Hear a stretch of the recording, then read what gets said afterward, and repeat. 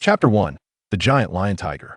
Jiang Nian-nian sat perched on a towering stone, cradling two delivery boxes, lost in thought for over 2 hours, unable to comprehend the absurdity of her predicament. How could a simple trip downstairs to collect a parcel lead her to such an extraordinary situation? She recalled the moment she received her package, exchanging polite farewells with the delivery man, only to be engulfed in darkness, rendering her unconscious. Upon regaining consciousness, she found herself inexplicably sprawled amidst a lush, verdant forest, utterly isolated with no signs of civilization in sight. Towering trees loomed around her, casting heavy shadows, and not a single soul was to be found. Having anticipated a mere 5-minute excursion to retrieve her delivery, she had neglected to bring her phone, leaving her devoid of any means to call for assistance. While signal reception in such dense woodlands was uncertain, possessing a mobile device would have afforded her a semblance of reassurance, if only to check the time.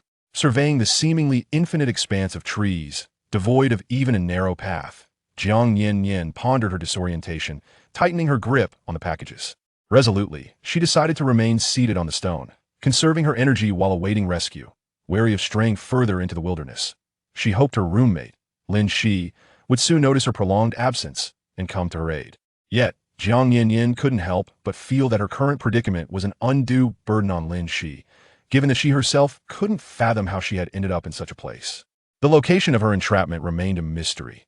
With no alternative but to place her hopes on her friend, she found some solace in the fact that the surrounding trees appeared unfamiliar and exotic, suggesting she might be within a wetland park or some form of protected area.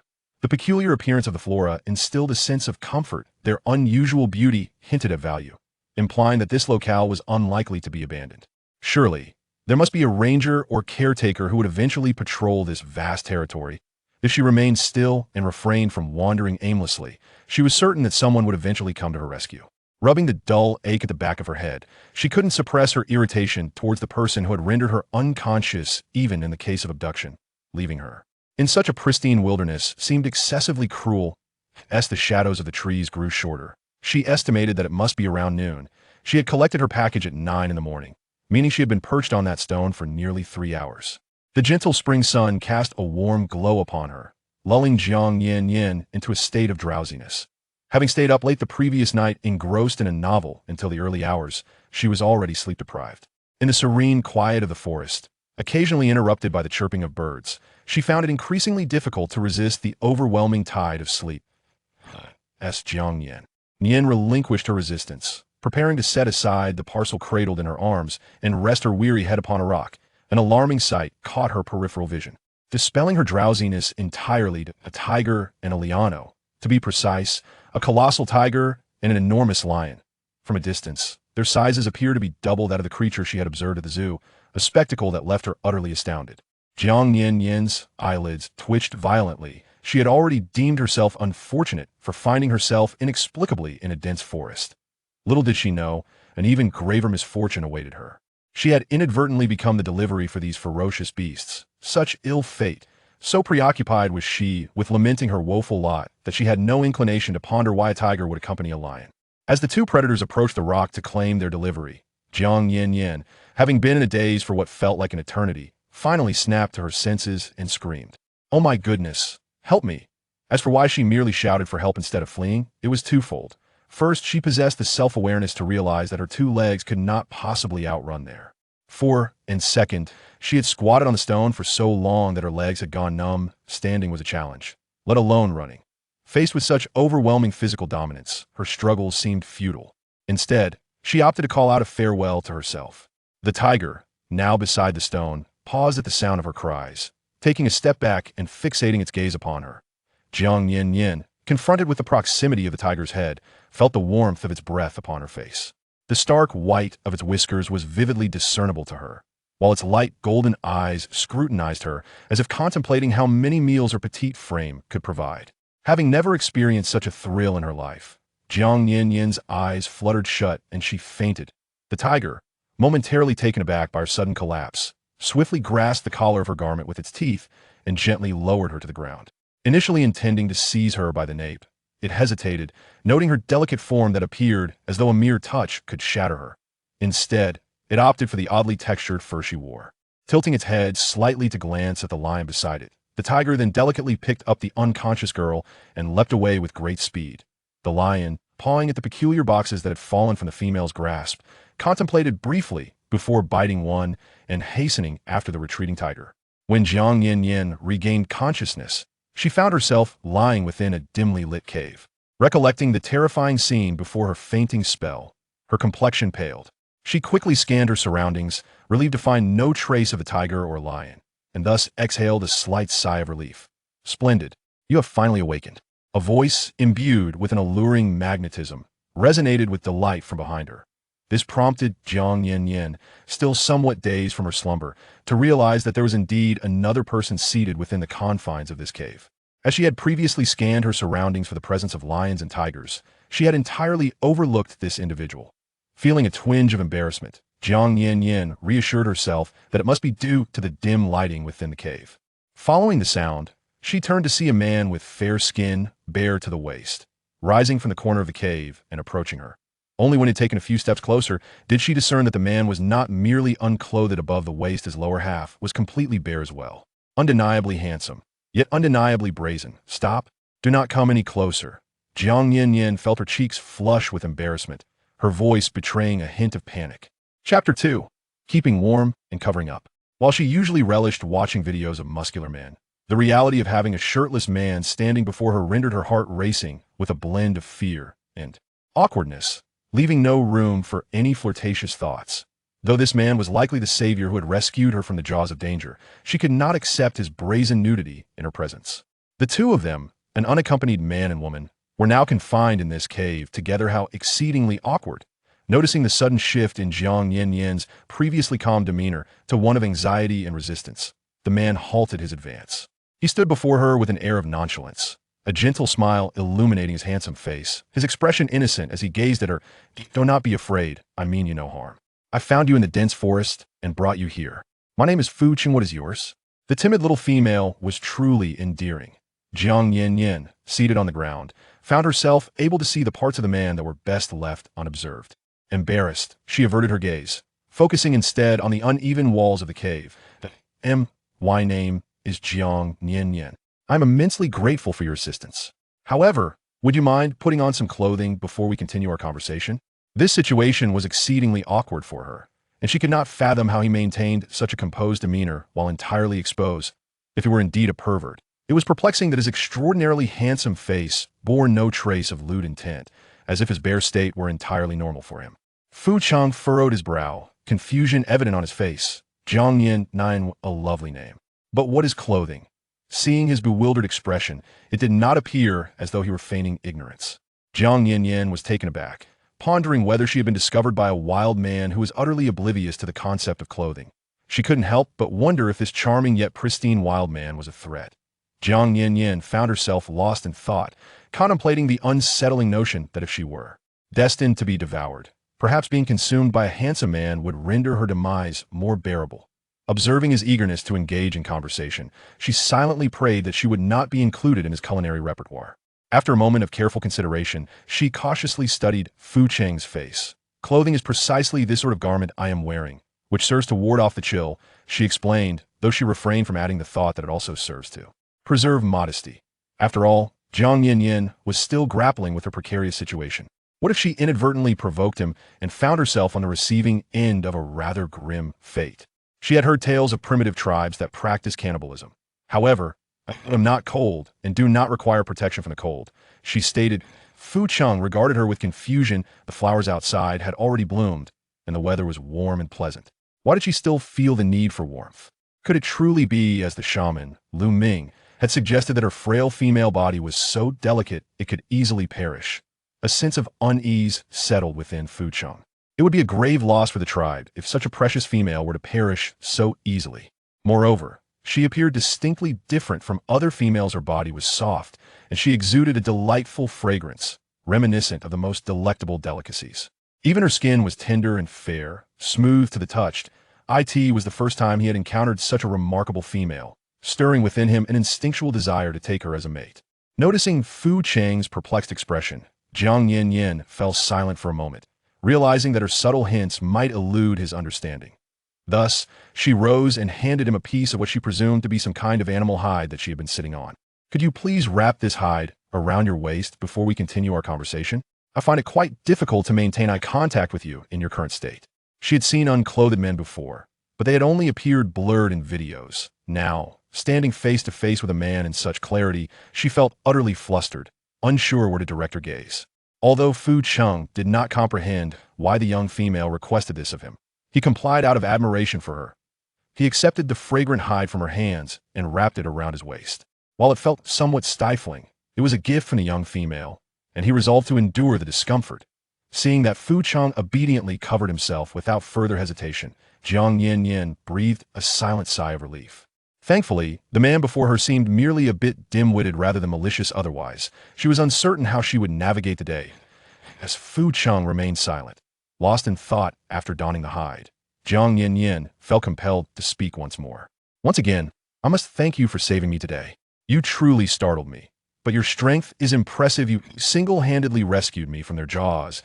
Fu Cheng was momentarily at a loss for words. He sensed that the young female had misconstrued something, yet he was unsure how to elucidate the misunderstanding, so he opted for silence. Although neglecting the female in such a manner was decidedly inappropriate, he remained mute. Seizing the opportunity of his continued silence, Jiang Nian-nian spoke again. I have never before encountered such colossal lions and tigers. Not even in the news have I seen their like. Do you know? I perched upon a high rock, and that tiger could stand and meet my gaze. It was utterly preposterous. Could it be that they consume hormones and fertilizers? How else could they grow to such enormous sizes? Regrettably, I had no mobile phone in my pocket at the time, otherwise I would have risked it all to capture that moment. I believe many have never seen such immense tigers and lions. Previously, I thought the Siberian tiger I saw at the zoo was sufficiently large, yet in comparison to the tiger I beheld today, it pales in insignificance. Those tigers and lions seemed as though they had undergone genetic mutations. Had I filmed a video and shared it online, perhaps I could have garnered some fame. What a pity. After delivering her lengthy monologue, Jiang Nian-nian exhaled softly, feeling a considerable weight lift from her heart. The events of the day had been so extraordinarily bizarre and terrifying that her desire to express herself was unprecedented. Only by articulating her thoughts could she alleviate the turmoil and anxiety swirling within her. Though she was uncertain whether this man was a primitive savage or merely simple-minded, he was, after all, a person. He could comprehend her words, and they could communicate seamlessly. This already made him the best confidant she could hope for at the moment. Holding her thoughts inside, without someone to share them with, was proving to be an unbearable struggle for Jiang Nian-nian. Chapter 3. Am I on your menu? Meanwhile, Fu Cheng pondered over Jiang Nian-nian's lengthy discourse for quite some time before realizing that the frighteningly large tiger and lion she referred to must be him. And Nan Shan. His sensuous lips curled into a smile. Her astonishment could be interpreted as a veiled compliment. However, did this young female not grasp that the larger the beast form among their kind, the more formidable their abilities? He and Nan Shan, in their beast forms, were the largest in the nearby tribes. Thus, he was confident that this young female would eventually come to appreciate them. Yet, there were many terms in her speech that he did not fully comprehend. What are fertilizers and hormones? Do they make the beast form grow larger? What does genetic mutation mean? From her words, it seemed these three substances could enhance the power of the beast form. As for phones and videos, Fu Cheng was not particularly interested. They appeared to hold no relevance to his quest for greater strength. Jiang Nian-nian's face stiffened for a moment. She could hardly believe that she had just uttered such a lengthy discourse, only for Fu Cheng to focus on these trifling matters. Indeed, Fu Cheng was far from the ideal confidant she had hoped for. Were Lin Shi standing before her at that moment, she would certainly have grasped Jiang Nian-nian's arm, eagerly inquiring about her surreal encounters of the day, and after, listening attentively, she would have dashed off to share the tale on Weibo. The mere thought of Lin Shi caused Jiang Nian-nian's spirits to plummet. She couldn't help but let out a soft sigh, pondering whether Lin Shi had noticed her absence from home for several hours. If she had, surely she would be quite concerned for her well-being. Yet, standing before her was her savior, a strikingly handsome gentleman who stirred feelings within her. Therefore, Jiang Nian-nian felt compelled not to disregard his queries and patiently began to explain. Fertilizers and hormones are not food.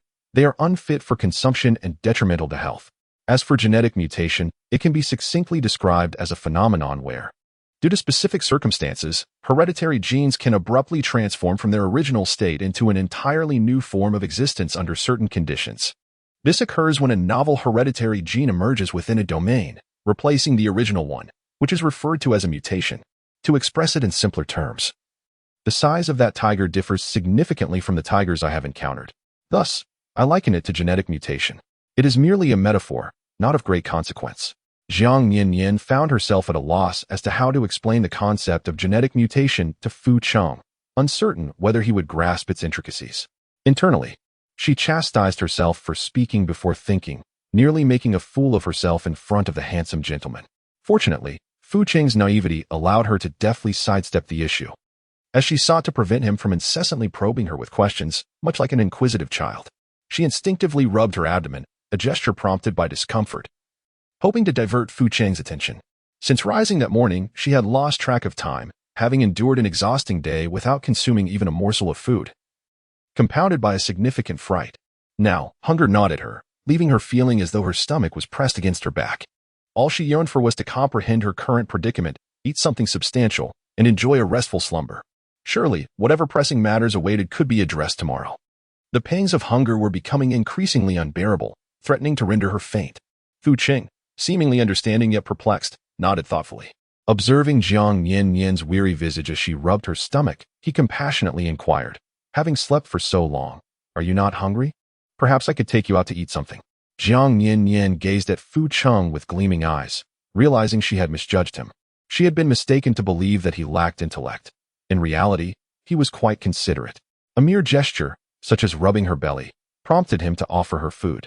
How fortunate she was to encounter such a handsome and kind-hearted man. For a fleeting moment, Jiang Nian-nian contemplated whether, if Lin she were to rescue her, she should abscond with this charming gentleman. With Fu Cheng's extraordinary looks, it was clear he could easily thrive as a celebrity or influencer, attracting attention the moment he appeared. Shaking off the pink bubbles of fantasy and pausing her daydream, Jiang Nian-nian resolved to return to reality for the sake of her growling stomach. He was inviting her to eat, not preparing to consume her, which brought her some comfort. Nevertheless, she felt compelled to ascertain whether she was indeed part of Fu Cheng's diet, lest his kindness be merely a ruse to fatten her up for a later meal. "Fu Cheng, what does your tribe typically eat? Am I in danger of being devoured by you?" Observing Fu Cheng's innocent expression, she perceived that he likely did not comprehend her convoluted words. It seemed improbable that he would lie. Moreover, given their considerable disparity in physical strength, he had no need to deceive her. Fu Cheng stared at Jiang Nian-nian in bewilderment for a prolonged moment before finally speaking. "We usually consume wild beasts. I would never eat you. Females are highly valued. All males must protect the females. How could we possibly eat them? What kind of dark tribe had this little female come from, where such horrifying acts occurred?" He had heard that during harsh winters, tribes might resort to consuming the ailing or elderly males, but it was unthinkable that any tribe would choose to eat females. The survival and future of the tribe depended on females. Without them, a tribe's demise was inevitable. Fortuitously, he had rescued her from the outside world. Otherwise, she would surely have suffered greatly. Jiang Nian-nian let out a sigh of relief. As long as they consumed beasts, it was a comfort to know that even if they were wild men, they did not partake in cannibalism. As for Fu Cheng's mention of males protecting females, she chose to regard it as a local custom. After all, respecting local traditions is a matter of courtesy. Her hand grazed her famished, flat stomach as she weakly remarked, "I am starving. I have hardly eaten anything all day, and my belly feels like it's about to collapse." Regardless of whether it was wild beasts or wild men, her priority was to satiate her hunger first. Otherwise, she would soon lack the strength to even walk. Upon hearing her plight, Fu Cheng immediately approached, taking Jiang Nian-nian's hand and leading her outside. As they walked, he said, "Nanshan should have returned from hunting by now. I will take you to eat." Jiang Nian-nian allowed Fu Cheng to grasp her hand, enduring the discomfort in her feet as they made their way outside. The light within the cave was dimming rapidly, and if she were to navigate on her own, she would inevitably stumble. Her slippers had long since vanished. Although the cave floor was relatively even, walking on it in mere socks was still quite unpleasant. Upon stepping out of the cave, Jiang Nian-nian's gaze fell upon a pair of faintly glowing green eyes. Upon closer inspection, she discerned that the source of those eyes was a large lion, lying low to the ground. Chapter 4. The lion pursues. Upon recognizing the owner of the emerald eyes, Jiang Nian-nian let out a piercing scream and immediately clung to Fu Cheng, wrapping her arms tightly around his neck. Her legs encircled his slender waist, as she feared that she might tumble off, desperately securing herself to him, as if wishing to meld into his very being. Once she felt sufficiently anchored to Fu Cheng, She urged him to flee from this perilous place. Fu Cheng, we must run. The lion is chasing us. Help. She was aware that clinging to him might impede his speed, but the thought of being abandoned was far more terrifying. With no shoes on her feet, she knew she could not run swiftly. At least, the sight of such a formidable lion, seemingly unfazed, provided her with a sense of security. Relying on him felt rather fortuitous. Fu Cheng was momentarily taken aback by the sudden and fervent embrace from the young female. However, he quickly regained his composure, using his hands to support her rounded form to prevent her from slipping away. He interpreted her eagerness as a sign of affection, but lamented that the time was not right for such intimate pursuits. The young female's physique seemed frail, likely still youthful, and not yet in her prime for mating. Thus, he refrained from reciprocating her advances, fearing that he might inadvertently harm her. As for her cries urging him to run, Fu Cheng naturally dismissed them. He could not abandon the young female in the presence of Nian-nian. She was a companion they had rescued together from the depths of the forest and brought back to their tribe. Upon their return, they had parted ways. He sought out the tribe as shaman, Lu Mingzhao, to tend to the inexplicably unconscious young female, while Nian-nian ventured forth to hunt, ensuring that there would be sustenance for her upon awakening. The lion, observing the terrified young female, could discern her fear of his beastly form. Although Nian-nian felt a twinge of displeasure, the sight of her trembling frame and the quiver in her voice evoked a sense of compassion within him. Thus, he transformed from his beastly guise into a human form, reasoning that she would be less frightened in this shape. Do not be afraid, he coaxed gently. Look, I have become an orc now. I will not harm you. A low, gentle voice resonated behind her, causing Jiang Nian to freeze momentarily. Unable to resist, she turned to glance back, only to find that the lion had indeed vanished, leaving in its place a strikingly handsome man, entirely unclothed. Reflecting upon the words she had just heard, a wave of terror washed over Jiang Nian, making her teeth chatter involuntarily. Her arms instinctively tightened around Fu Cheng, nearly reddening the skin beneath her grip. Had she encountered a transformed spirit? The colossal lion had suddenly morphed into a speaking human. This scene was far more unsettling than her initial encounter with the lion. Previously, witnessing animals transform into humans was merely a spectacle on television, one she could casually critique in the comments for the production's special effects. Yet now, this astonishing transformation was all too real, rendering her speechless. Observing the petite female, her body tense and eyes wide with shock, Nian-nian took a step forward and placed his hand gently on Jiang Nian's back, intending to offer her some comfort. The warmth radiating from his palm, even through her clothing, was undeniably human. Jiang Nian felt the warmth radiating from her back. Her gaze filled with disbelief as she turned to face the man before her. His appearance was undeniably striking, his visage rivaling that of Fu Cheng. Yet what truly captured attention were his ethereal, cold features, embodying the essence of a chaste and handsome figure. However, such an exquisite countenance could not belong to a mere mortal. Jiang Nian dared not indulge in infatuation, closing her eyes in resignation and fainting once more. The scene unfolding before her was simply beyond her capacity to bear, and she found solace in succumbing to unconsciousness. Fu Cheng, observing the delicate and soft female nestled against his shoulder, slipping back into slumber, let out a weary sigh. Yet, having recently encountered a similar scenario, he was no longer as flustered as he had been upon witnessing her faint for the first time. He turned and gently cradled her back into the cave, instructing Nian-nian to lay down a piece of beast hide on the ground. Carefully, he placed the slumbering female upon the hide, and after a thorough examination, he and Nian-nian exited the cave. Once outside, Fu Cheng turned to the slightly remorseful and conflicted Nian-nian standing nearby, unable to resist offering words of comfort. There is no need for you to feel guilt. She merely fainted again, much like this morning. When she has had enough rest, she will awaken on her own. The shaman, Lu Ming, also mentioned that this little female is quite frail and inherently difficult to sustain. Fu Cheng softened Lu Ming's ominous words about her precarious health to spare Nian-nian further distress. They had grown up together, having forged a bond that included the promise of finding a female they both cherished to share their lives with in the future. Though Nian-nian remained silent, Fu Cheng knew him well. He too must be enamored by this intoxicatingly fragrant female.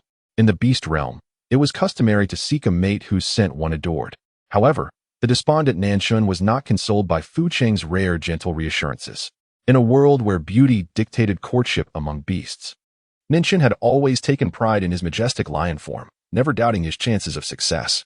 Yet, the female seemed utterly unresponsive to his beastly guise, and appeared quite frightened by it. His inaugural attempt to court a female after reaching maturity had resulted in her fainting, which was undeniably disheartening. Faced with such a predicament, Nian-nian lingered in silence for a considerable time before finally averting his gaze and murmuring, "Her physique appears more delicate than that of the females in our tribe." He had long prepared himself for the reality of her frailty, noting how she seemed far more fragile than the females of their clan, who had never exhibited such a tendency to faint without warning. Fu Qing placed a reassuring hand on Nian-nian's shoulder, offering solace. "Considering her stature, she likely hasn't yet reached maturity. In a few years, she will flourish. Fortunately, the harsh winter has passed, and food is abundant. With our diligent care, we should be able to nurture her back to health." He was comforting Nian-nian while also soothing his own heart. All they could do was take good care of her and provide her with ample nourishment. Beyond that, they felt utterly powerless. Nian-nian glanced towards the direction of the cave and remarked, "The little female seems quite fearful of my beast form. Perhaps she previously resided in a tribe of herbivorous beastmen, which would explain her reaction." Chapter 5. The awkward Nian-nian just a moment ago. He had been overwhelmed by a sense of loss, but now, reflecting on her earlier response upon seeing his lion form, he realized it was merely a primal fear of a ferocious beast, rather than a personal aversion towards him. Regardless of their kind, no beastman would ever harm a female. This was a universally accepted principle within their realm. The little female's inexplicable fear of him likely stemmed from the influence of her former kin. Having calmed his own discomfort, Nian-nian could not help but begin to worry about the little female. The lifestyles of herbivorous beastmen were starkly different from those of their carnivorous counterparts. Moreover, due to their inherent natures, they tended to keep their distance. Instinctively, herbivores feared them and would not linger in their presence. Consequently, they had never had the opportunity to understand the habits of herbivorous beastmen. Fu Qing was well aware that Nian-nian was concerned about their differing lifestyles and their inability to care for her properly. "She speaks quite fluently and is able to communicate with us normally." "Do not worry," she assured him. They could understand each other's words, which was not too problematic. Whatever she desired, they could procure for her when she expressed it. Feeling somewhat reassured, Nian-nian rubbed his nose and remarked with curiosity, "I couldn't detect any scent of other beastmen on her at all. Even herbivorous beastmen must carry some trace of scent, do they not? Each species possesses a unique aroma that can be easily discerned. Yet, aside from a fragrance, the little female bore no trace of any beast." Fu Qing pondered for a moment before shaking her head. "I cannot detect anything either. Apart from her floral scent, I sense nothing else. Perhaps it is because she has yet to bond with a mate, hence the absence of any other beast scent." The aromas of different beastmen varied greatly. However, the little female's scent was merely a delicate fragrance, leaving Fu Qing unable to identify any previous encounters she may have had with other beasts. Fu Qing could only conclude that the little female had come from a distant place. It was entirely reasonable that he had never encountered such a unique scent before. At that moment, if Jiang Nian-nian were awake, she would undoubtedly clarify their confusion. The scent on her was that of perfume. After reflecting, Nian-nian agreed with Fu Qing's assessment. It was likely that the little female had never before encountered a lion beast man, which would account for her profound fear. Gradually, the lingering entanglement in his heart began to fade. As he glanced at the contemplative Fu Qing, Nian-nian could not resist stealing another look at the animal hide wrapped around Fu Qing's waist. He had observed it several times already, wondering why he would adorn himself so peculiarly, as if he were more tightly bound than a female. Finally, curiosity got the better of him, and he inquired, "Pray tell, what purpose does this animal hide serve?" "This is what the little female insisted I wear. If I don't, she refuses to converse with me." Though Fu Qing's expression remained unchanged, a trace of delight laced his voice. Nian-nian regarded Fu Qing's odd attire, shaking his head inwardly. It was hardly becoming. Yet, if this was the price for the little female's willingness to speak, he would gladly don one himself. "While the little female slumbers, you ought to nourish yourself. I have caught a horned horse, and you have not eaten all day." Fu Qing smiled. "Have you dined? Let us eat together. You must be quite fatigued after a long day of hunting without rest." In pursuit of salt from the sea tribe, they had been journeying tirelessly for days, with meals and sleep merely a matter of convenience. They had initially planned to feast heartily and enjoy a restful slumber upon returning to the tribe. Yet fate had gifted them a little female along the way. Thus, they had spent the better part of the day closely guarding her, while the other had not idled. Shortly after returning, he had set off to hunt again. Unable to resist, Nian-nian cast a discreet glance at the slumbering little female's cave before saying, It's quite all right. I am not weary. Go and eat. I have already satisfied my hunger outside. Fortunately, he had managed to fill his stomach during the hunt. Otherwise, this rare opportunity for solitude with the little female would have been lost. Although she was currently asleep, that mattered little. He was awake, which sufficed. Perceiving Nanqing's subtle intentions, Fuqing chuckled. Then you shall remain here to watch over the little female while I go eat. Having accompanied her for such a duration, it was only fair to grant Nanqing some time alone with her. Once Nanqing nodded in agreement, Fuqing confidently strode away, eager to finish his meal and return swiftly. It was not that he wished to deny Nanqing more time with the little female. Rather, having witnessed her fear of Nanqing earlier, Fuqing feared that should she awaken to his presence, she might faint once more. Since they had first seen her in the thicket, she had already fainted twice before them, without having consumed anything. At this rate, her health could not endure. Watching Fuqing's retreating figure, swathed in animal hide, Nanqing silently derided his appearance. Only females would adorn themselves with such attire. Males, by revealing their masculine traits, could attract females. To be wrapped in animal hide like a female was utterly devoid of the dignity a male should possess. Yet, having dismissed Fuqing's appearance, Nanqing promptly returned to the cave. Crawling into a cavern, he discovered a small nook adorned with animal hides. He retrieved a piece of hide, wrapping it around his waist akin to how Fuqing did. Observing the exquisite hue of his own hide, which surpassed that of Fuqing's, Nanqing felt a sense of satisfaction as he approached the slumbering female nestled within the cave.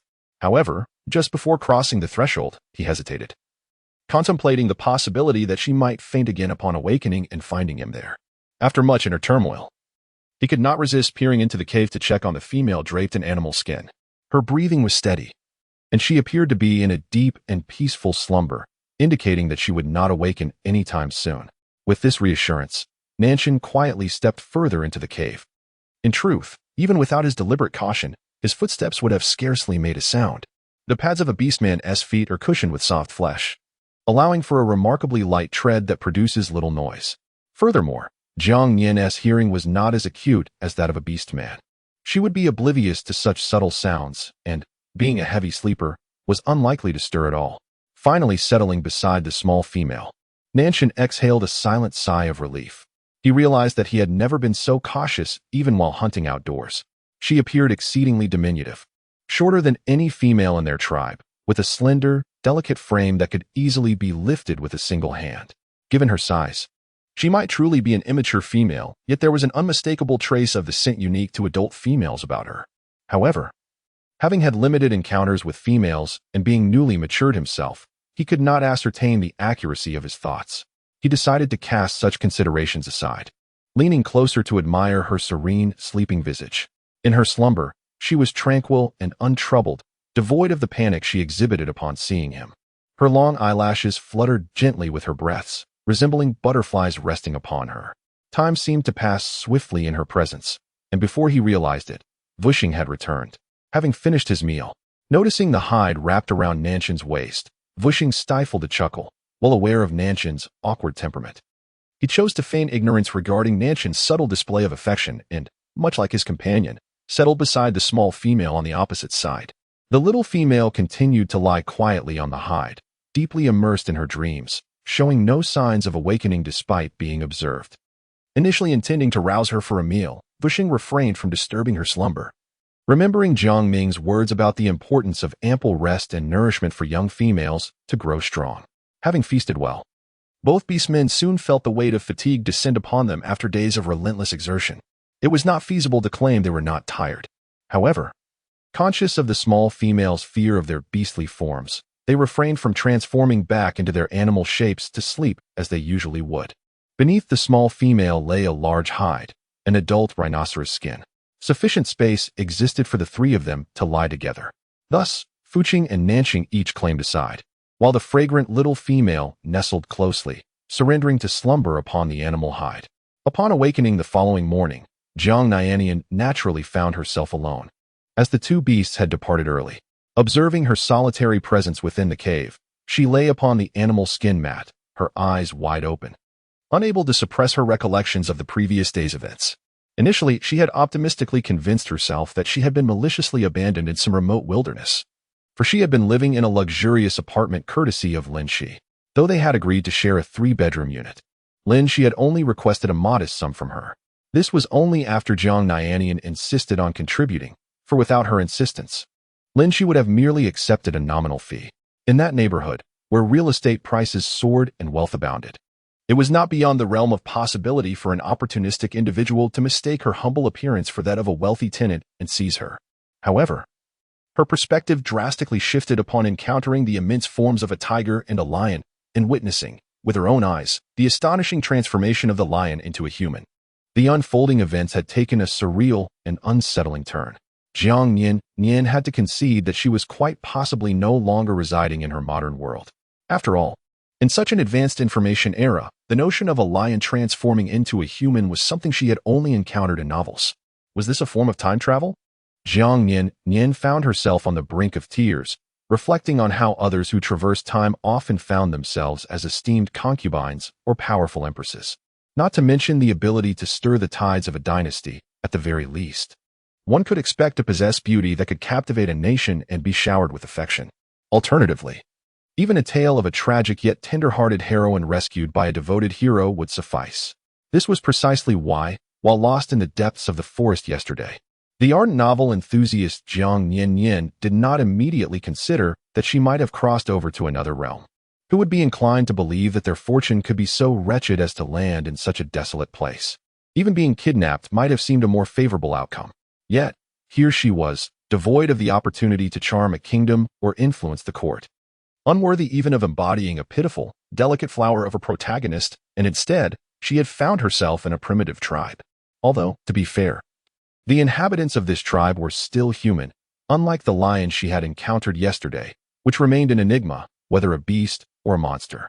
Contemplating her current predicament, utterly beyond her control, Jiang Nian-nian could not suppress a deep sigh, her mind swirling with confusion as she absent-mindedly tousled her hair. At that moment, Fu Cheng, who had been waiting at the cave entrance, heard the commotion, realizing she had awakened, and promptly entered with a beaming smile. "After such a long slumber, you're finally awake. Come, let us go out and find something to eat," he exclaimed joyfully. Jiang Nian-nian raised her eyes to see Fu Cheng entering through the cave entrance, and she couldn't help but exhale in relief. Thankfully, it was not a lion that had come. Otherwise, it might not have been an invitation for her to dine, but rather a summons for her to be devoured. She managed to force a smile onto her face, although her future circumstances were nearly certain to be fraught with difficulty. At least for now, she had someone to care for her.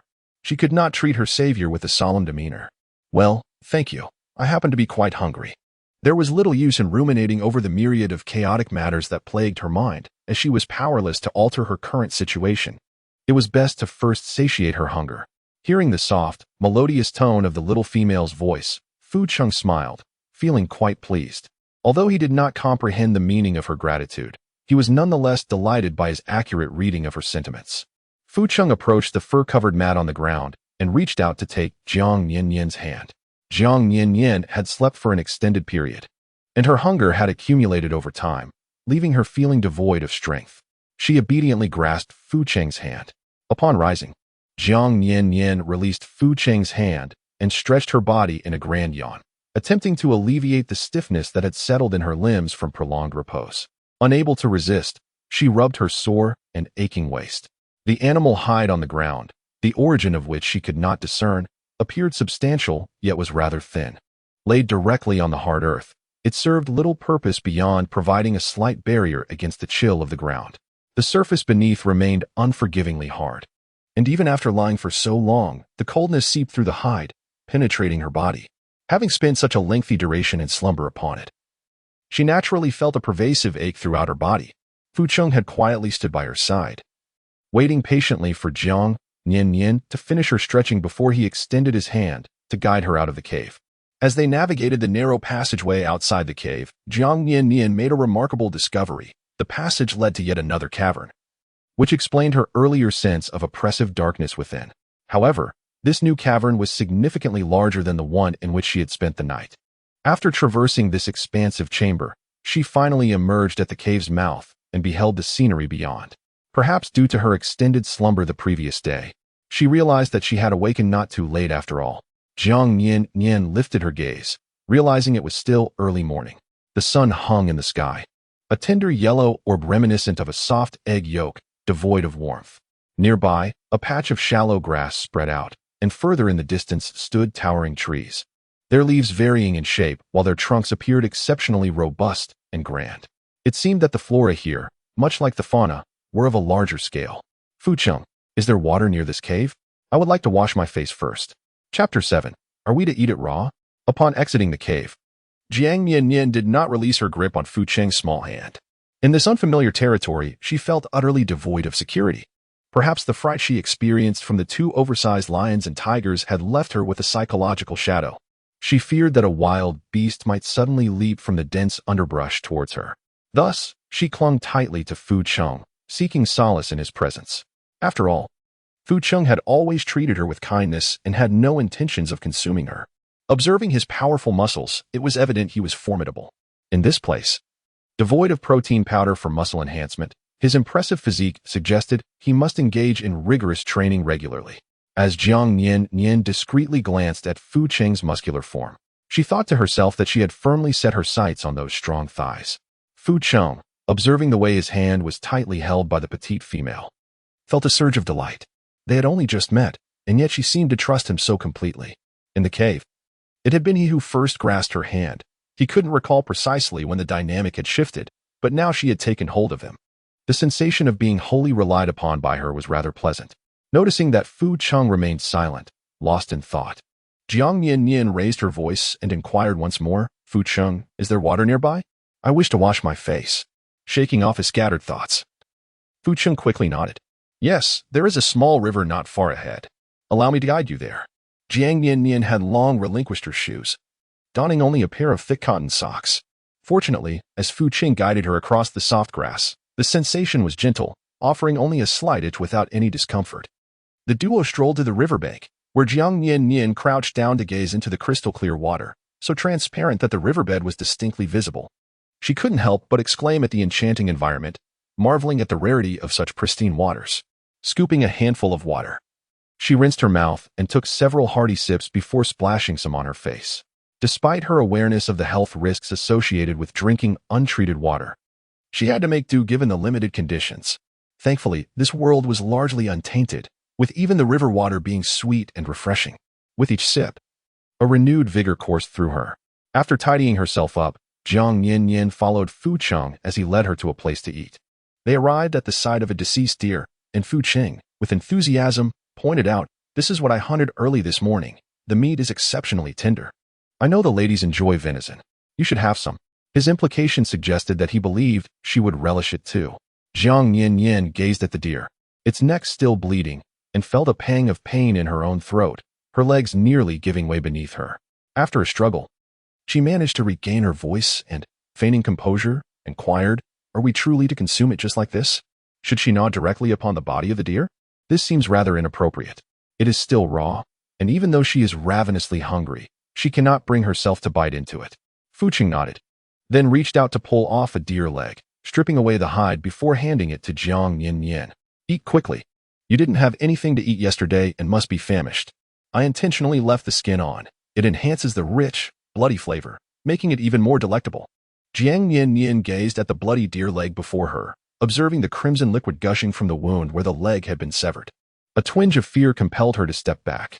The scene was exceedingly gruesome and violent, akin to those images she would hastily scroll past on her phone. She felt immensely relieved that Fucheng was not a man-eater. Otherwise, one could only wonder whose leg had been skinned today. Noticing her reluctance to take the deer leg, Fucheng was about to urge her when he caught sight of her terrified expression. He promptly set the leg down and pointed to a nearby patch of grass. Yesterday, we observed your timid demeanor and speculated that you might have grown up in a tribe of herbivorous beasts. If you do not wish to eat, then do not. There is no need to be afraid. Fortunately, when I prepared your meal, I also gathered some grass for you. With that, he could not help but smile broadly. Feeling quite adept at caring for females, indeed, Jiang Nian-nian gazed somewhat speechlessly at the pile of grass on the ground. She found it impossible to consume the bloody raw meat, but she was equally unable to partake in the verdant offerings before her. As for Fucheng's mistaken belief that she was a herbivorous beastman, she couldn't be bothered to clarify. She had no idea how to explain her origins from the modern world. Surely, upon hearing such a tale, Fucheng would regard her as a monster destined for sacrifice. However, The gnawing hunger within her was becoming unbearable, her stomach seemingly convulsing in its distress. A glutton accustomed to midnight snacks, she had never endured such prolonged hunger. Fu Qing, I yearn for fruit. Are you aware of any edible fruits in the vicinity? The taste is of little consequence. I merely seek something to satiate my hunger. Fu Qing surveyed the surroundings, noticing the absence of Nanqin, uncertain of his whereabouts. Reluctant to entrust the young female to another male beast for care, he instructed her to remain in place and wait for him. I shall venture to gather fruit for you. Remain here and do not wander. If danger approaches, call out, and I shall return upon hearing your cry. The tribe will also send aid. He reassured her, promising not to stray far, as the forest near the river held fruit. Resolute, he decided to gather fruit swiftly. Despite the consistent safety of their Songnan tribe, Fu Qing couldn't shake the concern for her well-being, for she appeared utterly devoid of any means of self-defense. Jiang Nian-nian nodded vigorously, her heart filled with gratitude towards Fu Qing for his agreeable nature. She had initially assumed that he would find her quite bothersome. After all, she abstained from meat and grass alike, rendering her quite difficult to accommodate. Rest assured, I shall not wander off, she promised. The environment in which they resided was daunting. Some of the grasses towered over her, accompanied by formidable, gnarled vines and trees with sprawling branches and lush foliage.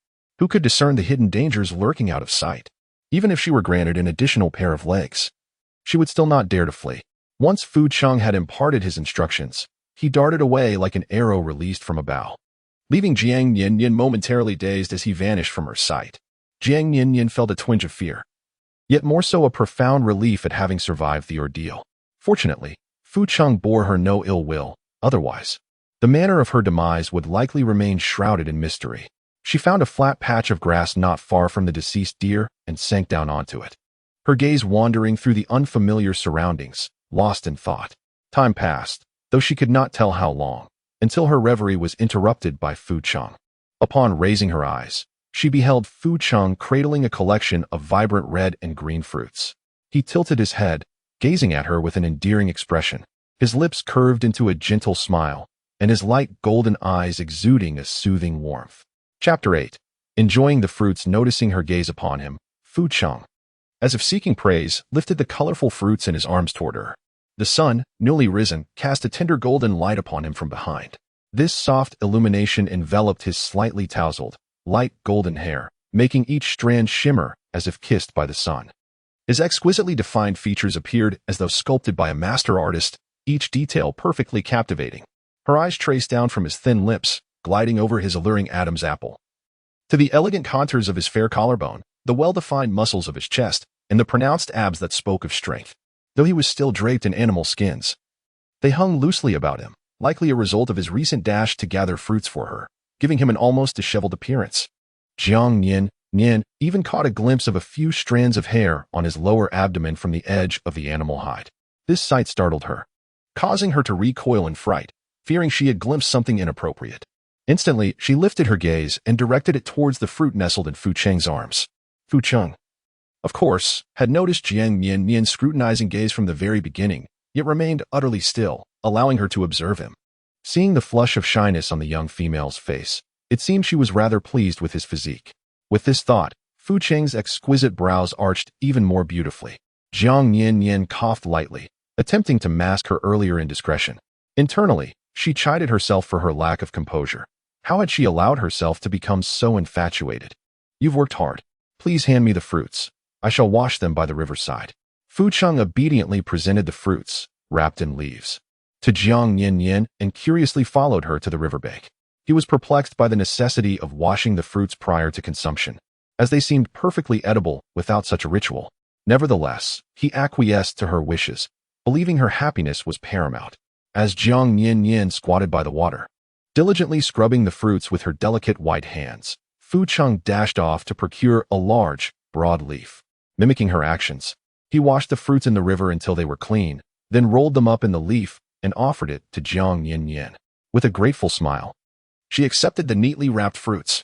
After washing all the gathered fruits, Jiang Nian-nian took one of the bright red ones and bit into it. The texture was crisp and refreshing, though the flavor fell short of sweetness, a disappointment given its vibrant color. Nonetheless, she devoured 4 or 5 in rapid succession. Having gone too long without food, at that moment, anything edible seemed delightful. Meanwhile, while Jiang Nian-nian was engrossed in her feast. Fu Cheng discreetly dealt with the deer lying on the ground. Fortunately, he was aware of her aversion to such sights and positioned himself so that she would not witness the grisly scene. Once both had satisfied their hunger, Jiang Nian-nian shyly looked down and murmured to Fu Cheng, "I need to use the restroom. I've been holding it for quite some time now." It had become an urgent matter, compelling her to broach the subject. She had not gone yesterday, having consumed little and spent most of her time unconscious, thus managing to endure. However, after drinking copiously today and filling her stomach with fruits, she could no longer hold it in. Fu Cheng appeared bewildered. "Where do you intend to go? Lu Ming said you should rest well after just waking up and not wander about." Jiang Nian-nian pressed her forehead, feeling a slight headache. "I am not going anywhere. I merely need to use the restroom." Fu Cheng, under the impression that she was merely jesting about leaving the tribe, asked anxiously, "Where's the restroom? What do you intend to do there? Is our tribe not to your liking? I promise to bring you more delicious fruits in the future. Will you stay?" He had initially thought to take his time, considering the young female was still immature and not in heat, allowing him ample opportunity to cultivate a bond with her. However, Fu Cheng did not anticipate her immediate desire to depart upon waking. How could he bear to let her go?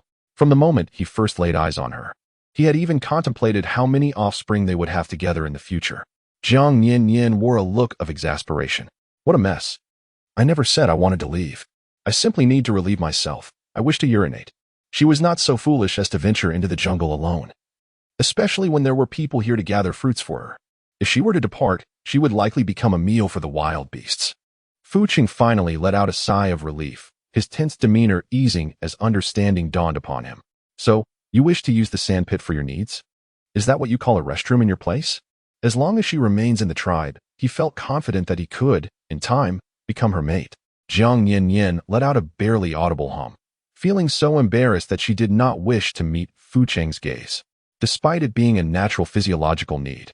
Discussing such matters in front of an unfamiliar male left her feeling somewhat shy. However, Fu Cheng seemed oblivious to her awkwardness. "Come, I shall take you to the sand pit," he said.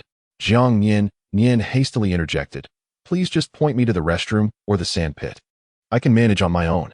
Considering the rudimentary and almost primitive living conditions they endured, she imagined the sand pit described by Fu Cheng, surmising it would likely lack any protective barriers.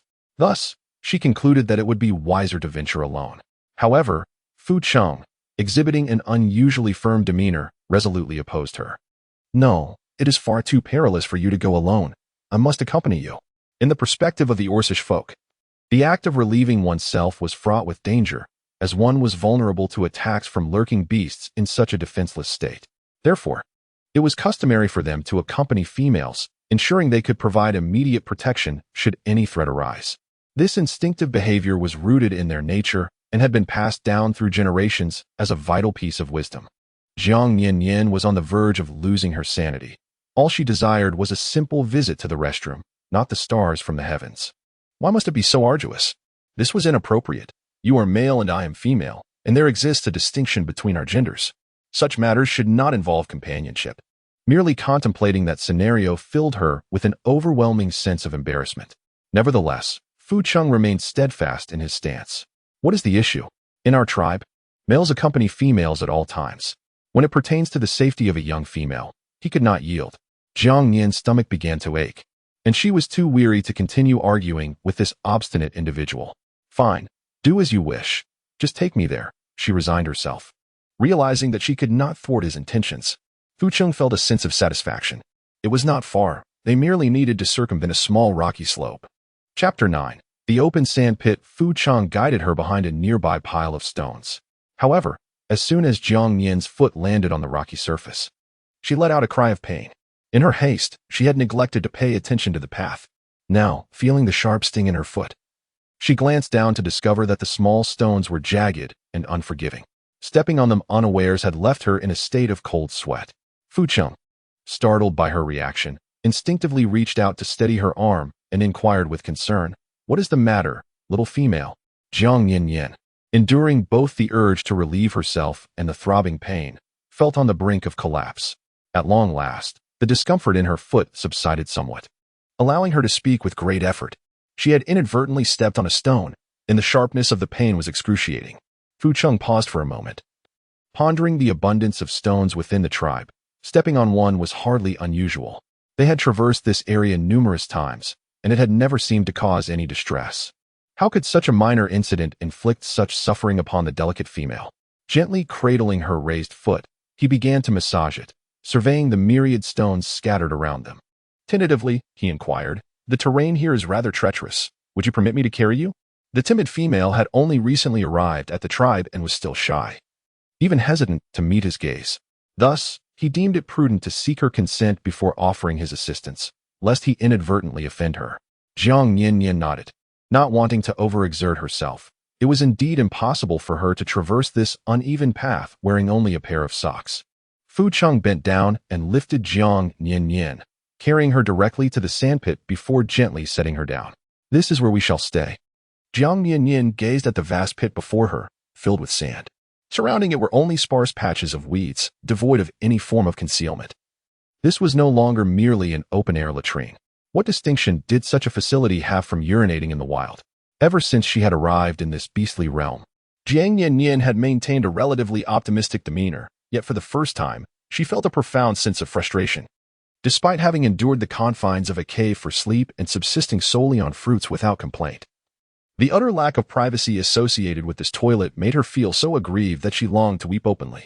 However, the moment had arrived when she could no longer hold back. Her abdomen had begun to ache, and fearing that further delay would lead to an embarrassing mishap, she resolved to act swiftly to avoid further humiliation. Jiang Nian-nian could only hold back her tears, biting her lip and blushing, allowing Fu Qing to walk away a distance before she dared to remove her clothing and crouch down. The sound of rushing water, in the stillness of the place, resonated with an almost jarring intensity, amplifying her embarrassment to an unbearable degree. Yet, she found herself unable to halt the process.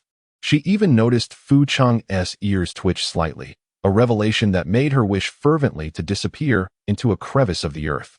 After enduring the tribulations of addressing her physiological needs, Jiang Nian-nian watched helplessly as Fu Cheng left his mark atop the traces she had left behind, causing her flushed face to burn with even greater heat. Observing her cheeks nearly crimson to the point of bleeding, Fu Cheng, aware of her propensity for shyness, tenderly explained, "Your scent is irresistibly sweet and alluring. The essence of a female naturally attracts beast men. Your fragrance will undoubtedly draw even more beast men to you. I intend to mask your scent with my own to prevent you from attracting the attention of wandering beasts, thereby ensuring your safety." Jiang Nian-nian, what madness is this? Who in their right mind would extol the fragrant allure of excrement? That is utterly perverse. What could she possibly respond to such a statement? However, upon hearing the term stray beast, Jiang Nian-nian instinctively sensed that it must be someone formidable. After all, while everyone else chose to live in communities, this individual dared to wander alone, a clear indication of strength. With trepidation, she managed to say, "Thank you."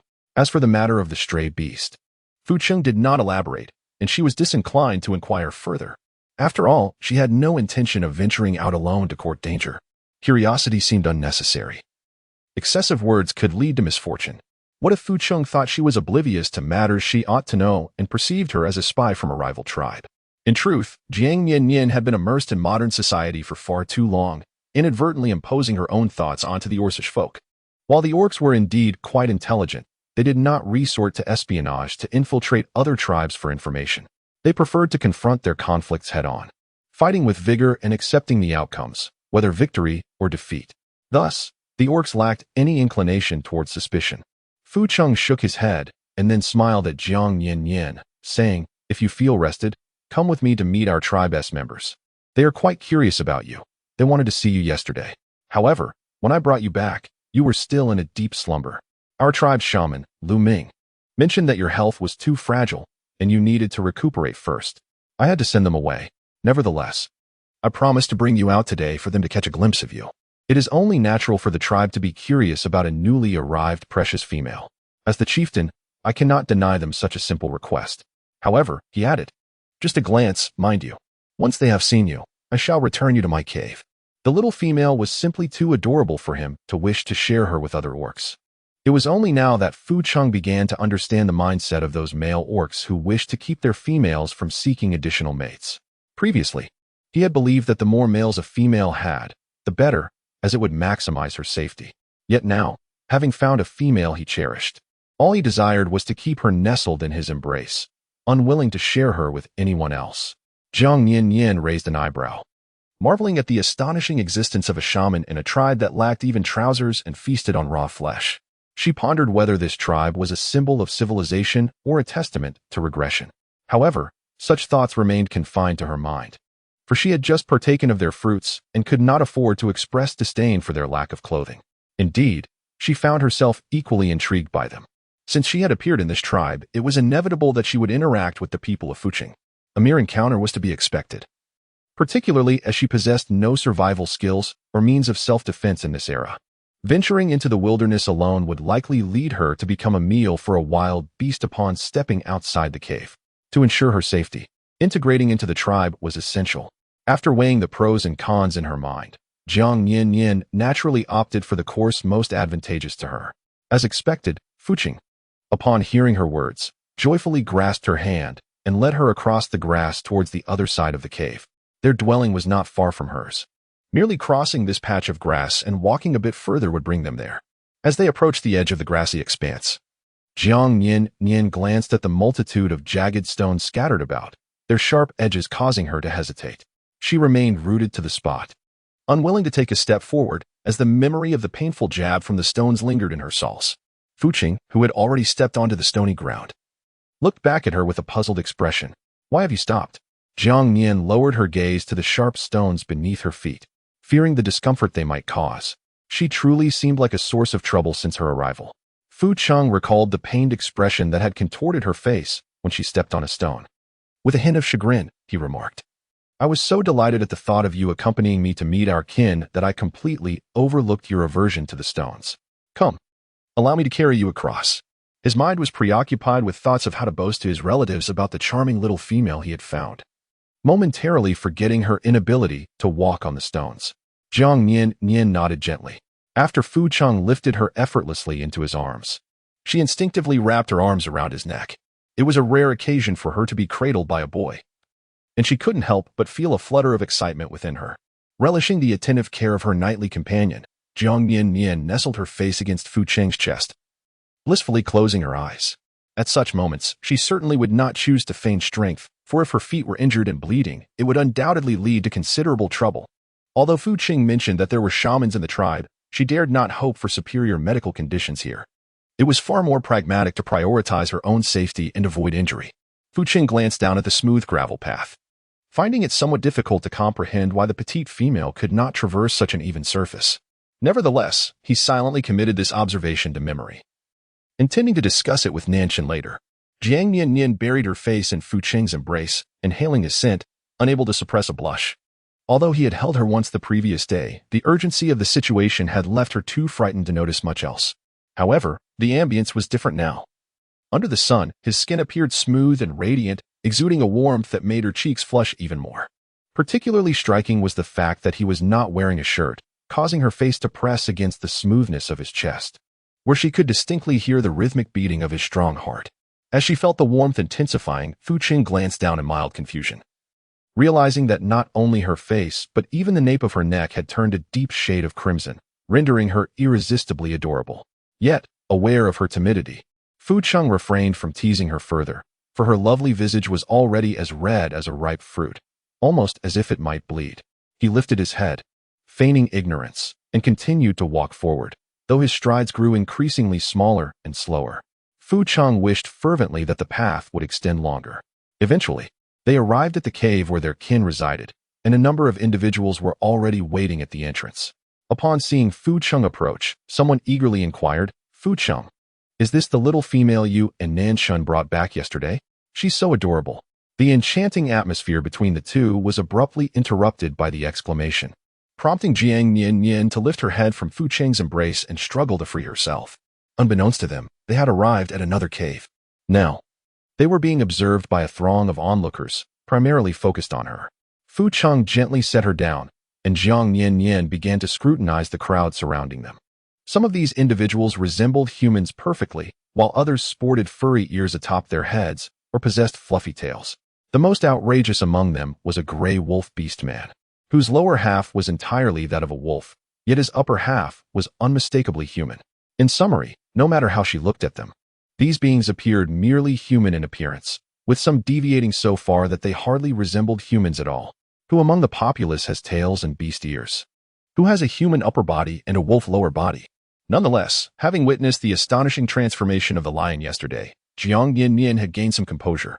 Thus, rather than fainting again in fear at this peculiar assembly of beastmen, she found the courage to observe them closely.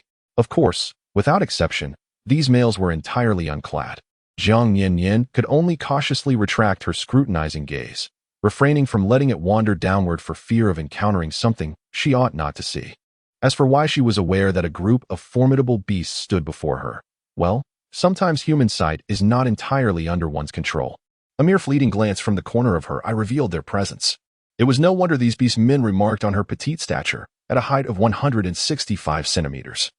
She felt dwarfed, her head barely reaching their armpits, as each of them seemed to tower at nearly 2 meters tall. Just yesterday, she had assumed that Fu Cheng's towering height was a result of inherent advantages, but today she realized that they were simply a collective of exceptionally tall beings. Reflecting on their nature as mutated creatures, Jiang Nian-nian found their impressive physiques less surprising. After all, animals could transform into humans. What was peculiar about being tall? Yet, faced with this assembly of beasts, she felt a twinge of trepidation. In search of reassurance, she instinctively nestled closer to Fu Cheng. However, she quickly chastised herself for this impulse, recognizing their evident friendliness. After all, had she not come here to foster relationships with the tribe and seek their protection? What was the point of hiding away? Struggling to suppress her fears, Jiang Nian-nian mustered her courage. Managing to grace her face with a gentle smile as she softly introduced herself. "Hello, I am Jiang Nian-nian."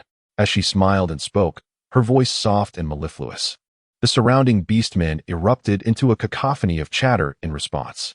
Yet, due to the sheer number of voices and their volume, not a single word reached her ears, leaving her in a state of confusion. Just as she stood there, bewildered, a furious female voice cut through the din. "Look at you all, making such a ruckus. My head is spinning. Can't you speak a little quieter, one at a time? My ears are about to burst from the noise. You ought to be mindful of the new female." The voice was resoundingly piercing, even more so than the previous clamor of the beastmen surrounding her. Yet, the sentiment expressed was quite considerate towards her. Curiously, she turned to locate the source of the voice. Eager to glimpse the appearance of the female amidst a world where every male beastman was strikingly handsome, the previously jumbled assembly of beastmen, upon hearing her words, merely chuckled and parted, creating a path for the approaching female. Jiang Nian-nian finally beheld the newcomer, who possessed a head of chestnut short hair and honey-toned skin. Draped around the waist was a scanty skirt fashioned from animal hide, while the long, straight legs exuded an undeniable sense of strength. Chapter 11. Androgynous. The individual appeared to stand at least 180 centimeters tall, bearing an air of gallantry, yet adorned with an incongruous gentle smile directed at Jiang Nian-nian. This striking visage bore no resemblance to the furious voice that had just echoed moments ago. As the figure approached, Jiang Nian-nian found herself momentarily stunned. The being before her, though wrapped in the animal hide skirt, displayed a bare upper body. The torso was as smooth as a plain expanse, with merely a hint of pectoral muscles visible at the chest. Even the abdomen bore a few faint contours of muscle, suggesting that the only distinction from their male counterparts was the lack of pronounced bulk. Were it not for the voice, she might have been unable to discern that this individual standing before her was, in fact, a female. Jiang Nian began to harbor doubts about herself. Perhaps she should not rely solely on voice to discern another's gender. What if this individual was merely a male beast with a softer tone?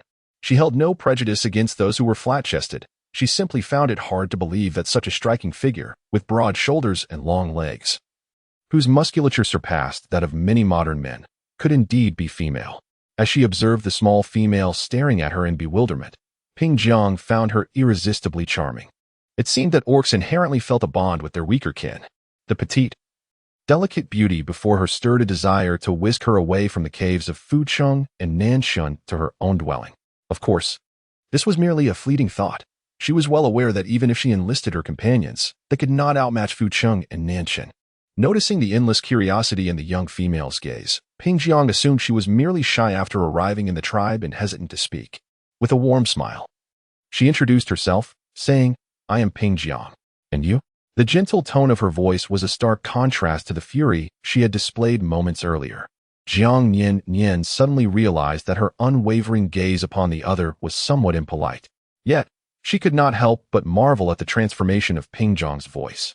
Akin to the shifting tones of a June day, finding it quite intriguing. With a cheerful smile, she responded, "Hello, my name is Jiang Nian-nian." Before Ping Zhang could utter another word, a figure darted out from behind the orcs, bearing an identical hue of honeyed skin and short brown hair. Strikingly similar. He too was bare-chested, revealing a few well-defined abdominal muscles. Even the chiseled features of his face bore an uncanny resemblance, nearly a mirror image. Jiang Nian-nian was somewhat astonished by the resemblance between the two, when the newcomer exuberantly exclaimed, "Hee, I am Ping Sha, the younger sister of Ping Jiang. We bear a striking resemblance, do we not? We are like two peas in a pod. In our childhood, we were nearly indistinguishable. It is only as we matured that subtle differences emerged, allowing others to tell us apart at a glance." Jiang Nian-nian curled her lips in a subtle smile. Recognizing that Ping Sha and Ping Jiang indeed bore a striking resemblance to one another. The only notable difference lay in their expressions. Ping Jiang's demeanor exuded a serene and tranquil grace, while Ping Sha's countenance was animated and vivacious. Despite their similar appearances, their personalities were distinctly divergent. The orcs who had cohabited with them for an extended period gradually discerned their contrasting natures, which elucidated why Ping Sha remarked that only upon maturing could others truly differentiate between them. Nevertheless, Jiang Nian-nian confirmed through Ping Sha's words that the two before her were indeed female orcs. However, in comparison to the completely bare male orcs, the female orcs at least adorned themselves with a strip of beast hide around their waists, which was a commendable distinction. Furthermore, the sound of Ping Sha's voice mirrored precisely that of the fierce command she had issued moments earlier from behind the male orcs. Jiang Nian-nian finally realized that she had just made a mistake, confusing the voice of Ping Sha with that of Ping Jiang. However, both individuals were very friendly towards her, exuding an aura of approachability. It seemed she had arrived a bit late today, yet fortune smiled upon her, for she had not missed the newly arrived female. A resonant feminine voice, laced with laughter, rang out once more. Jiang Nian-nian turned towards the sound, and this time, a rather robust female approached, her skin dark and her stature imposing. She remained flat-chested, adorned solely in a single piece of animal hide. While her appearance did not match the striking beauty of the Ping sisters, she possessed a gentle charm that was quite comforting, evoking a desire to draw nearer. Ping Sha's gaze lingered on Jiang Nian-nian, reluctant to look away. Although she had seen females from other tribes before, she had never encountered anyone as fair and delicate as Jiang Nian-nian.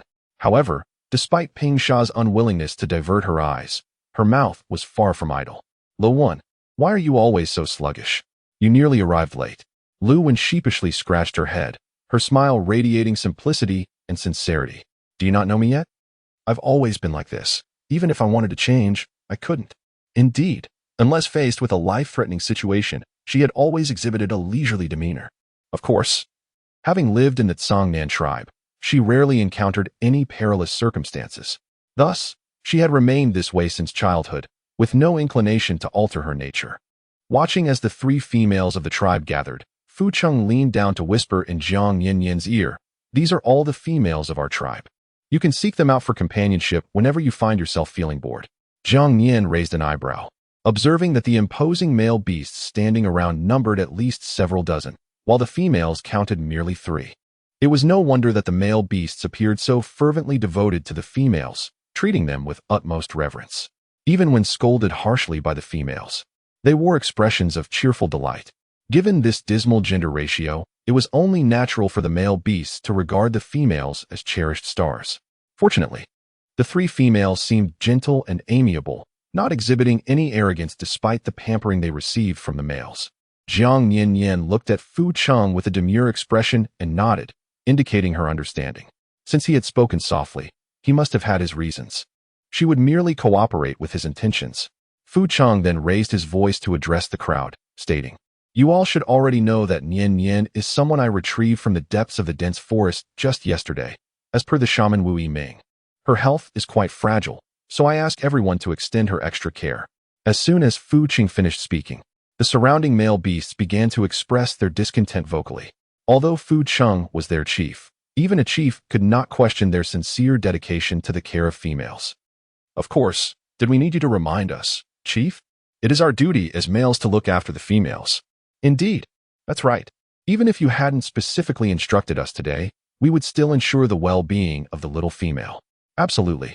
Even if the little female is somewhat frail, it matters not. Our tribe is robust, and she will be well-fed and cared for here. Her health will surely improve, and she will eventually bear many offspring for the tribe. Yes, yes. Chief, you can rest assured. Perhaps you could leave the little female in my care while you go hunting. I promise to look after her diligently. Chapter 12. Let us form a pair indeed. No, Xiongqi, do you not care for your dignity? With your clumsy hands. How could you possibly care for the little female? Jiang Nian-nian observed as the orc, who had previously remained silent and merely echoed others, suddenly sprang up and began to hurl insults at a massive beast-like orc. This unexpected turn of events struck her as somewhat amusing. Earlier, she had assumed that he was merely reticent or lacked independent thought, only content to parrot the opinions of others. It appeared, however, that he was simply too lazy to speak for himself. Such laziness, to the extent of desiring others to voice his thoughts, was indeed impressive. The orc being berated, Xiongqi felt a bit uncomfortable under Xiang Tian's pointed accusations and glanced at Jiang Nian-nian, noting her lack of reaction. Encouraged, he retorted, Xiang Tian, why should you dictate my words? My mouth belongs to me alone. I shall say whatever I please. If I claim I can take care of the little female, then I certainly can. If you disagree, come and fight me. Xiang Tian was not one to back down, especially not in front of the female. If it's a fight you want, then so be it. I shall make you regret your stubbornness, and I will leave your legs trembling. Xiongqi scoffed. What a boast. Today, I shall strip you of your fur. You should be more concerned about your own hide, retorted Xiang Tian. As the two continued their banter, they moved towards a nearby clearing, and the surrounding orcs began to cheer, casting glances at Jiang Nian-nian with unabashed curiosity. Jiang Nian raised her head in search of assistance, gazing at Fu Cheng, feeling somewhat bewildered by the unexpected situation. The two orcs had inexplicably engaged in a brawl with just a few careless words. What if it escalated into something serious? Would the other orcs place the blame on her? Fu Cheng offered a gentle smile, soothingly tousling Jiang Nian's soft, flowing hair. You need not worry about them. The male beasts often engage in such skirmishes out of sheer boredom, merely for amusement. It also serves as a way to hone their skills. He certainly would not foolishly inform the young female that the two clumsy males were merely fighting to impress her. Otherwise, she would undoubtedly grow anxious about their antics. Jiang Nian-nian finally relaxed, nodding her head before shifting her gaze back to the three females before her. They had been observing her as well. The male beasts often engaged in brawls, rendering the environment perilous. She preferred conversing with the females. Just as she was about to speak, Fu Qing grasped Jiang Nian-nian's hand and said, the sunlight is becoming increasingly intense. This open space lacks the shelter of tall trees, and it will soon become quite uncomfortable for you. Let us return for today. When I have the time, I shall bring you back to enjoy their company. The excitement and curiosity among the tribe's orcs regarding Jiang Nian-nian's arrival were palpable, as they were eager to glimpse this extraordinary female whom he and Nan Shun had rescued. With midday approaching and the male beasts yet to venture out for hunting, he felt compelled to escort Jiang Nian-nian away, allowing the males the opportunity to pursue their hunt. As for the two fools engaged in their quarrel, they could continue their antics undisturbed. Jiang Nian-nian obediently nodded, for she indeed wished to avoid the harsh midday sun, especially without any sunscreen at hand. The years of diligent effort she had invested in her pursuit of a fair complexion could not be jeopardized by such a triviality. After exchanging brief farewells with the others, Fu Cheng bent down to lift Jiang Nian-nian and carried her away. Nestled in his embrace, she gazed at him intently for a considerable time, when suddenly an idea struck her with utmost urgency. With a cautious tone, she inquired, Fu Cheng, what kind of beastman are you? Having just witnessed the peculiar gathering of numerous beastmen, Jiang Nian-nian could no longer naively believe that Fu Cheng was merely a human like herself. Fu Cheng lowered his gaze, recalling the look of sheer terror that had overtaken Jiang Nian-nian upon seeing the South Chun lion beast form. A hint of hesitation crossed his mind. If he was not mistaken, she harbored a profound fear of ferocious beasts. Given that both he and Nan Shin transformed into a tiger and a lion, respectively, both apex predators, Fu Qing carefully observed Jiang Nian-nian's expression and spoke gently. I am a tiger beastman. Would you like to see my beast form? After all, such a truth could not remain concealed for long. During their future hunting excursions, he would inevitably revert to his beast form. Moreover, he harbored no desire to keep this from her. He had already resolved that once she came of age, he would bond with her. The foundational requirement for beast men to bond is that the male must pledge unwavering loyalty to the female. Otherwise, he risks being forsaken by her. Jiang Nian-nian shook her head rapidly. Fearing that her eager rejection might anger Fu Qing, she hurriedly explained, "No need. I believe you look splendid just as you are now."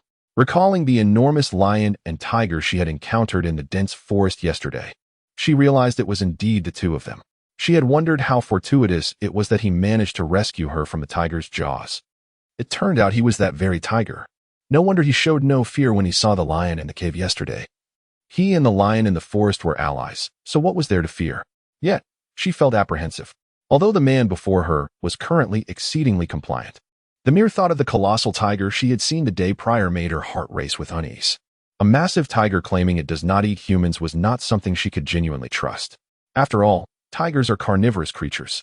Fortunately, in this realm, females were as precious as rare medicinal herbs or unparalleled treasures. Reflecting on the peculiar gender ratio within this tribe offered her a semblance of comfort.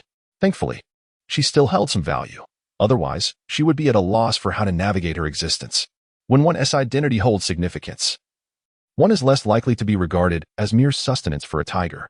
Upon hearing Jiang Nian-nian's praise, a smile involuntarily graced Fu Qing's lips. "Do you truly think I'm handsome? Then, when you come of age, shall we become mates?" Male beasts attract females through their appearance. If a female compliments his looks, it could be interpreted as an indication of her interest in forming a bond. Become mates? Jiang Nian-nian was taken aback if she had not misinterpreted. The term bonding that Fu Qing mentioned should imply marriage. Fu Qing nodded solemnly, reassuring her, "Rest assured, although I have just reached adulthood, I shall take excellent care of you. I will patiently await your coming of age before we unite." Observing the serious expression on Fu Qing's handsome face, Jiang Nian-nian felt an overwhelming sense of pressure. She could never have anticipated that her mere intention to flatter and seek favor would lead her into such an entanglement. Given the circumstances, her only recourse was to devise a means of delay. In our community, before entering into a bond, we typically engage in a romantic relationship first. This allows us to observe whether the two individuals are compatible for cohabitation. If they are not suited, it is best to part amicably. However, if they are compatible, then they may proceed to bond, leading to a more blissful existence together. Chapter 13. What if we fall in love first? Jiang Nian-nian currently harbors only a slight infatuation and a modicum of reliance on Fu Qing. Beyond that, she possesses no deeper feelings.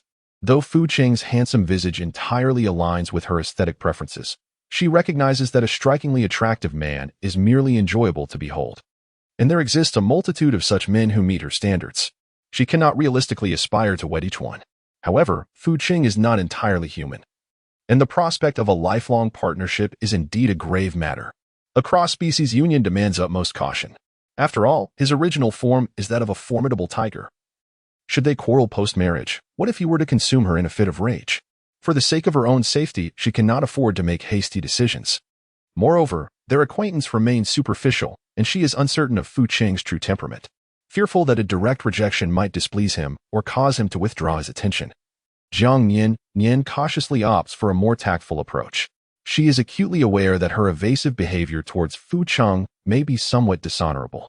Yet, given her current predicament, she must rely on his protection and care to survive. After all, one cannot prioritize pride over life itself, can they? Jiang Nian-nian felt a sense of relief in her heart, grateful that she had refrained from hastily countering his assertion about her being underage. She realized that her youthful age afforded her a fleeting opportunity to postpone matters of intimacy. Observing Jiang Nian-nian's lack of refusal, Fu Qing's face lit up with joy. He had always perceived Nian-nian as distinct from other females and was apprehensive about her potentially turning him down. "Love, how does one even approach such a delicate matter?" "I am willing. Let us commence our discussion at once." Fu Qing himself did not anticipate that events would unfold so smoothly. This brought an undeniable joy to his countenance. Jiang Nian-nian nearly choked on her own saliva. "Well, it is imperative that the two of us spend a considerable amount of time together. During this period, should I express reluctance, you must not demand to mate with me. In any case, you must fully respect my wishes. When I say no, it unequivocally means no." She found herself at a loss on how to explain the concept of romance to an ancient beast man. Jiang Nian-nian decided it was best to articulate her need for self-protection first. Fu Cheng's smile widened. He had not anticipated that the little female's pre-mating trial would be so straightforward. Far simpler than the challenges faced by other male beasts in the tribe before forming a bond. All right, rest assured, I shall heed your words from now on. In truth, I would not have demanded to mate with you before you reached maturity, as it could cause you harm. Jiang Nian-nian was left utterly embarrassed by Fu Cheng's words, unwilling to engage further in such distasteful banter. As they approached the entrance of their dwelling cave, she glanced at the pile of grass that Fu Cheng had gathered for her that morning, now wilted and limp under the sun's harsh rays. It appeared significantly softer, and a sudden idea struck her. Fu Cheng, shall we gather some more grass together? Fu Cheng recalled his earlier promise to Jiang Nian-nian and instinctively nodded. However, a spark of curiosity lingered within him. But I remember you were reluctant to eat grass this morning. Has your appetite for it suddenly returned? Jiang Nian-nian silently rolled her eyes in her heart. He was the one yearning for grass. His entire family craved it. How could this youthful beauty give him the impression that she was so fond of consuming grass? Was it because her face had turned green with his irritation? However, these thoughts were merely musings she dared not voice to Fu Cheng. After indulging in her internal monologue, Jiang Nian-nian gently remarked, "No, I do not wish to eat grass. I merely want to gather more of it to dry in the sunlight, and then lay it beneath the animal skins in the cave. It would make sleeping much softer. Just lying on the animal skins is too hard and utterly uncomfortable." Oh, the little girl has two faces, one for others and one for herself, Jiang Nian-nian thought, stifling a laugh as she blinked. She realized that if this continued, she might very well be on the path to a split personality. The cave was damp and chilly, and one night was already sufficient. Any longer, and she feared she might succumb to rheumatism. There were no cotton blankets, but using dry grass as a cushion would be preferable to lying on the unforgiving ground. Upon learning the purpose behind the young female's request for grass, Fu Cheng's mind began to settle.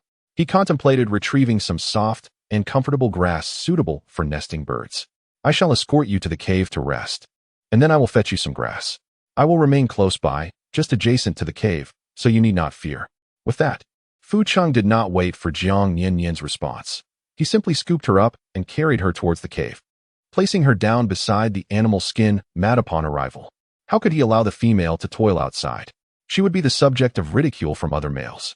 Remembering Jiang Nian-nian's comment about the hardness of the animal skin mat, Fu Cheng turned and ventured to the innermost part of the cave to fetch several thick and plush animal skins to lay down. After ensuring Jiang Nian-nian was seated comfortably on the mat, he still felt a twinge of concern and said, "Wait for me in the cave. I shall return shortly." This was the first time he had cared for a female of his own, and he felt an overwhelming sense of disorientation, fearing he might not measure up. "Rest assured, I shall remain in the cave and go nowhere," she replied. Jiang Nian-nian no longer insisted on accompanying him. This world was not solely defined by towering trees. Even the grass grew tall and appeared remarkably resilient. She possessed no tools, and her determination to follow Fu Cheng would only serve to hinder him.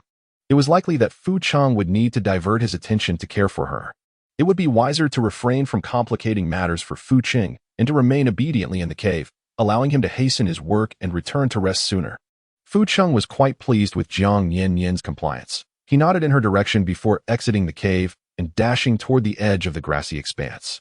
Jiang Nian-nian felt that she had barely rested on the animal hide when Fu Cheng had already returned, accompanied by Nanshun. However, to her astonishment, she noticed that Nanshun, too, was wrapped in a piece of animal hide, much like Fu Cheng. She distinctly remembered that when she had seen Nanshun the previous day, he had appeared in a rather primitive and unadorned manner. Jiang Nian-nian was unaware that this was Nanshun, who had suddenly wrapped himself in animal skin, believing that such a guise would please her. Hence he followed suit with Fu Cheng. However, by a fortunate stroke of luck, Nanshun inadvertently deduced the situation with remarkable accuracy, thus sparing Jiang Nian-nian from any embarrassment. Observing her look of surprise, Fu Cheng thoughtfully elucidated, "While I was outside gathering herbs, Nanshun happened to return from hunting, and he assisted me in my task, which allowed us to return more swiftly." Jiang Nian-nian smiled apologetically at Nanshun, acknowledging that her startled reaction yesterday was surely quite impolite, likely leaving him with a negative impression. However, the circumstances at that moment were such that revisiting the matter now would only induce awkwardness. She could only hope that Nian-nian would be magnanimous enough to overlook her indiscretion. Chapter 14. Are you leaving? Thank you for your efforts. It's perfect timing that you have returned. May I inquire if there are any other beasts residing in that large cave outside? Fu Qing shook his head. In this cave, it is only Nian-nian and myself. The large cave outside is used for storing prey during the rainy season. There are no other beasts residing there. Jiang Nian-nian's eyes sparkled with delight. May I stay there whenever I have free time? She inquired. The dimness of the small cave was quite disconcerting for her. It was only during the sunlit hours that the cave became somewhat illuminated, with rays of light filtering in, allowing her to discern her surroundings with great difficulty. In the absence of sunlight, visibility was virtually non-existent, rendering the cave a shadowy abyss that was rather unsettling. She had harbored a fear of darkness since childhood. Fu Qing observed the petite female seated on the animal hide, gazing at him with eager eyes, and his spirits soared. Of course, you may choose wherever you wish to stay. For him and Nian-nian, the cave's darkness was of little consequence. They had grown accustomed to sleeping in the small cave over time. Although both Fu Qing and Nian-nian were somewhat surprised that the female lacked night vision, something they presumed was inherent among beast men, they deemed it inconsequential. After all, there was no need for the female to venture out to hunt. Having received permission, Jiang Nian-nian rose and began to gather the animal hides, eager to escape the oppressive gloom of the cave that had become unbearable for her. She wished to linger there no longer. In a swift motion, Nian-nian seized the neatly folded hides from the ground and, without uttering a word, turned to exit. Jiang Nian-nian stood in place, gazing at the lion that had remained silent since they entered the cave, feeling conflicted about whether she should apologize. Fu Qing observed Nian-nian swiftly departing with the fur pelt, secretly regretting that his reaction had not been as quick as Nian-nian's, which allowed him to shine in front of the young female. Although he and Nian-nian had been close friends since childhood, and the young female had been found together, he was willing to care for her alongside Nian-nian. However, he was determined to compete with Nian-nian for the young female's first mating rights. Other bonded beastmen claimed that females tended to favor the one who mated with them first, so he had no intention of yielding to Nian-nian out of brotherly loyalty. As Fu Qing and Jiang Nian-nian exited the cave, each lost in their own thoughts, they discovered that Nian-nian had meticulously spread the fur blanket in the brightest area of the cave. Observing Nian-nian's quiet yet considerate demeanor, Jiang Nian-nian, disregarding her embarrassment, finally spoke up. Nian-nian, I apologize. Before coming to the tribe, I had never witnessed a lion beastman transform. So when I suddenly saw such a large lion yesterday, I was a bit frightened and reacted rather excessively. I don't dislike you. I was simply too anxious. Please don't take it to heart. Upon reflection, she realized that Nian-nian had shown her nothing but kindness, even transforming to comfort her when she was terrified. Having witnessed the conflict between Xiang Tian and Xiongqi over a mere word uttered in her presence, she now vaguely understood that the male beasts were quite concerned about their image in the eyes of females and whether they were favored. Thus, she felt it necessary to apologize to Nian-nian for her behavior yesterday. In the eyes of males who valued females, her actions must have been discomforting to him. Although unintended, it was still her doing, and an apology was warranted. Nian-nian appeared momentarily taken aback, surprised by Jiang Nian-nian's words. However, he quickly composed himself, a gentle smile gracing his face. I did not take it to heart. Although he found the meaning behind her apology somewhat perplexing, he grasped the general sentiment of her words. Naturally, he would not hold it against her. Yet, he felt a sense of joy that the young female cared about his feelings. Seeing him grin like a simpleton, Jiang Nian-nian couldn't help but silently ridicule him. His expression was hardly that of a majestic lion. He resembled more of an eager puppy awaiting a reward. With the air cleared, Jiang Nian-nian felt a great sense of relief. She certainly did not wish to establish an enemy upon her arrival in the beast realm, lest she become a meal one day. Watching the once distant Jiang Nian-nian and Nian-nian engage in lively conversation, Fu Qing felt a pang of jealousy and interrupted them. Nian-nian, I just finished cutting grass and went to gather some fruits for you. I've even washed them like you do. Are you hungry? Would you like to eat some more? Upon the mention of hunger, Fu Qing felt a pang of appetite. Despite having consumed a few fruits in the morning, which were hardly sufficient to satiate one's hunger. Just as I feel a bit peckish myself. Wait here. I shall fetch something for you, Fu Qing declared before swiftly exiting the cave. Before long, she returned, cradling a fruit wrapped in a large leaf, glistening with droplets of water. Jiang Nian-nian casually picked up a fruit and took a bite. It was still as watery as the ones from the morning, yet lacking in sweetness, leaving her with a taste that was utterly bland. The thought of having to rely on this unappetizing fruit for sustenance in the days to come filled her with a profound sadness. For a true foodie, the absence of hot pot and spicy skewers rendered life exceedingly monotonous. Not a moment had passed in these past 2 days when her heart did not yearn intensely to return to the modern world. After much hesitation, Jiang Nian-nian finally inquired, "Do you remember where you first encountered me? I wish to revisit that place." She was unable to consume raw meat due to her fear of parasites, yet she realized that subsisting solely on fruit would lead to severe malnutrition. Even the prospect of sleeping in a cave was bearable, but the thought of enduring a future filled with such insipid fare made her feel weak. Deep down, she still wished to attempt finding a way back to her own time, though she had little idea of how to accomplish that. She could only return to the vicinity of the large stone and search for possibilities. As her arrival had been without warning, perhaps she could just as easily return. Fu Cheng and Nan Shen's smiles faded instantly, replaced by a look of uncertainty. Fu Cheng fixed his gaze on Jiang Nian-nian, his expression tinged with melancholy. "Do you wish to leave our tribe? Do you not like it here?" His voice bore a sense of desolation. Had she not just promised to be with him, to bond after they reached adulthood? Why did she now seem inclined to depart?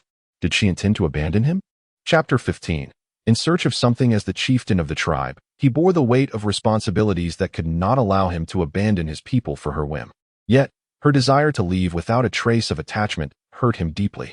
If she wished to go, why had she even agreed to stay? Jiang Nian-nian hastily waved her hands, exclaiming, "No, no, you mustn't misunderstand. I have lost something of great importance there. Thus, I wish to return and search for it." Observing the intensity of their reactions to the matter, she dared not divulge the truth and resorted to fabricating a lie. It was at this moment that Fu Cheng and Nan Shen felt a tremendous weight lift from their hearts. The presence of a female was invaluable to the tribe, which had not seen one for a considerable time. More importantly, they had both developed a fondness for Jiang Nian-nian, an affection that stirred within them the first inklings of a desire for companionship since reaching adulthood. Given these circumstances, they were naturally reluctant to see her depart. Noticing the tension etched across her face, Fu Cheng endeavored to soften his tone to alleviate her anxiety. "Do not fret. The journey from the tribe to the dense forest and back will require a full day. It would be too late to go today, as by the time we arrive, the sun will have set, making it difficult to search at night. How about we accompany you tomorrow instead?" Jiang Nian-nian promptly nodded in compliance, too timid to express any discontent. Given her current state, akin to a clay Buddha crossing a river, she found herself quite satisfied with the outcome she had achieved. "Yes, you may proceed with your arrangements. I shall follow your lead." Nan Shen rose and retrieved the sun-drenched, soft grass from outside, spreading it in a dimly lit corner of the cave. He then ventured deeper into the cave, fetching 2 pieces of animal hide, which he laid atop the grass. "Little female," he remarked, "I have heard from Luwen and the companions of Pingjiang that females often enjoy a nap after a meal. Would you care to rest for a while?" Jiang Nian-nian listened to Nan Shen's address towards her and let out a light cough, feeling somewhat embarrassed. The sun's rays bathed her in warmth, inducing a languid sensation that made her drowsy. A brief slumber would suffice. "My name is Jiang Nian-nian. You may call me by my name. Alternatively, you may refer to me as Nian-nian, as my friends do," she remarked, slightly amused. "Isn't it peculiar to hear little female repeatedly?" Without awaiting a response from Nan Shen, Jiang Nian-nian gracefully reclined upon the fur Nan Shen had laid out, finding comfort in her position. Nan Shen, with a shy smile, replied, "Very well, Nian-nian. Henceforth, I shall call you Nian-nian." Jiang Nian nodded gently, choosing silence as she closed her eyes, awaiting the embrace of slumber. After all, there were no leisure activities here to pass the time. What else could she do but sleep to while away the hours? Observing her descent into sleep, the 2 male beasts ceased their conversations, settling quietly beside her. When Jiang Nian's soft breaths finally grew steady and rhythmic, the 2 male beasts instinctively moved closer to her side, inhaling the sweet, fragrant aroma that lingered in the air. One lay to the left and the other to the right, both finding solace as they closed their eyes, embracing a sense of contentment. Though they knew sleep would elude them, being beside the little female brought them an overwhelming sense of happiness. When Jiang Nian-nian awoke, the sun had long vanished from the sky, leaving the cave shrouded in a dim, somnolent light. Fortunately, the entrance to the cave was not far. allowing a faint glimmer to filter in, ensuring that she could discern her surroundings. How could I have slept for such an extended period? Why didn't you two wake me? Rubbing her eyes, a lingering drowsiness still clung to her voice. The promised afternoon nap had nearly turned into a slumber that would last until evening. She had initially intended to seize the warmth of the day to wash her hair sooner. Upon noticing that she had finally awakened, Fu Cheng casually offered her a bundle of fruits wrapped in leaves. Since you have nothing pressing to attend to, why not indulge in a little more rest? Lu Ming had once remarked that ample nourishment and sleep would hasten one's recovery. If the little female wished to sleep, then let her sleep a while longer. It was for the best. However, as she gazed at the fruits before her, Jiang Nian-nian found herself devoid of any appetite. Having just awakened, she was not particularly hungry, and considering she had already consumed a day's worth of fruits, even the prospect of tasting something delightful did not entice her. Jiang Nian-nian shook her head, refraining from reaching out to accept the offering. I'm not hungry yet. I shall pass for now. I have just awakened and wish to freshen up. Would you accompany me to the riverside? Fu Cheng reluctantly set the fruit aside, a hint of concern in his voice. Very well, but I cannot help but notice that you have only consumed a few small pieces today. How is it that you are still not hungry? Though he understood that females generally require less sustenance than males, her consumption was indeed minimal. It was no wonder that the shaman, Lu Ming, remarked upon her frail constitution. How could she expect to grow strong without adequate nourishment? Perhaps it is simply a consequence of just waking up, she replied. In any case, I currently lack an appetite and cannot force myself to eat. Jiang Nian-nian casually concocted a reason to appease Fu Cheng. She could hardly confess that her mind was consumed with thoughts of hot pot and spicy skewers, making her mouth water in secret. There was no way she could stomach the insipid fruits before her. The circumstances here were as they were. No matter how much she pressed Fu Cheng, he could not procure the delicacy she craved. Observing her steadfast refusal to eat, Fu Cheng found himself at an impasse and could only wrap the fruits neatly and set them aside, preparing to offer them once her hunger eventually struck. Jiang Nian rose with grace, deftly smoothing her tousled hair with her hands before securing it with a small leather band from her wrist. Only then did she turn her attention to Fu Cheng and Nan Chun. Do we have any extra animal hides? Indeed, I shall fetch them for you.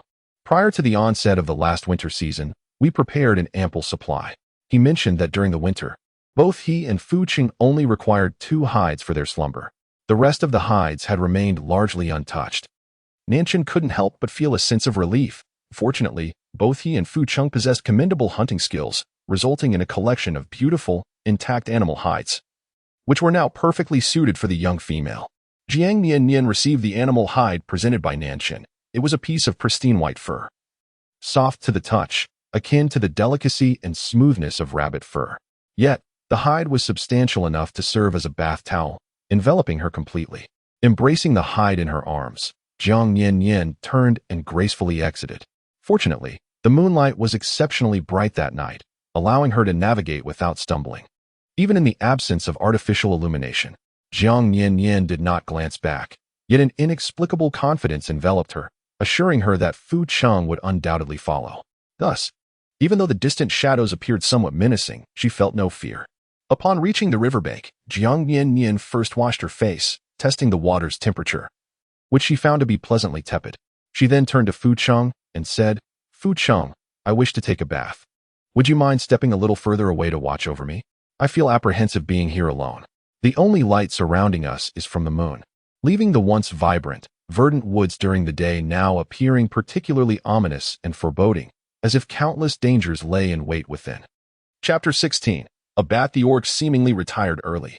As dusk settled, the once lively sounds of their jesting had faded, leaving only the occasional chirp of insects or distant beastly roars from the jungle. In the inky shadows of the trees, the leaves rustled softly in the gentle breeze. The atmosphere, enhanced by these sounds, was utterly terrifying. One could easily imagine setting up a camera by the riverbank to film a horror movie, without the need for any elaborate staging.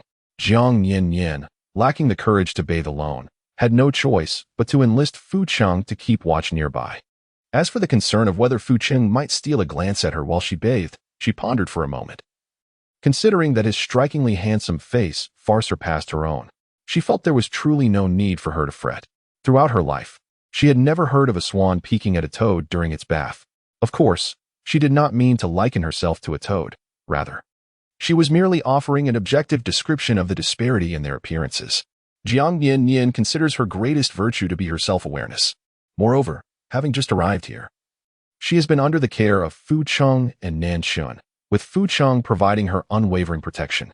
In turn, she has developed an unusual trust in Fu Cheng, unlike the feelings she harbors for others. As Fu Cheng surveyed the surrounding darkness, he couldn't help but furrow his brow. The night always harbors greater dangers than the day. Thus, the males remain closely vigilant, providing steadfast protection for the females after sunset. How can I bear to watch you from afar? I cannot trust you to be here alone. If danger were to arise, I fear I would not reach you in time. Jiang Nian-nian's lips twitched slightly, as she couldn't help but cast a sidelong glance at Fu Cheng. Little did she expect that her trust would wither away in just 3 minutes. She diligently reminded herself not to bicker with the wild man. He was genuinely innocent, not a rogue. After a prolonged moment of contemplation, Jiang Nian-nian finally spoke. It is not permissible. Bathing is an intimate affair. In my homeland, if one has not yet formed a bond, it is inappropriate for males to observe females while bathing. Upon hearing her words, Fu Cheng found himself at a loss, recognizing that she was distinctly different from the females in his tribe. After surveying the surroundings to ascertain their safety, he nodded and replied, "Very well. I shall proceed a little further ahead. Call for me if you require assistance." With that, Fu Cheng took a dozen steps forward and came to a halt. Although he could not fathom the significance of privacy in bathing, given that in beast form, everyone was covered in fur, and it was common for them to frolic together in the river during warmer days. Besides, even when not transformed, the females merely wrapped themselves in a small piece of hide. In hot weather, the hide was often unnecessary altogether. Jiang Nian-nian no longer dared to urge him to step further away, fearing that if danger truly struck, he would be too far to rescue her. After all, nothing held more significance than one's life. Swiftly shedding her coral fleece loungewear, she plunged into the water. What initially felt like a manageable coolness transformed into an icy chill that caused her teeth to chatter uncontrollably. Gritting her teeth, she scrubbed her body with her hands, vigorously rubbing her skin in hopes that the friction would elevate her temperature. Though she had slept for an extended period that afternoon, her slumber had been far from restful. Nightmarish visions plagued her dreams, leaving her drenched in a cold sweat that clung uncomfortably to her skin. After a hasty wash, Jiang Nian-nian emerged from the river, unable to withstand the frigid water any longer. Wrapping herself in a piece of animal hide like a towel, she glanced at the clothes she had discarded on the ground. Pursing her lips, she could forget about using detergent. A simple rinse with water would suffice. Otherwise, the garments would be utterly unwearable. After washing her clothes with a cursory rub, she called out to Fu Cheng, who was standing at a distance. "Fu Cheng, come help me wring out the clothes. I can't manage it."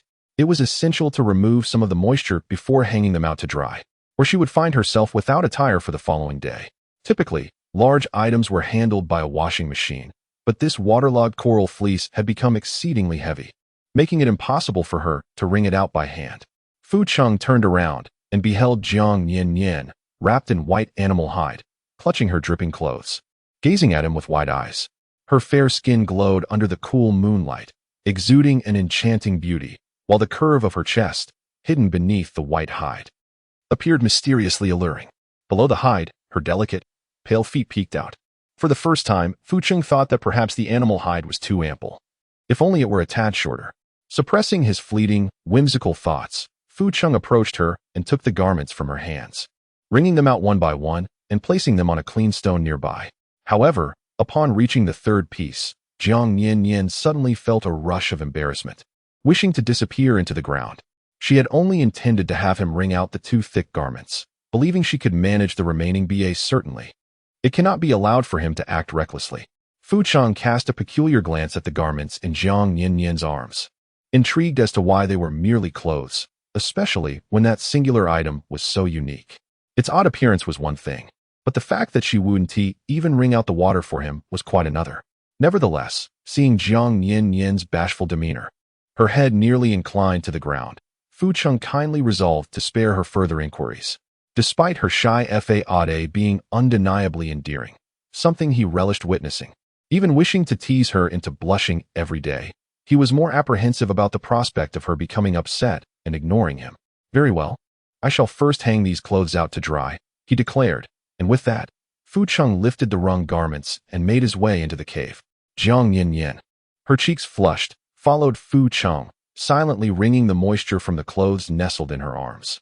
As she observed Fu Cheng about to retreat into the cave, she felt compelled to call out to him, "Wait a moment, Fu Cheng. The clothes cannot be hung inside the cave. They must be placed in a well-ventilated area." She pointed towards a small tree beside the cave, deeming it a suitable spot for drying the garments. The cave lacked proper airflow, and hanging damp clothes there would undoubtedly lead to unpleasant odors. Chapter 17. Caring for you is no burden. Originally, there was no laundry detergent available, making the washed clothes less fragrant. If they were to dry within the cave, their scent would become unbearable. She had no desire to suffocate herself in her own attire. Fu Cheng paused momentarily, then turned and walked towards the small tree beside the cave, quietly waiting for Jiang Nian-nian. Her clothes appeared soft to the touch, delicate in nature, and he was uncertain if they could be treated like animal hides. He resolved to observe how she managed it. Watching Jiang Nian-nian blush as she hung the oddly shaped item on the tree, Fu Cheng mimicked her actions and hung his own clothes as well. The garments needed a good shake before being hung, otherwise they would become wrinkled when worn. Although the coral fleece material was typically resistant to creasing, his strong grip had left the clothes marred with lines. Unless he shook them out, even if they dried, they would hardly improve in appearance. Jiang Nian-nian spoke as she removed her trousers from the tree branch, giving them a shake before hanging them back up. Fu Cheng, intrigued by Jiang Nian-nian's actions, imitated her by taking down her shirt, shaking it in his hands before returning it to its place. As Jiang Nian-nian was about to praise him, she noticed that he had once again seized her undergarment and was shaking it. Her eyelids involuntarily twitched in response. Realizing that her linguistic abilities would be inadequate to convey to an orc the notion that a girl's intimate apparel should not be handled carelessly, she resolved to ignore the matter and turned back towards the cave. Fu Cheng, having hung up the clothes, gazed contentedly at the slender sapling swaying precariously under the weight of the damp garments. He then made a special trip back to the riverbank to wash his face, mimicking the behavior of the little female.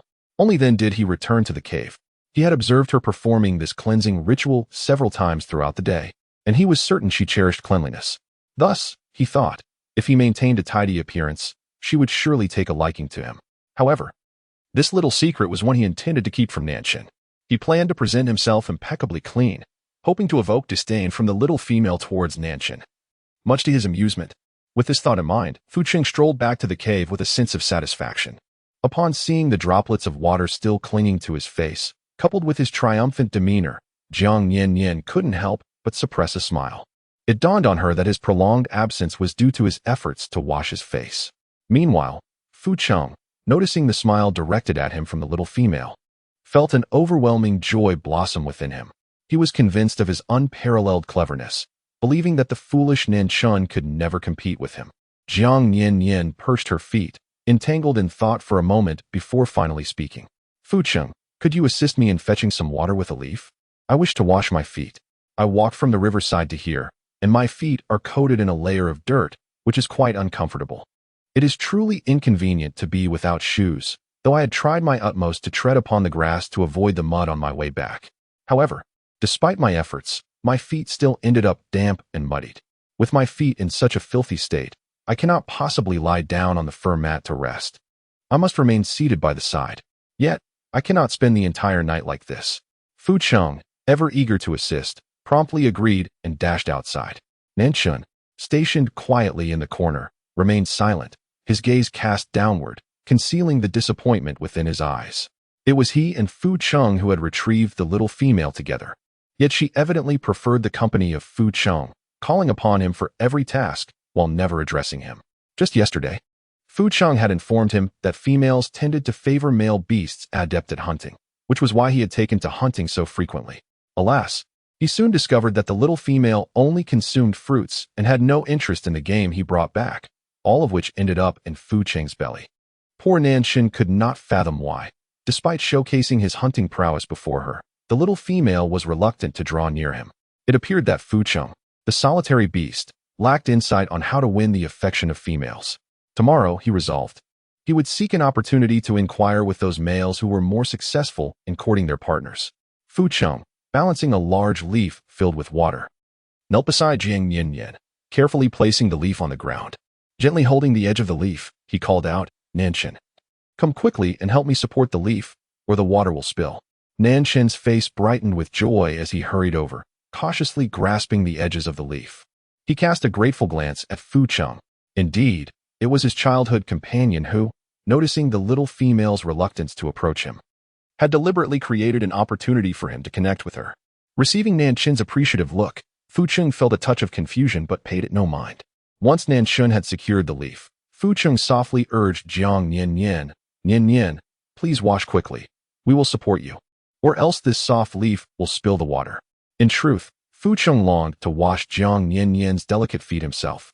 Yet, despite the leaf being sufficiently large and resilient to hold a considerable amount of water without tearing, it remained just a leaf, unable to stand on its own and requiring support. Moreover, Fu Cheng worried that while he held the leaf, Nanshin might seize the opportunity to offer to wash Nian-nian's feet, thereby granting him an unwarranted advantage. Thus, he called upon Nanshin to assist in holding the leaf. And so, the two, each harboring their own thoughts, unwittingly found themselves entangled in a delightful misunderstanding.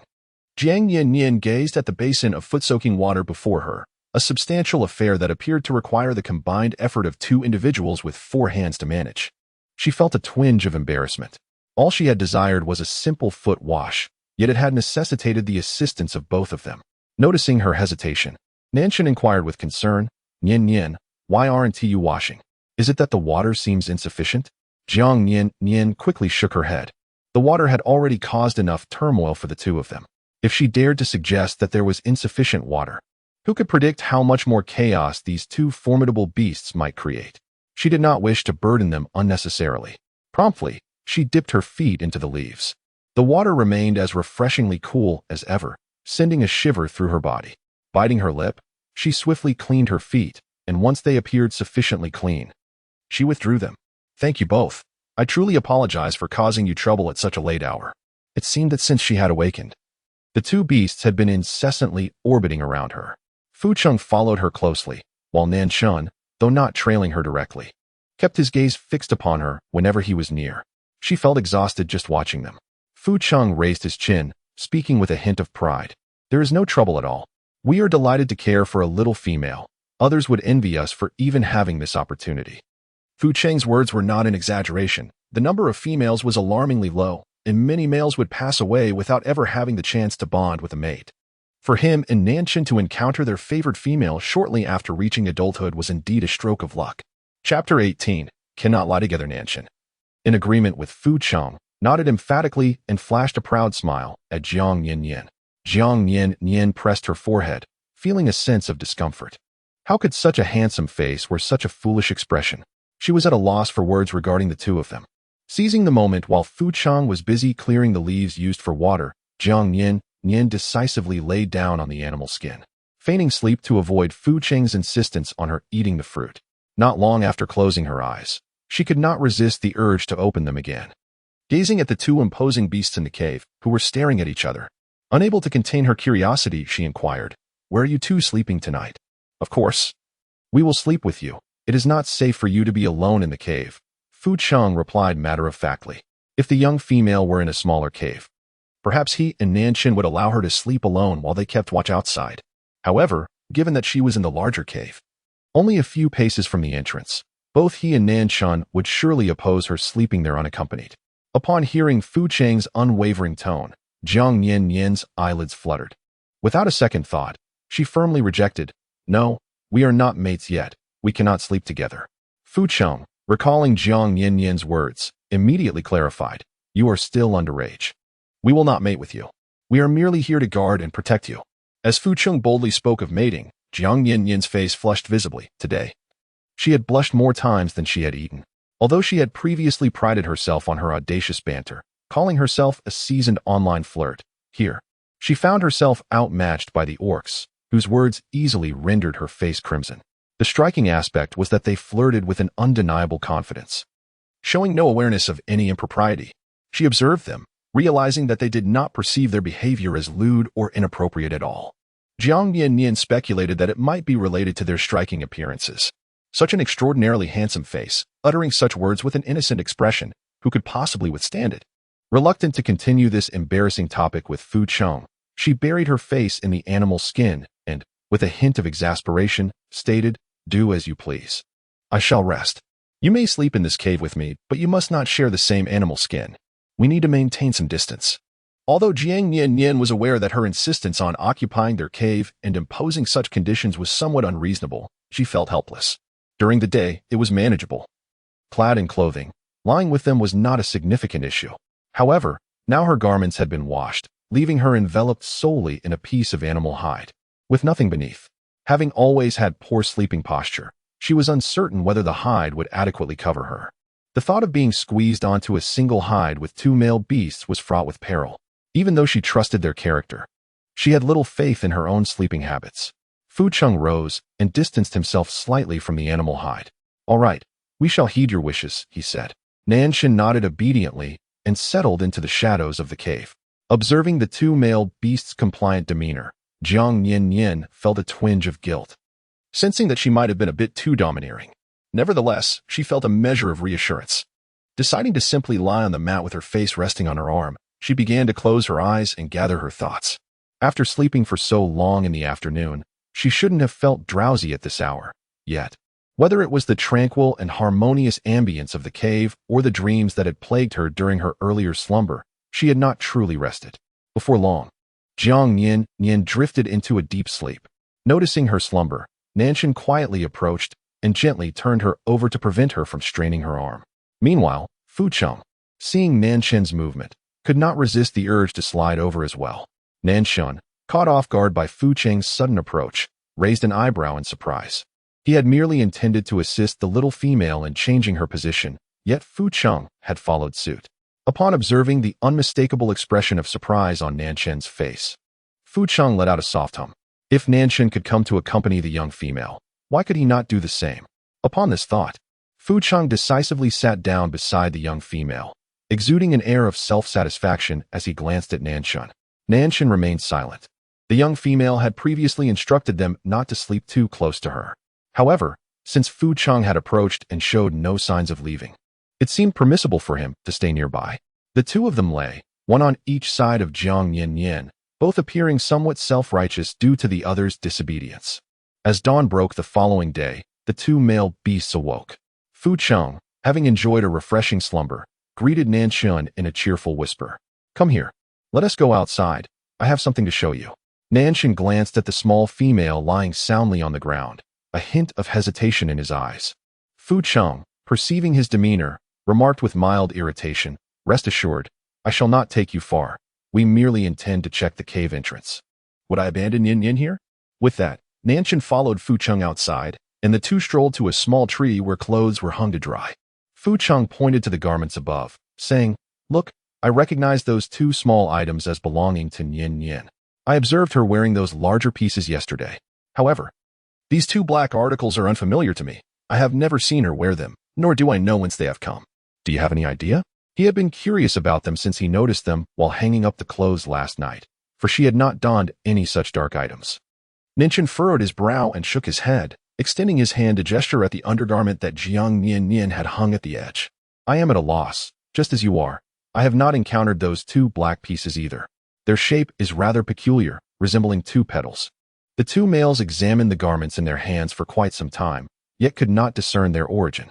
Realizing that questioning Nanshan would yield no results, Fu Cheng turned his gaze toward the cave. "When Nian-nian awakens, the clothes will surely be dry.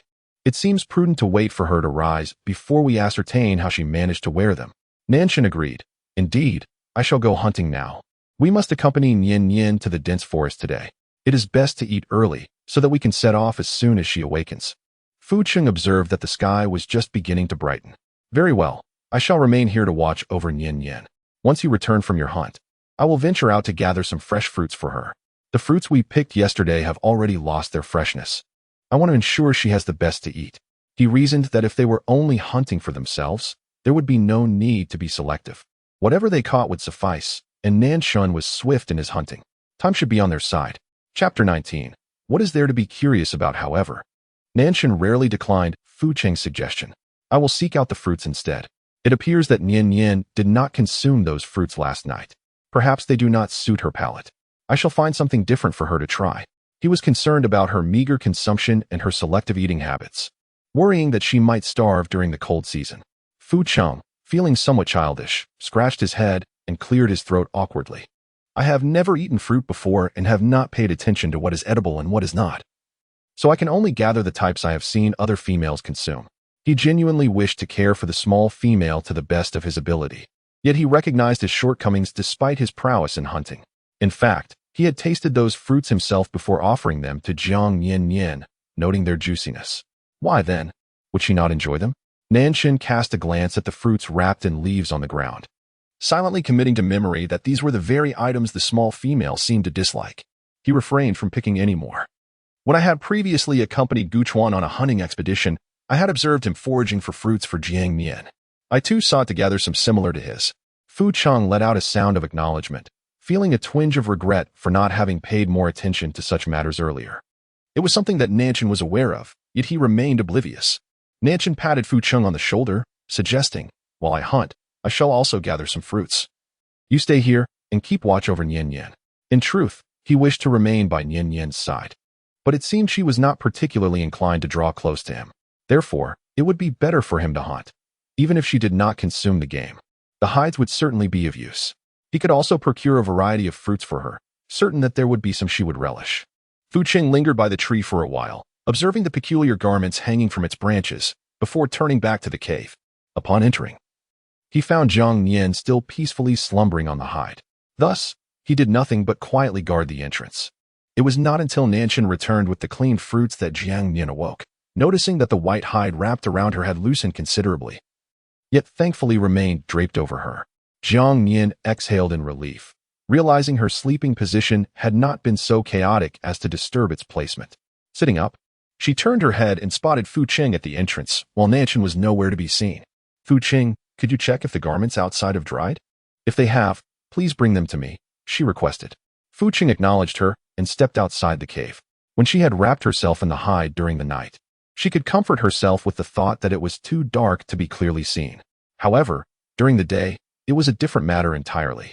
The prospect of retrieving her clothes while wrapped in the hide before a male presence filled her with embarrassment. Jiang Nian-nian, seizing the opportunity of solitude in the cave, meticulously arranged the animal hides draped over her form, for they had become somewhat disheveled after a restful slumber. Just as she finished her task, Fu Cheng entered, bringing with him the freshly dried garments, which he casually placed upon the animal hide mat.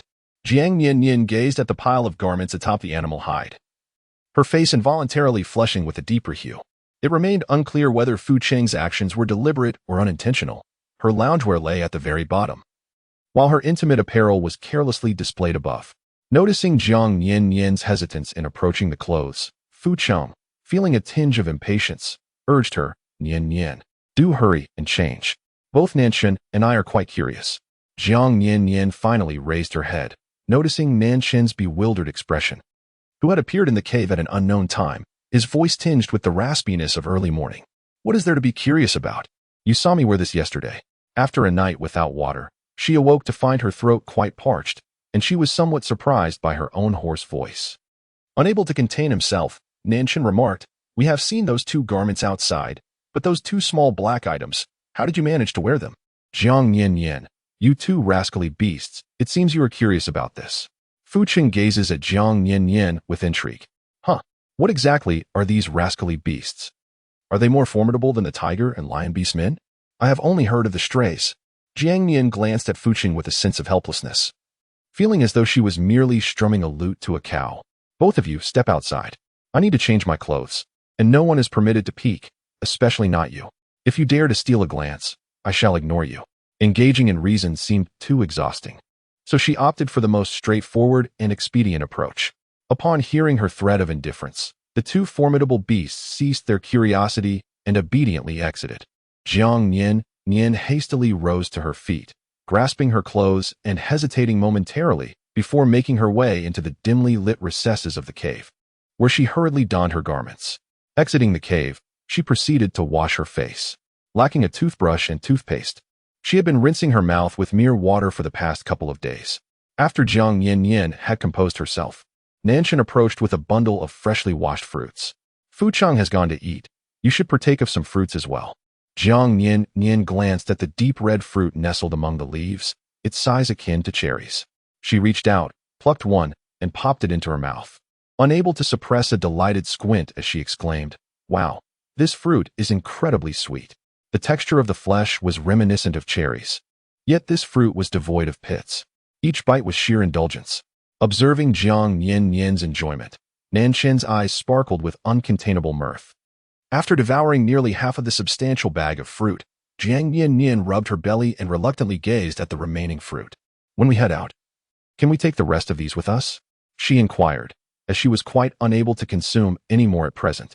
However, her fondness for this fruit made her loath to see any go to waste. Nanshin readily acquiesced. "If you cherish them, then take some along. I am uncertain whether we will encounter such fruit on our journey through the dense forest. Once we return from the woods, I shall seek out fresh ones for you." Jiang Nian-nian's eyes flickered momentarily. She did not wish to return. Her heart longed for home, a place filled with family, friends, and an abundance of delightful delicacies.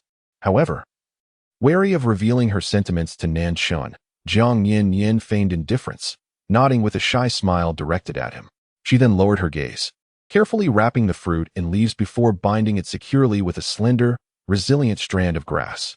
Meanwhile, Fu Cheng, having finished his meal, approached them. "Nian-nian, are you ready to set off?" "Yes, I am prepared." In truth, there was little for her to prepare. Aside from the clothes she wore, she possessed nothing else. Fu Cheng gazed at Jiang Nian-nian with a hint of hesitation. "Nian-nian, the journey from the tribe to the depths of the forest is quite extensive. If Nanshin and I transform into our beast forms, it would significantly expedite our travel." Jiang Nian-nian harbored a profound fear of their beastly forms, a fact that Nanshin discerned upon their very first encounter. Thus, the question of whether to revert to their animal shapes during their expedition into the dense forest today left both of them in a state of turmoil. After much effort to draw closer to her, the prospect of transforming back into beasts and potentially frightening her once more loomed ominously. Chapter 20. Journey to the Dense Forest. What if reverting to their beastly forms caused her to faint again? Yet, if they chose not to transform, the journey would undoubtedly become considerably longer. Jiang Nian-nian immediately grasped the meaning behind Fu Cheng's transformation and responded graciously, "It's all right, I don't mind. You may change as you wish." After seeing it often enough, one becomes unafraid. Having told a little white lie to the two of them, she felt a twinge of guilt within. Thus, even when confronted with their beastly forms, she found it somewhat easier to accept. No sooner had she spoken than she beheld two enormous creatures before her. The tiger, which was closer to her, nudged her leg with its head, inviting her to climb onto its back. Indeed, although Fu Cheng in his beast form could not speak and communication between them was rendered impossible, Jiang Nian-nian remarkably deciphered his intentions through the subtle movements of his body. Jiang Nian glanced at the magnificent tiger before her, its fur gleaming and imposing.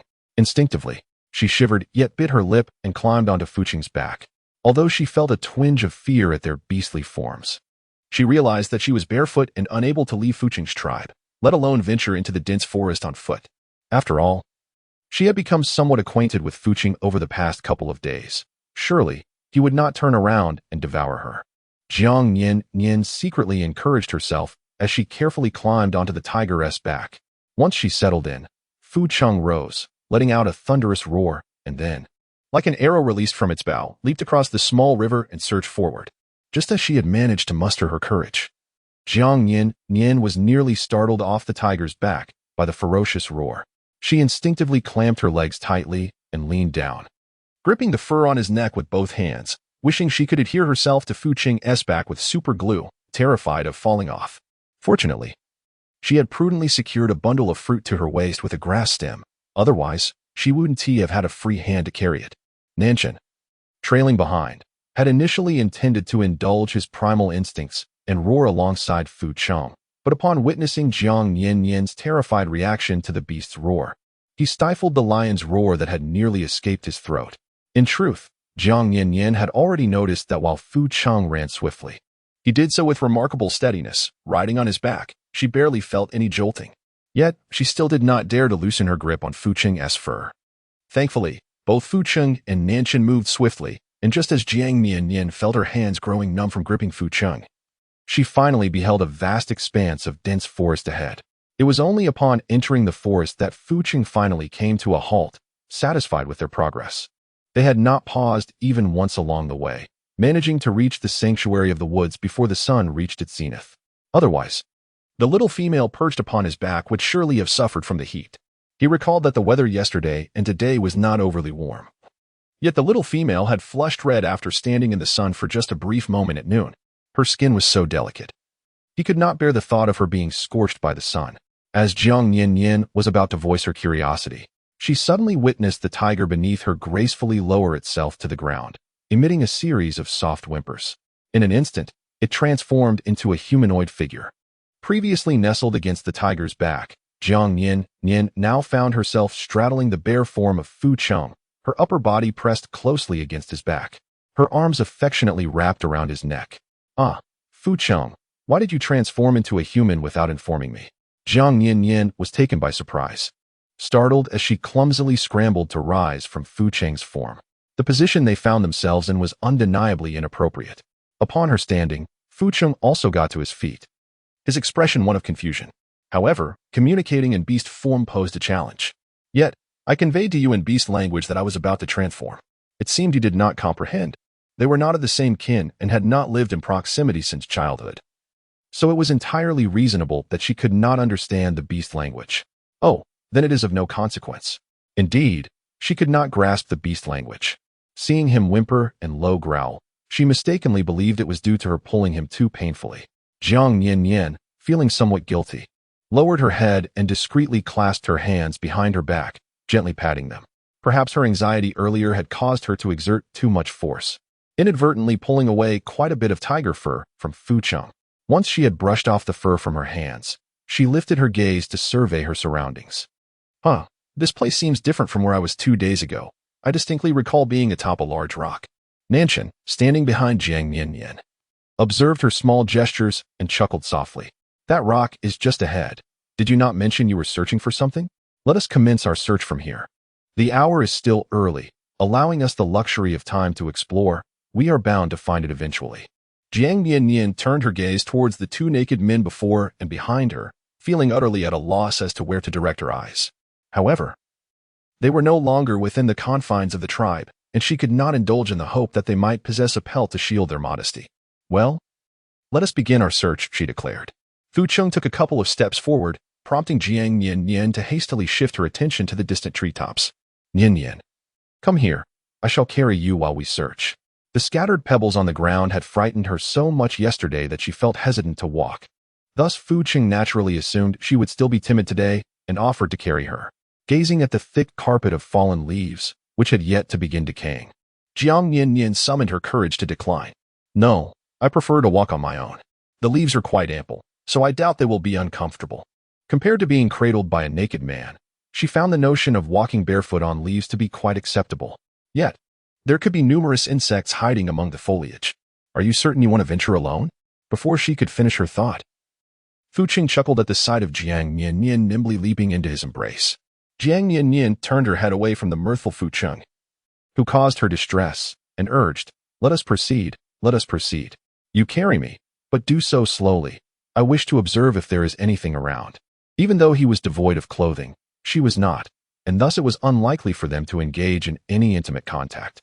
She certainly did not wish to tread barefoot upon a squishy insect, for that would surely lead her to an untimely demise. The considerations of toxicity or whether it would bite her were momentarily set aside.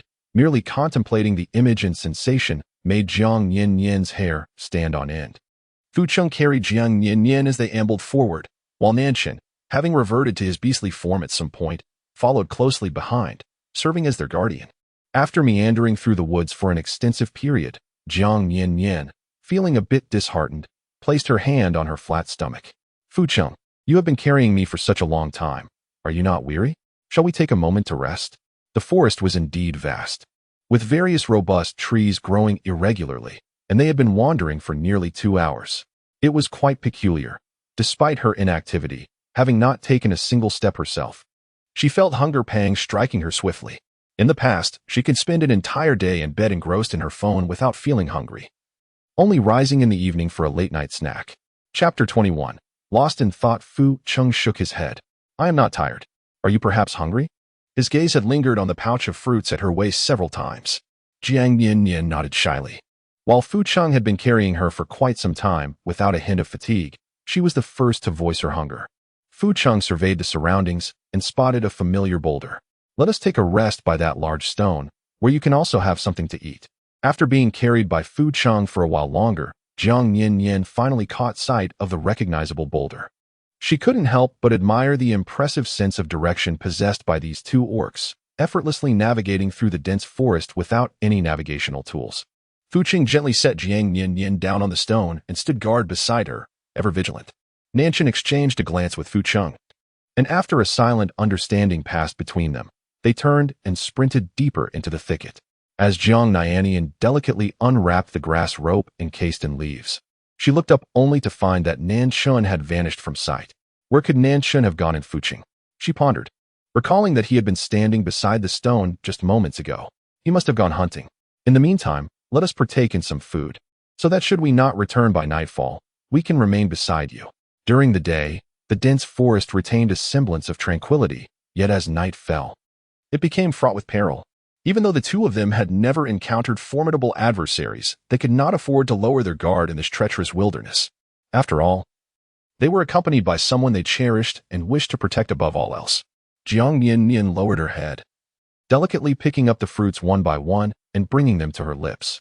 Though the fruits were undeniably sweet, she found herself overwhelmed by a bittersweet pang. Her original intention was to seek a way back home, yet she had deceived them, claiming to be searching for something else. Their unwavering care for her, their earnest efforts to ensure her well-being, only deepened her sense of guilt. The weight of her deception lingered heavily upon her conscience. With her gaze cast downward, she absent-mindedly consumed the last fruit, wiped her hands on a nearby leaf, and tossed it aside on the stones before finally lifting her eyes to the forest of Fu Cheng. Would it be perilous here come nightfall? Although neither he nor Nanshan had explicitly warned her about the dangers of the dense woods, their evident anxiety and reluctance to linger there after dark hinted at the lurking threats. Fu Cheng glanced at Jiang Nian-nian with a sigh. She was far too perceptive, and nothing could remain concealed from her. As night descended, the forest would be rife with serpents. While he was unafraid of engaging in a fair fight, the prospect of a swarm of snakes attacking him filled him with trepidation, fearing he might not be able to manage the onslaught entirely. Particularly concerning was the presence of venomous snakes within the throng, a significant nuisance. Moreover, the petite female would undoubtedly be terrified. Her timid nature made her fearful even of insects, let alone encountering snakes. Jiang Nian, youthful yet burdened, let out a gentle sigh, a faint sorrow shadowing her features. In truth, she was uncertain of what she sought within this dense forest. Her arrival had been shrouded in mystery, and retracing her steps proved equally elusive. A sense of dissatisfaction lingered within her, an unwillingness to endure such primitive existence. She was loath to subsist on tasteless fruits day after day. However, once Nanshan returns, and after you both have dined, we shall return to the tribe. If we cannot go back, then so be it. What is dissatisfaction worth? Such matters are beyond her control. As for everything else, one step at a time. As long as life persists, days must be lived. Fu Cheng believed that Jiang Nian had relinquished her search due to concerns about the snake swarm, and his heart ached at the thought of her despair. Nian, do not fear. Even if we encounter a snake swarm, Nanshan and I will ensure your safety. We are the mightiest beasts in the Tsangnan tribe. And with us by your side, those serpents cannot harm you. Jiang Nian-nian could hardly be oblivious to what Fu Cheng was contemplating. Deep within her heart lay a concern, stemming from her fear that she might not be able to recover what was lost. Thus, she expressed herself in this manner. I trust that you will safeguard me, yet I cannot bear the sight of snakes. I have harbored a fear of them since childhood, and their mere presence haunts my nights with nightmares. In truth, she was not deceiving Fu Cheng. Her apprehension of snakes was genuine. She was so terrified that even a video featuring a snake could compel her to drop her phone in fright. Fu Cheng furrowed his brow upon hearing this, mistakenly believing that Jiang Nian-nian's fear stemmed from past encounters with snakes. He gently grasped her hand and placed it upon his chest. His eyes filled with earnestness as he reassured her, Nian, do not be afraid. I am far more formidable than any snake, and shall ensure they never have the opportunity to intimidate you. Just as Jiang Nian-nian was about to speak, she heard a rustling sound behind her. Turning around, she was greeted by the imposing figure of a robust lion. Who else could it be but Nanshan? Nanshan, you have finally returned. Ever since she learned about the numerous venomous snakes lurking in the dense forest, She had been deeply concerned for Nanshan, especially since he ventured into the wilderness for her sake.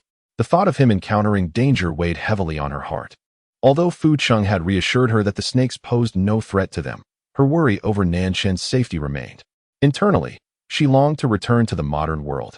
Yet she was reluctant to endanger innocent lives due to her own circumstances. Having deceived them already left her feeling guilty. If anything were to happen, she truly did not know how to face them. Nanshan set down his prey and transformed back into human form, remarking, "The forest is not abundant with animals." Thus the hunt took some time. It had indeed required considerable effort to capture the antelope, as he had to venture far into the woods before encountering one. "You've worked hard. Please, eat," he continued. "I am quite full and will take a moment to rest." With that, Jiang Nian-nian curled up, resting her chin on her knees and closing her eyes. In truth, she felt no fatigue. In this world of beasts, she indulged in sleep at every opportunity, whether from hunger, boredom, or weariness. Her rest had been ample, yet she wished to avoid witnessing the gruesome sight of the two beasts devouring raw flesh. Typically, they would keep their distance while eating, but today, likely for her safety, they remained close by, leaving her little choice but to feign sleep. This way, no one would feel uncomfortable. Perhaps the forest was too quiet, or perhaps Fu Cheng and Nanshan were simply too near. It could also be that with her eyes closed, her hearing became more acute. Consequently, she could distinctly hear the sounds of their teeth-piercing flesh, the crunch of bones breaking, and the tearing of their prey resonating clearly in her ears. Jiang Nian-nian suppressed the discomfort in her heart, continuously reminding herself that she had been evading reality for 2 days. It was time to adapt to life in this place. If she truly could not return to the modern world, she would have to live alongside Fu Cheng and Nanshan. In the future, she must not only refrain from expressing her feelings upon hearing or seeing them, but also maintain an impassive demeanor to avoid appearing as an outlier. At last, the sounds of eating ceased, followed by a rustling noise, and then silence enveloped the surroundings. Shortly thereafter, Fu Cheng's voice broke through the quiet, calling her name. "Nian-nian?" Chapter 22. Resigned to the search, Jiang Nian opened her eyes upon hearing the voice, smiled gently, and replied, "I was merely resting my eyes, not asleep." It seemed Fu Cheng had noticed that she was still awake, prompting him to tentatively call out to her. "Are you certain you wish to return without having found your belongings? We could spend the night outside the dense forest and venture in tomorrow to search. This way, you need not worry about encountering snakes." Her determination to search indicated that what she had lost must hold great significance for her. Fu Cheng did not wish for her to harbor any regrets. Jiang Nian-nian shook her head resolutely, firmly declining. "Let us return. There is no point in searching further, for it is likely that nothing remains to be found." After traversing such a vast expanse today, if there were any anomalies within this dense forest, she would have discovered them long ago.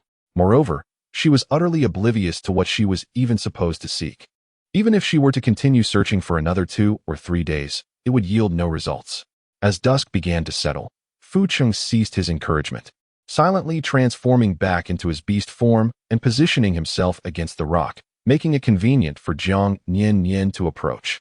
Jiang Nian-nian rose from the stone, carefully climbing atop the tiger's back. Once she settled comfortably, Nanshan transformed back into his beastly form, following closely behind Fu Cheng. With no urgency to rush this time, both beasts ambled leisurely, unlike their earlier frantic pace. On the journey home, Jiang Nian-nian no longer felt the tension she had experienced during her first ride on the tiger's back. She knew she was safe on Fu Cheng, who would certainly not let her fall. Thus, there was nothing to worry about. Occasionally, she would gaze up at the bright stars in the night sky or admire the unfamiliar flowers and grasses beneath her. Whenever fatigue set in, she would rest on the tiger's back, feeling utterly at ease throughout the journey. At some point, while resting atop the tiger, Jiang Nian-nian drifted into a deep slumber. Nanshan, walking steadily behind Fu Cheng, kept his watchful eyes on her. Noticing that she had truly fallen asleep, he took a few quick steps forward, transformed into his human form, and gently tapped Fu Cheng's back, signaling him to halt. He carefully lifted the sleeping female from Fu Cheng's back and softly said, "Since Nian-nian is asleep, let us take a moment to rest here. There happens to be a large stone slab ahead. As we left without any animal hides, you might as well provide Nian-nian some comfort in your beast form." His lion fur was coarse and short, far less soft than Fu Cheng's luxurious coat. Originally intending to hold Nian-nian and rest directly on the grass, he hesitated, fearing that insects might bite her, given her delicate skin, in contrast to their own. Fu Cheng flicked his tail, careful not to disturb Jiang Nian-nian, and approached the stone slab, lying down sideways to expose his softest underbelly. Nanshan placed the girl beside Fu Cheng and watched as she frowned upon touching the cold, hard surface, instinctively burrowing closer to the tiger, almost yearning to lie upon his belly. Unable to suppress a chuckle, he observed how this small female had indeed turned Fu Cheng into her makeshift cushion. Seeing Fu Cheng's tail wagging joyfully as he was used as a pillow, the sight was so comical that it was hard to look at. Thus, Nanshan chose to lie down beside Jiang Nian-nian, preferring to keep the amusing scene out of sight. Jiang Nian-nian had a dream in which she felt a slight chill, only to find a blanket draped over her. She then enjoyed a deep slumber, but upon awakening, a pang of hunger struck her. To her astonishment, she discovered a plate of roasted duck and a dish of braised pig trotters on the dining table, accompanied by a large bowl of boiled fish slices. She tore off a piece of the duck leg and took a hearty bite, only to be met not with the savory flavor of duck, but rather with a furry sensation in her mouth. Jiang Nian-nian was suddenly jolted awake, her drowsiness dispelled in an instant. As she opened her eyes, she realized she was curled up against the belly of a tiger, with her mouth full of its soft fur. Hastily releasing her grip, she noticed a certain spot of glistening fur on the tiger's abdomen and instinctively wiped it clean. Although her saliva was removed, the tiger's fur remained damp. "Apologies, I just had a dream. I accidentally mistook you for a dish," she said sheepishly. Fu Cheng let out a few low calls, only to remember that Jiang Nian-nian did not comprehend his words. He shook his head, likely pondering that since he would soon need to carry her in his beast form, it would be too cumbersome to keep shifting forms. Therefore, he chose to remain in his animal shape, lying on the ground like a cat. Seeing a large tiger exhibit such endearing cat-like behavior made Jiang Nian-nian smile, her eyes curving with delight. She recognized that it was perhaps inappropriate to label this grand creature as cute, yet she couldn't help but feel that Fu Cheng's posture, with his head resting on his robust forepaws, was irresistibly charming. Jiang Nian-nian extended her hand and gently caressed his ears adorned with striking black and white stripes. They were soft and fluffy, the tactile sensation surprisingly delightful. It is worth noting that not everyone has the privilege of touching a tiger's ears. Enthralled, she employed both hands to indulge in the experience. Fu Cheng, unsure whether it was the ticklishness or something else, folded his ears back in an attempt to evade Jiang Nian-nian's playful torment. Yet, he could not escape her grasp. As she embraced his tiger head and lavished it with affectionate needs, even tracing the character for king on his forehead with her fingers. The sensation was both ticklish and tingling, prompting him to seek a stone to rub against, though he refrained, fearing it would displease Jiang Nian-nian. She rarely allowed herself to unwind and be so close to him, and Fu Cheng was reluctant to disrupt such a beautiful moment. Jiang Nian-nian felt a peculiar sense of euphoria, as if she were daring to exert her influence upon the mighty tiger itself. In truth, it had only been a mere few days, yet she had already lost all trepidation towards the formidable beast before her. The transformation had indeed occurred with astonishing rapidity. However, who could blame her when Fu Cheng indulged her whims at every turn? Nanshan approached from an unknown direction, observing the intimate interaction between the girl and the tiger, unable to suppress a flicker of envy in his eyes. He pondered when Nian-nian might come to appreciate his beastly form. After all, his physique was equally imposing, albeit lacking the intricate patterns that adorned Fu Cheng. Nevertheless, he found his own features quite handsome, particularly his majestic mane, which he took great pride in. As he drew near to Jiang Nian-nian, Nanshan spoke. "Nian-nian, I have gathered some fruits for you nearby. They may not be particularly delectable, but you can have a few to tide you over until we return, when I promise to fetch you those delightful red berries from yesterday." Casting a glance around, Jiang Nian-nian made her way towards the riverbank on the eastern side of the stone slab. "All right, please bring the fruits to the riverbank. I shall wash my face and cleanse the fruits as well. If they are not tasty, so be it. When in the wild, one must make do with whatever is found. What is there to be fussy about?" Fortunately, the path from the stone slab to the riverbank was adorned with lush, delicate grass, making her journey comfortable despite her bare feet clad only in socks. Chapter 23. What are we searching for? After casually splashing some water on her face and rinsing her mouth, she felt a renewed clarity in her mind. Turning, she noticed that Nanshan had already washed all the fruits beside her. Jiang Nian-nian felt somewhat helpless. "I'm not saying that I'm incapable of washing it myself. You always do everything for me." She was on the verge of becoming utterly dependent on the two of them. Nanshan handed Jiang Nian-nian the fruit enveloped by the leaves. "I've washed it for you. You can enjoy it right away." Jiang Nian-nian fell silent once more. The two of them tended to her as if she were an infant utterly devoid of skills, almost eager to chew her food for her. As they handed her the fruits, Nanshan presented a collection of green fruits he had gathered that day, firm to the touch and diminutive in size. Resembling unripe apples in their appearance, Jiang Nian-nian picked up one of the fruits and took a bite, the sourness nearly making her teeth ache. Oh, how tart! Its potency surpassed that of gnawing on a lemon. She now felt that not only her mouth was sour, but her stomach was as well. So, the unpleasant taste that Nanshan mentioned referred to this. She had assumed it was merely the blandness of the fruit. To her surprise, the flavor was so stimulating that one bite invigorated her senses. Nanshan paused, his brow furrowing in a moment of gloom. I have scoured this vicinity, yet found no other fruits. Only this one remains. The cold season has only just passed, and it is not the time for fruits to be abundantly ripe. Upon exiting the dense forest, the number of trees dwindled along the way. She refrained from consuming grass or meat, relying solely on fruits. However, fruits were not available in every season. Only after the hot season did they flourish and taste delightful. Now that the cold season had just ended, it was no wonder that fruits were scarce. It became evident why her physique appeared so petite. The limited food options left her undernourished. Even the fruits had to be selected carefully. Yet, in the cold season, the absence of fruits posed a dilemma. For they spoiled easily in caves and could not be stored like grass for long. What would she do during the cold season? The more Nanshan pondered, the more anxious he became, fearing that she might starve due to the lack of food. In truth, he had searched for quite some time to gather these sour fruits. However, he would not share these worries with Jiang Nian-nian, for it was the male's duty to care for the female. Failing to do so was simply an inadequacy, regardless of the reasons. Sensing Nanshan's despondency, Jiang Nian-nian hastily reassured him, I cannot eat this directly, but I still adore it. There is another way to enjoy it that suits it perfectly. Let's gather more and take them back to the tribe. I shall prepare something delicious for you all. In this era, there were certainly no condiments, yet these sour fruits were not entirely without merit. They could be brought back to serve as vinegar. Moreover, it was merely a few fruits. Missing a meal would not be catastrophic, would it? Why was he suddenly so melancholic? Little did she know. Nanshan's concern stemmed precisely from her exclusive fruit diet and the potential for starvation when the fruits ran out in the cold season. Very well. The place where I gather fruits is along our path.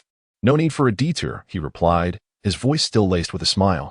Even though Jiang Nian-nian sensed his lingering sadness, yet she could not fathom the reason behind it, so she chose to dismiss the thought. Fu Qing remained lazily sprawled on the stone slab, his tail swishing back and forth. He had not slept well at all last night. As Jiang Nian-nian was restless on his belly, constantly complaining of being cold and burrowing into his embrace, only to later exclaim she was too warm and kick him away. Though she could not dislodge him, she ended up pushing herself aside, prompting him to extend a claw to pull her back to avoid her waking up on the stone slab and lamenting about its hardness, which would leave her with a sore waist. Finally, in the latter half of the night, she found a moment of peace. But then she slipped into a dream of unknown origins.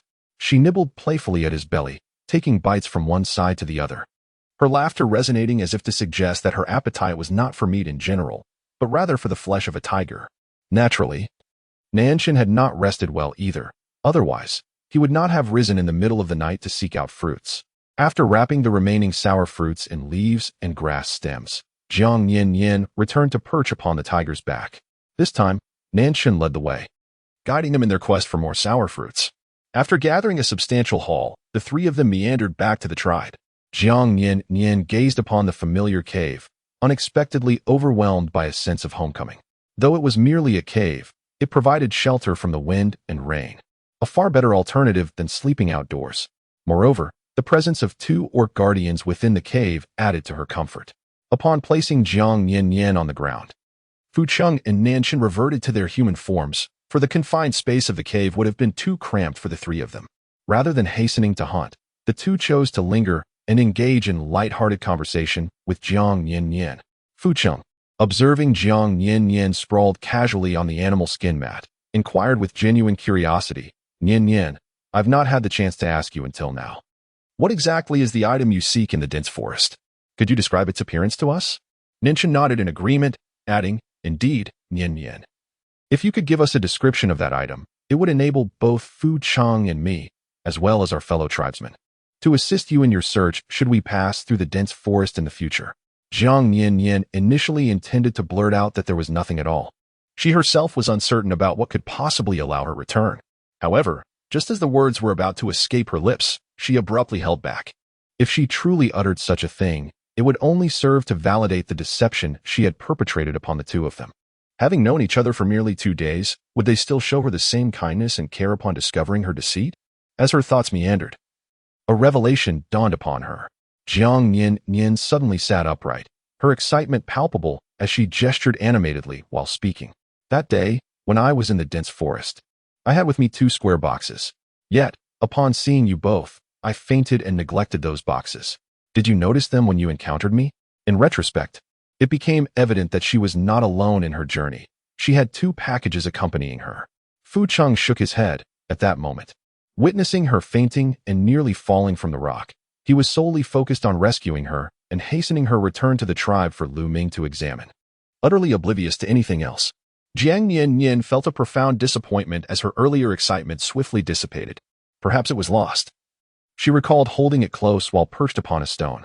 Despite searching extensively there yesterday, they had failed to find anything. It was likely taken by another orc. The events of recent days had been quite overwhelming for her, and she had nearly forgotten about it. As for what lay within the box, she remained oblivious. Chapter 24. A surprising gift. The day she went to collect her package coincided with the spring equinox. The following day marked her birthday. During those few days, she had refrained from purchasing anything. Thus the 2 parcels must surely be her birthday gifts. Reflecting upon it, she found it rather miraculous that she had traversed realms while clutching her birthday presents. Yet now, the gifts were lost. Whether to feel regret or not was moot. Given her current predicament, material possessions were of little concern. Nanshan sat in contemplation for an extended period before finally rising and exiting the cave. After some time, he returned with 2 cardboard boxes, precisely the ones he had retrieved from the dense forest that day, still marked with numerous deep bite impressions. As Jiang Nian-nian beheld the items in Nanshan's hands, she rushed over, her face alight with surprise. Wow, Nanshan, you are truly remarkable. I can't believe you found them. Initially, she had thought the items were lost forever, yet here they were, presented to her by Nanshan. Her heart brimmed with the joy of rediscovery. Nanshan, somewhat bashful, handed the box to Jiang Nian-nian and explained, after witnessing you faint that day, I thought these peculiar items might be of use to you, so I brought them back. Upon returning, Fu Cheng took you back to the cave, while I went to consult the shaman, Lu Ming, to attend to your ailment. In my haste, I must have left the box behind in Lu Ming's cave. When you awakened, you didn't inquire about the box, and I too had forgotten about it until you mentioned it just now. It took me quite a while to remember that I had inadvertently left it with Lu Ming. I was concerned that if I mentioned it, and it couldn't be retrieved, you would be disappointed. Thus, I opted not to tell you, intending to bring it back once I found it. Fortunately, Lu Ming has never been fond of tidying up his cave. He himself was unaware that 2 boxes had mysteriously appeared there. Once I located them, I brought them back for you. Had I known your return to the forest was solely to retrieve these boxes, I would have ensured you didn't make the trip in vain. Jiang Nian-nian had already begun deftly tearing the tape, unable to contain her joy as she praised, You're so thoughtful. Thank you, truly thank you. I never imagined I could still unpack 2 packages even in this beast world. Nanshan didn't quite understand her words, but seeing her happiness brought him joy. Jiang Nian-nian opened the first slightly smaller cardboard box and unwrapped the gift inside. Overwhelmed with joy, she nearly leapt with excitement. Nestled within was a set of exquisite brand knives, including a bone cleaver, a multifunctional knife, a slicing knife, a paring knife, kitchen shears, along with a sharpening stone and a knife block. Each tool was remarkably practical, especially in a place where resources were scarce. In this savage world, possessing such items made Jiang Nian-nian feel more elated than if she had struck gold. Of course, even if she had stumbled upon wealth now, it would hold little value. With a trembling hand, she picked up a paring knife and carefully sliced open the second larger box. Inside lay a beautifully crafted wooden chest. Jiang Nian-nian opened the wooden box, only to discover it was a complete sewing kit. Within it lay scissors, needles, threads, measuring tape, and buttons, everything one could possibly need. Her eyes sparkled with joy, nearly narrowing into slits as she proclaimed that this year's 2 gifts were the most thoughtful birthday presents she had ever received. It was evident that the exquisite set of cutlery must have been a gift from Lin Shi, for she adored cooking, and during their cohabitation, It was she who primarily prepared their meals. Lin Shi would often lament over his struggles to lose weight since living with her, as he indulged in her culinary creations. As for the sewing kit, it had undoubtedly been a gift from her cousin Xiao Xiao. Recently, she had assisted her cousin in crafting garments for the little one Xiao Xiao was caring for, but lacked thread that matched the fabric's hue. So she had resorted to using a different color, thinking it wouldn't be noticeable. To her surprise, her cousin, with her meticulous nature, gifted her an entire set of thread in matching colors for her birthday. Nevertheless, Jiang Nian-nian was quite fond of it. In this modern age, sewing supplies may not seem particularly rare or valuable, yet in this primal world, they would undoubtedly prove invaluable, especially for stitching animal hides. If she were to continue residing here, she would likely need to sew her own garments from animal skin, considering that the males here wore no clothing at all. And even the females merely wrapped themselves in animal hides when venturing out. She could hardly expect to find clothing available for purchase in this realm. As Jiang gazed delightedly at the peculiar box before her, two male beasts could not help but cast curious glances at the strange containers and the unfamiliar contents within. After she had tinkered with the items for a while, she finally noticed the two beasts beside her, whom she had inadvertently overlooked. Feeling a bit sheepish, she inquired, "Are you curious about what is inside?" Perhaps she had momentarily lost her composure, too engrossed in her own thoughts about future endeavors to acknowledge the eager gazes of the two living beings beside her. Both Nanshin and Fu Cheng nodded in unison. Indeed, they had never encountered such items before, and they found them intriguing. Neither Nanshin nor I have seen these things before. Even this wooden box is a first for us. It is exquisitely crafted, its surface smooth and polished. The box appears to be coated in a layer of lacquer, lending it a lustrous sheen. Jiang Nian-nian retrieved a knife set from its case and explained, "Within this set lies an assortment of knives. The smaller ones are intended for slicing fruits, while the larger ones serve the purpose of cutting meat and vegetables. The most substantial knife is designed for cleaving bones. When in use, one should grasp the handle at the rear and apply gentle pressure. The blade is exceedingly sharp, so it is imperative to avoid contact with the skin, lest one suffer injury and bleed." Fu Cheng seized a fruit knife and lightly traced the tip along the edge of the beast hide mat. Instantly, a gash appeared on the mat, showcasing the knife's formidable prowess, akin to that of their claws. With such knives at their disposal, the task of cutting small items would no longer necessitate the cumbersome transformation into beast form. However, Jiang Nian-nian's delight was abruptly dampened by the realization of the orc's formidable strength and razor-sharp claws, rendering her pride in a mere set of kitchen knives rather insignificant. "Nian-nian, what lies within this box?" South Chen inquired, his curiosity piqued by the peculiar assortment of items in the other wooden box, whose shapes and textures were entirely unfamiliar to him. Each item was remarkably small, and he found himself intrigued by the craftsmanship behind such tiny creations. Jiang Nian-nian picked up a circular plastic needle case. "This is a sewing kit. Within it lies a collection of fine needles, which can be threaded with delicate strands of thread from the cylinder to stitch together animal hides. Once the hides are carefully cut, they can be sewn into garments akin to the one I am wearing. The scissors inside are specifically designed for cutting the hides. The remaining items are merely small tools utilized during the garment-making process." Chapter 25. Is salt useful without fire? Jiang Nian-nian quietly observed the expressions of the two individuals, as Fu Cheng experimented with a knife on the animal hide while Nanshin fiddled with the needles and threads in the box. Both were merely intrigued and entertained by these items, showing no curiosity about their origins. Their acceptance of new things was quite high, which secretly relieved her. However, regarding her own origins, she was uncertain whether to divulge the truth to them. After much contemplation, Jiang Nian-nian resolved to wait until she became more familiar with them before considering such a disclosure. At present, she feared being perceived as an outcast or a monster. Fortunately, neither Fu Cheng nor Nanshin possessed an inquisitive nature that pried into every detail. As long as she remained silent, they would never press her for answers.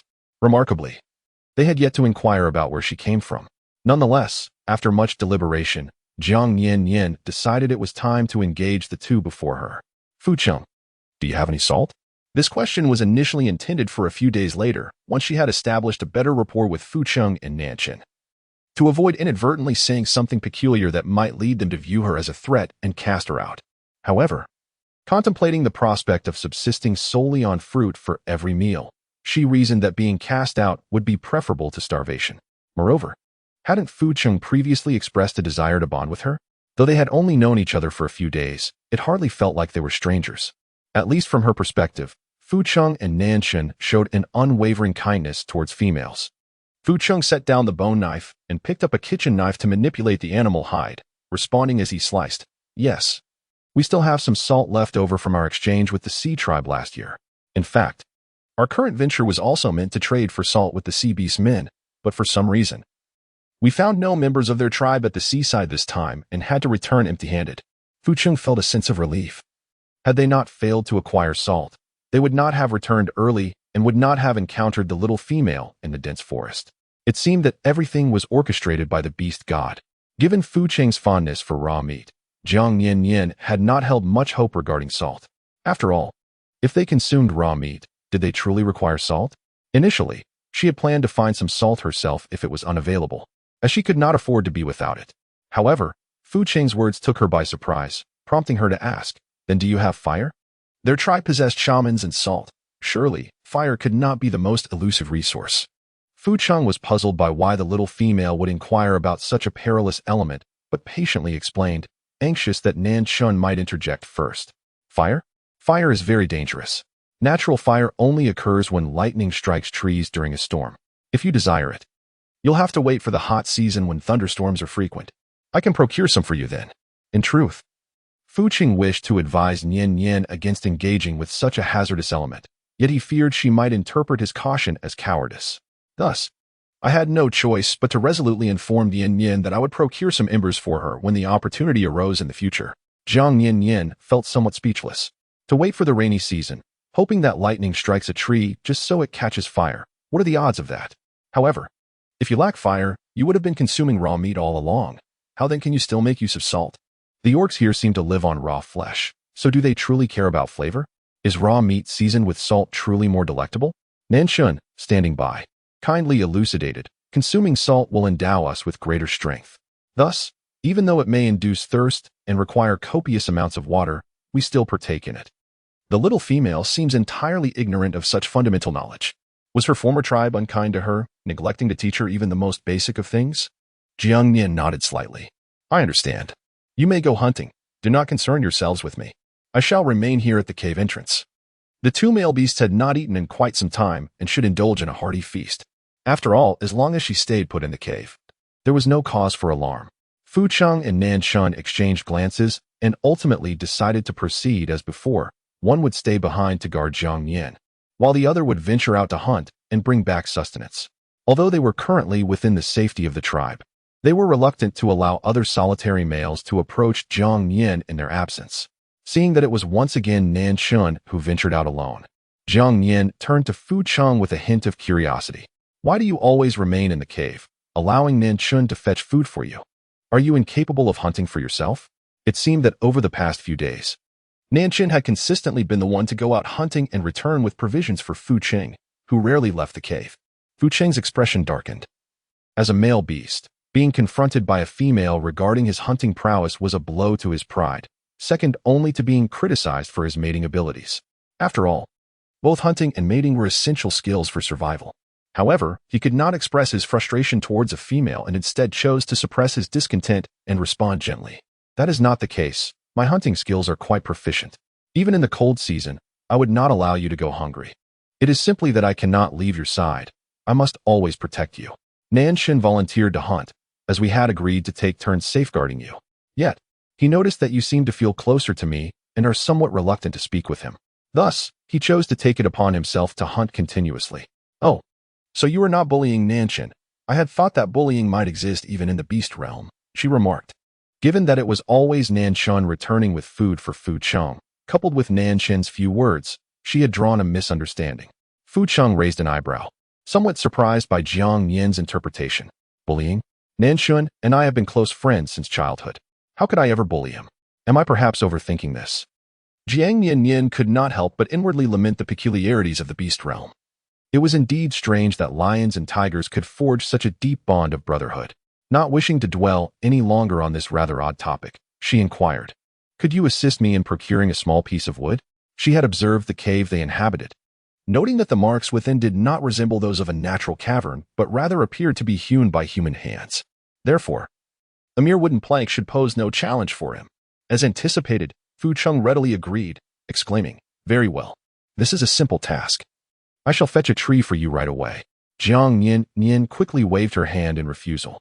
All she desired was a small wooden plank. There was no need for such extravagance. Moreover, where would she even place a whole tree? It was unnecessary to go to such lengths. She merely required a piece of wood about the length of her forearm, preferably with a hole carved into it. Additionally, she requested a slender stick, slightly narrower than the hole. Chapter 26. The Quest for Fire by Friction. She had observed the cave where they resided, and the markings within did not resemble those of a natural cavern.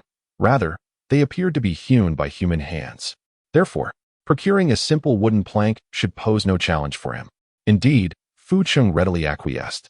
All right, that's easy. I'll fetch a tree for you right away. Jiang Nian-nian hurriedly waved her hand in refusal. All she desired was a small wooden plank. There was no need for such extravagance. Besides, where would one place a drag tree?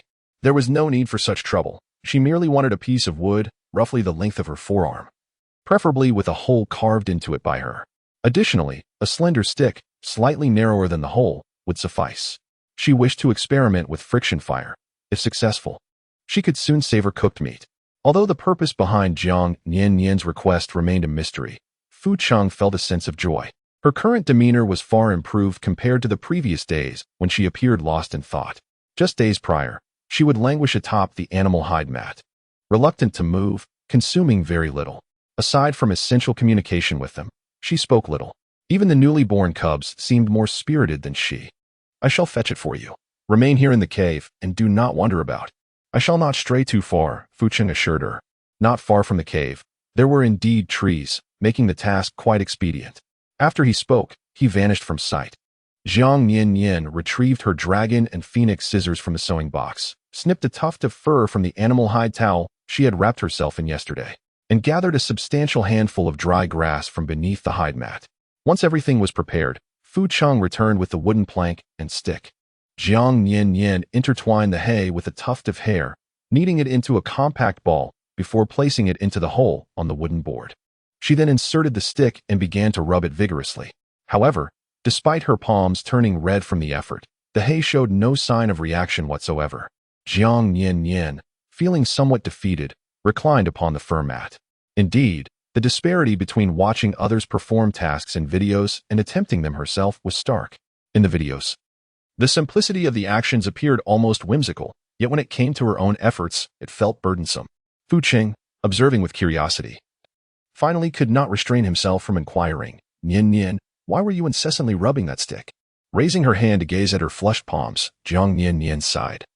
I wanted to experiment with fire by friction, but alas, I was unsuccessful. Even if I were fortunate enough to have a set of knives from my journey, without fire, I would still be unable to cook the meat. Fu Cheng opened his mouth to respond, but his peripheral vision caught sight of Nanshan, who returned bearing a bounty of fruits in one hand and a catch in the other. Nanshan is back, and he has brought your favorite fruits. After you have eaten something, shall I assist you in your endeavor once more? I see your palms are quite sore. Though he was unaware of the intricacies of fire by friction, he felt confident in mimicking the small female's earlier actions with the stick. Jiang Nian-nian responded with a soft hum, obediently rising from her animal hide mat to wash her hands by the riverbank. She then returned to her place on the mat, accepting the freshly cleaned fruits handed to her by Nanshan, and began to eat them one by one. She had originally planned to roast meat for lunch if she could manage to start a fire. However, she was taken aback by the unforeseen circumstances that thwarted her plans. She simply could not ignite a flame, rendering her hopes of roasted meat utterly futile. Instead, she continued to consume the fruits. She yearned for savory and spicy flavors, desiring something with a different taste. Although this red fruit was far more palatable than the sour one she had previously eaten, the thought of subsisting solely on fruit for 3 meals a day left her feeling uncomfortable. The mere notion of potentially suffering from malnutrition due to a fruit-only diet made Jiang Nian-nian feel even more distressed. Jiang Nian-nian, while nibbling on a fruit, fantasized that the fruit in her hand was fried chicken, which made it taste a tad more delightful. Once the three of them had satisfied their hunger, they gathered once more around the wooden board to investigate the art of friction fire. Jiang Nian-nian, drawing upon her limited experience, guided Fu Cheng as he attempted to rub the sticks together. After Fu Cheng's failure, Nanshan took his turn, yet he too met with defeat. Jiang Nian-nian, finding no hope of kindling a fire, decided to retreat back to her fur mat for a nap. In the vastness of the world, sleep was her greatest solace. She had nearly begun to regard slumber as a form of entertainment. Whether in joy or irritation, in boredom or contentment, she chose to sleep.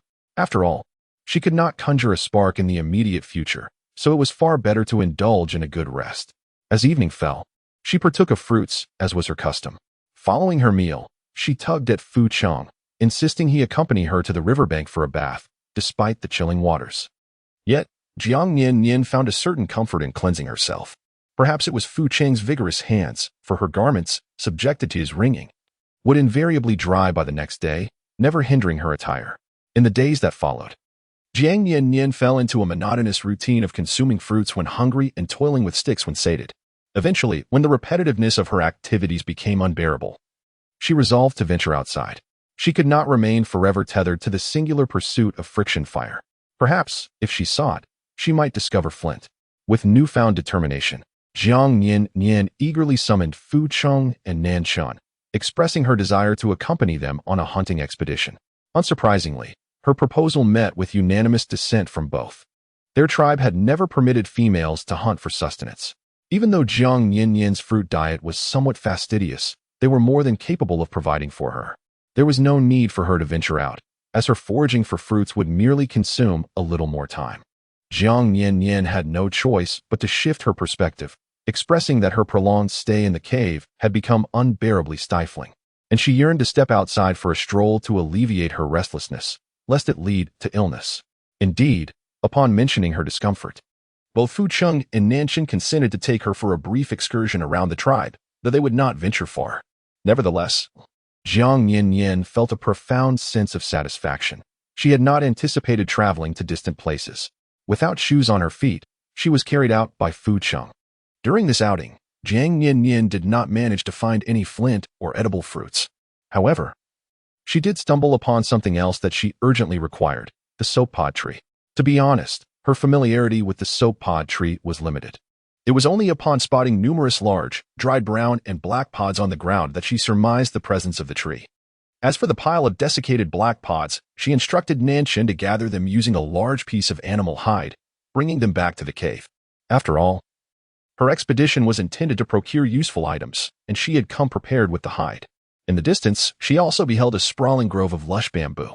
The growth was quite promising, and it was currently the season for bamboo shoots. However, lacking a source of fire, she could not indulge in them.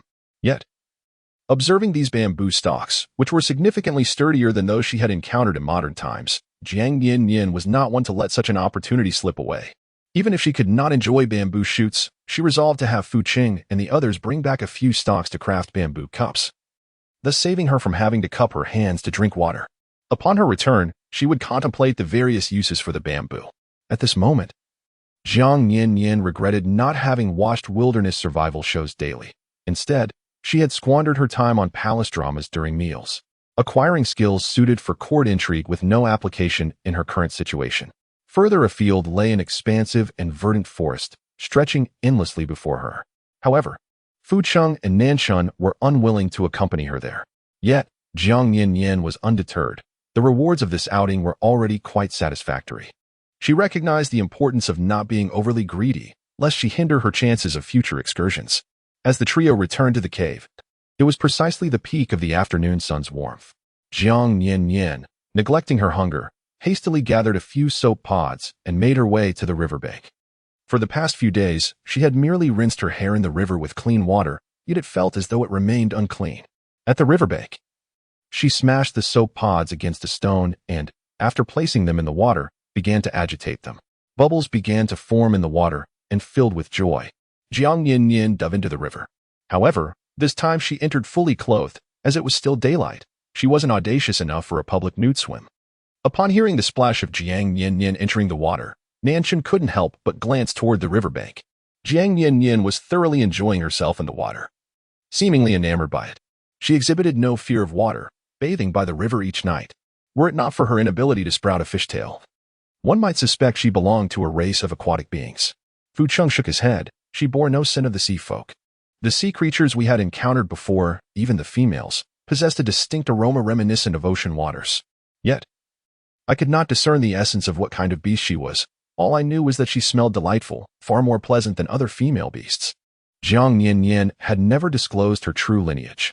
Nanshan observed her figure in the distance, pondering that perhaps she had not been well cared for in her previous tribe, which accounted for her lack of understanding about many things and her reluctance to recall her past. This was precisely why he and Fu Cheng refrained from probing into her history, if their suspicions were accurate. Such a precious female must have endured considerable hardships in her past. They wished to spare her from reliving those sorrowful memories, regardless of what had transpired before. It was now behind her. She would be well looked after in the future. After speaking, Fu Cheng rose, taking 2 pieces of white beast skin from the mat, and proceeded toward the riverbank. Jiang Nian-nian had already washed her hair with soap pods, but she would have to wait until the evening to cleanse her body. She felt that washing her hair at night would be too chilly and feared that without a hairdryer, it would not dry easily. Thus, she made a point of washing it at noon. Just as she emerged from the river, she noticed Fu Cheng approaching with animal hides. "Well, Fu Cheng, your timing is impeccable, not a moment off. You usually take about this long for your baths," she exclaimed. Fu Cheng chuckled softly, wrapping a small piece of hide around Jiang Nian-nian's head and handing her a larger piece while turning away, aware of her modesty. Through these days of interaction, Fu Cheng had gradually come to understand Jiang Nian-nian, realizing that she would never remove her damp clothing if he were to watch. Jiang Nian-nian concealed herself beneath the animal hide, swiftly shedding her drenched garments. She then settled upon a smooth stone, polished by the caress of the river, wrapping herself in the hide as she wiped the droplets from her hair. "Fu Cheng, I must trouble you today to assist me with my laundry," she remarked. Previously, she would wash her clothes under the cover of night, merely wetting them while swathed in the hide. However, with the availability of soap pods today, a thorough cleansing was in order. Yet, the daylight posed a challenge. Crouching here in the hide to wash her clothes felt rather inconvenient. She worried about inadvertently exposing herself. For beneath the hide, she was entirely unclad. In the darkness of night, she could comfort herself with the thought that no one was around to see, but now, in broad daylight, her courage waned. Fu Cheng, holding the garments Jiang Nian-nian had discarded, immersed them in the water. "I have long offered to wash them for you. It is you who always declines my help." To him, assisting the female in hunting and tending to her pelts was a natural duty, one that all the males in the tribe performed. He had previously noted her struggle to wring out the water from her garments and had offered his assistance. Yet her shyness had compelled her to refuse his help at every turn. Jiang Nian-nian lowered her head, feeling somewhat embarrassed. "She didn't wish to burden you when I could wash by myself. Oh, by the way, you can crush the soap pods we gathered today in water and use the resulting bubbles to wash the clothes. This method will make them cleaner. Rest assured. Having observed you wash so many times, I have learned the art of laundering." Watching his adept movements, Jiang Nian-nian smiled. Typically, when she was occupied, Fu Cheng would always be at her side, watching over her. She thought he did so merely to protect her, unaware of his attentiveness. Today, circumstances left her with no alternative. After all, she possessed only one set of clothes, making it quite inconvenient. Previously, as the weather gradually warmed, she had taken to washing her clothes at night, allowing them to dry by day, thus not hindering her ability to wear them. She hadn't given it much thought. In truth, now that she had needle and thread, she might attempt to fashion a few garments from animal hides for herself, preventing any recurrence of today's awkward predicament. While washing the clothes, Fu Cheng engaged in light conversation with Jiang Nian-nian. "Nian-nian, it is the duty of a male beast to care for a female. There is no question of inconvenience. Even though we have yet to bond as partners, I, as a male, should take proper care of you." He was quite concerned about Jiang Nian-nian's discomfort with being cared for by a male, pondering just how dire her previous tribe's circumstances must have been to render her so cautious and unaccustomed to receiving care. In a tribe, while a female has yet to select a mate, all the unattached males take it upon themselves to care for her. This is not only to ensure they are prioritized when she decides to choose a partner, but also a fundamental responsibility of the males in the tribe. Females are rare and precious. Only through diligent care can the tribe harbor greater hopes for strength and survival. Jiang Nian-nian listened to Fu Cheng reciting the man's virtue classic once more, feeling a mix of amusement and exasperation. In a moment of distraction, she suddenly realized that Fu Cheng was clutching her delicate undergarment, diligently washing it with soap bubbles. She quickly intervened. "Wait, Fu Cheng, set those little garments aside. I can wash them myself when I have the time." As she spoke, Jiang Nian-nian felt her cheeks flush with embarrassment. It was her own oversight. She had tea separated them while undressing. Chapter 28. Remarkable fingernails. Fu Cheng continued to wash the tiny piece of fabric in his hands. You have no clothes to wear and are unwilling to come out. Once the garments are dry, then you'll have time, he reasoned. It's better if I wash them together. That way, it won't delay your ability to dress. Over the past few days, he had come to understand Jiang Nian-nian's habits.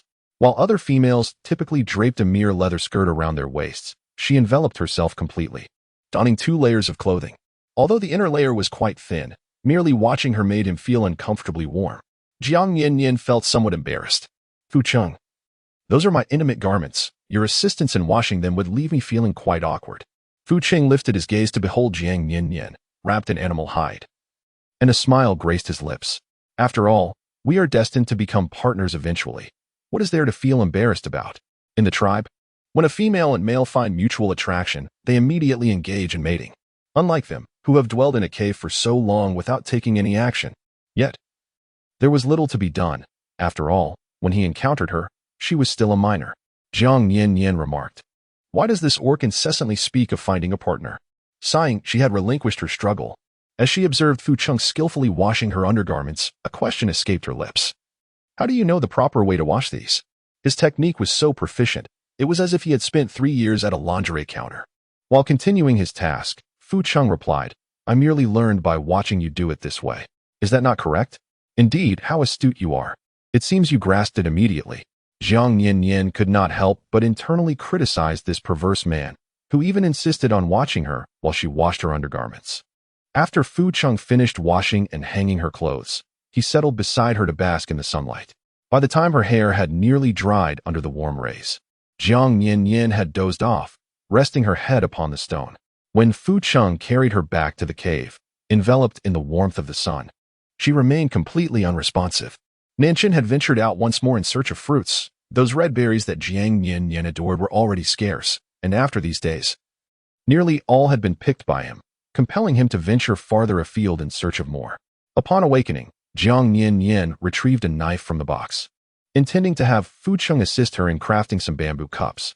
However, to her surprise, upon hearing the request to cut the bamboo into segments, Fu Cheng extended his clawed hand without waiting for her to pass him the knife.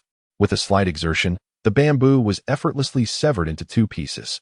In but a moment, a single long and robust piece of bamboo had been transformed into numerous smaller segments, precisely the bamboo cups Jiang Nian-nian desired.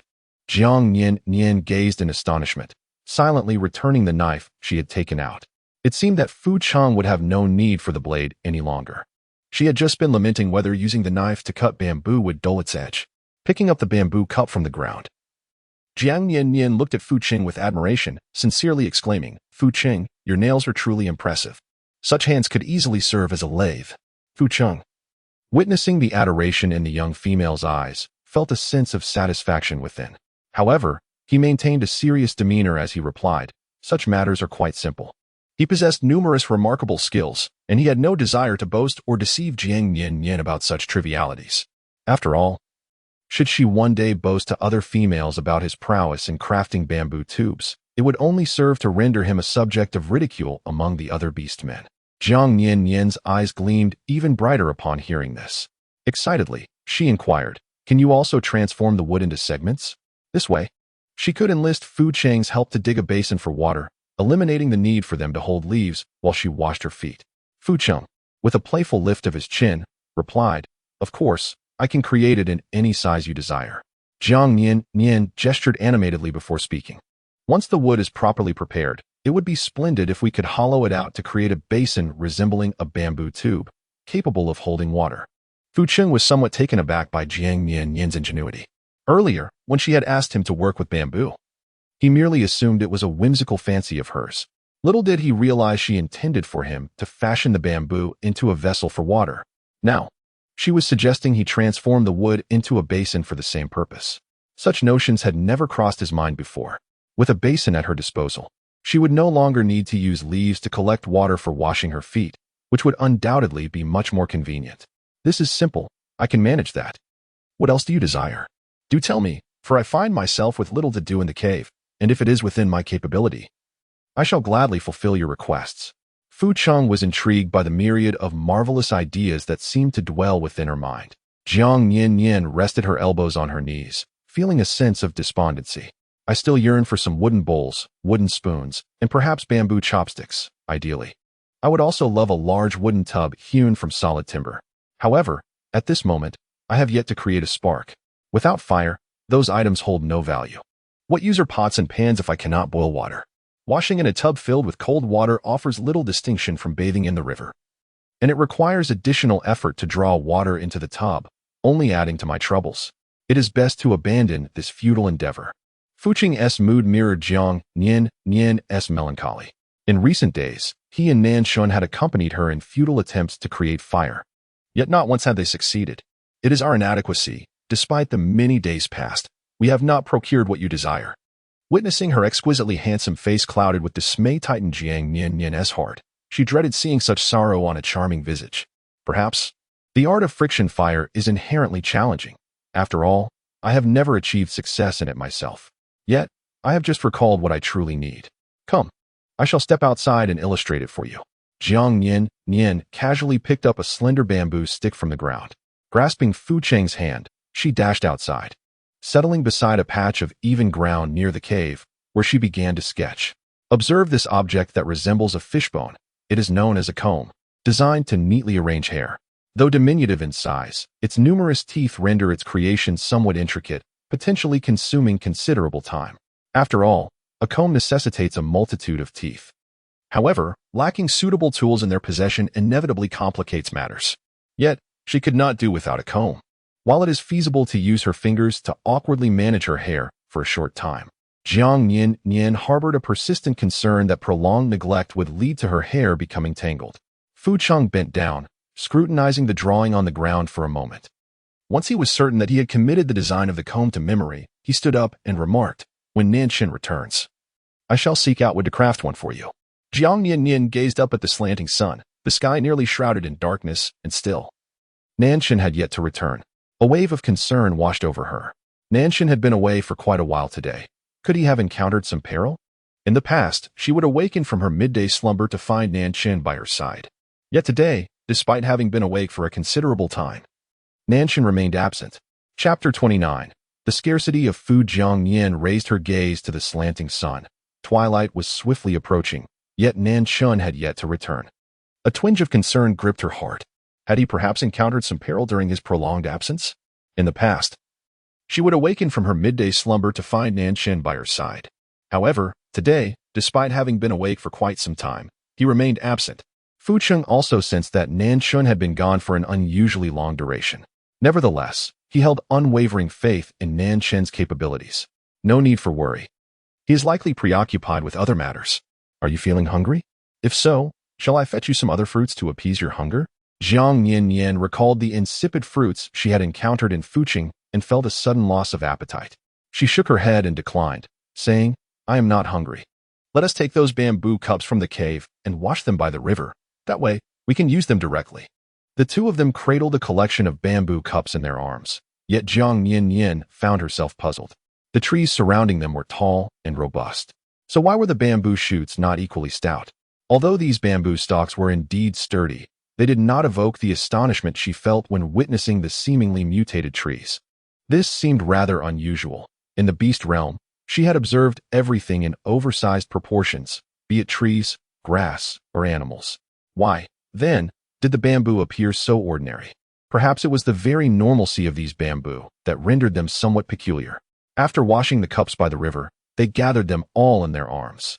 The section of bamboo forest they had visited was newly sprouted and indeed quite small. However, in the direction of the mountains, there lay a vast expanse of bamboo that had flourished for a considerable time, resulting in notably thick stalks.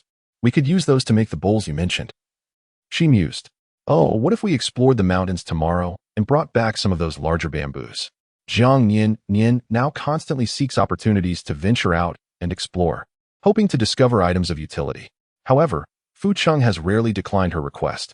No, the mountains beyond are far too perilous. You cannot go.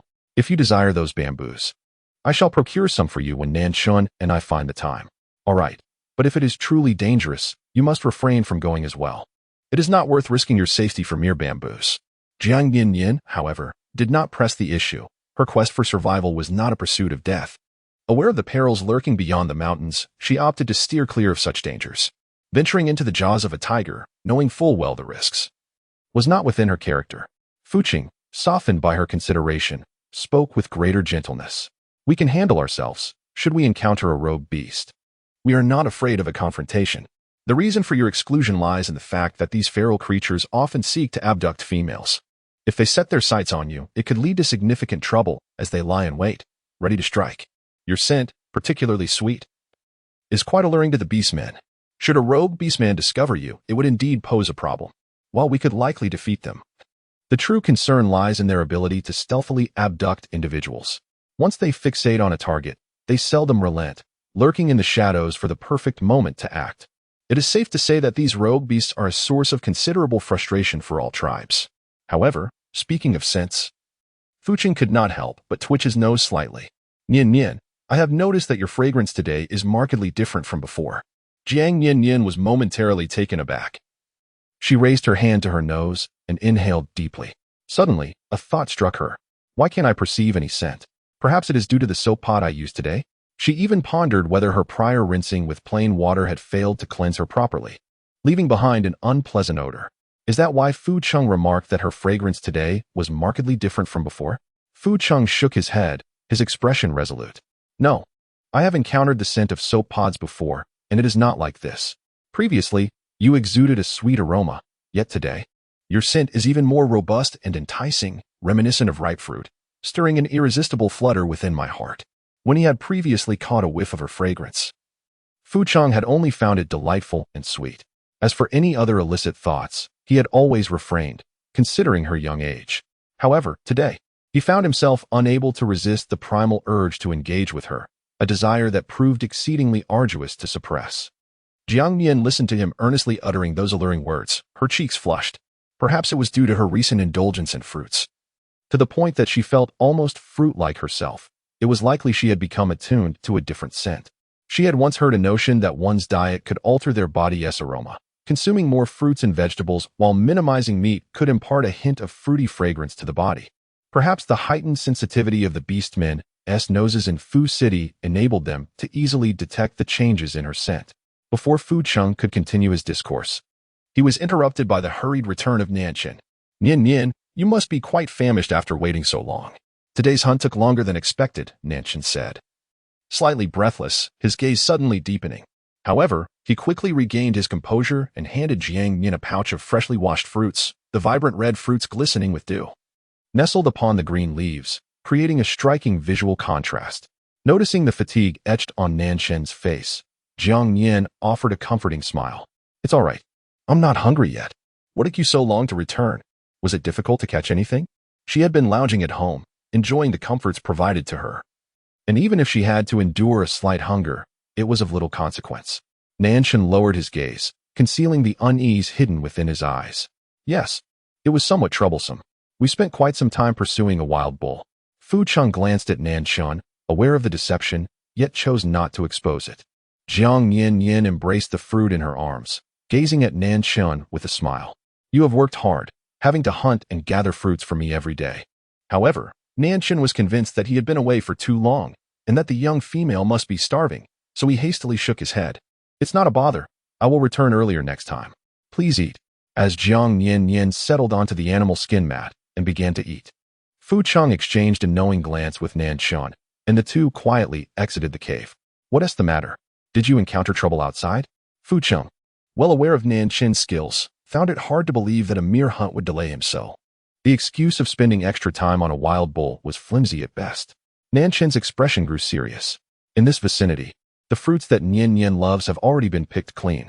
I ventured further afield, but there aren't many to be found there either. Those I just brought back were gathered from a distance. I will have to search even farther tomorrow. Nian-nian does not eat meat or grass. She only enjoys fruits that are juicy and sweet. However, the cold season has only just passed, and fruits are indeed scarce. What will happen if there is no food for Nian-nian? Fucheng's expression mirrored Nanshan's concern. The limited variety of food that she enjoys was a shared worry. Chapter 30. The discovery of fire tomorrow. I will have the single beasts in the tribe, who have no females to care for, join you in the search for fruit. If you find any, do not pick it all at once. Mark the locations and gather it gradually over time. Nian-nian prefers fresh produce. Although he had previously been reluctant to involve other beasts in caring for Nian-nian, fearing they would form too strong a bond with her, circumstances had changed. Both he and Nanshan were stretched too thin. Nanshan alone could not gather enough of Nian-nian's favorite fruits, and he could not leave her alone in the cave. Faced with the dilemma of Nian-nian possibly going hungry versus the risk of her forming additional attachments, he prioritized resolving the food issue. Nanshan nodded in understanding. I see. But what is that scent on Nian-nian? It seems different from before. Fu Cheng fell silent for a moment. I'm not certain. It resembles a scent associated with estrus, yet it is distinctly different from that of the females. Nanshan pondered this for a moment. Never mind for now. You should eat something as well. With Nian-nian's food situation unresolved, neither of them had the heart for other thoughts. Moreover, they were uncertain whether Nian-nian was indeed in her estrus period. As for the desires stirred by her scent, they could easily be restrained by maintaining a distance. After a brief conversation outside, they estimated that Jiang Nian-nian must be growing tired and thus returned to the cave. That night, in an unusual turn of events, they did not lie beside her while she slept. Instead, the two individuals lay at a distance by the entrance of the cave. After all, the allure of her presence was too tempting, rendering them incapable of finding slumber in close proximity. The following day, the single beasts of the tribe were elated to learn they could venture forth to procure food for the females. Naturally, this filled them with great joy, as it signified an opportunity to care for the females, and thus a chance to form a bond with them. Early in the morning, a throng of orcs set out. Yet they returned with only a meager handful of the crimson fruits that Nanshan had mentioned. However, they did gather a haphazard assortment of other fruits, which nearly filled a large wooden basin freshly crafted in Fu City. Jiang Nian-nian gazed at the assortment of fruits in the basin, her thoughts drifting to Nanshan, who had been returning from the hunt later and later. She mused that perhaps the delectable red fruits nearby had been depleted. Yet, she remained silent, feigning ignorance. As she crouched gracefully on the ground, examining the bizarrely shaped fruits that had been washed, selecting and sampling a few. Some fruits tasted particularly astringent, rendering her tongue numb. Others bore a bitterness that belied their edibility. A few had an unpleasant texture, akin to biting into decayed wood. There were also the moisture-laden fruits that Fu Cheng had previously sought for her, devoid of flavor. After a round of tasting, Jiang Nian-nian's face contorted in distaste. Nevertheless, she managed to find a few fruits that were passable enough to stave off hunger. It became clear to Fu Cheng and Nanshan that Jiang Nian-nian was not solely fixated on the red fruits. She was willing to consume other varieties, which relieved them. If she was open to alternatives, they could venture farther afield to procure different edibles for her. A singular desire for the red fruits would have posed a significant challenge. Once her hunger was satiated, Jiang Nian-nian, with her mouth still tinged with sourness, began fervently rubbing wood together to create fire, her hands reddening with effort yet refusing to relent. She transformed her frustration into determination, for she desperately needed a spark. With fire, many of her dilemmas could be easily resolved, particularly the pressing issue of sustenance. However, success still eluded her. Jiang Nian-nian, feeling somewhat defeated, lay sprawled on the animal skin mat. As she turned her head, her gaze fell upon the two packages, prompting her to rise and bring them back to the mat. Consuming fruit daily had sapped her strength, leaving her weary and devoid of energy. It had been quite some time since she last savored meat, and she lacked the vigor to engage in sewing or any such tasks. Consequently, her sewing kit remained untouched. As for the set of knives, they were of no use to someone who subsisted solely on wild fruits. She simply longed for home and yearned to glimpse the tokens of affection she had received on her birthday, seeking to pass the monotonous hours filled only with fruit. Upon feeling the outer cardboard box, which had become somewhat damp and softened in the corner of the cave, Jiang Nian-nian decided to extract its contents, intending to take the box outside to dry. With only a few remnants of modernity surrounding her, she cherished them dearly. However, upon retrieving the knife box from within the cardboard, she discovered a small, unassuming red velvet pouch lying beneath it. So small and inconspicuous, it caught her attention. Jiang Nian-nian contemplated that it was likely a complimentary gift from the merchant, something she had previously overlooked, and casually picked it up to inspect. Upon unfastening the velvety pouch, she discovered a rectangular metallic object, reminiscent in size to a lipstick, albeit slightly wider than a lipstick case. As she lifted the lid, Jiang Nian-nian was taken aback, watching in astonishment as a small flame flickered to life beside her pressed finger. Overwhelmed, she burst into tears. She had tirelessly attempted to create fire through friction, her palms nearly smoking from the effort. Yet here was a lighter nestled within her delivery box. Was this some sort of jest? Jiang Nian-nian could never have imagined that a merchant selling kitchen knives would consider gifting her a lighter. The sentiment behind this unexpected gesture left her yearning to send a dream to her friend Lin Shi, imploring her to pen a 300-word review complete with illustrations for the seller. Outside the cave, Fu Cheng, who was crafting a comb for Jiang Nian-nian, heard her sobs. Alarmed, he cast aside the object in his hand and hurried back into the cave. Nian-nian, what troubles you? He asked, his heart racing as he beheld her tear-streaked face. Just moments ago, she had been perfectly fine in the cave, and now her sorrow was palpable. Fu Cheng reached out, intending to wipe away her tears, but hesitated. His hands were still soiled from chiseling the comb, and he knew how much Nian-nian cherished cleanliness. He could not bear to touch her with dirty hands, yet washing them now would take too long, and he did not wish to leave her alone in her distress. Thus, Fu Cheng stood there, torn between conflicting emotions, uncertain of how to proceed. Jiang Nian-nian rose from the animal skin mat, her hand tightly clutching a lighter.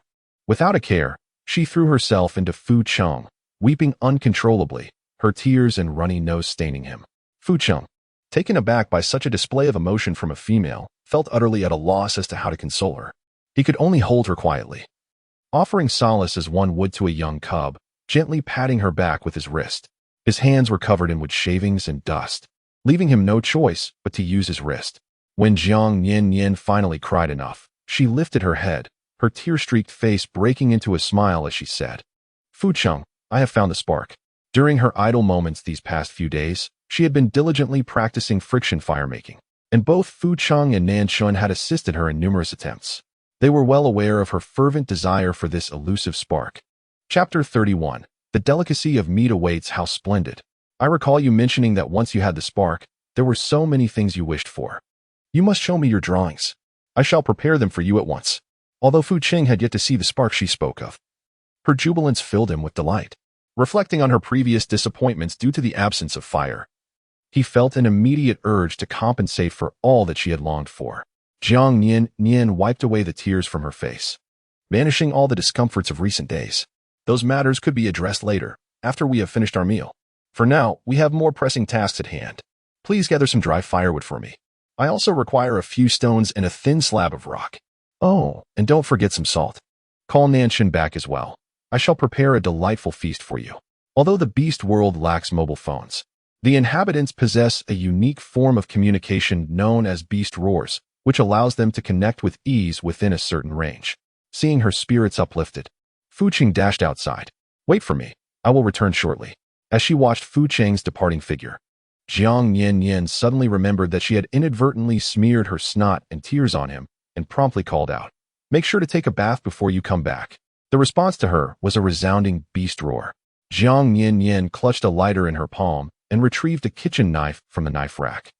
After a moment's contemplation, she decided to take the entire knife rack with her. Casually, she also grabbed a piece of animal hide and ventured outside the cave. She spread the hide across the grass and then took the kitchen knife to the riverbank to wash it. As she stood up, she noticed the beastly figure of Nanshun bounding towards her from a distance, clutching its prey.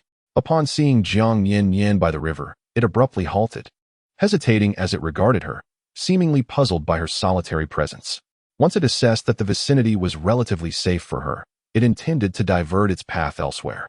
Jiang Nian-nian hastily called out to him, Nanshun, come here. It's all right. I am no longer afraid. After so many days, even fear had become a familiar companion.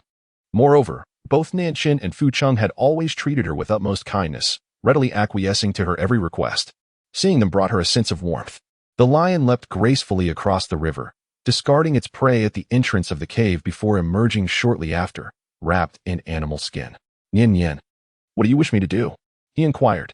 From a distance, he had heard Fu Cheng summon him back, though he was unaware of the reason. Upon returning and finding Fu Cheng absent, he surmised that an urgent matter had arisen, necessitating his presence to protect Nian-nian. Jiang Nian-nian gazed at the motionless wild bull on the ground, her mouth watering with desire. After such a prolonged period of subsisting on fruits, she was finally about to savor meat. Fu Cheng had gone in search of firewood and stones and had yet to return, so she instructed, You should skin and clean this wild bull first. I shall prepare a delightful meal for you shortly. Through collaboration, they could achieve greater efficiency, allowing her to indulge in meat sooner. All right, I shall attend to it right away, Nian replied.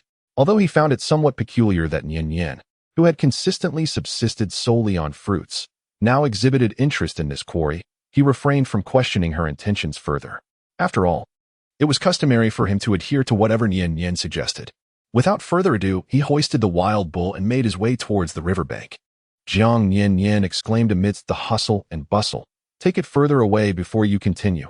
I still need to bathe here." Although the river flowed with fresh water, she felt a sense of discomfort in the same vicinity. "Rest assured, I shall wash in another tributary." Nian had gone to clean the game, while Fu Cheng had gathered firewood and moved a considerable number of stones back. Even the stone slabs had been washed clean. Jiang Nian-nian directed Fu Cheng to stack stones, forming 2 modest low walls. Upon this, she placed a thin stone slab, creating a rudimentary cooking platform. She then retrieved a handful of dried grass from beneath a beast's skin mat and ignited it with a lighter, tucking it beneath the arranged firewood. The arid weather and the desiccated firewood allowed the flames to leap voraciously. Fu Cheng observed Jiang Nian-nian as she kindled the fire, his eyes reflecting an animal's instinctive fear of flames. Yet, seeing her unperturbed by the fire, he felt compelled to mask his trepidation, lest he incur her disdain. Straining to appear nonchalant, he pointed to the object in Jiang Nian-nian's hand and inquired, "Nian, what is this?" It bore no resemblance to the wooden board from before. He had witnessed fire, particularly during thunderstorms when lightning struck trees, resulting in wildfires. After such blazes, many animals that had been unable to escape would become available for foraging, often possessing an exquisite flavor. However, the ground scorched by recent flames was excruciatingly hot, thus, acquiring those fire-singed creatures was no simple task. By the time the earth cooled, numerous flying beastmen would have already claimed the animals. Jiang Nian-nian opened the lid of the lighter in her hand and handed it to Fu Cheng with a smile. "This is a lighter. With it, one can summon fire. It is quite convenient. You should give it a try. Just press that object next to it, like I do." Fu Cheng, with an expression of curiosity, was indeed eager to experiment. However, recalling the arduous days Jiang Nian-nian had spent trying to create fire by friction, he resolutely shook his head. "Such a small item must be precious. Perhaps I shall attempt to use it the next time we require a flame." A sudden pang of bitterness welled up within Jiang Nian-nian. Although Fu Cheng was an orc, he often contemplated matters with greater foresight than she did. Indeed, one could hardly predict the number of times this lighter would ignite a flame. Her attempts at friction fire were dismal. She simply could not coax a spark from wood. What would they do when the lighter ran out of gas? Having grown weary of foraging for fruits, Jiang Nian-nian decided not to persist any longer and smiled. "All right, then you can light the fire next time." Fu Cheng nodded vigorously, his gaze fixed intently on the lighter, as if trying to unravel the mystery of its remarkable ability to produce fire. "Now that the flame is lit, what should I do?" Jiang Nian glanced at the crackling fire, contemplating that Nian's meal should soon be ready. She then said, "Could you fetch me a piece of wood? It needs to be about the same thickness as a stone slab. I intend to slice some meat. If I were to cut directly on the stone, it would surely dull the knife. A wooden board would preserve its sharpness far longer." With Fu Cheng's reminder, she resolved to treat her lighter and knife with greater care, as this set might very well be her only one throughout her life. This knife was indeed her treasure, deserving of her utmost affection. Just as Fu Cheng was about to rise to fulfill her request, Jiang Nian recalled that they were without chopsticks and quickly called him back. "We still have the bamboo from our last venture, don't we?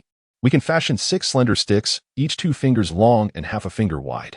It would be best if they were smooth to the touch, ensuring no splinters would harm our hands while using them. There is no time to craft bowls or dishes."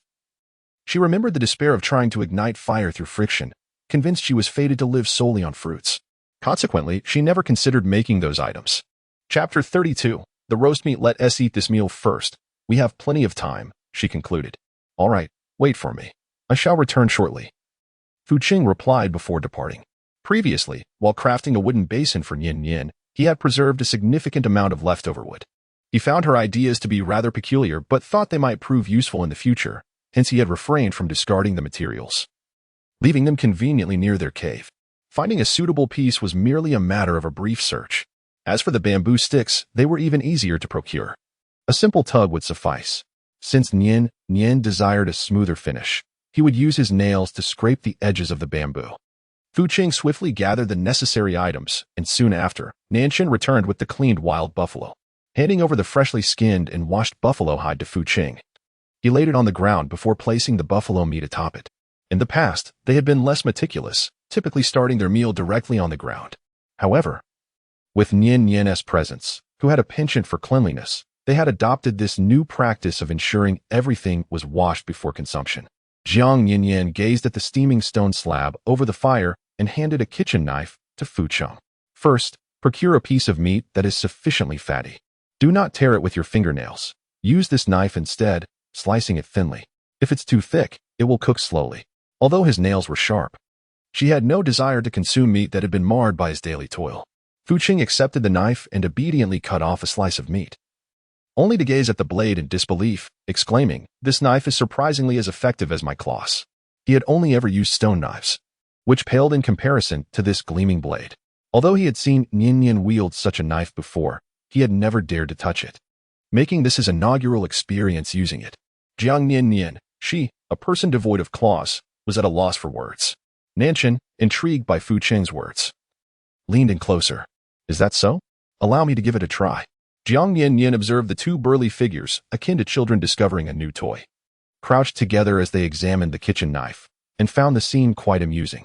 In high spirits, she accepted the slice of meat prepared by Fu Cheng, using Fu Cheng's bamboo chopsticks to delicately place it onto the stone slab. The slab, having been heated for an extended period, was already quite hot. As the thin slice of meat made contact, it sizzled audibly, quickly releasing wisps of white smoke. Subsequently, some fat began to seep from the meat, causing the dry, coarse stone slab to glisten. As the meat changed color and began to emit a tantalizing aroma, Jiang Nian-nian deftly flipped the slice with her chopsticks and swiftly sprinkled a pinch of salt to enhance the flavor. Jiang Nian-nian placed the meat into the prepared short bamboo tube and handed it to the two individuals who were still busy slicing the meat with a knife. "Here, one of you should taste it first." She was uncertain if it would be edible, but the aroma was indeed delightful. Fu Cheng took the bamboo tube and asked, "Nian-nian, why aren't you eating?" Jiang Nian-nian placed a slice of neatly cut meat upon the stone slab and remarked, "I still wish to grill more. You may indulge in this for the time being." It was a jest, for this was her inaugural attempt at preparing such fare. She herself was uncertain of its palatability and thought it prudent to let these two, who were accustomed to raw meat, be the first to sample it. Fu Cheng lifted a piece of meat, inhaled its aroma, and then placed it in his mouth to chew. His expression transformed into one of delightful surprise as he exclaimed, "This is exquisite. The grilled meat is truly delectable. It is the finest I have ever tasted. It surpasses the flavor of the meat I once scavenged from the charred remnants of the forest after a fire." He had also encountered animals that perished in the aftermath of wildfires. While those creatures emitted a tempting fragrance, their exterior was often charred and bitter upon consumption. In contrast, the meat prepared by Nian-nian was tender and savory, devoid of any bitterness, complemented by a hint of saltiness that rendered it even more appetizing. Jiang Nian-nian let out a sigh of relief. In this era devoid of seasonings, her expectations were modest. As long as the food was barely palatable, it sufficed. Henceforth, we should strive to consume thoroughly cooked meat, as it is more beneficial for our health. Although Vushing and Nansheng are both beasts, are they not also half human? Many raw meats harbor parasites, and with no deworming medication available here, it is prudent to stick to cooked fare. The slices of meat were cut thinly as per her request, and in the course of their conversation, another piece was already cooked to perfection. Jiang Nian glanced at the ever-silent Nanshan, whose gaze remained fixed upon her. With a smile, she handed him a bamboo tube filled with freshly roasted meat from the stone slab. "Nanshan, do try it. I hope it pleases your palate." Although the enticing aroma of the roasted meat stirred her own appetite, after all, she had not savored meat in many days. She felt it more fitting for Nanshan, who had procured the wild beef, to indulge first. Nanshan accepted the bamboo tube, carelessly pinching a piece of meat between his fingers and placing it in his mouth. Undeterred by the heat, he chewed a few times before swallowing. "Delicious. Nian-nian, you are truly remarkable," Fu Cheng observed. Does this lad Nanshan possess such an uncanny ability to charm the fair sex? Just moments ago, he was solely praising the meat's flavor, neglecting to commend Nian-nian's prowess. Surely, he harbors the same thoughts in his heart. Jiang Nian-nian smiled softly, her gaze fixed intently on the uncooked meat resting on the stone slab before her. "Didn't Fu Cheng procure some bamboo chopsticks? You should mimic my method of grasping the meat with them and bringing it to your lips, rather than using your hands. Be cautious, it's hot." Though the stone slab was not particularly small, The two had cut larger pieces of meat. Grilling one piece at a time was ideal. Placing too many on the slab would result in inadequate heat at the edges, leading to a slower cooking process. Thus, she could only manage one piece at a time. As the third piece sizzled on the grill, it was imperative that she tasted it herself. The two individuals, under the watchful eye of the little female, shared amused smiles. Their spirits high, one slicing the meat while the other tended to the fire. Although they harbored a certain trepidation toward the flames, they discovered that keeping a safe distance alleviated their fears. Finally, when the third piece was ready, Jiang Nian-nian placed it into a bamboo tube, blew gently on it, and eagerly took a bite. The pure, unadulterated flavor of the meat, infused with a hint of saltiness, was nothing short of exquisite to Jiang Nian-nian, who had not tasted such savories in days. Fu Cheng and Nanshun stared in astonishment as they observed her relish the meat. Their expressions a mix of bewilderment and intrigue. Nian-nian, I always assumed you could only consume fruits. Had I known you had a fondness for wild buffalo, I would have hunted them for you all along. Though wild buffalo often appeared in herds, making them difficult to catch, the thought of her enjoyment made the endeavor worthwhile. As a meat-loving orc, Nanshun believed that consuming meat would bolster one's strength. Perhaps Jiang Nian-nian's slender frame was a result of her exclusive fruit diet. Jiang Nian-nian cast a humorous glare at Nanshun. It's not that I cannot eat raw meat. Rather, it is the type of meat that matters. As long as it isn't snakes, insects, rodents, or ants, I can consume it. Eating only fruits is quite distressing, you know? With the acquisition of fire, she could now relish meat daily. Nanshun and Fu Cheng chuckled with even greater delight. The fact that she could eat meat was a relief, indicating that the little female was not as difficult to nurture as they had initially presumed. This was indeed a positive development. Otherwise, they would have to worry about her starving during the cold season when fruits were scarce. Chapter 33. The beastmen have arrived. Jiang Nian-nian savored the meat, suddenly recalling the sour fruits from the cave. The current roasted meat possessed merely a savory flavor. Infusing it with the juice of those sour fruits could enhance its taste delightfully. Fu Cheng, those sour fruits we gathered on our return from the dense forest are still stored in the cave. Could you kindly fetch some for me? The sour fruits they had previously collected were not particularly juicy, and given the cave's moderate temperature, they have proven to be quite durable. Remarkably, they have not spoiled despite the passage of time. Once Fu Cheng retrieved the fruits, Jiang Nian-nian instructed Nanshun to find 2 stones and clean them thoroughly. She then asked Fu Cheng to crush the sour fruits to extract their juice, which she spread upon the uncooked meat. Thus, when roasted, the meat would acquire a delightful tanginess. Jiang Nian-nian had only consumed 2 slices of meat, yet she already felt somewhat satiated. Firstly, although the meat slices cut by Fu Cheng were thin, they were sufficiently large, making even 2 slices quite substantial. Secondly, without any accompanying condiments or side dishes, merely eating meat became rather monotonous. Thus, she set aside the bamboo tube and devoted herself to grilling meat for Fu Cheng and Nanshun. These two had taken great care of her for quite some time. She rarely had the opportunity to assist them, so since they relished the meat she prepared, she decided to make a bit more. However, to her surprise, once the meat was ready, neither of them was willing to accept it. Fu Cheng glanced at the grilled meat and resolutely shook his head, urging her. Nian-nian, you eat. Meanwhile, Nanshun, while adding more firewood, echoed, I won't eat either. You should enjoy it, Nian-nian. Given their hearty appetites, if they were to indulge in her grilled meat until full, she would likely find her hands weary from the effort. Furthermore, having consumed only such a modest amount, it was clear that she was not yet fully satisfied. They wanted to ensure that the female ate well first. They could always have the uncooked meat later.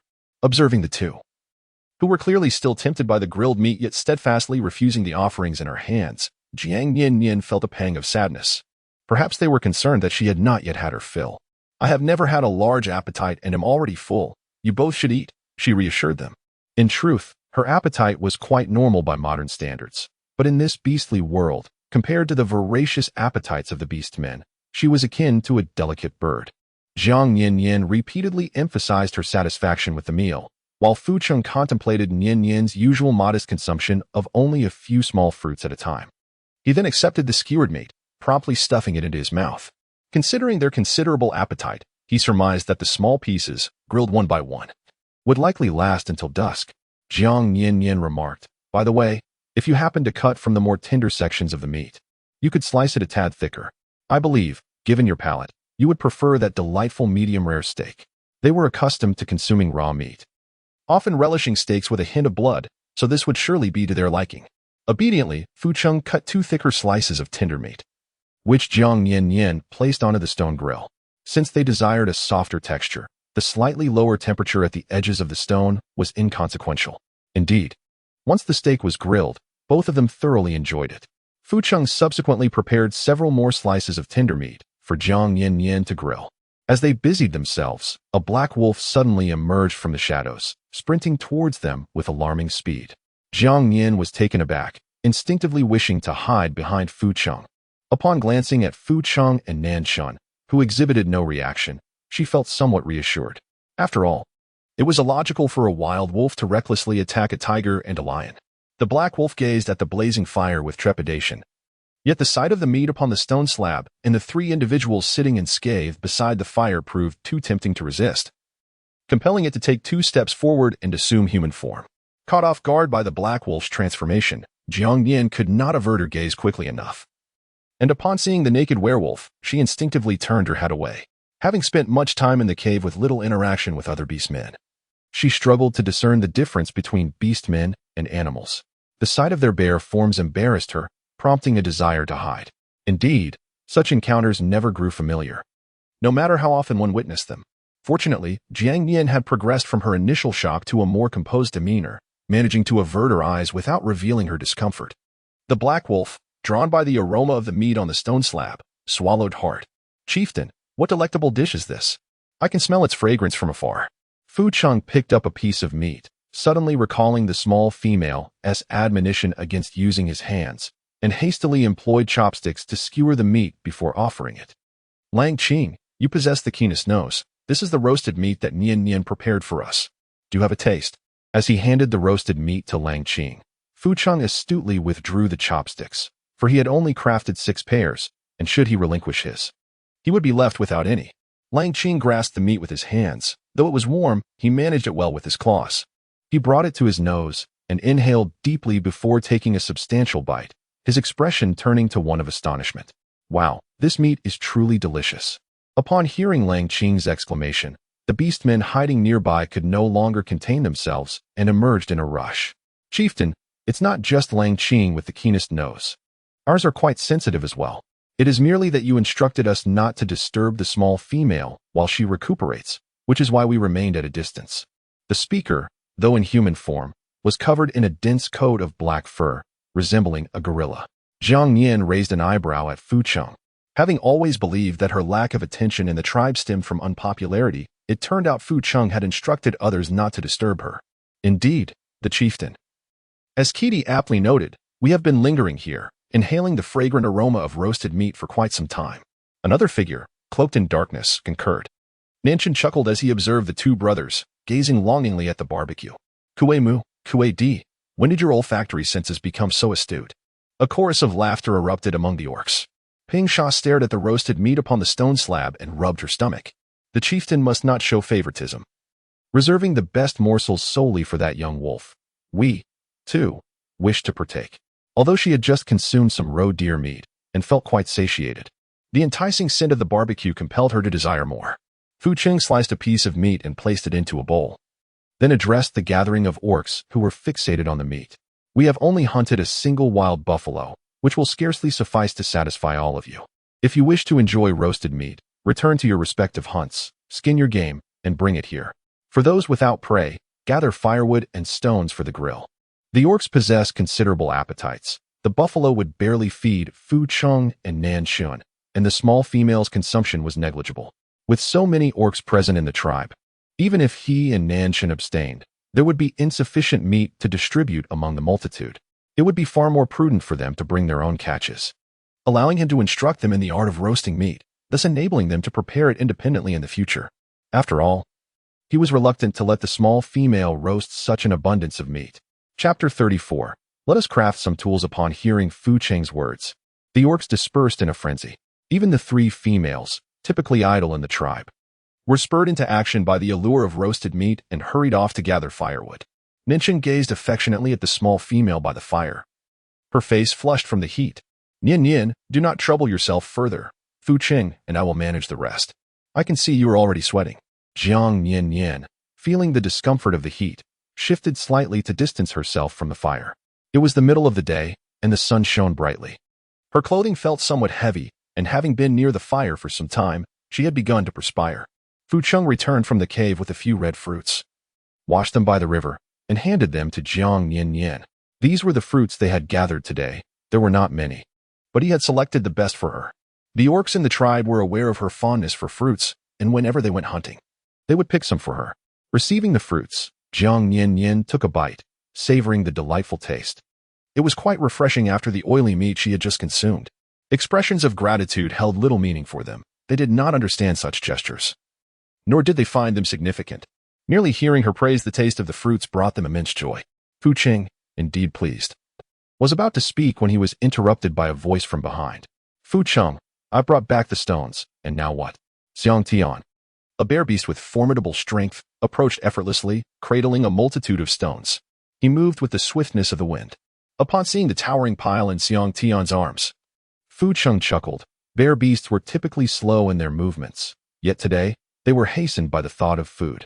Just stack the stones like we usually do, then place the slate on top, Fu Cheng instructed. Xiang Tian quickly assessed the stones surrounding the fire and began to work swiftly, eager to prepare for the roast meat that Lu Wen desired. Other orcs returned one after another, and several stone piles were rapidly constructed. Following Jiang Nian-nian's directions, they arranged the dry wood accordingly.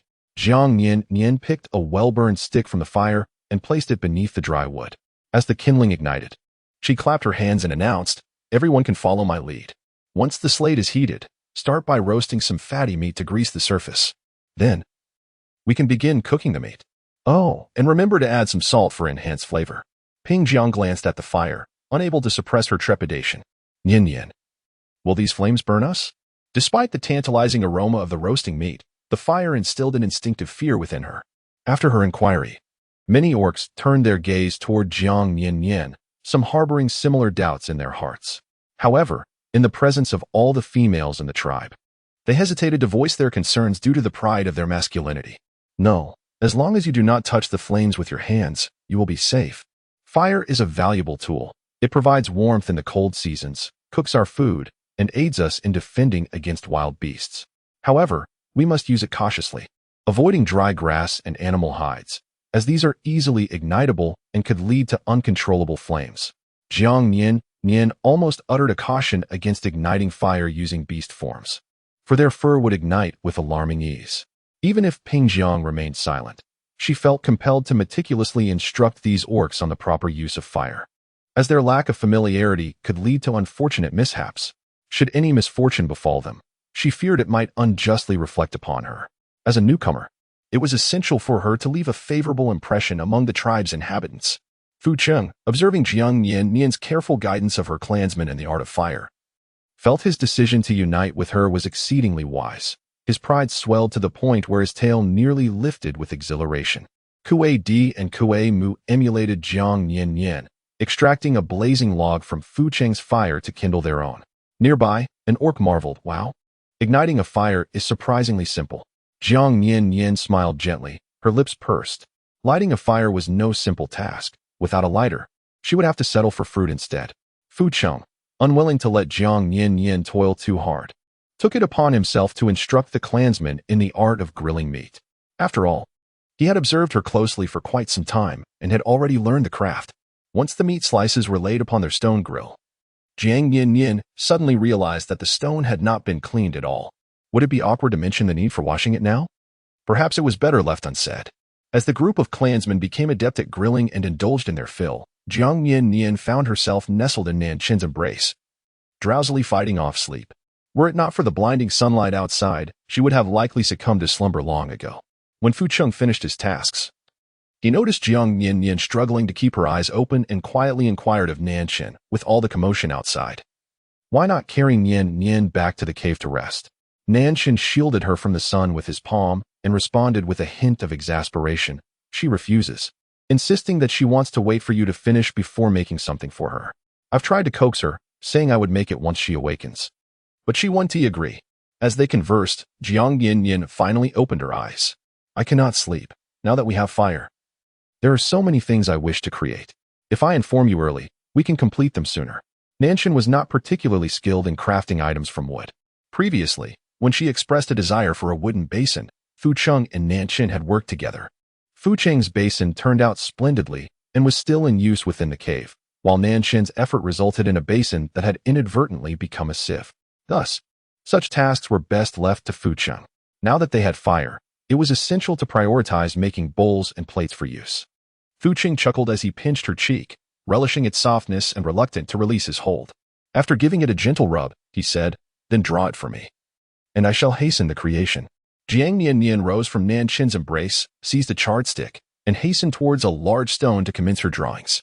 As she sketched, she spoke animatedly. "This round shape represents a bowl, akin to a bamboo tube, yet wider at the top and narrower at the base. With a circular bottom, it is perfect for containing food with broth. This flat, round form signifies a plate, ideal for holding drier foods without sauce, such as roasted meat. And here, this small circle with a wooden handle is a ladle, designed for serving soup or drinking water." Jiang Nian-nian spoke while Fu Cheng listened attentively. Offering no excuses for refusal, she continued her drawing. Having so many items scattered on the ground would render the area unclean and cluttered, occupying valuable space.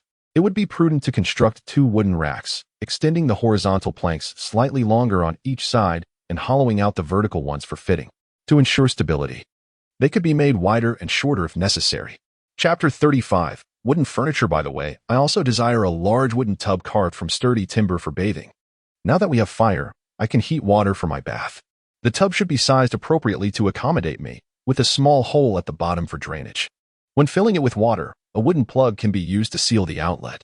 These are the only items I can think of for now. However, there is no rush. Take your time. After all, such tasks cannot be accomplished in just a day or two. The plants here grow tall and robust. The trunk of any tree could provide enough material for her tub. Thus, she was not overly demanding of him. As she glanced at a large stone nearly covered with her drawings, Jiang Nian-nian stuck out her tongue, feeling a bit embarrassed. Perhaps her requests seemed excessive. Yet, these items were essential for daily life and would eventually be required. The sooner they were made, the sooner they could be enjoyed. She was not in a hurry to use them, allowing Fu Cheng the time to craft them at his leisure. Jiang Nian-nian remained engrossed in her drawing. Her head bowed, oblivious to the presence of Kue Di and Kue Mu, who had quietly approached the stone beside her. They gazed in fascination at the dark patterns she created with charcoal, eagerly listening as she explained the purposes of her artwork. When she paused, Kue Mu, feeling a touch bashful, inquired, "Could my brother and I assist Fu Cheng as well?" "Nian-nian, what else would you like to draw? Please continue. We have not yet satisfied our curiosity." The items depicted by the young female were entirely unfamiliar to them, yet they appeared remarkably intriguing. Jiang Nian-nian lifted her gaze towards Fu Cheng, observing his silence in opposition. After a moment of contemplation, she continued to sketch. "I require 2 rectangular wooden boards and a round log to serve as a dining table. The log should not be too low, ideally at elbow height when seated.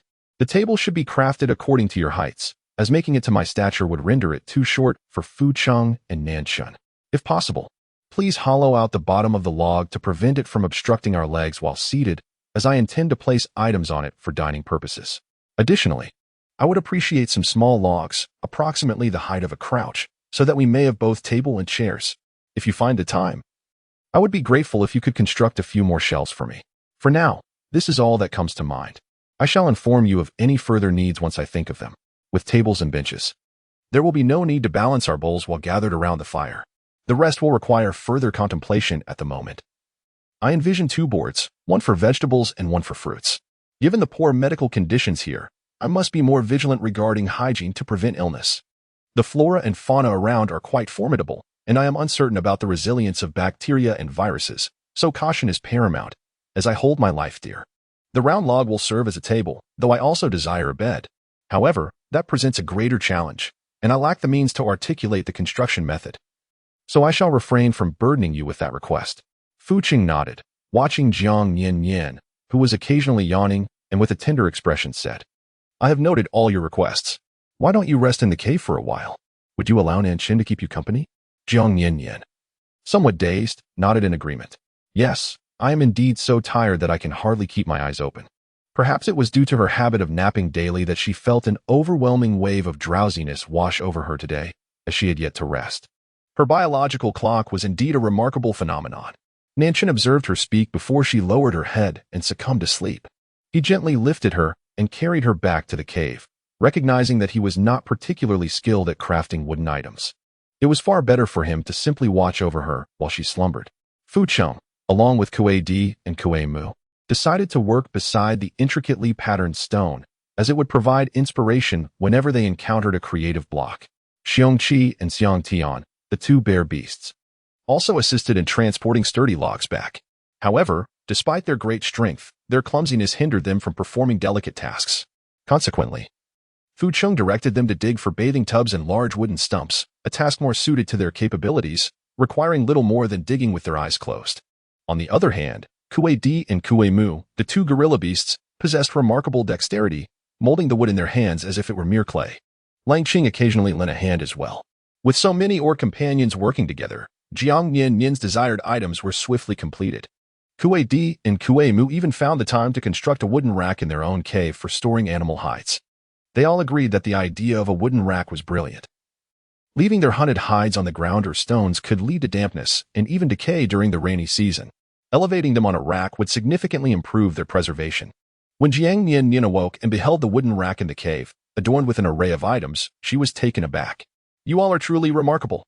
In such a short span of time, you have created so many exquisite things." She had anticipated that they would only be able to craft rudimentary shapes, considering they possessed little more than their claws and stones, devoid of any proper tools. To her astonishment, the quality of their work exceeded her expectations. The items displayed on the rack were as exquisite as modern creations. Though lacking polish, they exuded a natural and rustic charm that possessed its own unique beauty. In just one afternoon, they had fashioned everything she desired, each piece crafted with meticulous care. Their speed rivaled that of a small-scale lumber mill. Fu Cheng smiled. Drawing closer to Jiang Nian-nian, the scent of wood lingering around him. "I am glad you like it. What else would you like? We can continue crafting tomorrow." He noticed her exceptional mood, radiating joy from within, and felt compelled to share in her happiness. Although the male beasts often lacked subtlety and complexity, their innate sensitivity to the emotions of females, due to their scarcity in the beast world, allowed them to perceive Jiang Nian-nian's joy. Fu Cheng believed her happiness stemmed from the wooden creations, and thus resolved to create more for her each day. Jiang Nian-nian extended her hand to brush away the wood shavings from his hair. "At the moment, I cannot recall any other wooden items that I require. I shall mention them when they come to mind. However, there is indeed another item I would like you to keep an eye out for while you are hunting. I desire a large, semicircular object, resembling a deep wooden basin. It must be heat-resistant, capable of withstanding flames without damage. Any material will suffice, as long as it remains impervious to fire. Yet, I understand that you have had little experience with fire and are likely unfamiliar with heat-resistant materials. This will undoubtedly be challenging to procure, but I am not in a hurry. Just keep it in mind for when you come across it." Chapter 36. Conserving fire. Now that she possesses fire, her concerns regarding sustenance have largely dissipated. Ultimately, she requires a pot. It cannot be fashioned from wood, which complicates matters further, yet she is not overly anxious about it. At most, she will indulge in roasted meat for a while longer. As for acquiring a pot, it is a matter of luck. She shall obtain one in due time. There is no need to rush, if none can be found. She will consider crafting one from stone, though this remains the least desirable option, as chiseling stone is considerably more arduous than hollowing wood. Presently, she is not inclined to exert herself too much in that regard. She merely expresses her thoughts, while they will be occupied for a considerable time. Such a reality makes her feel somewhat embarrassed. After consuming fruits for so many days, she now finds great satisfaction in simply enjoying cooked meat. Fu Cheng nodded. "Nanshan and I will keep our eyes peeled, and we will also inform the orcs in the tribe to pay attention while hunting. Are you hungry now? What would you like to eat? I shall fetch it for you." Jiang Nian-nian shook her head. Having just awoken, she felt little appetite, remarking that a single green fruit would suffice for the moment. This green fruit was the kind that Fu Cheng had previously procured for her, although it lacked flavor. It was abundant in moisture. Having indulged in roasted meat at noon without consuming much water, she now found herself parched, engaging in a day of idleness. Her afternoon naps had become increasingly prolonged. Awakening today, she realized it was already evening.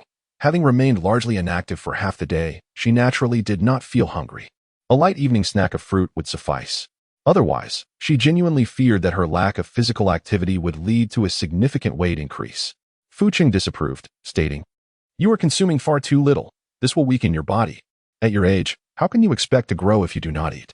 In Fu Qing's perspective, only by consuming ample meat could one cultivate a robust physique. Yet, Nian-nian's intake was so minimal that even the younglings surpassed her in appetite. Jiang Nian-nian sighed helplessly. "Rest assured, I know my limits. Overeating would make me uncomfortable as well." She was merely an ordinary person, her appetite pale in comparison to those voracious orcs. Moreover, she spent her days indulging in a cycle of eating and sleeping, hardly moving a few steps each day. It was only natural that her appetite had diminished. Observing her steadfastness, Fu Qing found himself at a loss. "Very well. I shall dine outside, and then join you for a bath." Jiang Nian-nian. The words of Fu Qing sound somewhat ambiguous. What is the reason behind this? Although she understands that Fu Qing merely meant to accompany her during her bath, it still evokes a peculiar feeling within her. "I am heading out for a barbecue. Will you join me for some leisure outside, or would you prefer to rest a little longer in the cave?" The midday bonfire has been diligently tended by the orcs assigned by Fu Qing, who add firewood whenever it begins to dwindle. It is the first time the orcs have attempted barbecuing, and they greatly enjoy it. Naturally, they will gather once more in the evening for another feast. Jiang Nian-nian pondered for a moment. "I shall wait for you in the cave," she decided. After all, she had no appetite and found solace in the cave's embrace. Fu Qing gathered several fruits, placing them beside her before departing. Their roasting spot was conveniently located at the cave's entrance, teeming with orcs, thus ensuring that no beast would dare venture inside. He felt no apprehension. Nanshan had already grilled several slices of meat on the stone slab. Considering that Fu Qing would accompany Nian-nian to the river for a bath later, he was mindful that the water would grow chilly as night fell. So he prepared the meat in advance for Fu Qing to enjoy, observing the duo utilizing wooden plates and chopsticks to savor their grilled fare. The other orcs were filled with curiosity and decided to procure some wooden plates and chopsticks for themselves. After all, their tribe had recently harnessed fire, and they yearned to indulge in grilled meat more frequently. Wooden plates and bamboo chopsticks were not only easier to handle, preventing burns, but also spared their hands from the greasy residue that clung stubbornly after handling the meat. The meat, once grilled, would exude some fat, which was quite challenging to wash off. There were times when, after scrubbing in the water for ages, their hands still felt slick. This was especially troublesome for those orcs with fur, as the oily sensation soiled their coats, necessitating prolonged scrubbing in the sandy earth to cleanse themselves. The bonded male orcs swiftly set about crafting plates and chopsticks for their mates, using only a few slender sticks and wooden discs. Their craftsmanship was rustic, without concern for perfection, and the process was remarkably swift. The females found the wooden plates comfortable to use, though they struggled somewhat with the bamboo chopsticks, wielding them more akin to skewers. Rather than grasping the meat, they pierced it, impaling the grilled patties onto the chopsticks before bringing them to their mouths. As for cutting the meat, they preferred to tear it apart with their hands or slice it with their sharp claws, finding this method far more convenient than Nan Chen's use of a knife. Once the lively gathering concluded and the crowd dispersed, Fu Qing returned to the cave, cradling a hide as he joined Jiang Nian-nian on their way to the riverbank. Jiang Nian-nian gazed curiously at the orc station beside the fire. "Haven't you all had your fill? Why are there still sentinels by the fire?" Without even glancing, Fu Qing replied, "I have arranged for our kin to take turns tending the fire and gathering firewood. Without fuel, the flames will extinguish, and without fire, you will have no roasted meat to enjoy. They are accustomed to raw meat. After all, the absence of roasted fare would merely be a slight disappointment, without significant consequence." However, the young female does not consume raw meat at all. Without fire, she would inevitably resort to gnawing on fruits again. He wished for her to partake in more meat, as it would bolster her strength. "We possess a lighter. There's no need to keep watch," Jiang Nian-nian remarked. "Isn't it arduous to maintain such vigilance over the flames?" Fu Qing shook his head. "That lighter is quite small. The fire will eventually be extinguished. I worry that you might find yourself without roasted meat and relegated to merely consuming fruits." Although she held a lighter, Fu Qing contemplated that it should be used sparingly. After all, as long as the orcs were assigned to replenish the firewood, it would not be a cumbersome task. There are many orcs in our Tsangnan tribe, and they take turns daily. It is not overly burdensome. Had it not been for the arduous process Jiang Nian-nian endured in creating fire by friction days prior, Fu Qing would likely not entertain such thoughts now. Jiang Nian-nian felt an irresistible flutter in her heart. Although he uttered not a single romantic word, she believed that this silence spoke the most profound declarations of love. He was meticulously contemplating every aspect of their future, even concerns she had never pondered herself, including her dietary needs. Jiang Nian-nian pondered for a moment, acknowledging the truth in Fu Cheng's words. She had yet to discover a suitable substitute for her lighter and ought to conserve its use. It is prudent to be prepared for unforeseen circumstances. Otherwise, should the lighter become unavailable, the task of preserving a flame would become exceedingly cumbersome. Currently, when the fire pit occasionally extinguishes, she can easily reignite it with her lighter. However, if the lighter ceases to function, she would be left in a predicament. Had she not found herself in this perilous world? She surmised that she would never have entertained the notion of economizing the use of a single lighter in her lifetime. Yet, such is the nature of humanity. We often grow through adversity. Chapter 37. Sewing new garments. Jiang Nian-nian gazed at the bonfire for a while, meticulously recalling how her grandmother preserved the flames during her childhood in the countryside. There was no need to specifically assign someone to watch over it. Instead, a circle of stones would be arranged around the fire to prevent the wind from scattering the flames and potentially igniting a forest fire at night. Then, ashes from burned grass and wood would be sprinkled over the fire. When morning arrived and the fire was needed again, one could simply clear away the ashes with a stick and place some dry grass on top, rekindling the flames. She had witnessed her grandmother perform this ritual effortlessly in her youth. Fu Cheng promptly instructed the orc tending the fire to follow Jiang Nian-nian's advice, not forgetting to commend her as well. Nian-nian, you are truly astute. You are the most intelligent little female I have ever encountered. Jiang Nian-nian felt a slight blush creeping onto her cheeks from his unreserved praise. Clearly, she merely relied on the knowledge and experiences of others from the modern era. It is not my brilliance. I have merely learned from observing others, she remarked. Fu Cheng chuckled, saying, once Nian-nian has seen it, she will master it even more skillfully. Jiang Nian-nian. Fu Cheng truly delights in praising her from myriad angles, often showering her with compliments 100 or more times a day. Despite her being an utterly ordinary girl, in his eyes, she appears to be a rare gem, unparalleled in excellence. His adulation has nearly inflated her very essence. Nevertheless, the sensation of being genuinely valued is quite pleasant, especially when the admirer possesses an exceptionally handsome visage. After all, what could possibly be more enchanting than receiving heartfelt praise from a strikingly attractive gentleman? Once the fire-tending beast arranged a circle of stones and covered the flames with ash before departing, Jiang Nian-nian and Fu Cheng continued their stroll towards the riverside. Such is the nature of spring. Although the daytime temperatures are pleasantly mild, sometimes even feeling warm, the nights still bring a bone-chilling coldness from the water. Jiang Nian-nian splashed the water with her hands, acclimating to its temperature before gritting her teeth, shedding her garments, and leaping into the river. As soon as she entered the water, a chill coursed through her, causing her to shiver uncontrollably. Despite her efforts to adapt, the frigid sensation that surged from her feet to her very core remained unbearable. However, as time passed, her body grew numb to the cold. Gritting her teeth, she began to scrub her body with a small piece of animal skin. Fu Cheng picked up the clothes that Jiang Nian-nian had discarded by the riverbank and made his way downstream.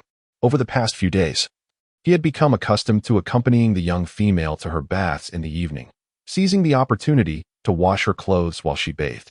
Initially, Jiang Nian-nian had been reluctant to accept his assistance, but she eventually realized that while she bathed, he could effortlessly wash her garments and the soap pods in the river's current. This way, they accomplished their tasks in tandem, saving precious time. And she ceased to refuse his help. After all, he had washed her clothes before, and a few extra washes made little difference. Moreover, she often found herself shivering after her baths, longing to curl up in the warmth of the animal skins, with someone willing to assist her in cleaning her clothes. She no longer had to endure the cold while scrubbing by the river's edge, leading her to grow increasingly lazy about taking matters into her own hands. By the time Jiang Nian-nian emerged from the river, trembling and wrapped snugly in animal skins, Fu Cheng had just finished hanging her clothes to dry. He returned to carry her back to their cave, sparing her the discomfort of wet feet and the necessity of washing them again with cold water upon their return. In recent days, the two had been harmonizing, discovering the most suitable way to coexist, and she found herself increasingly content. Fu Cheng gently placed Jiang Nian-nian on the animal skin mat, and she gazed at the various items on the wooden rack, unable to suppress her excitement. The cave finally felt like a home. Although their living arrangements were somewhat lacking, having something was far better than having nothing at all. I wish to make a garment from animal skin tomorrow. Is there suitable skin for clothing? It shouldn't be too thick, as the weather is beginning to warm. With the fire at their disposal, the worries about food had dissipated. Jiang Nian-nian has begun to prioritize long-planned matters. She cannot simply wash and wear the same outfit repeatedly. Eventually, it will wear out. Moreover, the temperatures have been rising day by day. Clad in her coral fleece pajamas, she dares not linger under the sun for too long, lest she succumbs to heatstroke. Thus, the task of making new garments cannot be postponed any further. Fu Cheng pondered for a moment. There are a few pieces of short-haired rabbit pelts in the cave, their texture remarkably soft. They should suffice. I shall present them to you tomorrow. The cave has grown dark, and her night vision is quite poor. Even if he retrieves them, she would hardly be able to see. As for other suitable pelts for Nian-nian's clothing, none remain. Only the short-haired rabbit pelts are lightweight and supple, making them quite useful. The single males among them keep pelts for the cold season, intending to spread them across the cave floor. Hence, when selecting pelts, they naturally opt for those that are thick and lush. There are none that are thin. The few short-haired rabbit pelts were retained only because Nanshan deemed them sufficiently soft. However, if Nian-nian desires them, he and Nanshan can venture out to hunt again. Well, I have never crafted garments from pelts before. This will be my first attempt, and I am unsure of the outcome. Perhaps you could find me a less desirable piece of pelt to practice on first, so as not to waste the good material. Although she has done her fair share of handicrafts in the past, primarily making doll clothes with a sewing machine, the thought of hand-stitching clothing for adults from challenging to sew pelts leaves her feeling somewhat insecure. Nanshan gently grasped her cool little hand, squeezing it several times, seemingly enamored by its soft texture. What is there to waste? It is all for your use. If we run out, I shall simply go find more.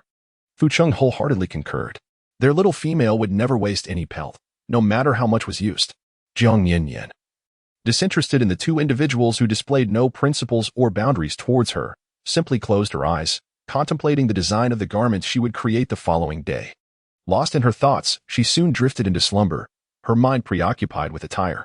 The next morning, Jiang Nian-nian rose early, hastily consuming a few bites of the roasted meat prepared by Nanshan before retrieving her sewing kit. She also took out the short-haired rabbit fur that Nanshan had procured for her to fashion into clothing. As she unfurled the animal hide, she could not help but marvel at the size of the flora and fauna in this world. The piece of rabbit fur Nanshan had brought her was impressively large, ample enough for her to craft an entire outfit, starkly contrasting with her previous perceptions of the size of rabbits. Jiang Nian-nian contentedly caressed the soft rabbit fur, sketching a few designs on it with a charred wooden stick. Ultimately, she resolved to craft a bathrobe-style loungewear. This choice was not only straightforward to execute, but also perfectly suited to the size of the material. Most importantly, such a design was unlikely to falter. As long as the fabric was properly cut, success was assured. After all, this was her inaugural attempt at making clothing in this beastly world, and opting for simplicity would safeguard her self-confidence. Chapter 38.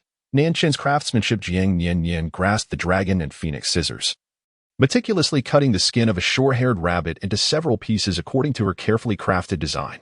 She threaded a white sewing thread through the needle, consciously opting for a double strand to ensure the stitching would be more robust against the animal hide. Thus, she commenced her sewing endeavor. However, as she toiled, she began to feel a prickling pain in her fingers. Upon raising her hand, she discovered her fingertips marred with tiny, red punctures left by the needle's tip, rendering them quite pitiable. Indeed, without a sewing machine, this needlework proved to be far more challenging than she had anticipated. Although her sewing kit contained a thimble, her previous experiences crafting doll clothes had always involved an electric sewing machine, leaving her unaccustomed to hand-stitching such thick material. Consequently, she found herself ineffectively utilizing the thimble. Observing the red marks on her fingers, Nanshan could no longer restrain himself. Nian-nian, he suggested gently, why don't I assist you with the sewing? You can simply watch me, and if I make any mistakes, feel free to point them out. Today, it was his turn to accompany Nian-nian in the cave. Early that morning, Fu Cheng had ventured out to procure suitable animal hides for Nian-nian's garments. He feared that if Fu Cheng returned to find her hands injured, he would be reluctant to leave him at home with her in the future. Jiang Nian-nian recalled the amusing scene of Nanshan effortlessly puncturing a thick wooden stump with his claws, and couldn't help but ask with a hint of skepticism, "Are you capable of that? I'm afraid you might just snap my needles." Although she currently possessed 2 boxes of needles, totaling several dozen, she regarded these with particular importance, as her future garments would rely entirely on her hand-sewing skills. She was unwilling to waste even a single one. Nanshan scratched his head, feeling somewhat embarrassed, and replied, "That time I accidentally exerted too much force while digging. This time, I will be more cautious. I assure you, I can do it. Trust me. His previous attempt had been motivated by a desire to impress Nian-nian, leading him to hasten the process. Unbeknownst to him, his lack of attention resulted in him puncturing the wooden block with his claws, causing him to be the subject of her laughter for quite some time.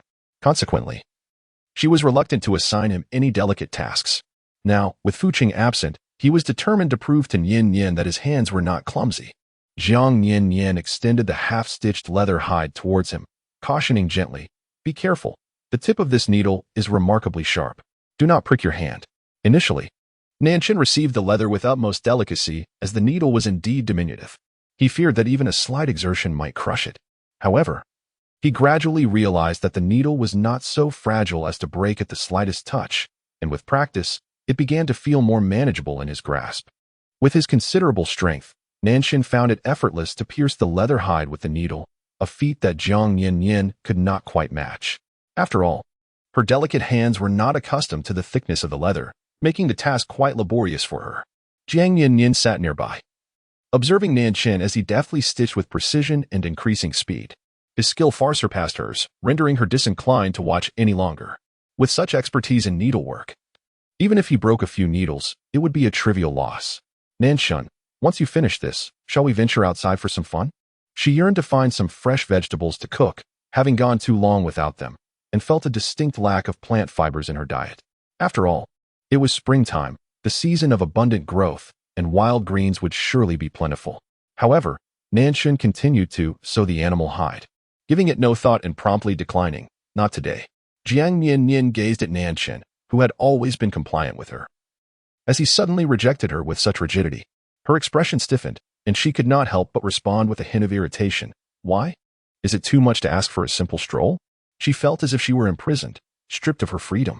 Observing her sudden anger, Nanshan looked up, somewhat at a loss, yet maintained his patience, saying, "Nian-nian, be good. Fucheng has gone to hunt for suitable animals to make clothing. He surely won't return too early today. It is unsafe for me to take you out alone. Once Fucheng returns, we shall accompany you together." The two of them accompanying her would ensure that if danger arose, one could protect her while the other dealt with any beasts. This, indeed, was the most prudent arrangement. Taking her out alone would make it all too easy for someone to seize the opportunity during a scuffle. This wisdom had been passed down through generations among the elder orcs in their tribe. Upon hearing Nanshan's explanation and reflecting on Fucheng's early morning venture to seek prey on her behalf, Jiang Nian-nian felt a twinge of guilt for her earlier inexplicable temper. She understood that orcs typically hunted whatever they could catch, never deliberately selecting their quarry. This approach not only posed a hassle but also increased the likelihood of returning empty-handed. Yet, for her sake, both Fucheng and Nanshan consistently went out of their way to assist her. "Very well, then I shall wait until Fucheng is available," she conceded. After all, she was not in a hurry. It was a trivial matter. Whether it was today or tomorrow made no difference. She herself did not comprehend why she had felt such an urge to sulk earlier. Perhaps she had indeed been spoiled by their kindness, becoming accustomed to throwing a minor tantrum at the slightest inconvenience. Nanshan smiled gently and handed her the animal hide he had been stitching. "Now that I have finished this part, what shall we do next?" Jiang Nian-nian received the animal skin and needle, tying knots as she spoke. At the end, she made a knot in the rope to prevent the thread from slipping, leaving a small portion of thread at the knot and cutting the excess with scissors. When she began sewing, she would also tie a knot. Nanshan observed attentively beside her. "I understand," he replied, using the leftover scraps from the short-haired rabbit skin. Jiang Nian-nian fashioned a pair of loose-fitting, drawstring shorts. Their ample size rendered the specific cut less significant, as long as they concealed what needed to be hidden. That sufficed, considering they were to be worn under a bathrobe. There remained a wide strip of fabric, which she decided to tie around her torso as a bandeau, offering more security than wearing the robe without anything underneath. Once they had finished their garments, Jiang Nian-nian took the animal skin to the river for a rinse and hung it on the tree beside the cave, which she had long used as a clothes rack. At noon, Lang Qing delivered a large wild goat, stating it was a request from Fucheng made that morning. Since Nanshan was unable to hunt, he had instructed Lang Qing to bring the catch directly to them. After processing the goat, Nanshan preserved the skin. In the past, he and Fucheng often thought that keeping so many animal skins in the cave was pointless, discarding some of the pelts from their hunts. However, after the arrival of the young female, they realized the myriad uses for animal skins. Consequently, regardless of their immediate utility, he was determined to skin and preserve them, ensuring that Nian-nian would have them when needed. Jiang Nian-nian savored some goat meat, expertly roasted by Nanshan, without any additional seasoning. She used the sour fruit she had previously foraged, crushing it against the meat to impart a tangy flavor. Chapter 39. The aroma within the cave, however. After satiating her hunger, she gazed at the goat hooves carelessly discarded by Nanshan, feeling a pang of regret. She had once relished gnawing on spicy goat hooves. Alas, lacking a pot and seasonings, she found herself unable to prepare them. The thought of roasting them directly without marination did not appeal to her, and with the warming weather, preservation became a concern. If they were to be discarded, so be it. Perhaps another creature might benefit from them. After lunch, as was her custom, she allowed her meal to settle before indulging in an afternoon nap.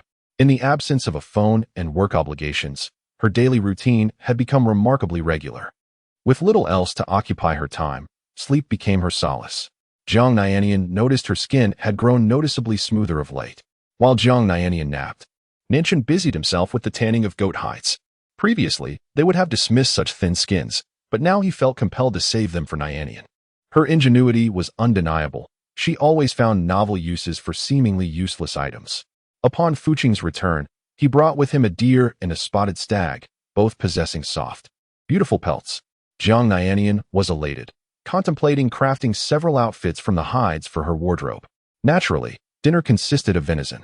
The meat was tender, requiring only a sprinkle of salt to enhance its delightful flavor. After consuming 2 pieces, she felt pleasantly full. Post-meal, she wasted no time resting, seizing the warmth from her meal to venture to the river for a bath. The sun had yet to dip below the horizon, and the water was not uncomfortably cold. After her bath, she wrapped herself in a hide towel and was carried back to the cave by Fuqing.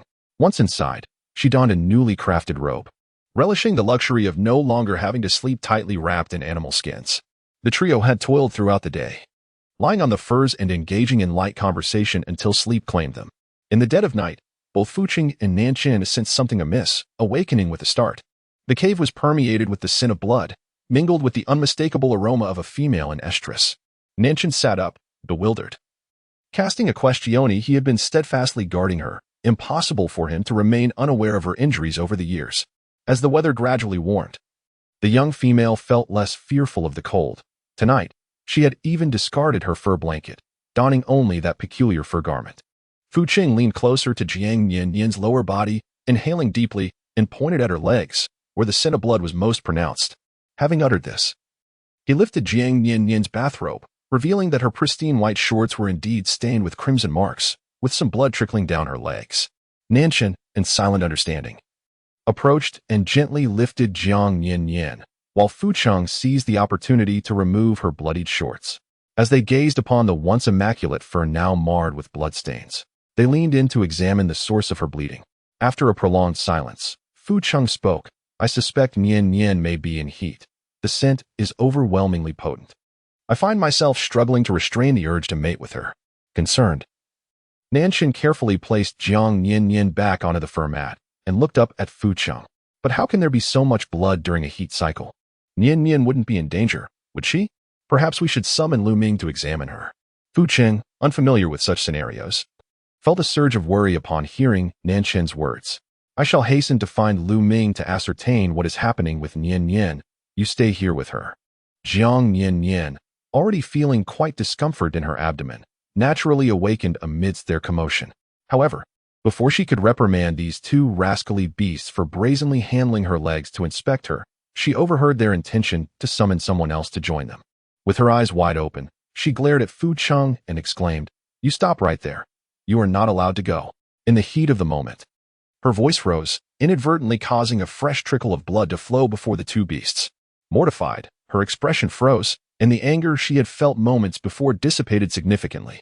Nanshan, witnessing the blood, looked at Jiang Nian-nian with evident concern. Nian-nian, you are bleeding again. Jiang Nian-nian yearned for a crevice to hide within, seeking refuge from the overwhelming situation.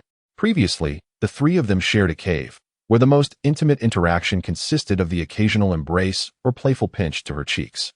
However, this raw and unadulterated honesty was an unprecedented experience, especially when Nanshan openly reminded her of their candor.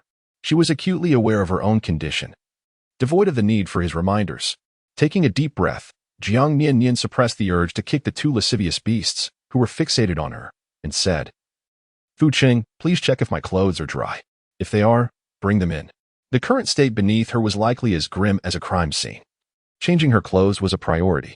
Fu Qing clutched her rabbit fur shorts and dashed outside. As Jiang Nian-nian, under the moonlight, discerned the bloodstains on her white shorts, she quietly nestled into the embrace of Nanshan, who was kneeling beside her. Unable to find a crevice to conceal herself, she sought any means to shield her face. She needed a moment to hide, as the embarrassment she felt threatened to leave a lasting scar. 3 seconds later, upon colliding with an odd object, Jiang Nian-nian abruptly straightened up. The cave echoed with a furious roar. "Nanshan, why aren't you wearing animal skin? You scoundrel!" With an expression of innocence. Nanshan replied, "The animal skin is too stifling. Fu Qing, and I take it off every night while you're asleep. It's much more comfortable. We simply put it back on before you awaken, as you tend to sleep quite soundly and remain oblivious." Jiang Nian-nian, do you truly consider your words to be polite? If you choose not to wear animal hides, so be it. Why must you express yourself in such a manner? She can comprehend the discomfort of foregoing animal hides in the evening, as she too occasionally finds the cave stifling, even wishing to forego the covering altogether. Yet, her poor nose is nearly disfigured. One can only assume it is the original, lest it become misshapen by tonight. Nanshan scratched his head, admitting, "The sin of your arousal is overwhelmingly potent. I find myself unable to restrain my impulses." Chapter 40. A regular physiological period. Jiang Nian silently rolled her eyes, dismissing the notion of being in heat. It was merely a normal physiological period for her. If anyone was in heat, it was him. Humph. As their conversation unfolded, Fu Qing had already dashed back from outside. "I have checked the clothes outside. They are still damp." "What is the matter, Nian-nian? I heard you mention a rogue." "Who is the rogue?" In the cave, only Nanshan was present to keep Nian-nian company, and it was clear that she had just been scolding him. It was truly unfortunate that Fu Qing had missed witnessing Nanshan being reprimanded by Nian-nian, prompting him to mischievously inquire further. Jiang Nian-nian noticed that Fu Qing, much like Nanshan, was entirely unclothed, and she averted her gaze, her eyes downcast to avoid the glaring sight. With a look of disdain, she remarked, "Whoever does not don animal skin is nothing but a rogue." Fu Qing glanced down at his bare waist and chuckled softly. "Just now, seeing the blood flowing beneath you, I hastily forgot to wrap myself. Nonetheless, wearing animal skin is exceedingly stifling. Our body temperature is high. We do not fear the cold, and during the frigid season, we do not require such coverings. The current temperature renders the animal skin quite uncomfortable, making it difficult to find repose for beings with elevated body temperatures who are impervious to cold. Merely laying on a piece of animal skin inside a cave during the cold season is far more comfortable. However, being swathed in it proves to be a discomfort, restricting their ability to shift forms freely, as transforming into their beastly state would inevitably tear the wrappings around their waists. Yet, without the animal skin, Nian-nian would refuse to converse with them, leaving them with no choice but to endure. Jiang Nian-nian sighed, as if she truly had been a bit unreasonable. For the orcs, who never donned clothing, wrapping a large piece of animal hide around their waists must be quite uncomfortable. Yet, she could not bear the sight of two naked men parading before her every day. Perhaps it would be prudent to craft them simple skirts from the animal hide. It would surely be far more comfortable than having such a large piece draped around their waists. If you do not wish to wrap yourselves in animal hide at night, you need not do so, she said. Since you have both expressed your preference, I cannot deprive you of a good night's rest. After all, once I fall asleep, I shall be unaware of anything. Moreover, your hunting expeditions are arduous, requiring your full concentration during the day. A restless night would leave you lacking in energy. I will manage. It is but a small discomfort," she continued, "and as for my bleeding, it is entirely normal. Do not overreact. You are not to speak of this to anyone else, nor are you to summon others to come and see me. I shall recover in approximately 4 to 5 days." Although she had previously relied on ibuprofen to endure her menstrual pain, her cycle was generally regular. She feared that if she did not clarify these matters with these two ignorant souls, they might inadvertently gather the entire tribe to gawk at her condition. Nanshan gazed at Jiang Nian-nian, who was marked by bloodstains beneath him, his eyes filled with concern and his face pale. "Why do you insist it is normal when you are bleeding? Will you bleed for 4 to 5 days? Could that not lead to your demise?"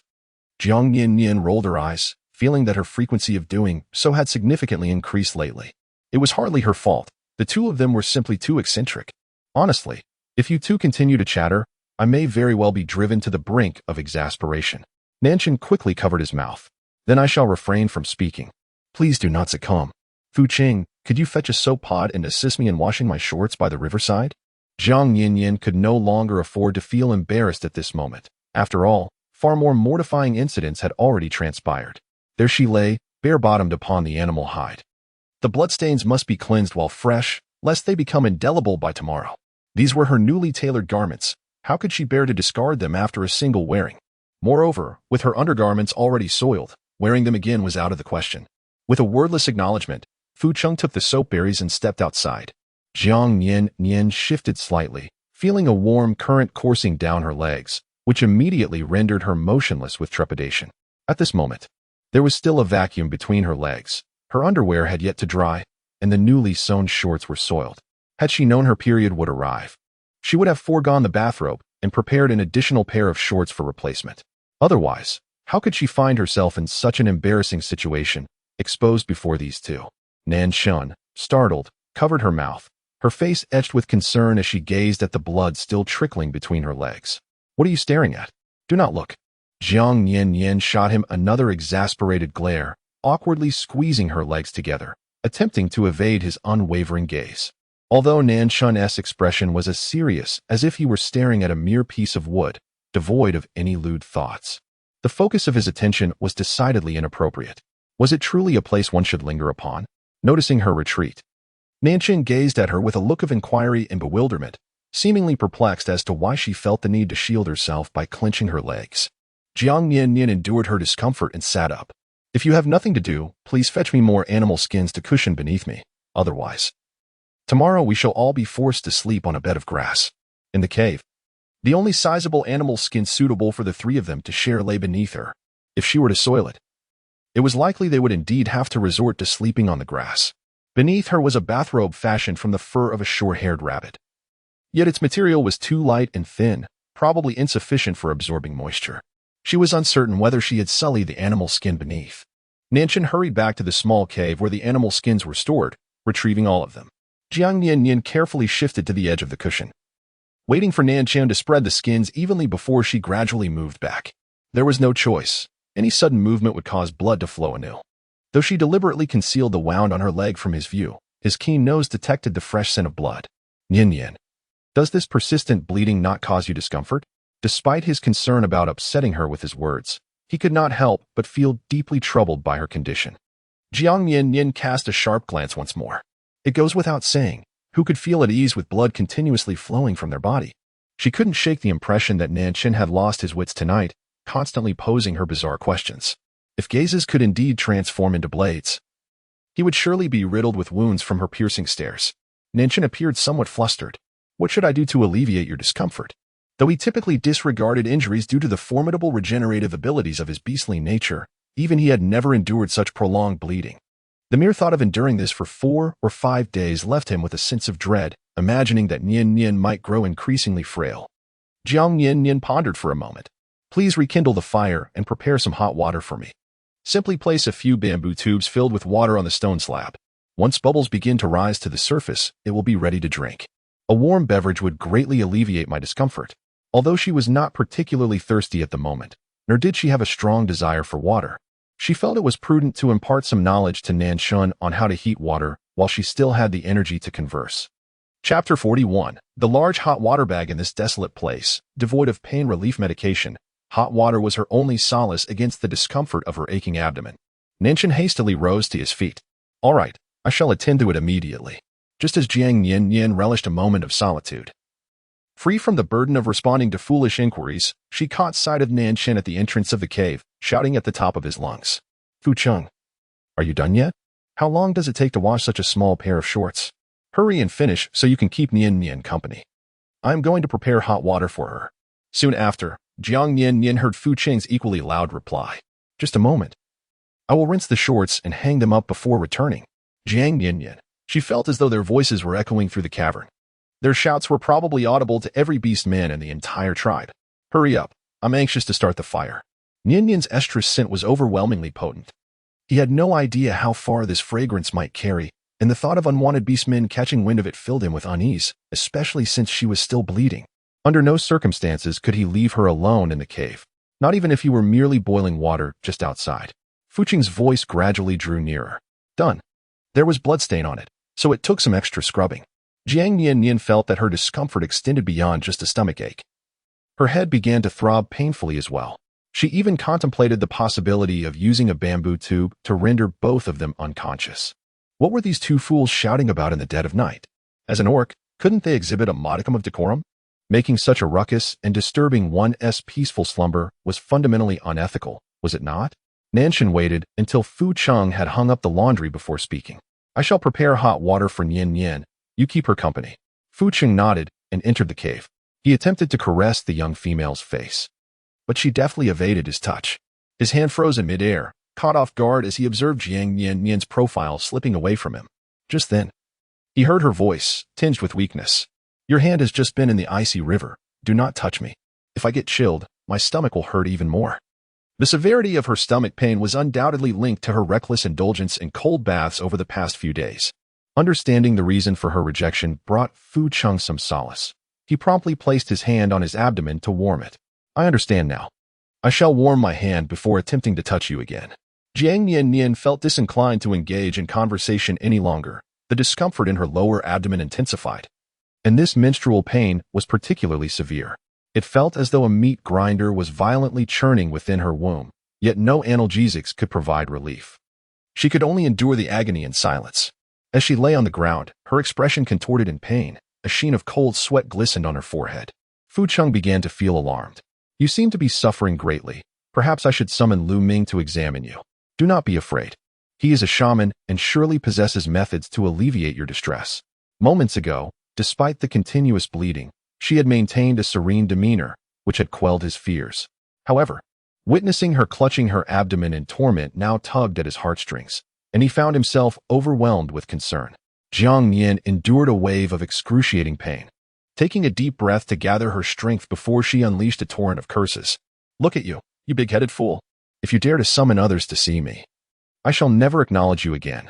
Was this person's head made of stubborn wood? How could anyone be so presumptuous? Moreover, observing the anxious reactions of Fu Qing and Nanshan upon her menstruation, one could surmise that the female orcs did not experience such human physiological cycles. Thus, how could the shaman possibly have any remedy for her current predicament? She had no desire to become a subject of experimentation for Lu Ming, consuming bizarre herbs and plants. What if she ingested something toxic? Fu Cheng lowered his head, grappling for an extended period between the decision to call the shaman or refrain from doing so, ultimately retreating in fear upon being ignored by the little female. Then I shall not go. Just don't ignore me. However, if you find yourself unable to endure it, you must tell me. Even if you choose to disregard me thereafter, I will still seek out Lu Ming for you. He cannot simply stand by and watch you perish before his very eyes. Jiang Nian-nian was in such excruciating pain that she could barely speak, only managing a faint murmur of acknowledgement. Then another wave of intense agony racked her abdomen, forcing her to curl into a fetal position. When the torment finally subsided, she gasped for breath, turning her head to see Fu Qing gazing at her with profound concern, his grave expression suggesting she might be at death's door. Jiang Nian-nian comforted the child in a soothing manner, saying, Indeed, I am perfectly fine and shall not perish, so do not worry. She recalled how, in the past, she would experience such days every month, yet here she was, having grown so strong. Be obedient and transform into your beastly form to warm me. I feel rather chilly. It was ironic that the one truly suffering was herself, yet she found herself trying to console this large man beside her, who appeared even more distressed than she was. Having just broken into a cold sweat, she now felt the chill of the mountain cave enveloping her, intensifying her discomfort, coupled with an unsettled stomach. She longed for the warmth of a hot water bottle. However, the sight of the bear Chao Fu before her made it difficult to act. Perhaps it would be best for him to shift into his beast form. His fluffy coat would surely provide warmth and comfort. As soon as Jiang Nian-nian's voice faded, a colossal tiger appeared before her, attempting to nudge her into its embrace with its paw. Jiang Nian-nian quickly interjected, All right, hold on, don't move, refrain from pushing me. I will go over by myself. Jiang Nian-nian swiftly nestled into the embrace of the tiger, careful to avoid the potential danger of his claws. Despite his retracted talons, a sense of trepidation lingered within her. Yet, as her body pressed against the tiger's warm, soft belly, a comforting warmth enveloped her lower abdomen. It was undeniably pleasant. As she lay there, she succumbed to the gentle pull of slumber. By the time Nian-nian brought in the warm bamboo tube, she was already deeply asleep. One leg draped over the tiger's form. Initially, she had been roused from her dreams by the commotion caused by the two of them, but now, cradled by the warmth of the large tiger, she found solace in sleep. Nian-nian tentatively called out to her, but she remained unresponsive. The tiger, disapproving, murmured in a low growl, questioning the need to disturb her slumber. She had been in discomfort while awake, and now that she was asleep, it was better that she remained undisturbed. After a moment's contemplation, Nian-nian decided against waking Jiang Nian-nian. She had just fallen asleep, and it was unlikely she would awaken now. Furthermore, seeing her discomfort while awake had led him to the conclusion that it was best to let her continue to sleep. However, given her penchant for cleanliness, he resolved to mix some cold water with the warm water to freshen her up. Chapter 42. The furry lemur. She had mentioned that feeling cold could lead to stomach aches. Thus, warm water should alleviate her discomfort. Nian-nian set down the large bamboo tube and fetched a wooden basin to collect some water from the river. After combining the water to achieve a suitable temperature, he took a smaller piece of animal hide, soaked it in the basin, and wrung it out somewhat before gently wiping her down. Considering the amount of sweat she had produced, the stickiness of her perspiration would make sleep uncomfortable. He later switched to a fresh basin of water to cleanse the bloodstains marring her legs. Before long, the water in the basin had turned a deep crimson, and the blood on her legs seemed impervious to removal. It would resurface again after a while. Nian-nian placed a thicker piece of animal hide over Jiang Nian-nian's body and carried the basin outside to cleanse it. He then settled by the fire to heat more water. Throughout the night, he remained awake, diligently preparing warm water to help clean Jiang Nian-nian. The sight of the blood-stained water sent shivers down his spine, leaving him wide awake and alert. As dawn broke, many single-beast men from the tribe gathered around. Nian-nian, the scent of a heavily in-heat female is quite strong. Is it the young female in the cave? Inquired the wolfman with a curious expression, frequently twitching his nose as if attempting to discern more useful information from the air. Mog, brimming with excitement, chimed in, I caught a whiff of it last night. On the other hand, Lu Ming shot Mog a disapproving glance, muttering in disbelief about the potential consequences of his antics. The youth seemed to neglect their health, but one day they shall surely rue their choices. A boisterous and gossipy group of orcs erupted into laughter. Nian-nian pursed his lips and added more firewood to the flames. Keep your voices down. Yin-yin is still asleep, he warned. The orcs, who were laughing heartily, immediately fell silent as if a pause button had been pressed. They certainly did not wish to disturb the little female and incite her displeasure. Kue Mu, observing Nian-nian by the fire, lowered his voice mockingly. Could it be that the little female mated with Fu Qing last night and did not choose you? Nian-nian promptly retorted, do not speak nonsense. It is not as you say. This matter pertained to the dignity of the males, and he and Fu Qing were currently in fair competition. He would not allow any misunderstandings to suggest that Fu Qing had mated with the little female first. Kue Di, standing nearby, immediately came to his brother's defense. Kue Mu has a point. Otherwise, why would the little female be sleeping in the cave with Fu Qing while you, poor thing, are outside tending to the fire? Haha, I see you are covered in dew. You must not have returned to sleep at all last night. With that, the group erupted into laughter again, though this time they were more mindful of the sleeping little female, keeping their voices down. Nian-nian felt a pang of discontent. The reason was simple. Fu Qing's fur was far softer than his own. As a lion, his fur was short and coarse, making it uncomfortable for the little female to cuddle with him. Otherwise, he could at least alternate with Fu Qing, but now he was left alone, constantly tending to the fire and caring for Yin-yan's bath. Yet, Fu Qing was not faring much better. He had dared not shift his position since last night, his limbs stiffening from remaining still. If you were so restless, you might as well head out to hunt early. For the next few days, Fu Qing and I will be here tending to Yin-yan, he instructed. The moment the single males heard that the little female was still hungry, they scattered in a rush, eager to hunt. Usually, Fu Qing and Nian-nian, these two rascals, preferred to remain in the cave, closely guarding the female, denying others the chance to approach her. Now, with a rare opportunity to showcase their hunting prowess before the little female, they were determined to seize the moment, hoping she might be impressed and consider them as potential mates. Watching the orcs disperse, Li Xian shook his head helplessly. These young males were so impulsive. The little female had entered her heat. Now that she was of age, when did they plan to mate with her? Nian-nian bore no scent of having mated. Nor did the cave. They could all discern this. The earlier comments from the orcs were merely playful jests aimed at teasing Nian-nian. The little female had been rescued by the two of them, and the tribe had tacitly accepted that they would be the first to bond with her. Although he found the female rather weak, there were no other unmated females left in the tribe. He found it difficult to articulate further. Observing the bamboo tube that had begun to emit a plume of white smoke, Nian-nian casually remarked, "Let us discuss it later, once her health improves." Jiang Nian had only just reached adulthood, and Lu Ming had mentioned her frail condition. Such matters were no secret within the tribe, and Nian-nian had no intention of concealing them from Li Xian. He was aware that Lu Ming was urging them to mate with the young female swiftly, yet she was unwilling, and both he and Fu Cheng preferred to wait a while longer. Moreover, her health was indeed concerning. Even if mating were possible, the prospect of her bearing offspring posed significant risks. Lu Ming nodded in agreement. Indeed, I was quite astonished that she entered estrus so early. I had anticipated it would take another 2 years, considering her petite stature. In Lu Ming's eyes, Jiang Nian was still underdeveloped, both in height and weight, entirely resembling an immature female who required several more years of nurturing before she could be considered for mating.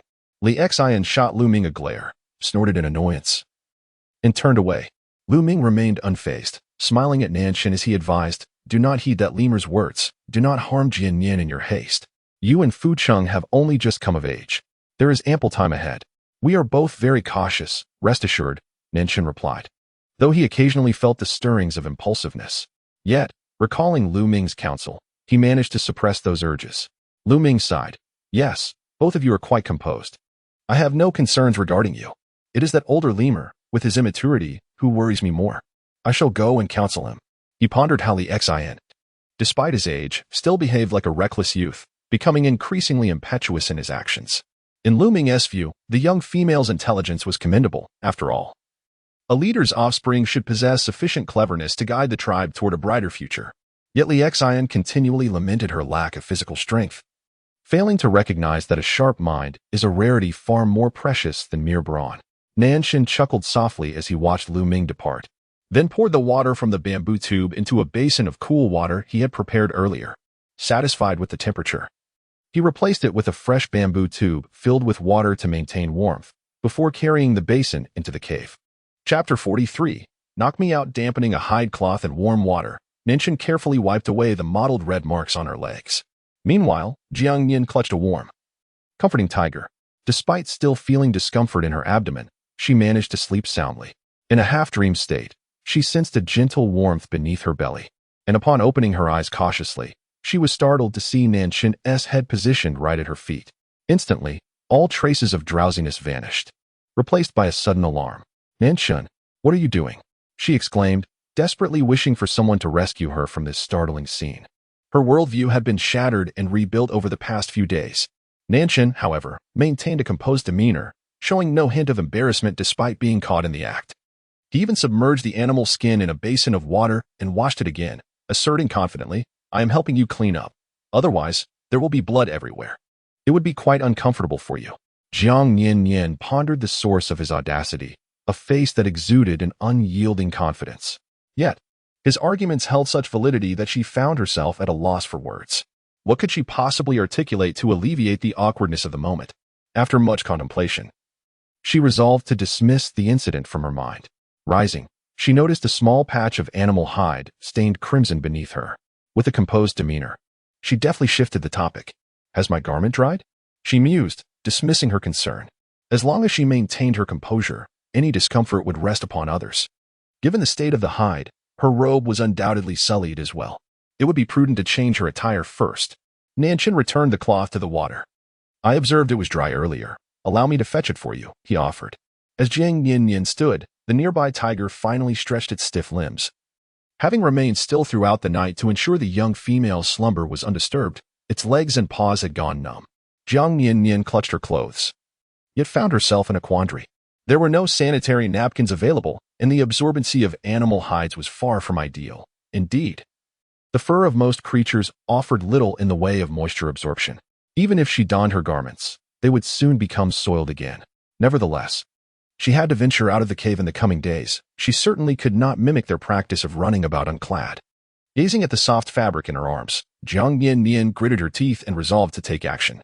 "Nian-nian, Could you fetch the scissors from the wooden box for me? Upon receiving the scissors, Jiang Nian-nian suppressed her reluctance and, taking her coral fleece pajama pants, she snipped away 2 sections of the pant legs from the bottom. She then fashioned the severed pant legs into several slender strips, each measuring approximately 20 to 30 centimeters. Although she possessed only this single pair of pants, she had no alternative at this juncture. Using her own clothing was far more comfortable than resorting to animal hides. Once prepared, Jiang Nian-nian gathered her garments and retreated into the small cave to change. What had once been a full-length pair of trousers was now transformed into capri pants. She handed the discarded clothing to Fu Qing and, clad in her socks, wobbled out of the cave. Observing her attire, she silently mused that the combination of mid-calf socks and capri pajama pants was rather unique. Nanshan had already begun roasting meat by the fire. Lang Qing had delivered a short-haired rabbit, while Mo Gu brought a wildebeest. The rabbit meat was more tender, making it more suitable for females, so Nanshan prioritized roasting the rabbit. As for the rabbit's fur, that too would be preserved. He now understood that caring for a young female required a substantial amount of animal hides, both for bedding and clothing. The more hides stored in the cave, the better. Noticing Jiang Nian-nian emerging from the cave, Nanshan called out, "Nian-nian, I have warmed some water on the stone slab for you. Use the lukewarm water to wash your face and rinse your mouth." He recalled her mentioning that cold water would cause her stomach discomfort, so he had thoughtfully prepared the washing water in advance. Jiang Nian-nian walked cautiously, fearful that a misstep might result in wetting her trousers. After much effort, she finally reached Nanshan's side. She picked up a bamboo tube, poured some water into her palm, and washed her face with it. Then, she took a few washed mint leaves, chewed them thoroughly, and rinsed her mouth before spitting them out. These mint leaves grew abundantly at the foot of the mountain, so she did not need to search for them specifically. For the time being, with no other suitable alternatives, she had to make do with mint leaves for mouthwash each day. As she tidied herself up, Nanshan gently remarked, "I have roasted some rabbit meat for you. Sliced very thinly, it will be ready to eat shortly." Jiang Nian-nian responded softly, gazing at the roasted meat on the stone slab, feeling utterly devoid of appetite. All she desired was a warm bowl of soup. The dry, desiccated meat held no appeal for her. However, lacking cookware rendered her thoughts mere fantasies. She had no intention of troubling them further. After all, her unexpected visit from Aunt Flo had likely robbed both of them of a restful night. After casually consuming some roasted meat and sipping a cup of warm water, Jiang Nian-nian sauntered back to the cave, contemplating whether the cloth strips had become soaked. Although the coral fleece was highly absorbent and sufficiently soft, it also possessed commendable water permeability, making it prone to soiling her garments. A sense of unease lingered within her. After some deliberation, she decided to remove her trousers and recline once more on the animal skin mat. It was sufficient to wear them briefly when venturing outside. Keeping them on would only risk staining them, with no spare set to change into. Her animal skin bath towel had only just been washed by Fu Qing and would likely take half a day to dry. Upon returning from their meal, the two beasts observed Jiang Nian-nian lounging on the mat with bare legs. One instinctively transformed back into a tiger, settling beside her, while the other continued to boil water outside, occasionally stepping out of the cave to gather more firewood before returning to guard her side. Jiang Nian-nian felt unwell.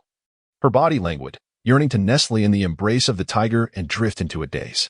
In truth, one could say that her days, free from the worries of sustenance and graced with the tender care of others, were quite splendid. She was spared the burdens of life's pressures and the obligations of trivial social engagements. Although the beastly world presented its share of harsh living conditions, the presence of handsome men surrounding her served to compensate for it. Jiang Nian-nian, lost in her thoughts, increasingly found the two individuals beside her to be quite agreeable. However, her fleeting enjoyment was soon overshadowed by an unsettling sensation in her abdomen, growing more intense by the moment, reminiscent of the cold shower she had endured earlier. As if it were now reclaiming its toll, the pain was severe enough to draw beads of cold sweat upon her brow. Fu Qing glanced at the curled figure on the animal skin mat, unease etched on his face as he looked to Nanshan. The young female forbade them from summoning a healer, yet her evident distress left them genuinely concerned. "Nanshan," she suggested, "perhaps you could strike me unconscious. It might be that in oblivion, I would be free from this pain." Jiang Nian-nian's face was pale, teetering on the brink of tears, for there was no pain relief to be found here. She felt as though she could no longer endure the torment. The discomfort from yesterday had not yet faded, and today it continued to plague her. What nonsense was this? Was it not uncomfortable here? Nanshan, filled with concern, warmed his palm and placed it gently on her abdomen, rubbing it softly. Chapter 44. The future of the tribe, the warmth of his hand was undeniably more comforting than her own icy touch. Jiang Nian-nian, in her desperation, pressed both of her frigid hands against Fu Chang's body, even nestling her feet between his calves. Although the temperature had become quite pleasant, she found that her limbs remained cold whenever she felt unwell. Behind her lay the warmth of a tiger, and before her, the heat of a handsome man. She sensed the unbearable pain in her abdomen dissipating significantly. Perhaps it was the comforting warmth or the profound tranquility of the cave that lulled her into slumber once more. However, her rest was not deep, for discomfort plagued her. After an indeterminate amount of time, she dreamt of savoring roasted pig's trotters, only to suddenly find them vanished. The warmth beside her had diminished considerably. The unexpected chill enveloped her, prompting her to shift uncomfortably, leading her to reluctantly open her eyes. All she longed for was to relish a pig's trotter in her dreams, yet even that was denied her. How unfair. Surveying her surroundings, she discovered the tiger and the handsome man were nowhere to be found. She reached out to touch the fur mat beneath her, still warm to the touch, indicating they must have only recently departed. The cave was eerily silent and desolate, unsettling her. What could have compelled them both to leave simultaneously? Typically, regardless of the circumstances, one would remain behind to keep her company. Hearing faint voices outside the cave, Jiang Nian-nian contemplated stepping out to see if they were there. She donned the sleeping pants from the fur mat beside her and secured her garment. Jiang Nian-nian rose from her fur mat, initially intending to step outside directly. However, upon hearing what seemed to be a heated argument outside, she hesitated, her resolve wavering. Instead, she opted to stealthily approach the cave entrance, pressing against the stone wall. The indistinct murmur of conversation gradually became clearer as she neared the opening. The orc's keen senses heightened her apprehension. She feared detection and refrained from peeking out to witness the commotion, choosing instead to conceal herself behind the cave's mouth and listen intently. A man's voice, somewhat sharp and discontented, pierced through the air. Fuqing, I do not concern myself with what Nan Shun intends to do, but as the leader, you ought to prioritize the welfare of our tribe. One cannot merely indulge personal preferences while disregarding the future of our clan. Jiang Nian-nian was left in a state of bewilderment, her mind filled with questions. She had always perceived the orcs as living a life of ease, devoid of significant pressures, indulging in feasting and revelry. How could this suddenly relate to the future of the tribe? Were the orcs about to start competing with one another? However, she instinctively found the sharp voice grating, not to her liking. Fu Cheng's tone was markedly different from his usual manner of speaking with her. It was cold and almost devoid of emotion. You have stated it yourself. I am the chieftain. If I cannot even determine my own preferences, what right do I have to oversee the future of the tribe? I have always believed my choices to be sound and have never considered them detrimental to the tribe's future. The sharp voice carried a hint of anger. The female in your cave is far too small and frail to bear strong offspring. Your progeny will determine the fate of our tribe. Previously, your affection for her stemmed from a lack of better options within the tribe, which I can understand. However, today I have returned with a female from the Fox clan, who is considerably stronger than the one in your cave. You should choose this Fox clan female. Despite the tension, Li Xian's spirits were surprisingly buoyant. He felt incredibly fortunate. The occurrence of finding a female was exceedingly rare. For a long time after the previous chieftain and his mate perished, there had only been 3 females in the tribe. The fact that Fuqing and Nanshan had already brought back one from the forest was astonishing enough, but today he had fortuitously discovered another by the river. A robust female. This meant their tribe now boasted 5 females, a remarkable number compared to many other tribes with larger populations that lacked such numbers. It felt as though the past chieftains were blessing their tribe with strength. Indeed, although Li Xian held little regard for Jiang Nian-nian as Fuqing's mate, he had no intention of letting her depart from the Cangnan tribe. After all, she was a precious female, albeit somewhat frail. She could still form a bond with other single orcs in the tribe. As long as it was not with Fuqing, she was free to choose whomever she desired. Fuqing, resolute and succinct, countered, I have always regarded Nian-nian as my best choice. We had long ago made an agreement that upon our coming of age, we would become mates. What I have resolved will not change, regardless of the nature of the female you have recently brought back. You have no right to dictate the validity of my choice. As Jiang Nian-nian listened to Fuqing's words, her heart involuntarily quickened. A female from the Fox clan must be extraordinarily beautiful. After all, throughout the years in various films, novels, and other channels, Fox spirits have always been depicted as possessing captivating beauty. It was astonishing that Fuqing, faced with a female from the Fox clan, remained unmoved and resolutely chose her instead. To claim that his heart was untouched would be a falsehood. After all, she was merely an ordinary girl who had never experienced love. Watching Fu Cheng refute Li Xian in front of the clan members left her feeling a mix of admiration and disbelief. Your beast father entrusted you to me. Thus I hold the right to select a better partner for you. Only then can you bear stronger offspring, which would also benefit the clan. Jiang Nian-nian, touched by these words, couldn't help but touch her nose, reflecting on the fact that even beasts appreciated arranged marriages. However, she was quite healthy. Her routine checkups had revealed no issues. Just because she did not possess the towering stature of those beastly folk did not imply that her physique was inadequate. Fu Cheng's tone grew increasingly calm. It is precisely because of my father beast that I have tolerated your words here. Nevertheless, no one can alter my choice, not even you. Li Xian. In the past, Li Xian had indeed enjoyed a good relationship with Fu Cheng's father beast. Fu Cheng would often show him some leniency out of respect for his father. Yet, what did that matter now? Even if his father were still alive, it could not change his decision. Li Xian, frustrated, was baffled by Fu Cheng's unwavering support for that female, especially considering that he had not yet mated with her in the cave. He believed he had stumbled upon a new female and that everything could still be altered. But who would have known that Fu Cheng would be so obstinate? However, if Fu Cheng truly did not wish for this, there was nothing Li Xian could do. He could not force Fu Cheng. An oddly quiet atmosphere fell over the scene until a voice, unfamiliar to Jiang Nian-nian, broke the silence. Chapter 45. The Fox Clan Female. Since the clan leader has already selected a partner, may I choose the warrior beside him as my companion? AI ran. Having observed the altercation between Li Xian and the clan leader, felt an undeniable attraction towards the clan leader and the lion by his side.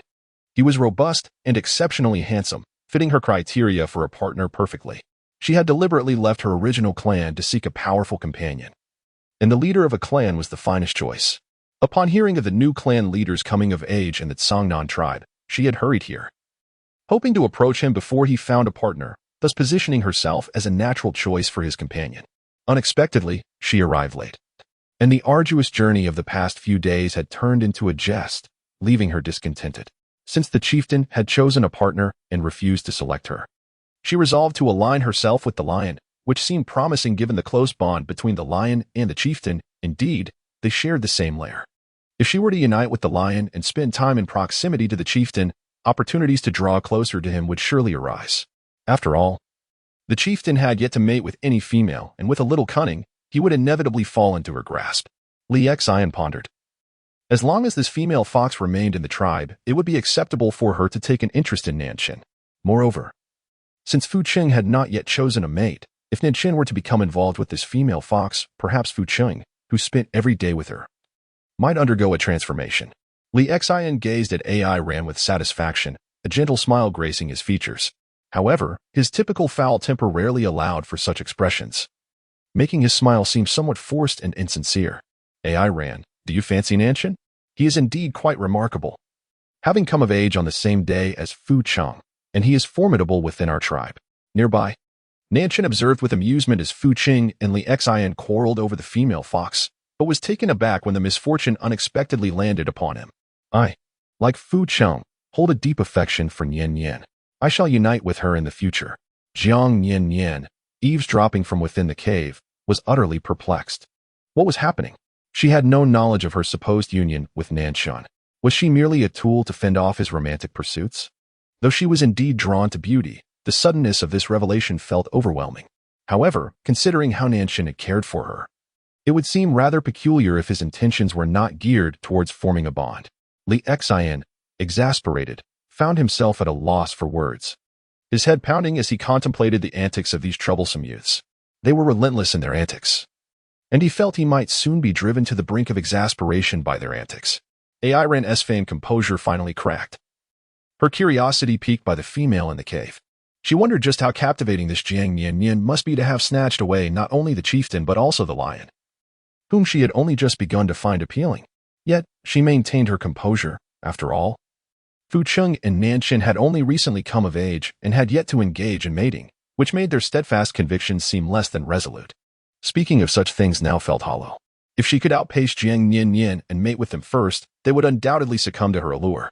With this thought, AI Ran smiled sweetly. In that case, it seems fortunate that I shall remain in the Songnan tribe for a while. With so many individuals here, I am certain I will find a suitable partner. As soon as these words escaped her lips, the previously quiet onlookers among the beastmen erupted with excitement. Indeed, our tribe is home to many formidable beastmen. We believe you will soon find a partner to your liking. The imbalance of too many males and too few females in the tribe caused their eyes to gleam with anticipation at the sight of a female. Moreover, she was but a solitary female. Initially, they all presumed that this Fox clan female was interested in the clan leader and Nanchun, thus they held little hope. After all, both Fucheng and Nanchun were indeed remarkable within their tribe. However, now that this Fox clan female expressed her willingness to consider them, their hearts brimmed with excitement. Well, you may reside in the cave on the other side. Please refrain from coming over here unnecessarily. Fucheng had no objections to this arrangement. As long as this Fox clan female did not set her sights on him, her presence within the tribe could be beneficial. Ai ran bit her lip, casting a look of feigned distress at Fucheng, who, after speaking, turned and retreated into the cave without sparing her another glance, leaving her to behold only his departing silhouette. Ping Sha observed Ai Ran's dismay, nearly bursting into laughter.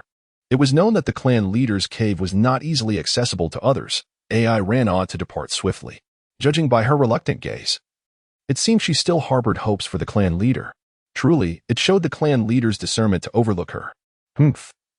She was not oblivious to the fact that this Fox clan female was far from demure, having cast flirtatious glances at her mate upon her arrival. Fortunately, her mate was as oblivious as a log, failing to perceive the implications, and even remarked to her that the female picked up by Li Xian had peculiar eyes, constantly blinking. Ping Jiang, witnessing Ping Sha's disdain for Ai Ran, understood her sentiments. Being of a gentler disposition, she preferred to avoid conflict and gently grasped Ping Sha's hand, giving it a reassuring squeeze. All right, Chia has caught a crocodile today. The meat is quite tender. Soon, we shall feast on roasted crocodile. You do adore the tail of the crocodile, do you not? Lu Wen, noticing the camaraderie between Ping Sha and Ping Jiang, did not wish to be left out and chimed in. Dong Qing and Sher Quan have hunted a large stag today. Why don't we roast it together? The more, the merrier. Having spent considerable time together in the tribe, the three females had grown closer. In the past, they often gathered to exchange furs, and now, with the fire they received from Nian-nian, they relished the opportunity to share roasted meat. Hand in hand, the trio departed, leaving Ai Ran standing alone, her expression fluctuating between various emotions.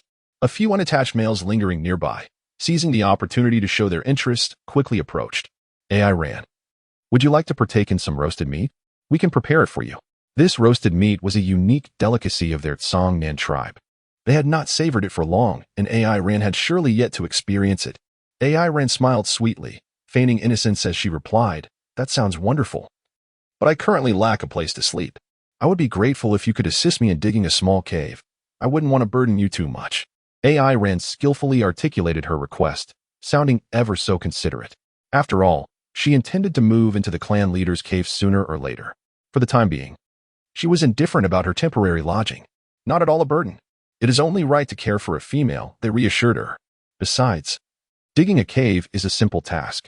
The solitary male beasts observed Ai Ran's considerate demeanor, their hearts fluttering with newfound emotions. Chapter 46, A Minor Dispute.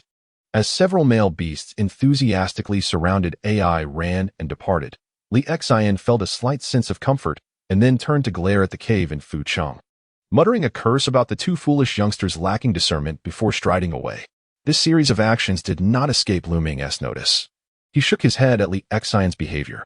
At his age, one would expect greater composure, yet he was as impulsive as a youth. In Lu Ming's eyes, Jiang Nian-nian was far more suitable as a companion for Fucheng than Ai Ran. The three females settled by the newly kindled fire, roasting the meat that the male beasts had skinned and cleaned. It was then that Ping Jiang inquired about the earlier incident. "Ping Sha, why do you seem so averse to that new female fox? Wasn't today the first time you met?" Being siblings, she understood Ping Sha well.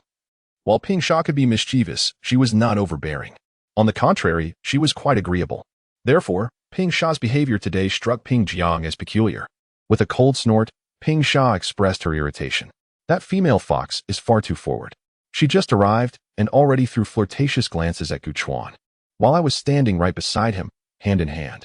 Surely, She cannot be oblivious to the fact that Gu Chuan is my partner. Among all my companions, Gu Chuan is the most handsome, though his combat skills are mediocre. I have always favored him. The fact that this fox female has set her sights on Gu Chuan fills me with displeasure, just as Ping Jiang was preparing to console Ping Sha. They heard a commotion nearby. The angry shouts of males mingled with the voices of females. The trio exchanged glances and immediately made their way over. They found several sullen-faced males glaring menacingly at AI Ran. Luwen asked, Dong Cheng, what is happening here? Dong Cheng shot AI Ran a glare and replied, visibly agitated. We were gathering firewood when this female suddenly approached, declaring her affection for Shi Quan and expressing a desire to mate with him. Shi Quan informed her that he already had a partner. She then lunged at Shi Quan, who climbed a tree to escape her, but she lost her footing and fell, insisting that Shi Quan had pushed her. This was the first time Dong Cheng and the others had encountered such a despicable and cunning female. In their experience, females were typically charming and innocent. AI Ran was indeed a source of frustration for them. Luwen looked up and saw Shi Quan still perched in the tree, his expression dark as he glared at AI Ran, who had now risen from the ground with a mocking expression. At that moment, it was just Shi Quan and me here. While you were nearby, you did not witness the situation. Why do you believe everything Shi Quan says? Clearly, it was Shi Quan who wished to mate with me.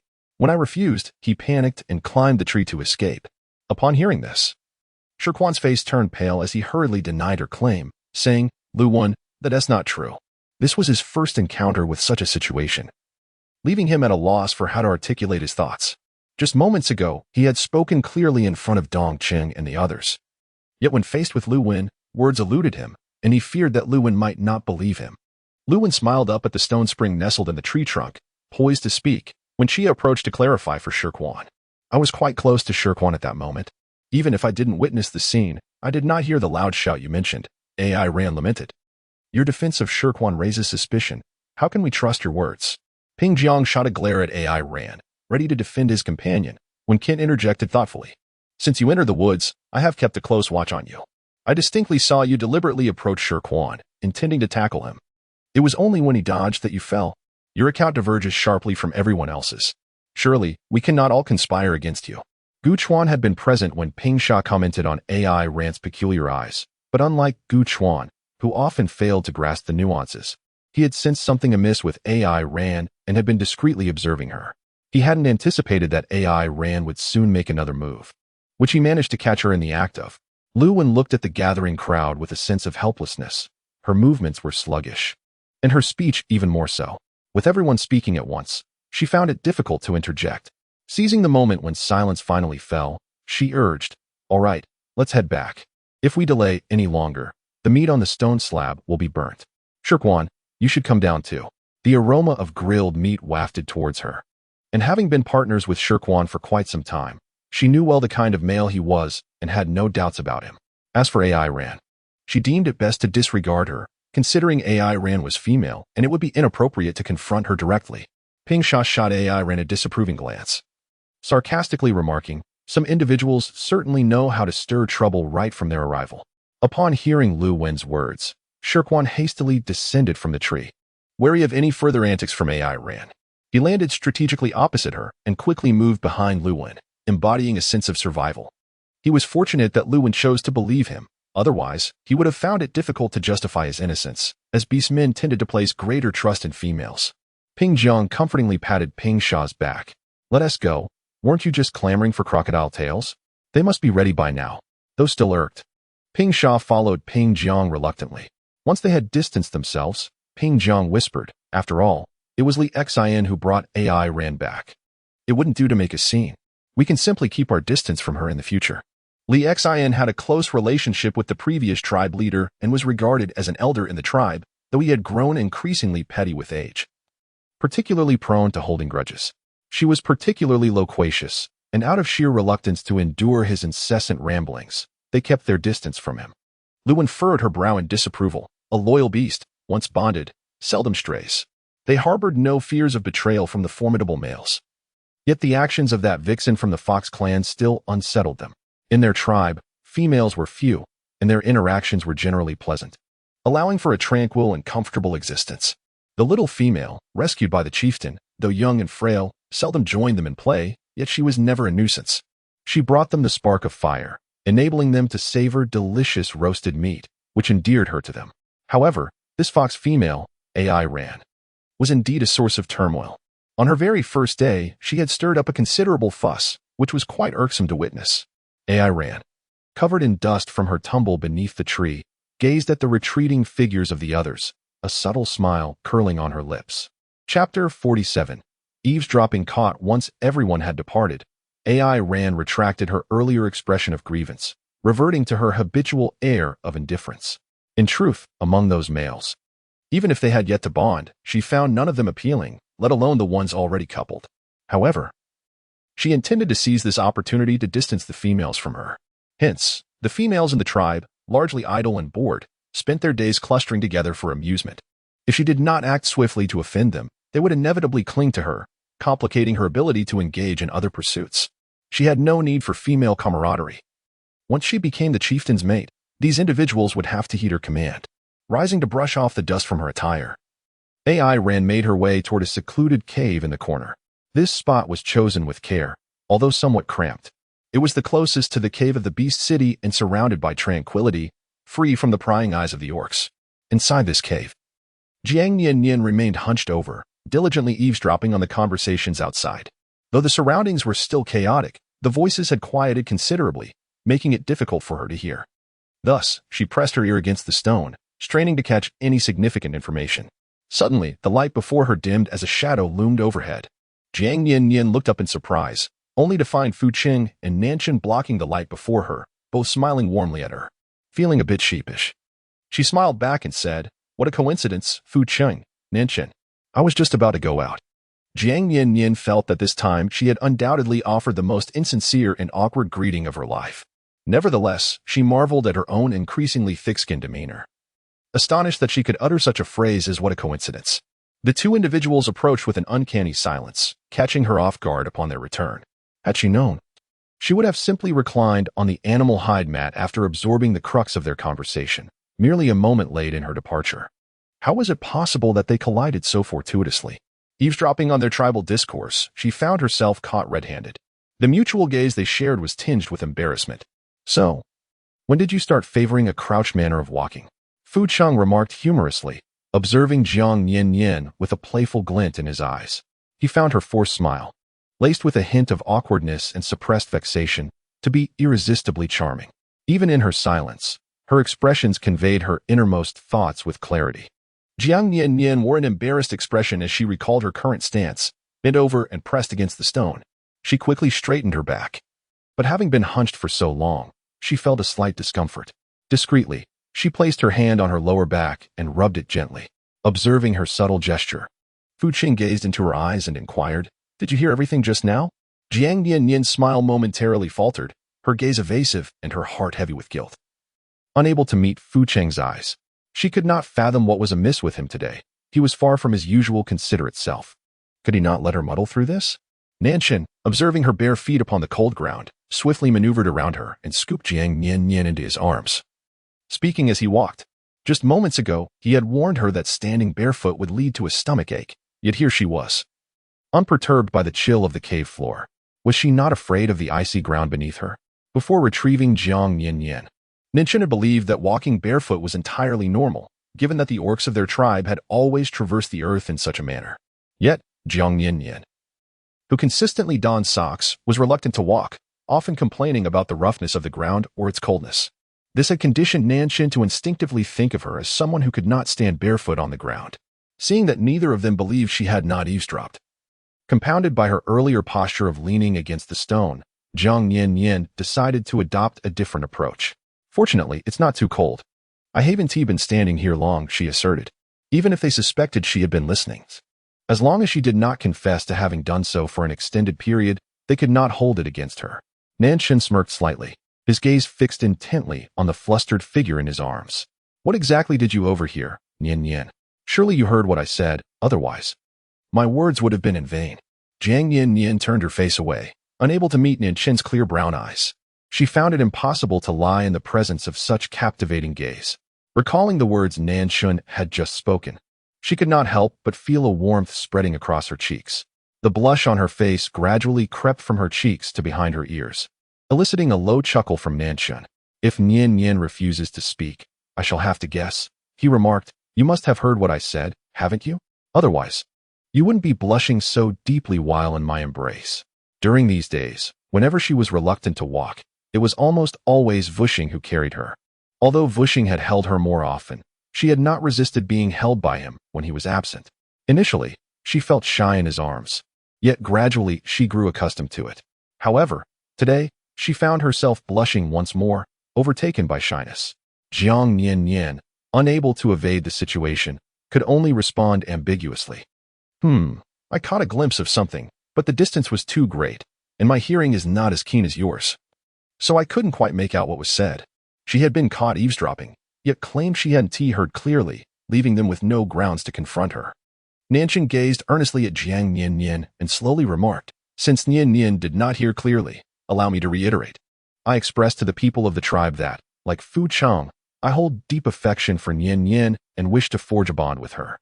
Jiang Nian-nian felt her cheeks flush even more, glancing helplessly at Fu Chang beside her. Her eyes were filled with a plea for assistance, hoping he would speak up to alleviate the awkward situation. However, Fu Chang's expression remained unchanged from usual as he regarded her with a gentle smile. Jiang Nian-nian gazed incredulously at the calm demeanor of the individuals who had brazenly attempted to undermine her in front of her. She shifted her gaze between Nian-nian and Fu Chang, her expression laden with skepticism. Their camaraderie was so profound that even blatant betrayals did not incite conflict. It made her wonder if they were secretly more than friends, perhaps even involved in a hidden romantic relationship. Observing Fu Chang's apparent disinterest in intervening on her behalf, Jiang Nian-nian steeled herself and spoke. However, Fu Chang previously expressed his desire to become my mate, and I have consented to that. Therefore, I cannot agree to you. Initially, her trepidation of the lion led her to rely more on Fu Chang. However, upon realizing that Fu Chang was akin to a tiger, she began to treat both equally. One was a tiger, the other a lion. Distinguishing which was more fearsome became irrelevant, especially since both treated her with kindness. Throughout these days, they had cared for her as if she were an innocent juvenile female, and she had embraced this role, unashamedly relishing their attention. Nian-nian, from time to time, would embrace her much like Fu Chang did, which she deemed inconsequential. Moreover, Jiang Nian-nian had always believed that Nian-nian's attentiveness stemmed from his close relationship with Fu Chang, thus she bore no psychological burden while accepting his care. However, the moment Nian-nian expressed his desire to bond with her as a mate, Jiang Nian-nian felt a pang of anxiety. She recognized that. Over the course of their time together, Nian-nian had treated her with the same warmth that Fu Chang had. They alternated companionship in the cave and took turns hunting. In fact, in many mundane tasks, Nian-nian's meticulous nature often led him to take the lead, such as sewing her leather garments or preparing roasted meat. Although her feelings towards Fu Chang mirrored those for Nian-nian, rooted more in reliance and trust than romantic affection, it was indeed challenging for her to develop feelings for one of them in such a short span, considering the interspecies nature of their relationship. Nonetheless, Jiang Nian-nian was acutely aware that if she could not return to her modern life, Fu Chang would be an excellent partner. He was composed, patient, and strikingly handsome, and his treatment of her was impeccable, qualities she found exceedingly rare in her previous life. Thus, she felt little resistance towards her unconventional relationship with Fu Chang, readily accepting his intimate gestures such as washing her clothes and drying her hair. She often envisioned a future where they would live together. However, Nian-nian found herself at a loss regarding what to do next. She, too, relied on and trusted Nian-nian, and until recently, she believed there was a clear boundary in their relationship. Yet, after the intimate care he provided her last night, tending to her most private areas, it seemed as though the nature of their relationship was beginning to grow increasingly complex. Moreover, the words he spoke to her today indicated that his kindness was no longer merely a favor stemming from his regard for Fu Chang. Noticing the turmoil on her face, he didn't outright reject her. Rather, his smile deepened. Although Fu Chang had previously taken the initiative to propose a partnership with her, Nian-nian felt a twinge of regret for not acting sooner. However, considering that Nian-nian was still quite young, he decided to bide his time, allowing her to grow closer to him first. Now that Nian-nian had entered her heat, she was undoubtedly mature, and their bond had strengthened significantly over the past few days. Consequently, he could no longer delay the conversation about their partnership.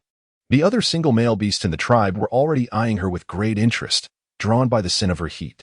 Should any of them seize the opportunity to claim her before he could, it would be a bitter pill to swallow. Once was unfortunate. He could not afford to be slow again. Observing Jiang Nian-nian's conflicted expression, Nian cheerfully remarked, "I understand. But that does not hinder my desire to form a partnership with you." What did you say? Jiang Nian-nian felt as though her mind had been struck by lightning. What nonsense was this about not affecting their partnership? She had anticipated a melodramatic tale of a femme fatale leading to a rift between brothers, and she was curious to experience what it felt like to be the source of such calamity. However, the turn of events took a peculiar twist. Nian's intention, it seemed, was to have her serve as a concubine to two husbands. Jiang Nian-nian could not help but turn her head once more to gaze at Fu Qing. His expression remained largely unchanged, still radiating warmth and amusement as he looked at her, seemingly unfazed by Nian's words, as if he had not heard them at all. Nian found it curious that Jiang Nian-nian persistently directed her attention towards Fu Qing. Typically, when a female harbors affections for a male beast and wishes to bond, it is dictated by her own desires, and mating occurs without regard for the opinions of the males at home. Of course, even if the males had opinions, they would often be disregarded, for females rarely heed their counsel. However, Nian had no intention of imparting such lessons to Jiang Nian-nian. He cherished the way she was currently considering Fu Qing's sentiments. He firmly believed that, in due course, she would also come to care for his opinions. Should another male beast attempt to pursue her, he was confident that if he opposed Fu Qing, she would certainly listen to him. Gently placing Jiang Nian-nian upon the fur mat, Nian spoke softly, "There is no need for you to look at Fu Qing. He's already aware of my desire to bond with you and will not oppose it. You need only make your decision based on your own feelings." Jiang Nian-nian was momentarily taken aback, finally regaining her scattered thoughts. After pondering over Nian's words, she exclaimed, "Are you suggesting that I could simultaneously form a bond with both of you? The idea of one woman serving two husbands is utterly exhilarating. I need a moment to compose myself." Nian gently tousled her hair and gazed at her with profound affection as he replied, "Yes. Both Fu Qing and I will take care of you together, just as we did in the past. What do you think?" Jiang Nian-nian found herself somewhat bewildered. In her youth, she had indulged in numerous dreams of being surrounded by handsome men, yet at that time, it was merely a struggle to choose between various styles of beauty, as she was unaware of her true preferences. Reflecting on such youthful fantasies is one thing, after all. Who among us has not dared to dream of being adored by charming suitors? However, encountering two handsome men before her, proclaiming their desire to share a life together, was an entirely different matter. Although her principles often swayed with the allure of physical beauty, when it came to matters of lifelong commitment, her hedonistic inclinations were tempered by caution. Jiang Nian lowered her head, unable to meet Nian's gaze, for she had never been adept at denying others, especially when the other party was a gentle and handsome man. How could she bear to witness the sorrow of such a charming figure? Yet, her previous life had been one of monogamy, where a single male and female coexisted. Remarkably, she had managed to resist the allure of Nian's captivating face and found the courage to utter words of refusal. However, when Nian gazed at her with such tender affection, his beautiful eyes seemingly filled with the cosmos. She found it impossible to maintain her resolve and instead averted her gaze from his. Meanwhile, Fu Qing, who had been standing silently nearby, was taken aback. He had never heard of such tribes before, and it appeared that Jiang Nian had journeyed far beyond his imagination. Understanding the turmoil within Jiang Nian, Fu Qing crouched down, fixing his eyes upon her. "Nian," he began, "in our tribe, every female selects several formidable partners, ensuring better protection and care during the harsh winter months. When prey is scarce, this ensures they do not go hungry." Although he knew that Jiang Nian only wished to live alongside him, his heart surged with excitement, akin to waves crashing upon the shore, longing to embrace her and express his affection. Yet, the remnants of rationality cautioned him against such impulses. Jiang Nian could not have him as her sole partner, otherwise he would be unable to hunt with peace of mind. Even though he could leverage his status as chieftain to have the tribe's warriors assist in her care, she was not their companion, and thus they would not willingly risk their lives for her. Only a true partner would be willing to sacrifice everything for the female. Chapter 49. The Winter of Hunger approaches. Jiang Nian-nian wore an expression of astonishment. Can one truly go hungry during the cold season? In this world of beasts? She had gnawed on fruits for so long and had scarcely enjoyed a few days of hearty meals, only to hear that there would still be hunger to face in the future. How could she remain calm in such a situation? Fu Cheng had not anticipated that the little female's primary concern would be this, and he couldn't help but chuckle softly. Rest assured, even during the frigid season, we shall strive diligently to hunt, ensuring that Nian-nian will not go hungry. Jiang Nian silently rolled her eyes in her heart. She had yet to express her consent to be paired with Nan-chun, yet Fu Cheng had already taken the liberty of involving them. Once Nan-chun realized that Nian-nian's reluctance was not born from a lack of affection for him, his eyes sparkled with barely contained joy. However, she was too indifferent to feign further reluctance. Since both Fu Cheng and Nan-chun were willingly devoted, what reason did she have to object? With such strikingly handsome faces, surely they could all find happiness together. She could somewhat grasp Fu Cheng's intentions and understood that hunting was not akin to mere procurement. It was unlikely to yield a bountiful catch every time. During the frigid season, when prey became scarce, the hunting expeditions would demand even more time. Fu Cheng alone bore the burden of hunting, processing the game, tanning the hides, gathering firewood, laundering, and cooking. He also had to fashion pots and utensils for her, and occasionally stitch her garments, as the thick hides proved laborious for her to sew. Reflecting on all this, it indeed seemed rather taxing for him. Perhaps it was precisely for this reason that the beastmen opted for a polyandrous arrangement. Moreover, as she bore no aversion to Nan-chun, accepting him would be a relatively simple matter for her. Jiang Nian looked at the two orcs before her, her expression earnest. Since you both insist, I shall acquiesce, however. I must stipulate one condition. Should I not consent, you must refrain from mating with me. She pondered that they ought to spend more time together to cultivate their relationship. Previously, when she was regarded as a juvenile female by Fu Cheng and Nan-chun, it was rather convenient, for there were no concerns regarding intimate matters. Yet now, with her aunt visiting, although the two were oblivious to the reason behind her bleeding, they instinctively sensed her estrus through the scent, making concealment futile. She could no longer pretend to be a minor. Fu Cheng cast a lingering gaze at Jiang Nian.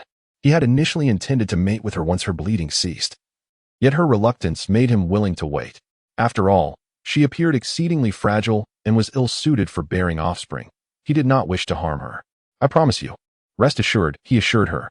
Nan-chun, equally pleased, had no objections. I too promise you. His joy at the prospect of being bonded with her eclipsed any desire to hasten ahead of Fu Cheng. Now, Fu Cheng would patiently await. And thus he felt no urgency either. With a weight lifted from his heart, Nan-chun finally found the inclination to focus on other matters. Taking a deep breath, he remarked, Nian-nian, the scent of your blood seems even more potent. The entire cave was suffused with the sweet aroma of her estrus, tantalizing him relentlessly. Were it not for the fact that she was bleeding, he might have found it difficult to restrain his desires. Jiang Nian-nian immediately sprang up from the animal skin mat and landed on the floor. Indeed, her clothes were already soaked, and the mat was stained with a deep crimson hue. Unable to contain herself, she covered her face and lamented, "It's over, I forgot to change." When she awoke, she had been dry and comfortable, but her intense focus on eavesdropping and the provocative words of Nan-chun had made her forget about changing the cloth. Now, her trousers were soiled. Fu Cheng, dissatisfied with her standing barefoot on the ground, gently pulled her back onto the animal skin mat. "It's all right, if it's dirty." "It's dirty.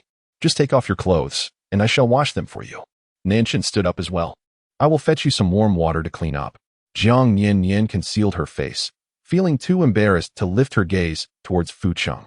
The following day was already expected to be abundant, but after her recent exposure to the cold, the flow had intensified. Observing the stains upon the mat, it was likely that her dairy now resembled that of a monkey, flushed and reddened. When Nan-chun brought water, she resolutely refused his assistance in cleaning herself, insisting on shooing both of them away. Only then did she remove her garments to tend to her own needs.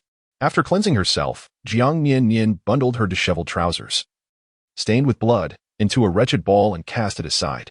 She then lay quietly upon the fur mat, covered with another hide, and tentatively called out towards the cave entrance, "Fu Cheng?" Indeed, both Fu Cheng and Nan-chun stood vigil at the cave entrance, not straying far. Upon hearing her call, they promptly entered. They beheld a substantial mass of animal hides, deliberately crumpled on the ground. Fu Cheng bent down to pick it up, suppressing a laugh as he remarked, "I shall take these to wash." He clearly noticed the state of her trousers, yet she still attempted to conceal it with the animal hides, akin to a young cub clumsily trying to cover up its misdeeds. Jiang Nian-nian made a sound of acknowledgement, unable to meet Fu Cheng's gaze. The pants stained with blood were a sight too dreadful to behold. She had never let them become this deplorable. The thought of asking Fu Cheng to wash them filled her with embarrassment, yet her current condition made it inconvenient to touch cold water. And she was unable to leave the cave. With only this single pair of pants, she was reluctant to discard them. Nanshan noticed her discomfort and gently inquired, Nian-nian, are you hungry? I've roasted some meat for you. May I bring it in? It was evident that she was wearing nothing beneath. Her half-covered face hidden beneath the animal hide, surely feeling bashful once more. He found an excuse to step outside, believing that her solitude would allow her to feel more at ease. A muffled voice emerged from beneath the hide. All right. Only when Nanshan exited with a basin of dirty water did Jiang Nian-nian dare to shift the hide, which had piled up to her nose. Feeling the dampness between her legs, she sighed in resignation. The shorts she had sewn were too loose, failing to hold the cloth strips, and her underwear had become soiled. Reluctantly, she lay bare on the animal hide mat. Fortunately, she had previously instructed Nanshan to layer the animal hides within the cave, so even after removing 2 layers, it remained quite thick. She could slowly peel them away as they became dirty. However, once she recovered, she vowed to sew a few pairs of triangle-shaped underwear, opting for ties instead of elastic bands. Anything was better than allowing the situation to deteriorate as it had. This month, she had lost track of the days and failed to prepare adequately, resulting in such embarrassment before Fu Cheng and Nanshan, tarnishing her image. Following Jiang Nian-nian's instructions, Fu Cheng took the animal hide and walked farther along the riverbank before washing the pants she had changed out of. The water had turned a deep red from the dye of her garments. He could not help but feel a pang of shock, and the thought that she would endure this for 4 or 5 days only deepened his concern. For someone with the formidable healing capabilities of a beast man, he had never bled for so long. Jiang Nian-nian, a delicate and fragile female, he pondered. How had she managed to survive 4 days of continuous bleeding? As Fu Cheng focused intently on scrubbing the garments, his heart ached for Jiang Nian-nian, worried that her petite form might suffer from excessive blood loss. Unbeknownst to him, a shadow lurked behind a distant tree, watching him intently. Chapter 50. The distinct scent AI Ren felt that her luck today was remarkably favorable. She had merely wanted to step out of the cave for a leisurely stroll, seeking an opportunity to approach the chieftain, only to find him alone by the riverbank. Truly, it seemed the beast god had favored her, granting her desires. The chieftain was usually out hunting or remained within the cave. This rare chance to be alone with him filled her with joy as she prepared to walk over. Yet, she noticed that the chieftain appeared to be washing something in the river. Curiosity piqued, she paused in her tracks.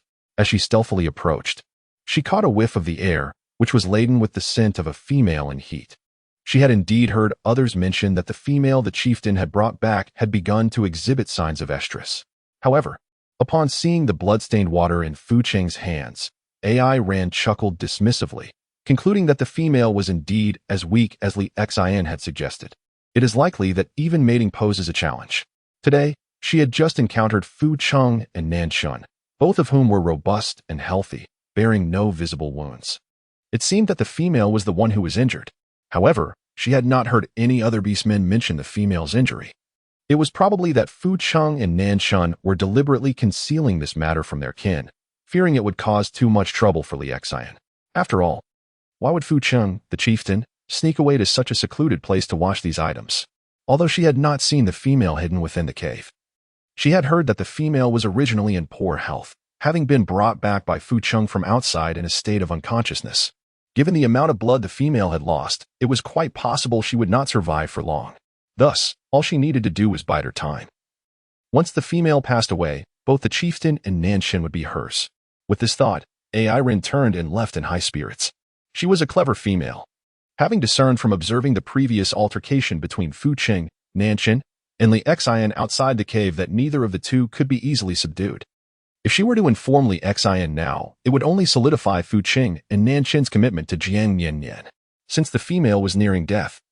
At such a time, Fu Cheng would surely be in a foul mood and would not take kindly to her presence, so she refrained from seeking out unnecessary discomfort. After all, her health was robust, and she could afford to wait. Humming a tune, she returned to her cave, where some beastmen had brought her roasted meat. AI Ran savored it heartily, feeling increasingly confident in her decision to leave her original tribe. A bright future lay ahead of her. She was quite pleased with Fu Cheng, equally satisfied with Nanshan, and thoroughly enjoyed the roasted meat within the tribe. Meanwhile, Jiang Nian-nian, after having eaten roasted meat, found herself unable to sleep. She had already napped quite a bit during the day, and the excitement of having two handsome fiancés was simply overwhelming. Turning to Fu Cheng, who had yet to transform into his beast form, she smiled and remarked, "Fu Cheng, how unfortunate that you turned down a Fox Tribe female for my sake this afternoon. I've heard that the Fox Tribe members are incredibly beautiful. Come on, since we have some time to spare, why not challenge Fu Cheng with a few brain teasers? It could serve to pass the time." Fu Cheng raised an eyebrow playfully and teased, "It seems Nian-nian has heard everything. Yet you told us you only listened for a short while? Such a little liar. Jiang Nian-nian, why is Fu Cheng not adhering to the expected norms?" What was originally intended as a life-threatening challenge for Fu Cheng has unexpectedly turned into a predicament for himself. Casting a glare at Fu Cheng, Jiang Nian-nian turned to face Nanchun, her cheeks puffed in indignation as she presented Fu Cheng with her back. Nanchun gently patted her, his gaze softening as he smiled at her. Indeed, one must admit that since she resolved to accept Nanchun, his remarkably handsome visage has become even more enticing. Perhaps it was her prior hesitance that prevented her from gazing at him so unabashedly as she does now. Fu Cheng let out a low chuckle. Leaning in to wrap his arms around her waist from behind, his warm breath brushing against her ear, causing a delightful flush to spread across Jiang Nian-nian's face. What is there to lament in rejecting a female fox? In my eyes and heart, there is only my Nian-nian. I desire no other female. My fondness for Nian-nian knows no bounds. All I wish is to be with her eternally. Jiang Nian-nian felt as if her heart was a fawn, fluttering in a delightful turmoil. Engaging in such an ambiguous posture and speaking in a tone so earnest while uttering such enchanting declarations of affection, she sensed her defenses crumbling. How utterly bewildering it was. How could this or possess such a silver tongue? As a modern young woman who had indulged in countless idle dramas, she found it astonishing how easily her heart swayed in such a tumultuous manner. Clinging to her dwindling sense of reason, Jiang Nian-nian inquired, "But we have only recently met. What is it about me that you find appealing?" This was the question that had long piqued her curiosity. She considered herself an ordinary person. How could her charm possibly captivate both a tiger and a lion? Fu Cheng gently tucked a strand of Jiang Nian-nian's hair behind her ear, bringing it to his nose. "The scent," he explained. "Orcs choose their mates based on the fragrances they favor. I am particularly fond of the aroma that envelopes you, sweet and fragrant, truly delightful. It is unlike any other. The moment I encountered you and inhaled your scent, I knew I wished to be your mate, to remain together for eternity." Jiang Nian-nian couldn't help but silently scoff.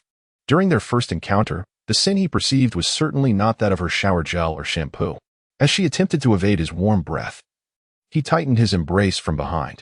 Desperately, she cast a pleading glance at Nanchun, who, instead, drew closer and left a gentle kiss near her lips, his eyelashes fluttering so close that they almost brushed against her cheek. Jiang Nian-nian gazed at the individuals surrounding her, feeling a sense of helplessness. "Fu Cheng, transform into a tiger quickly. I wish to embrace you as I sleep. Even if slumber eludes me, it is preferable to facing this dual onslaught of handsome men. To my left, a handsome man. To my right, another handsome man. The pressure is overwhelming." Sensing a gentle kiss upon her crown, a voice murmured softly behind her, "Just let me hold you like this, all right? Even if I do not become a tiger, my body radiates warmth. I shall not leave you cold." Jiang Nian-nian, momentarily captivated by Fu Cheng's intentionally hushed tone, composed herself and resolutely replied, "No, you must revert to a tiger at once, or else you shall sleep outside." It was perplexing. Despite being a tiger, his words were laced with an alluring charm, clearly not the demeanor of a proper tiger. She distinctly recalled how these two rogue beasts relished shedding their skins while she slumbered. Now, without appropriate attire, their closeness posed a risk, making her feel alarmingly unsafe. Today, Fu Cheng and Nanchun had inexplicably become particularly clingy, whereas previously, they shared merely a roommate-like camaraderie while sleeping in the same cave. Chapter 51. Not now, however. This evening, Jiang Nian-nian sensed an intoxicatingly ambiguous atmosphere permeating the cave. She could hardly suppress a parched feeling in her throat. This cannot be, at least not now. She was not yet mentally prepared. Not to mention, her physiological cycle had yet to conclude, and she had inadvertently glimpsed their unwrapped forms before, their dimensions quite daunting. Fu Cheng, with a feigned look of grievance, curled his fingers and brushed against Jiang Nian-nian's waist. Before she could express her annoyance and demand he leave, he transformed into a large tiger. Nevertheless, his formidable form remained pressed against her back. He attempted to rest his grand head upon her shoulder, but it was far too large to fit. Undeterred, he nuzzled his muzzle against the hollow of her shoulder, as if seeking affection. Jiang Nian-nian felt a tickling sensation behind her ear from the gentle nuzzle of the tiger. Initially, she intended to turn around and cast him a stern glance, admonishing him to remain still and sleep soundly. However, upon turning, she was greeted by the sight of a tiger's head, playfully sticking out its tongue, reminiscent of a small kitten, affectionately rubbing against her shoulder. She found it irresistibly adorable and felt an overwhelming urge to reach out and pet the magnificent creature. She couldn't help but think that her desires had evolved. Previously, she had only yearned to pet cats and dogs, but now she longed to caress the head of a great tiger. Yet, this tiger belonged to her now, and she mused that it should be harmless to indulge in a gentle stroke. Lost in thought, Jiang Nian-nian extended her finger to poke the tiger's pink tongue. Initially, she had intended to give it a playful tug, but hesitated, fearing that Fuqing might react instinctively and bite her if startled. After all, she merely sought a mischievous moment, not a brush with death. Simply pressing her finger against his exposed pink tongue was amusement enough. The tiger seemed momentarily taken aback before delightedly flicking its tongue to gently lick her finger. The rough texture brushed against her skin, yet with such lightness that it caused no pain, only a peculiar, tingling itch. Watching the suddenly exuberant beast, Jiang Nian-nian swiftly surrendered. All right, enough teasing, time to sleep, she relented. How easily riled up, she mused, half convinced the creature's excitement might lead to her being trampled beneath its massive paws. Logically, she knew Fuqing would never harm her. Yet, faced with such a formidable presence, primal instinct whispered of danger, an inescapable tremor of awe before nature's sovereign. Unwilling to end the game, the tiger lingered, licking its paw with lingering relish. Its gleaming eyes, alight with undiminished vigor, fixed upon Jiang Nian-nian, betraying not a trace of drowsiness. Jiang Nian-nian felt a shiver run down her spine under his gaze. Deciding to turn away, she faced Nanshin, only to find him intently observing her as well. Momentarily taken aback, she closed her eyes and chose to lie flat, avoiding the penetrating stares that seemed to devour her whole. Her mind wandered aimlessly until she eventually drifted off to sleep. After lying in the cave for 3 days, Jiang Nian-nian's menstrual cycle finally came to an end, allowing her the freedom to emerge, refreshed and unburdened. Outside, the rain began to fall once more. Fortunately, the downpour lasted only a day, and after waiting an additional day for the ground to dry, she was finally permitted to venture out and enjoy herself. Jiang Nian-nian stood upon the verdant grass, inhaling deeply the crisp air from beyond the cave, feeling as though she had been reborn. Having been cooped up in the cave for an extended period, she had insisted that Fuqing and Nanshin accompany her on an excursion. Her true intention was to forage for wild vegetables, as the incessant consumption of roasted meat had left her feeling overheated. She particularly craved some greenery to replenish her vitamins. Fuqing and Nanshin acknowledged the hardships she had endured in recent days, and upon her suggestion of an outing, they readily acquiesced. The trio meandered through the nearby woods, not far from their tribe. Jiang Nian-nian wore the leather socks crafted by Nanshin, which had been reinforced with additional layers of animal hide upon her request, transforming them into something akin to soft-soled leather shoes. They were relatively comfortable, though the soles remained insufficiently thick, requiring her to tread carefully to avoid sharp stones, seeking out even ground where possible. This was certainly preferable to her previous plight of walking barefoot. Having recently experienced rainfall, numerous decayed branches sprouted with wood ear mushrooms, and beneath the shade of the trees, an assortment of mushrooms thrived, much to Jiang Nian-nian's delight. Both of these were common ingredients she could confidently consume. However, when it came to mushrooms, she only dared to pick those she was familiar with. Any that appeared peculiar or bore an unusual hue were left untouched, as she could not ascertain their safety.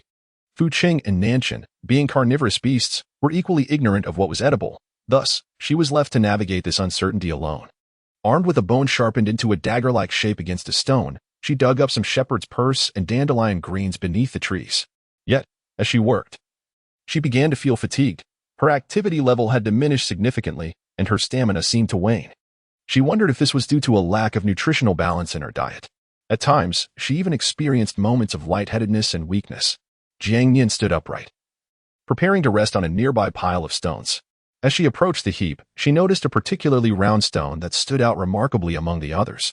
Its surface, polished by the rain, gleamed with an unusual cleanliness, with a hint of whiteness in its hue. Intrigued, she reached out to touch it and found its texture to be unlike any stone she had encountered before. She called out to Fu Qing, who was not far off. Foraging for mushrooms. Fu Qing, put aside the mushrooms for a moment and come help me with this stone. I am curious to see what it truly is. A stone so perfectly round. What a pity it would be not to fashion it into a pot. With the prowess these orcs possess in carving tunnels, it shouldn't be overly difficult to chisel a stone pot from it. Even if it takes some time, such an item would serve its purpose for many years to come. Jiang Nian-nian also felt she was being somewhat greedy. When she lacked a fire source, she thought merely having one to roast meat would suffice. Now that she possessed flames, she yearned intensely for a cooking pot to savor a steaming bowl of broth when chilled. Fu Qing set down the large animal skin bag he carried and approached the stone pile to examine the rounded rock Jiang Nian-nian had indicated. With effortless grace, he bent down and lifted the smooth stone from its resting place amidst the rubble.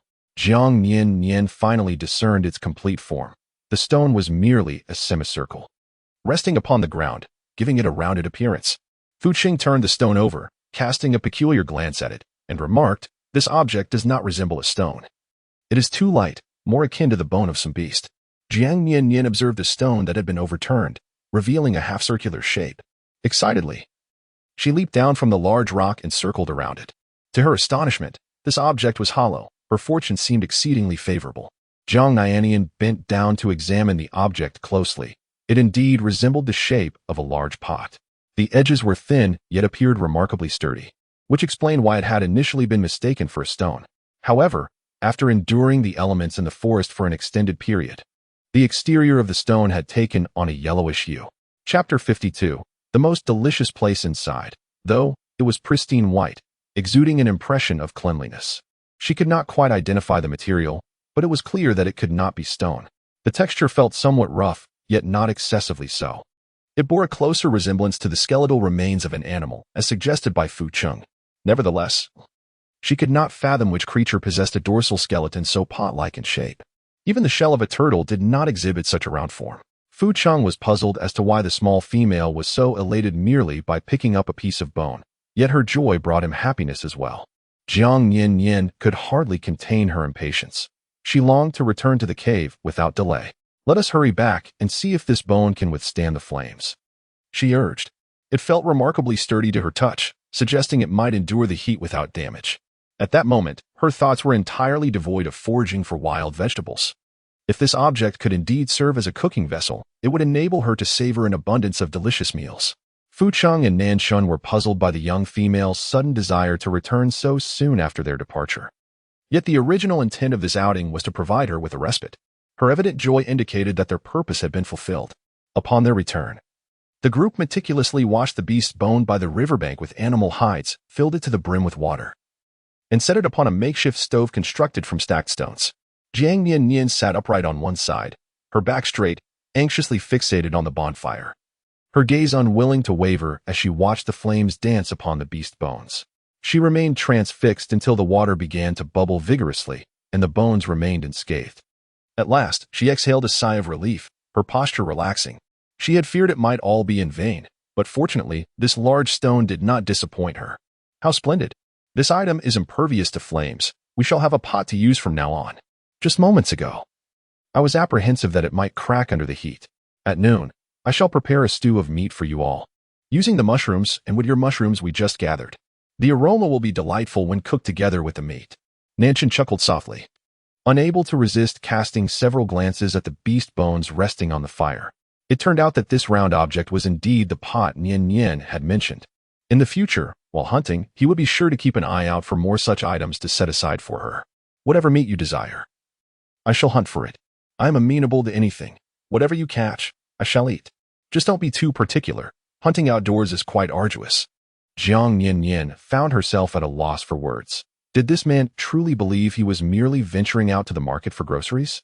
He even inquired about her culinary preferences. What should she say? Simply catch whatever was readily available. What was there to deliberate? She was the easiest person to please.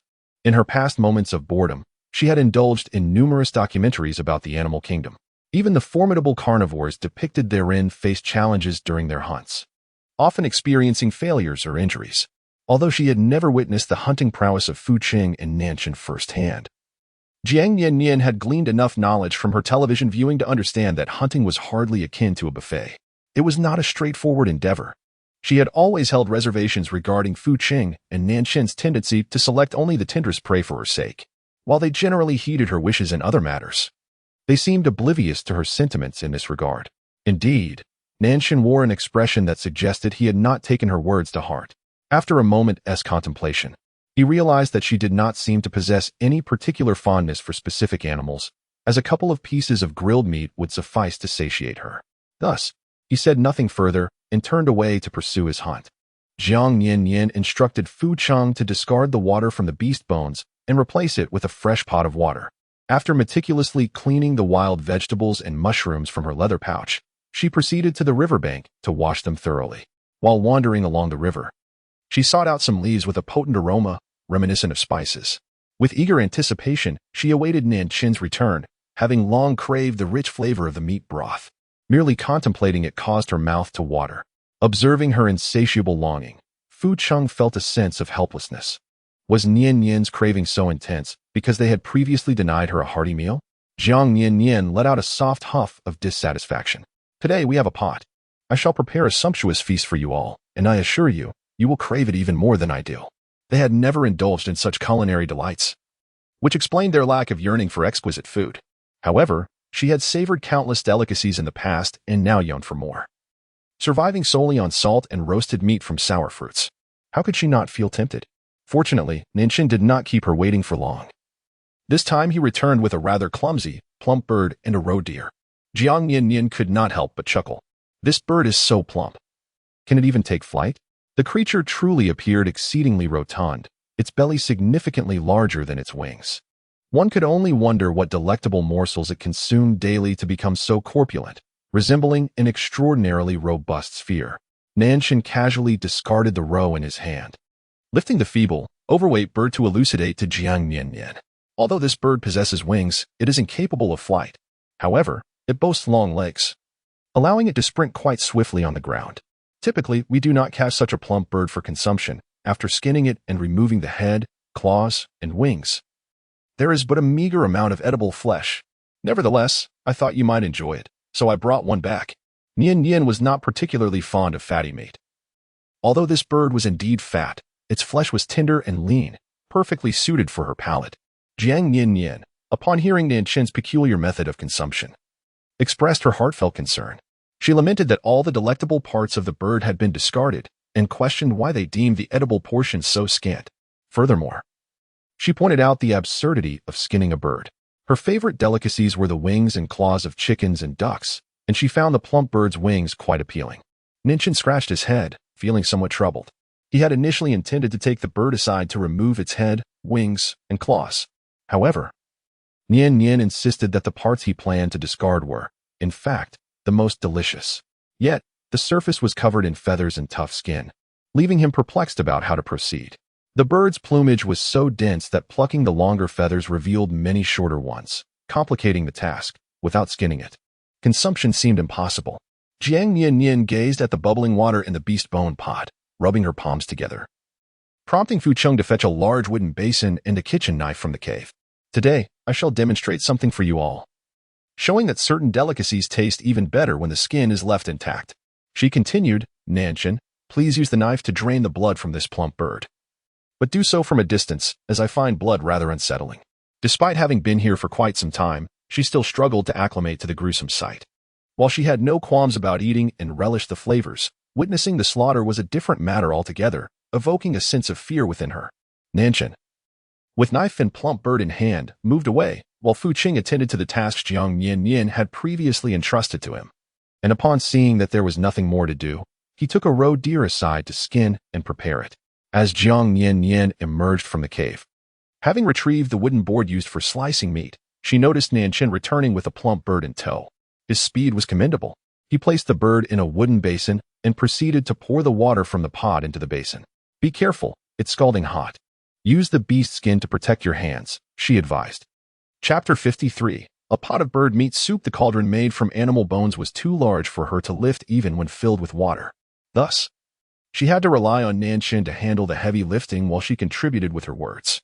Jiang Nian-nian, with a hint of greed, mused that although the beast bone pot was perfectly round in shape, it was regrettable that it lacked two handles. Otherwise, it would have been even more convenient to use. Nian-nian, observing the little female who cared for him, felt a deep sense of satisfaction reflected in the corners of his eyes and the curve of his brows. Fearing that his evident joy might be noticed by Nian-nian, he hastily lowered his head, deftly pouring water into the basin, and with a serious expression, inquired, Nian-nian, "What shall we do next?" Jiang Nian-nian glanced at the plump bird, now weak and barely clinging to life after having its blood drawn. Though a sense of trepidation lingered in her heart, she steeled herself and spoke resolutely. "Please fetch some cold water and set it aside. As for the rest, leave it to me. Even if I dread the task, it is unavoidable. After all, she is the only one here capable of plucking feathers from birds." For the sake of a taste of this bird's meat, she was determined to persevere. As the hot water in the wooden basin cooled slightly, allowing her to submerge her hands, Jiang Nian-nian crouched beside the basin, deftly grasping the bird's feathers. The feathers, having been soaked in the warm water, were remarkably easy to pluck, akin to pulling tinder grasses from moist, fertile soil. With a mere handful, she could effortlessly strip away a layer of feathers. Nian-nian squatted beside her, observing the feathers that typically vex the beastmen with surprising ease being removed. Unable to contain his admiration, he exclaimed, "Nian-nian, you are truly remarkable. I had no idea that feathers could be so easily plucked after being scalded with hot water. I had never encountered such a method before." Yet, it was understandable. In the past, they had not even possessed fire. So how could they have heard of such a technique? Feeling somewhat bashful under Nian-nian's admiring gaze, Jiang Nian-nian explained, "I merely observed others doing this and learned from them." Did she require praise for merely following suit? She felt as though she were a helium balloon, increasingly buoyant. When Fu Cheng returned from the riverbank and spotted Jiang Nian-nian crouched by the basin plucking feathers, he hurried over, placing the prepared roe deer aside, and disapproved, "Nian-nian, how could you allow Nian-nian to undertake such tasks? The females in our tribe do not handle the prey." Rolling her eyes at Fu Cheng, Jiang Nian-nian continued her work as the water temperature was just right. "Neither of you can do this, and besides, it's not strenuous. I have been cared for like a giant infant by you both. It is time I found something to do." The two of them regarded her with an intensity that suggested they would almost feed her themselves to spare her the effort of chewing. Honestly, she was no porcelain doll. Nian-nian shifted the basin closer to himself and imitated Jiang Nian-nian's earlier technique, pulling at the feathers with vigor. "Fu Cheng is right. As a female, you should rest. I have now learned how to pluck feathers, so Nian-nian, you need not continue. Simply watch." Having witnessed the feathers being so easily removed for the first time, he had been thoroughly engrossed and inadvertently neglected to take over the task from her. Fortunately, Fu Cheng's reminder brought him back to reality. Otherwise, he would have been too absorbed, allowing Nian-nian to complete the task on her own. Jiang Nian-nian gazed at the wooden basin that had been moved away from her, feeling too weary to contest further. Despite their apparent compliance, both men exhibited a stubbornness in certain respects. Argumentation proved futile. "Fu Cheng, bring over the knife," she commanded. Nian-nian was far more expedient than she. Swiftly rendering a plump bird, significantly larger than a chicken, utterly bare, it was time for her to prepare the ingredients. With a deft motion, she sliced open the bird's abdomen, instructing, "You may choose which innards to keep, but I desire the liver, so set that aside for me." She proceeded to chop the bird into pieces, ensuring they were clean before placing them into the pot to boil. The group busily lowered the bird into the pot, while Jiang Nian-nian seized a handful of aromatic leaves she had gathered by the riverbank and tossed them in, unsure of their exact identity. She nonetheless found their fragrance reminiscent of spices, believing them harmless enough to consume. Thus, she decided to add them to the pot for a trial. "One of you, fetch a wooden board roughly the size of this beast bone pot," she instructed. "Once prepared, we shall cover the pot with it. This will expedite the cooking process." As everything was set in order, Jiang Nian-nian hummed a tune while carrying several small wooden bowls, spoons, and chopsticks to the riverbank for cleaning, eagerly anticipating the broth. It had been far too long since she had savored anything soupy, and her excitement was palpable. Upon catching the enticing aroma of the meat, Jiang Nian-nian employed the clean leaves to skim off the frothy surface of the bird broth. She then carefully extracted the liver to prevent it from becoming tough with prolonged cooking. Next, she added the prepared mushrooms, allowing them to simmer for an extended period. Once she was certain the mushrooms were thoroughly cooked, she seasoned the pot with salt and tossed in the wild greens to blanch, inhaling the long-awaited fragrance. Jiang Nian-nian clapped her hands together. "It is ready to eat. I shall not assist you further. You two can prepare your own portions," she declared. She recalled that, Apart from the bird's liver, they had also included other innards in the pot, uncertain of who among them desired those. Thus, it seemed best for each to serve themselves. Jiang Nian-nian served a bowl of bird soup in a small wooden vessel containing the tender liver of the bird. The aroma was delightful, despite the modest array of seasonings. The umami of the mushrooms intertwined with the fragrant essence of the bird meat and the fresh notes of wild vegetables, creating a delectable dish. The slightly cooled bird liver, immersed in the steaming broth, reached a perfect temperature for consumption. Its texture resembled that of chicken liver, yet it was even more tender. Fu Cheng took a bite of the bird's heart and exclaimed, "Nian-nian, the cooked offal is truly delectable." However, they had only roasted meat on the stone slab, leaving the offal ungrilled. They were accustomed to consuming it raw. They had not anticipated that the boiled innards would be so aromatic. Nanshan swallowed the morsel of meat, noting that boiled meat and roasted meat provided entirely different experiences. Yet both were equally delightful. Fu Cheng and Nanshan imitated her, sipping some broth. Jiang Nian-nian used her spoon to scoop up mushrooms and greens, placing them in their bowls. Try this. The vegetables cooked in the meat broth are also incredibly flavorful. As they savored their meal, a wolf suddenly dashed towards them, transforming into a human form mid-stride. Jiang Nian-nian gazed at the naked wolf blue rushing towards her, a flicker of surprise in her eyes as she shifted her gaze aside. Yet, she soon caught sight of Kue Mu, also unadorned, and redirected her wandering gaze with an air of composure, deftly picking up a piece of mushroom and placing it into her mouth. What were mere birds to her? After a while, they became utterly unremarkable. She discerned a pattern. The more intense her reaction to their nakedness, the more these shameless orcs relished in teasing her. When she exhibited little reaction, their mischievous intentions to provoke her would wane. The approaching wolf blue flashed a cheeky grin at Jiang Nian-nian before shifting his attention to the simmering pot of soup. "Wow, Chief, what delectable dish are you preparing?" Kue Mu interjected, dramatically inhaling the aroma as he joined them. Chapter 54. Plans for the cold season. Jiang Nian-nian swallowed the bird's liver in her mouth, secretly pondering how each time they prepared a new delicacy. This group of orcs had noses more acute than that of dogs, rushing over with remarkable swiftness. It seemed that today, both Fu Cheng and Nanshan would once again find the meal unsatisfactory. They had assisted her tirelessly for most of the day and must surely be feeling quite famished by now. Suddenly, Jiang Nian-nian was startled by her own thoughts and immediately shook her head, dismissing the pangs of sympathy that had crept into her mind. After all, her relationship with the two had yet to progress significantly. Their bond was merely a verbal pact, devoid of any formal engagement ceremony. Yet here she was, unconsciously feeling a sense of concern for them both.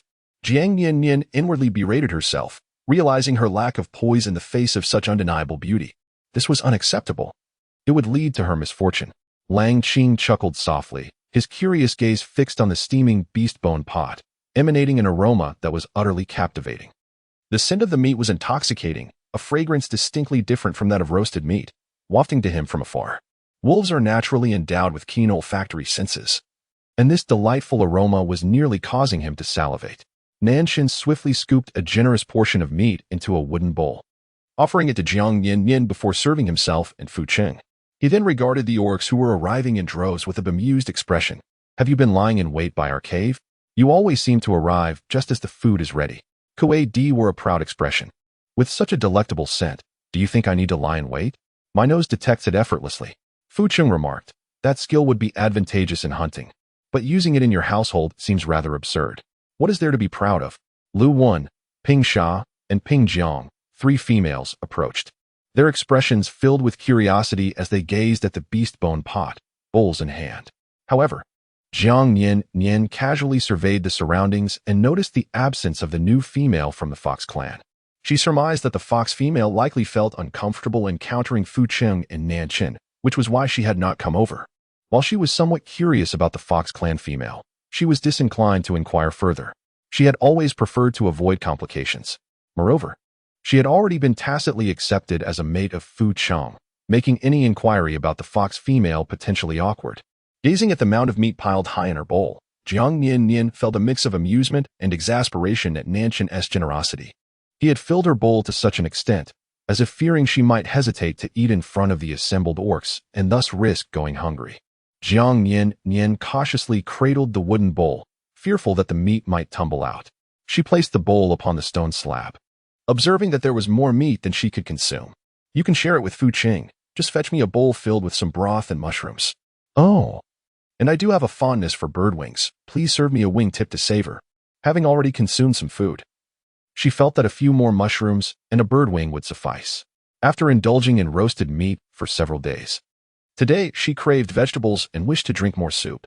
Nian-nian assisted her in gathering her favorite delicacies, and turning to Fu Qing, Jiang Nian-nian remarked, "This is ample for me. You and Nian-nian can manage the rest." Embracing the warm soup that Nian-nian had prepared for her, she rose and shifted back slightly, aware that each of these individuals towered over her significantly. As they all jostled forward, she feared they might inadvertently step on her. Fu Qing and Nian-nian, concerned that she might not have enough to eat, initially refrained from commenting. Despite the plump bird's substantial size, both Nian-nian and Fu Qing found it insufficient, especially with so many orcs present. Indeed, noticing her retreat with her wooden bowl, Fu Qing finally rose to remove the pot of beast bones from the fire, setting it upon the stone slab to roast the deer meat. "Come, let us all partake together." The orcs naturally formed a circle around the pot. Yet, even in their eagerness, they prioritized the three females, allowing them to dine first. Ping Sha, Ping Jiang, and Lu Wen, having the advantage of bowls, quickly filled theirs and retreated to enjoy their meal. The other orcs were less particular. Some carried wooden trays, others wielded bamboo chopsticks, while some came empty-handed but made do with large leaves to cradle their portions. In the past, they had consumed raw meat using their hands, but this was too hot to handle without some form of protection. Fortunately, despite their numbers, the orcs were inherently simple and not greedy, each taking only a piece or two before stepping away from the pot. Thus, even with limited meat, everyone present managed to have a taste. Some quick-witted orcs soon recognized the meat as that of the plump bird, yet they noticed that the skin bore no trace of feathers. Unable to suppress their curiosity, they inquired, "Fu Qing, Nian-nian, this appears to be bird meat. Do you consume it with the skin intact, and how is it so clean?" Nian-nian glanced at Jiang Nian-nian, his expression one of pride. It was Nian-nian who devised this brilliant method. "First, we use this pot, yes. This round container is called a pot, to boil a large quantity of water. After draining the bird, we soak it in hot water for a while, and the feathers come off effortlessly." Nian-nian has stated that all birds can be prepared this way. The orcs nearby found this method both novel and intriguing. Their interest in the pot that Nian-nian had mentioned piqued. Just now, they were solely focused on the delectable dishes and paid no attention to what vessel contained the meat. Observing that their kin were thoroughly enjoying the stewed meat, Fu Qing and Nian-nian felt reluctant to serve themselves any more, wishing to leave the pot for their fellow clansmen. Consequently, they resorted to slicing the roe deer meat and grilling it on a stone slab, deeming it sufficient to satisfy their hunger. Jiang Nian-nian quietly nibbled on a bird wing beside her. Her spirits lifted as she savored the last drops of the broth in her bowl. Though the plump bird appeared quite corpulent, it bore little fat, resulting in a broth that was neither greasy nor heavy. Instead, it was remarkably fragrant and delectable. Observing Jiang Nian-nian relish her soup, some of the orcs, who had scarcely consumed much meat, felt a pang of envy. They quickly scooped some broth with leaves and, after a sip, couldn't help but extol its virtues. "Wow, this broth is truly delightful," they exclaimed. Its salty and aromatic flavor was unlike anything they had ever experienced. Seeing them appreciate her culinary skills, Jiang Nian-nian's eyes sparkled with joy as she replied, "This isn't merely broth, it's a savory soup made from meat. Oh, and we can also make broth from animal bones. If we break the thicker bones, we can savor the marrow inside, which I absolutely adore for its rich and luscious flavor." She continued, "When the cold season arrives and food becomes scarce, we can prepare plentiful meat and bone broth. It will keep us warm and well-fed." Although Fu Qing assured her that she would not go hungry during the cold season, Jiang Nian-nian felt compelled to plan ahead. Chapter 55, Prepare for Rainy Days. As someone who stockpiled an abundance of daily necessities like toilet paper and laundry detergent every shopping festival to avoid anxiety, she found it unsettling to face the winter unprepared. Moreover, after enduring the taste of hunger for so long while gnawing on fruits, she could not allow herself to face the possibility of starvation again. Jiang Nian-nian prepared to brainwash the orcs in advance, ensuring their cooperation in stockpiling winter provisions. This endeavor would ultimately benefit them as well. She would devise the plan while they exerted their efforts, fostering a spirit of collaboration that would lead to shared prosperity and alleviate hunger. A group of orcs, who had recently indulged in delectable new dishes, suddenly brightened with excitement. "Can bones be eaten this way?" they exclaimed. Little female, you are truly both clever and formidable. Among them, only the younger orcs with stronger teeth relished raw bones, while the others typically discarded them, as excessive consumption could lead to digestive difficulties. The harsh winter would bring prolonged snowfall, sometimes sealing the mountains in deep drifts, making it arduous for them to venture outside. The forest would nearly be devoid of animals during this season. In dire circumstances, they could endure days of hunger, and some of the elder orcs with frail health might even perish from starvation. Even when they managed to catch a similarly emaciated creature, priority was given to the precious females to prevent their tribe from facing extinction during the winter months. Even Lu Ming, who had been silently consuming meat without uttering a word, finally lifted his head and spoke. Nian-nian is indeed a remarkably astute female. With her, our tribe will undoubtedly flourish. Lu Ming had always been confident in his judgment. From the moment she brought fire to the tribe, he sensed that Jiang Nian-nian was unlike any other female. Indeed, she would bring fortune to their Tsangnan tribe. Jiang Nian's ability to control fire was already astonishing to him, along with her oddly crafted yet sharp and exquisite tools, as well as the uniquely soft garments she wore. The roasted and boiled meats she prepared, coupled with her thoughts on enduring the harsh winter, increasingly convinced Lu Ming that Nian-nian would aid Fu City in leading their tribe to greater strength. Li Xian, that old fellow, must truly be aging, for his eyesight had dimmed, preventing him from seeing clearly. Although Jiang Nian appeared somewhat frail, her intellect was remarkably sharp. While the orcs possessed robust physiques, a keen mind was indeed a rarity. Lately, he found Fu City's prospects looking brighter. Such a clever female as Nian-nian was undeniably suited to be Fu City's mate. Their offspring could inherit Fu City's strength and Nian-nian's wisdom, a perfect combination. Having always held a fondness for Nian-nian, and witnessing even the shaman Lu Ming praise her, he sighed with a hint of regret. How envious I am of Fu City and Nanshan. The little female can create such delectable dishes. I too wish to bond with a female. Before Nian-nian arrived in the tribe, they had been consuming raw meat, so these delightful dishes must surely be her creation. Xiang Tian sighed beside him, his demeanor and tone almost indistinguishable from that of the wolf green. How envious I am of Fu City and Nanshan. I too wish to bond with a female. The surrounding orcs joined in the commotion, clamoring in agreement. Fu City and Nanshan, feeling a mix of frustration, gnawed on the roasted roe deer meat in silence. According to orc tradition, males were not permitted to hinder other males from courting females. As the chieftain, Fu City was expected to set an example for his kin. Meanwhile, as Nanshan's closest friend, they had to suppress their discontent. Fortunately, given her initial reluctance to accept Nanshan, they held confidence in Jiang Nian, knowing she would not easily entertain others.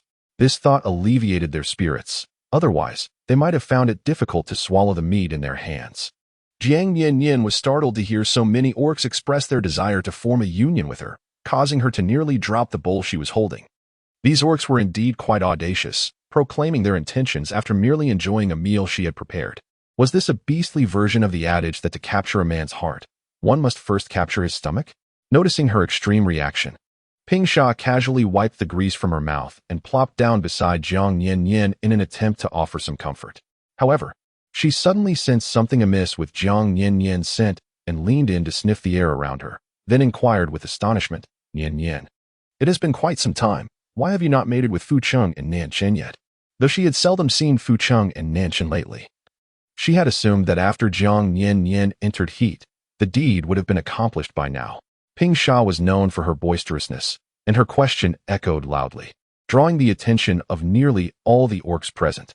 The jovial atmosphere came to an abrupt halt as curious gazes shifted between her, Fu Cheng, and Nanshan, laden with implications. At that moment, the bowl in Jiang Nian-nian's hands slipped from her grasp, and her face flushed crimson with embarrassment, rendering her speechless. Such intimate matters of mating were hardly appropriate for casual post-meal chatter. Surely, she was not deserving of this level of humiliation. Although Jiang Nian-nian had always considered herself somewhat thick-skinned, having previously engaged in playful banter with handsome men online, this was an entirely different realm of exposure. Discussing her private affairs in front of so many was beyond her comfort. Yet, she remained perplexed. Could one truly discern such things merely by observation? Despite her shyness, curiosity compelled her to ask, Ping Sha, how do you know whether we have mated or not? It's not as if it's written on my face.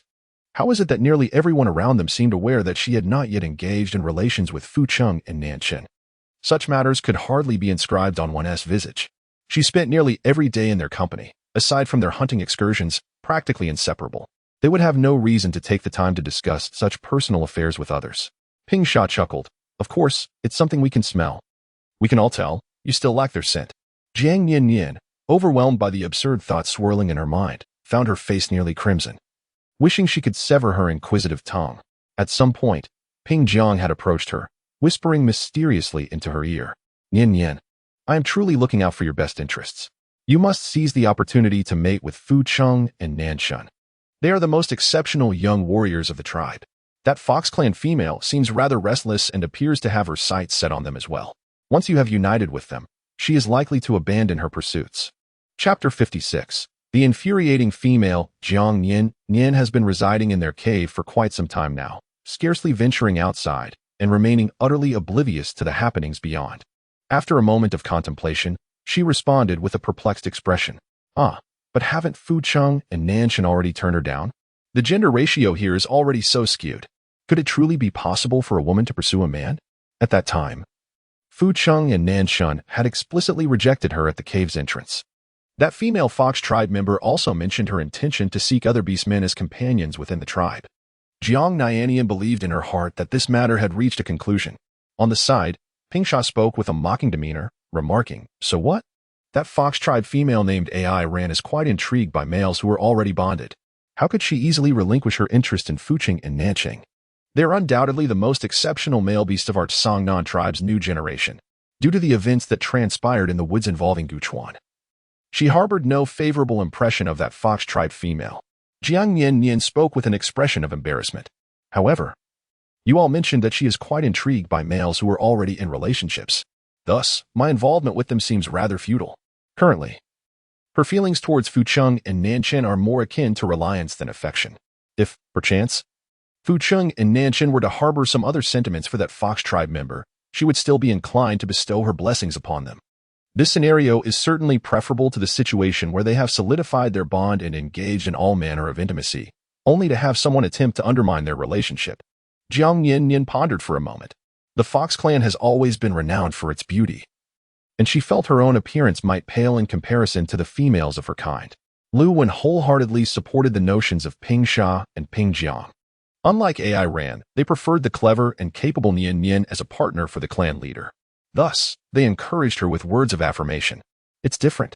Although Fucheng and Nanchen have both expressed a desire to bond with you, without consummation, it cannot truly be considered a formal union. Once you have mated, your presence will become the sole focus of their lives. Even if that other female fox tries to create a stir, it will amount to little. Fucheng and Nanshan will undoubtedly remain loyal to you. The loyalty of a male beast is deeply ingrained. Once they have mated, they will protect their female with their very lives. Ping Sha, brimming with enthusiasm, chimed in, yes, it would be wonderful to secure them sooner rather than later.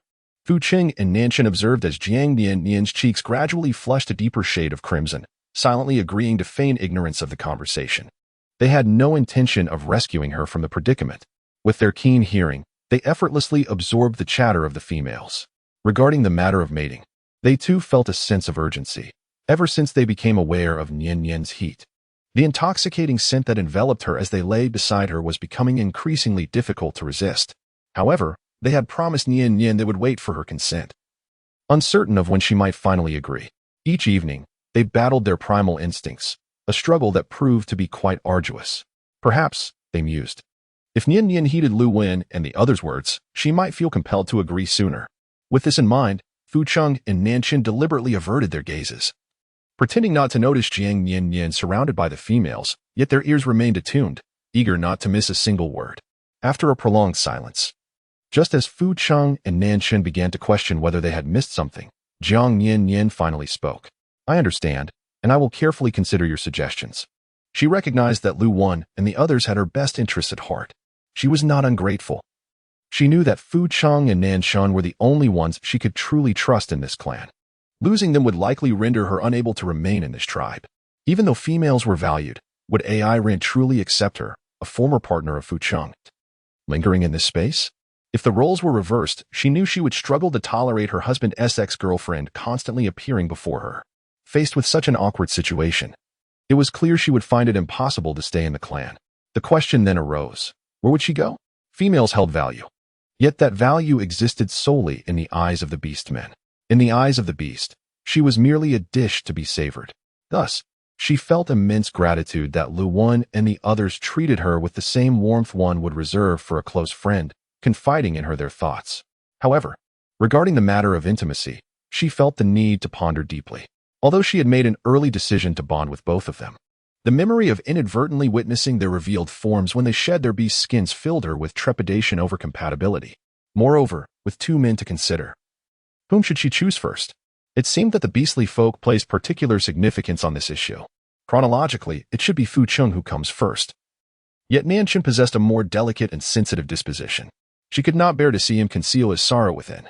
She wished to avoid causing heartache to either one of them, thus her inner turmoil intensified. Indeed, the blessing of shared affection is not a privilege afforded to everyone. Lu Wen and the others, observing her compliance and willingness to listen, found themselves even more endeared to her. Their light-hearted banter continued until Nian-nian gently urged Jiang Nian-nian to take her afternoon nap, at which point they reluctantly took their leave. Jiang Nian-nian yawned and leisurely made her way back to the cave. These days, due to an overwhelming sense of ennui and the lack of engaging activities, she had developed a habit of napping. If she did not succumb to slumber at the appointed time, she would inevitably feel a sense of discomfort from fatigue. Lying on her mat, she donned the leather eye mask she had crafted herself, a necessity since light often hindered her rest. With her eyes covered, she found her slumber to be much deeper. Before long, her breathing became long and even. Nian-nian, holding the leather and needlework that Jiang Nian-nian had prepared, quietly slipped out of the cave. He began to sew a new leather garment for her upon a stone at the cave's entrance. With practice, his hands became deft. In the past, he would need to frequently consult her during the garment-making process, but now he was capable of completing a piece independently. The latest creation was a straight skirt fashioned from deer hide, comfortably loose and easy to wear without the need for ties, unlike a bathrobe. It was more practical for outdoor activities, though Jiang Nian-nian mused that pants would have been more suitable. However, she found the thought of sewing pants daunting due to the numerous seams involved. As the weather grew warmer, she decided to make do with the skirt for now, postponing any considerations for colder days. Fu Cheng, not particularly skilled in sewing, resumed his woodworking after washing the pot. The table he had previously crafted was now placed inside the cave. Jiang Nian-nian expressed a desire for an outdoor dining table, and he seized the opportunity to create one. While everything in their cave seemed tranquil and idyllic, the atmosphere was starkly different elsewhere. AI Ran was nearly driven to madness in her own cave. Although she had not appeared at Jiang Nian-nian's cave entrance at noon, upon the return of the orcs, she was inundated with praises for Jiang Nian-nian's competence and intelligence, which explained the chief's fondness for her. Chapter 57. Winning Hearts. The female, who had bled profusely and was presumed to be on the brink of death, astonishingly remained alive and was adept at winning hearts, leading everyone to believe that her frail body could forge a bond with the chief. AI Ran resolved to investigate the true nature of Jiang Nian-nian that evening. When the white smoke began to rise from Fu Cheng's cave, AI Ran crouched behind a nearby stone, her gaze fixed on the trio by the fire. To her shock, the Jiang Nian-nian she had envisioned as weak and gasping for breath appeared lively and animated, engaging in laughter and conversation with Fu Cheng and Nian-nian.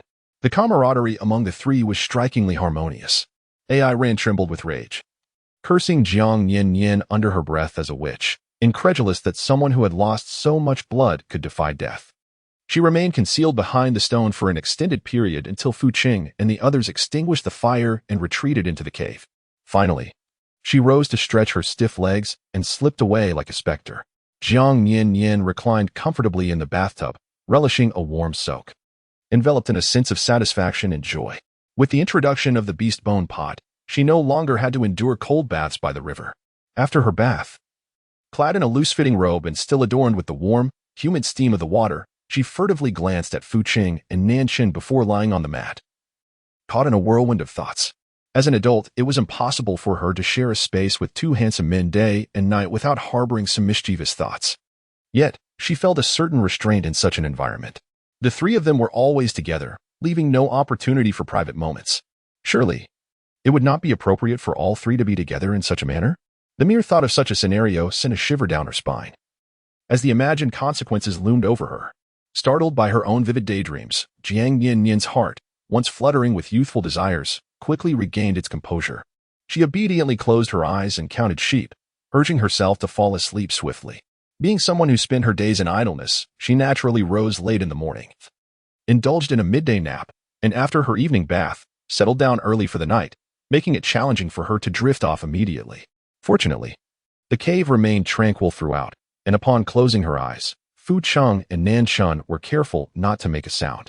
Eventually, she succumbed to slumber. And due to her ample rest, she surprisingly awoke early the next day. After finishing her facial cleansing, Jiang Nian-nian found herself feeling quite idle. Circling around the fire pit, suddenly she came to a halt, glancing at the makeshift stove crafted from stones. She realized that the presence of a stone slab on this rudimentary stack rendered it impossible to place a beast bone pot, making it impractical to roast meat and prepare soup simultaneously. Contemplating this inconvenience, she resolved to renovate the stove. After all, the sustenance of the people is paramount.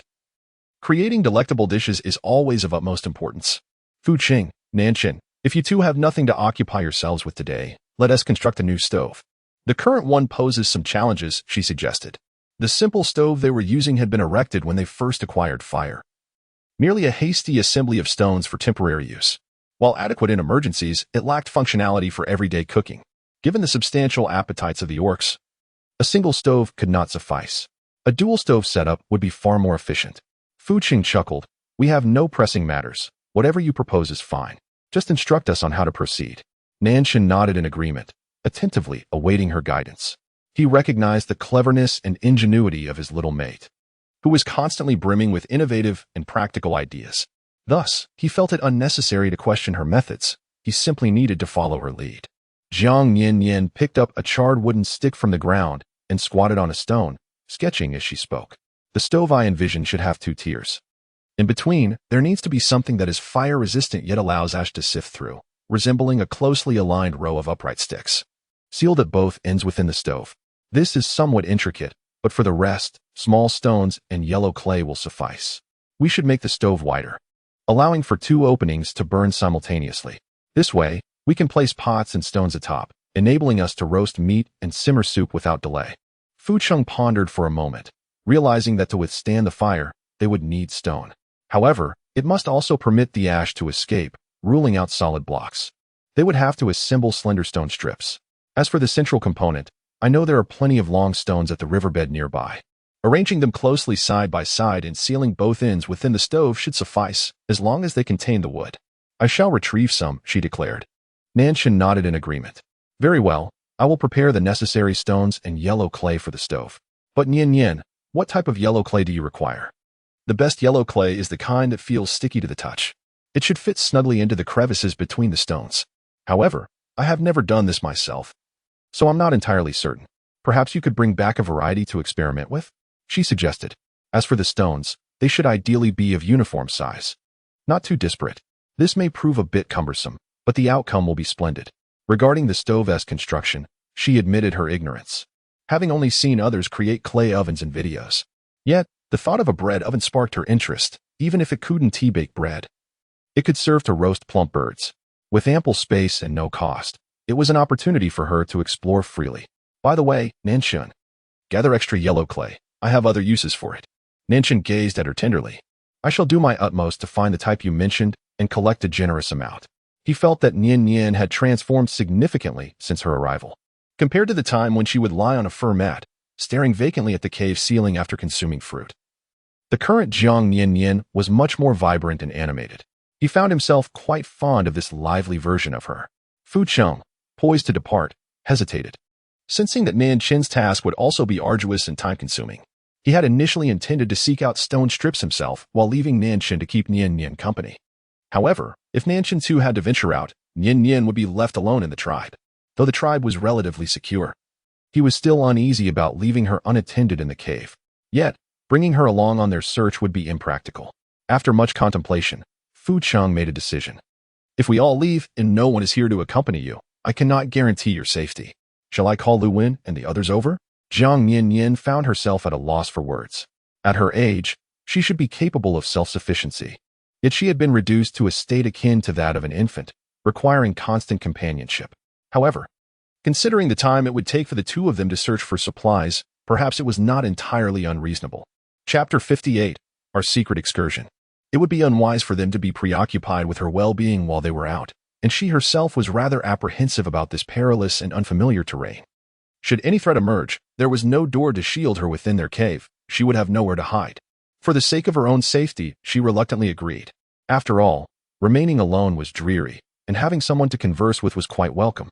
Fu Cheng summoned Lu Wen and Ping Sha, repeatedly instructing them to ensure that Jiang Nian-nian did not wander off. He advised that if she wished to explore, she should wait until he and Nanshan returned to accompany her, and only then did he leave with Nanshan, feeling reassured. Lu Wen and Ping Sha would undoubtedly have their male companions nearby to protect them, provided they did not stray from the tribe. Fu Cheng felt confident in Jiang Nian-nian's safety, especially since the males accompanying them were all bonded and would not harbor ill intentions towards her. However, Fu Cheng harbored his own reservations about leaving her in the care of single males. As Ping Jiang observed Fu Cheng and Nanshan departing, curiosity compelled her to approach Jiang Nian-nian and inquire, "Nian-nian, what are Fu Cheng and Nanshan off to seek?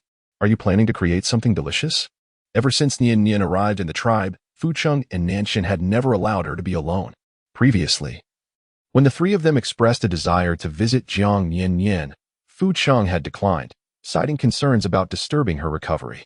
Today, when Fu Cheng came to find them, they had assumed he was finally showing kindness by inviting them to play with Nian-nian, only to discover that both he and Nanshan needed to venture out, worried for Nian-nian's safety while she remained alone in the cave. Jiang Nian-nian holds a favorable impression of the three simple-minded food enthusiasts before her. With patience, she explains, "Today, I do not intend to prepare any dishes. Yet it is still related to food. I aim to create a more convenient stovetop for cooking, which will expedite the process of preparing meals. Fu Cheng and Nanshan have gone out to assist me in sourcing the materials needed for this stove." Pai Jiang, grasping a hint of Jiang Nian-nian's intentions, gazes at her with admiration and exclaims, "Wow, Nian-nian, you are truly remarkable. You can create so many wonderful things."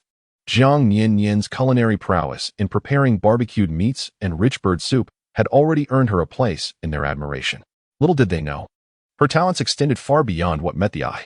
With Fu Cheng and Nanshan, who were perpetually fixated on Jiang Nian-nian, momentarily absent, Ping Sha felt an exhilarating surge of joy, hardly able to concentrate on what Jiang Nian-nian was saying. Enthusiastically, she grasped Jiang Nian-nian's hand and proposed, "Since Fu Cheng and Nanshan have ventured off to seek something in the distance, surely they will be gone for quite a while. Otherwise, Fu Cheng wouldn't have summoned the three of us to keep you company. Staying here is rather dull. Why don't you take us mushroom picking? It would be a splendid opportunity for a little adventure." Recalling the delicious mushrooms she had sampled from Fu Cheng's pot, whose texture resembled that of meat, yet was more tender and delightful, she had longed for the chance to accompany Jiang Nian-nian on such an expedition. However, Fu Cheng and Nanshan had always kept a watchful eye on her, leaving her with little opportunity to partake. Today, with both of them absent, Ping Sha was determined to seize this precious moment. As for Fu Cheng's admonition to keep Jiang Nian-nian from wandering off, that was a consideration Ping Sha had long since cast aside. They would venture out together, and surely, that wouldn't count as Jiang Nian-nian running amok, would it? Jiang Nian-nian felt a sense of inner turmoil. She longed to venture outside, yet feared the potential dangers that lurked beyond. In recent days, she had grown overly dependent on Fu Cheng and Nanshan. Now that they were absent, she hesitated to step out alone. However, Fu Cheng had advised her to remain where she was until their return, warning her of the perils outside and forbidding her from wandering. Cooped up in the cave all day, she yearned for some adventure, but Fu Cheng's caution lingered in her mind. After all, her life was far more precious than mere entertainment. While she enjoyed playful pursuits, she certainly did not wish to gamble with her safety. Lu Wen patted his chest and gallantly declared, "What are you afraid of? I can ensure that my companions accompany you for your protection. After all, I have no need for safeguarding myself. As a bare beast, merely transforming back into her formidable form would deter most ordinary creatures from approaching her." Jiang Nian was taken aback by Lu Wen's gesture of patting his chest, feeling an overwhelming urge to shield her eyes from the sight. Ping Sha promptly chimed in, affirming, "Indeed, I will have my companions accompany you closely. Rest assured, we shall ensure your safety. After all, should any peril arise, Fu Cheng would undoubtedly hold us accountable. Thus, my companions will diligently guard you." Ping Jiang, feeling a twinge of excitement, suggested, "Let us not stray too far from the tribe. How about we venture to the nearby woods? It remains relatively safe due to its proximity to the tribe, free from ferocious beasts. If we leave early and return before Fu Cheng and Nanshan, they will remain blissfully unaware of our outing. Typically, Ping Jiang did not share Ping Sha's playful spirit. Yet today, everyone seemed eager for adventure, and she found herself swayed by the collective enthusiasm. Jiang Nian-nian possessed a wealth of knowledge that her companions had never encountered. If they ventured out together, it would undoubtedly prove to be an intriguing experience. Observing the earnest encouragement from the trio, Jiang Nian-nian felt it inappropriate to decline further. After all, with Ping Sha and the others voicing their support, any refusal on her part might come across as rather pretentious. To thrive within the tribe, it was essential for her to cultivate friendships. Thus, she gladly accepted the olive branch they extended. Reflecting on her previous outing with Nanshun and Fu Cheng, she recalled that perhaps due to the forest's proximity to the tribe, they had not encountered any fierce beast within its depths. This thought instilled within her a modicum of courage. Jiang Nian-nian tentatively suggested, "All right, let us take a stroll in the woods ahead. But let us not venture too far. After all, there are plenty of mushrooms in the forest." She remained hesitant to stray too far, as the primitive environment was foreign to her, instilling a genuine sense of fear within her. Ping Sha joyfully grasped Jiang Nian-nian's hand, eager to dash into the woods. But Jiang Nian-nian quickly called out, Wait. I need to return to the cave to fetch the animal skin back. We must have something to collect the mushrooms in. They are quite moist and tender. If not stored properly, they will spoil." Ping Sha halted, and Jiang Nian-nian, still shaken, patted her chest. Had she not reacted swiftly to shout, she would have been dragged into the forest wearing only a pair of cotton socks. It was likely her feet would have given out before she even reached the woods. "Very well, hurry back, and we shall wait for you here." Ping Sha finally relented, releasing her grip but keeping her gaze fixed intently on Jiang Nian-nian, not daring to look away as she entered the cave. Chapter 59. Luwen carried her. Despite living in the same tribe and being closely knit kin, the orcs possessed a strong sense of territoriality. Without an invitation or consent from the other, they would not casually enter one another's caves. Thus, even if she longed to remain by Jiang Nian-nian's side, she dared not follow her into the cave of Fu City. Jiang Nian-nian returned to the cave, first donning a pair of cotton socks, which she then layered with a pair of leather socks meticulously crafted by Nanshun. She secured them with leather straps, ensuring they would not easily slip off. Only then did she retrieve 4 large leather bags to take outside. These bags, fashioned from less than perfect animal hides, were a product of her and Nanshun's boredom on rainy days. Of course, it was primarily Nanshun who wielded the needle while she provided the conversation. Originally, she had intended to use these leather bags to store non-perishable items in the cave for the impending harvest season, to help them endure the cold months. Little did she know, they would prove to be of immediate use. Jiang Nian-nian distributed the leather pouches to each of the females, and as they curiously examined the bags in their hands, she gently suggested, "Let us proceed at a slower pace. After all, it is not far. If we run too swiftly, I fear I might stumble upon a stone or branch and injure my feet." Previously, during their outings, either Nanshun or Fu Cheng would carry her, sparing her the burden of walking. Today, in their absence, she must tread with caution. She hoped for a stroke of good fortune, wishing to avoid sharp fragments of stone that might harm her delicate feet. In this place, where medical conditions are exceedingly primitive, almost non-existent, Jiang Nian-nian always acted with utmost prudence, striving to evade injury. She certainly did not wish for an infection from a wound to render her without recourse, leading to her untimely demise.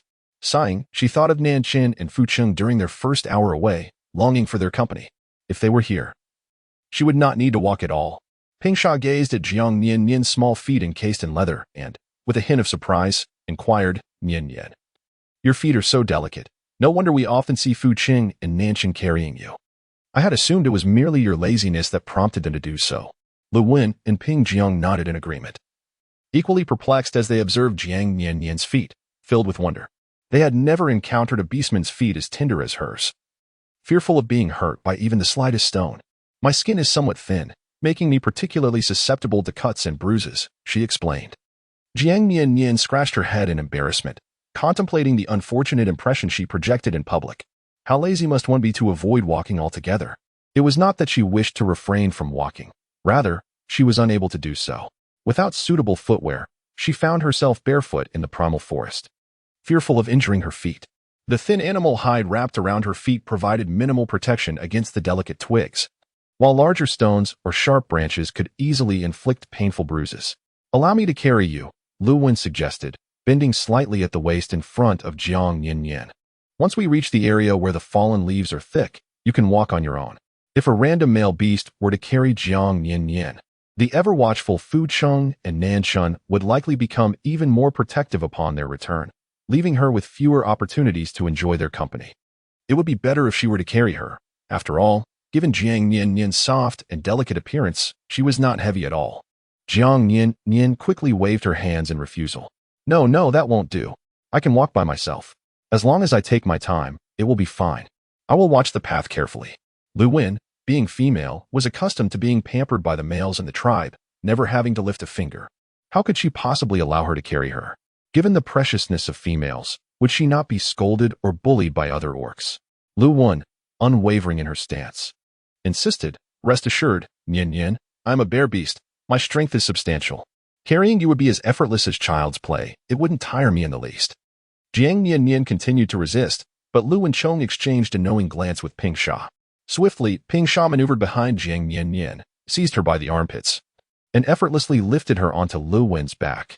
Lu Wen, in turn, skillfully supported Jiang Nian-nian's legs, securing her comfortably upon him. The two were accustomed to playing together, their movements fluid and harmonious, requiring no words. Like a chick being gently lifted, Jiang Nian-nian found herself on Lu Wen's back, left bewildered. Who was she? Where was she? What had just transpired? Ping Jiang patted Jiang Nian-nian's back and casually took the beast skin pouch from her hands, remarking, "You are so small and slender. Carrying you is hardly a burden. You might as well not refuse. Instead of meandering slowly to the woods, we could all carry you together. This way, we might gather more mushrooms." Jiang Nian-nian curled the corners of her lips. "Very well, then, it seems I must trouble Lu Wen." She was already perched upon Lu Wen's back. Could she possibly express dissent? Moreover, even if she were to voice her disagreement, would Lu Wen truly set her down? Lu Wen smiled softly and strode purposefully toward the woods, carrying Jiang Nian-nian upon his back. Jiang Nian-nian reclined upon Lu Wen's broad and sturdy back, observing her steady gait and marveling at how effortlessly she traversed the terrain without even a hint of fatigue. In that moment, she was engulfed by the illusion of being cradled by a boyfriend. In this realm, the orcs were indistinguishable by gender, all possessing towering and robust physiques. She was but the smallest among them, which perhaps explained why they had previously regarded her as a mere juvenile female. 3 female companions trailed behind, eager to safeguard their partner, yet they were instructed by him to attend to Jiang Nian-nian instead. After all, in their eyes, she struggled even with the simple act of walking, rendering her in dire need of protection. They were far more capable than she, in the face of peril. They could at least defend themselves or flee. Upon entering the woods, Lu Wen initially intended to continue carrying Jiang Nian-nian. However, after her fervent insistence, he gently set her down upon the carpet of fallen leaves, still expressing his concern with a lingering admonition. "Nian-nian, should you tire at any moment, do not hesitate to call for me to carry you." Reflecting on her light weight resting against him, Lu Wen couldn't help but consider that, were it not for the evident care shown by Fu Cheng and Nan Shun towards Jiang Nian-nian, he might have questioned whether they ever ensured she was well fed. After Jiang Nian-nian finished her thanks to Lu Wen Dao for the avatar, she led a few companions through the woods in search of mushrooms, pointing out the various types on the ground as they walked. When foraging for mushrooms, we must not be tempted by their vibrant colors, the more dazzling the hue, the higher the likelihood of toxicity. Those flamboyant and enchanting varieties should be left untouched. Similarly, we should avoid the oddly shaped mushrooms. Instead, we should seek out those that are plain and unremarkable in both shape and color. Such ordinary mushrooms are typically safe to eat and delicious. Chapter 60. Discovering new foods. Perhaps the current temperature was particularly conducive to mushroom growth, combined with the fact that no one else shared her passion for mushrooms. As a result, the woods were abundant with patches of mushrooms, showcasing a wide variety, many of which Jiang Nian-nian had never encountered before. In truth, she could not discern whether the oddly shaped mushrooms were toxic or not, so she opted to gather only those she recognized, selecting the safest options. Listening to Jiang Nian-nian, Ping Sha discreetly opened her leather pouch and peered inside. After ensuring no one was watching her, she deliberately lagged a few steps behind, waiting until she was surrounded only by her trusted companions before quietly discarding a few striking red mushrooms onto the ground, kicking them slightly away to avoid detection. As for her companions, they would see, but they would not dare mock her. Once Ping Sha had discarded the mushrooms, she noticed Gu Chuan and Qin instinctively helping her dispose of the evidence without a word. Satisfied, She made a playful face at them before scampering a few steps ahead to rejoin Jiang Nian-nian. Gu Chuan and Kint exchanged affectionate smiles, trailing quietly behind Ping Sha. As Ping Sha walked, she felt a sense of relief that Nian-nian had spoken up early. Otherwise, she might have ended up gathering only the red mushrooms. If discovered, she would certainly be the subject of laughter from Ping Jiang and Lu Wen for having collected toxic mushrooms all along. She recalled feeling puzzled earlier, wondering why the females were so enamored with beautiful colors, yet Nian-nian shunned the stunningly colored mushrooms. Circling around a towering pine tree, Jiang Nian-nian pointed to its crown and explained, "This evergreen tree is called a pine tree. Beneath it, one can often find many delectable mushrooms. Sometimes they hide beneath the thick layer of fallen leaves. We should look for any raised patches, as they may conceal mushrooms underneath." Jiang Nian-nian wandered through the forest, sharing her knowledge with those around her. Several individuals, armed with animal skin bags, collected a considerable amount of treasures before continuing their journey.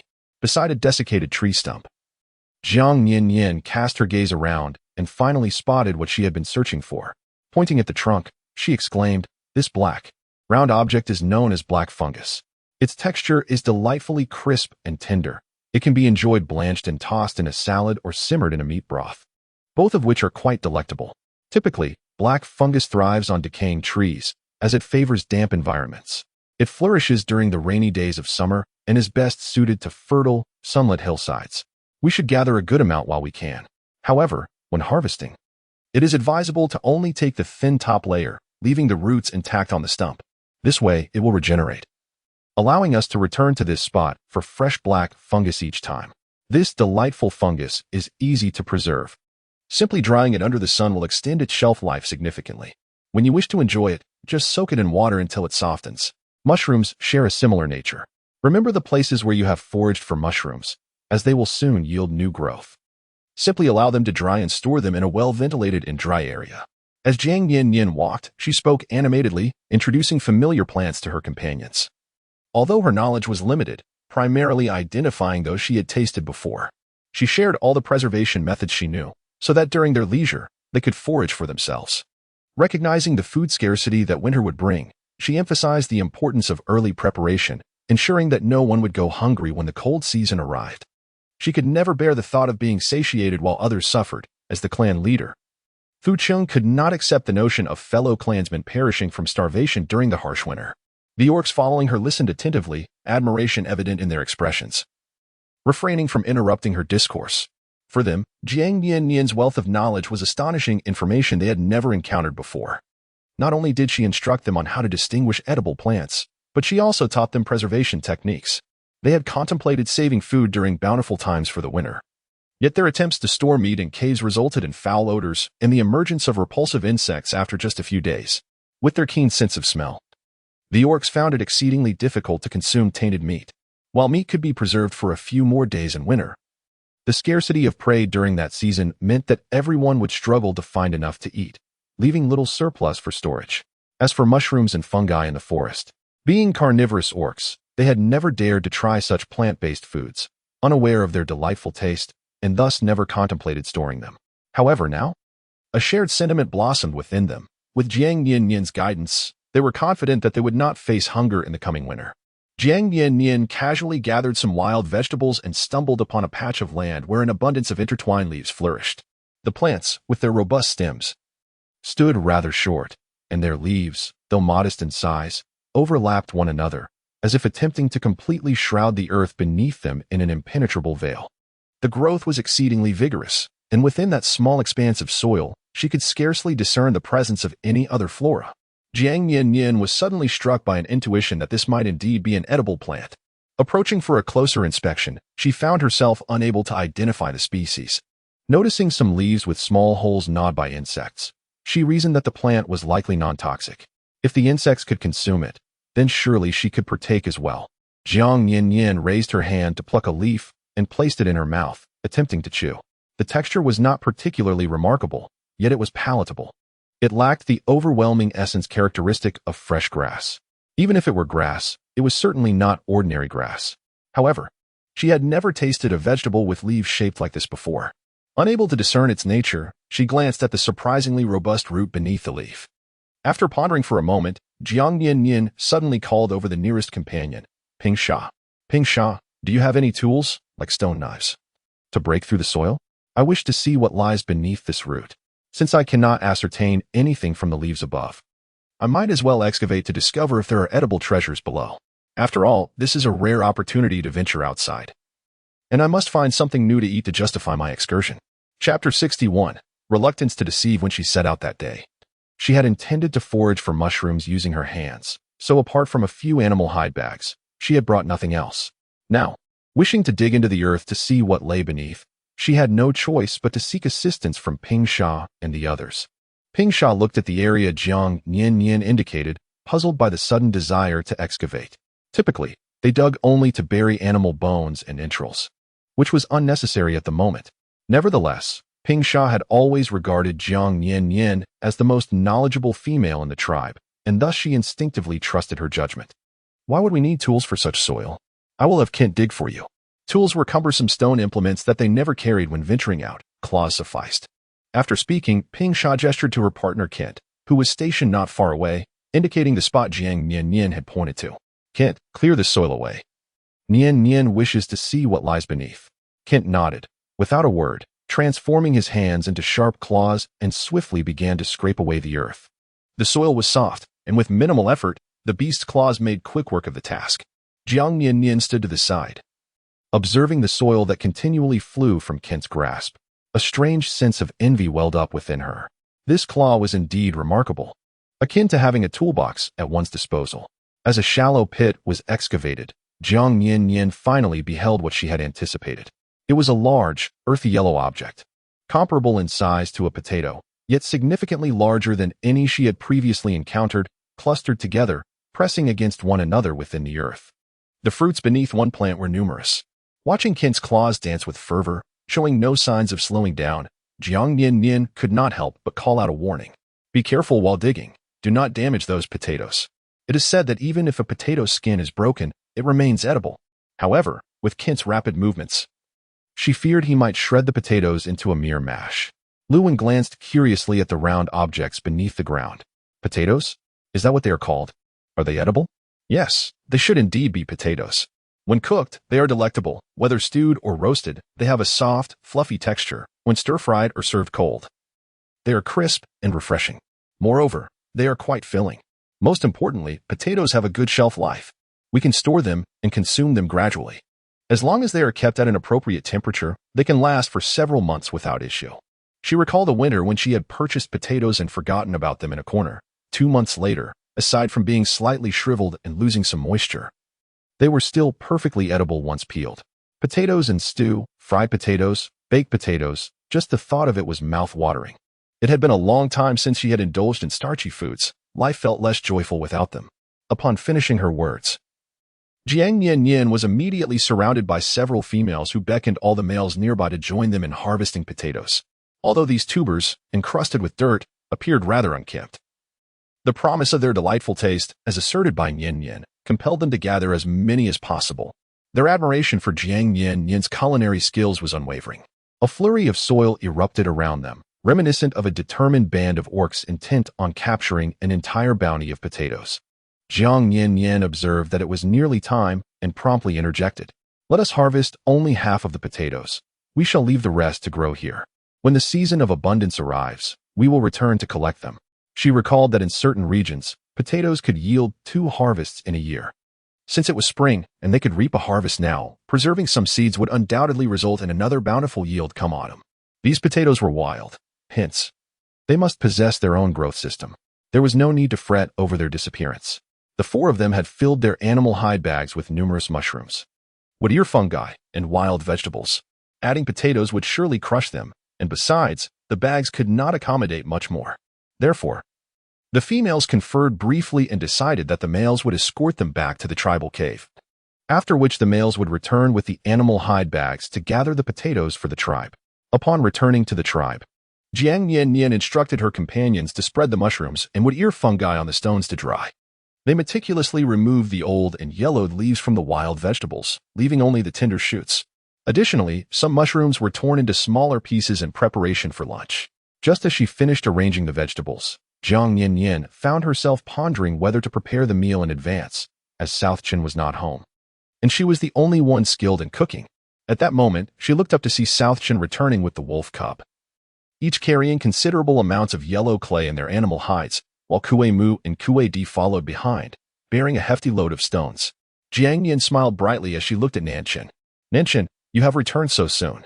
I thought it would be afternoon before you came back. Perhaps it was due to their prolonged companionship. She had developed a certain dependence on both Nanchin and Fu Cheng when they were not by her side. She often felt an emptiness in her heart. Nanchin set down his belongings and glanced at the mushrooms drying on the stone.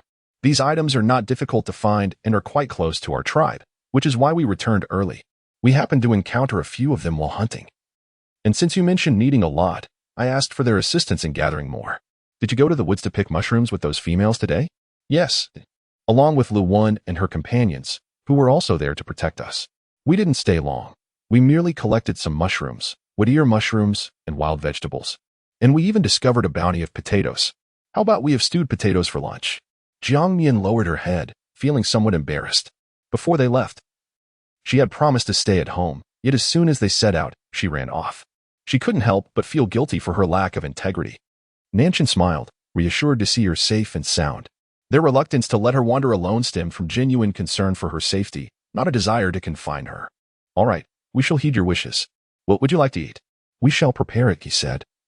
Although he would have preferred not to let Jiang Nian venture out without his or Fu Cheng's company. Nevertheless, she had already returned from her outing, and further discussion seemed futile. In truth, Ping Jiang and the others had suggested to her that she could keep her mushroom-picking expedition in the woods a secret. They assured her that none would divulge it to Fu Cheng or Nanchin. As for their partners, they would certainly respect their wishes, alleviating Jiang Nian's concerns about her secret being discovered. Yet, she felt that deceiving them was not right. After all, she had merely gone out for a brief excursion and had no need to lie. However, seeing Nanchin so indulgent towards her made her feel even more awkward. Chapter 62. Lighting the fire and preparing the meal, noticing Nanchin's easygoing demeanor, which allowed her to escape scot-free. Jiang Nian felt a twinge of discomfort and sought to change the subject. You've returned, but I wonder how long it will take Fu Cheng to fetch the stones. She felt like a mischievous child in the presence of Fu Cheng and Nanchin, having just been instructed on what not to do, only to do the opposite. Consequently, she dared not meet Nanchin's gaze, fearing that her eyes would betray her guilt. Nanchin chuckled, exuding a sense of helplessness. He hadn't yet mustered the heart to reprimand her, yet her demeanor was already one of guilt and embarrassment, which only made him more reluctant to say anything. On our way back, we encountered Fu Cheng. He handed us the stones to bring back. He intended to gather more and has since turned back. He should be here shortly. Jiang Nian-nian, filled with anticipation, rubbed her hands together. Since Fu City was returning soon, the necessary materials were finally gathered, and it was time to commence the construction of the stove. After all, the hour was still early. Once the stove was completed, cooking could follow, providing an excellent opportunity to test their new stove. Nanchin readily agreed, viewing the endeavor as a playful engagement with Nian-nian. The specifics of their task were of little consequence. From the sidelines, Ping Sha, who had been eavesdropping, chimed in eagerly. When you are building the stove, shall we summon the idle orcs from the tribe to learn alongside you?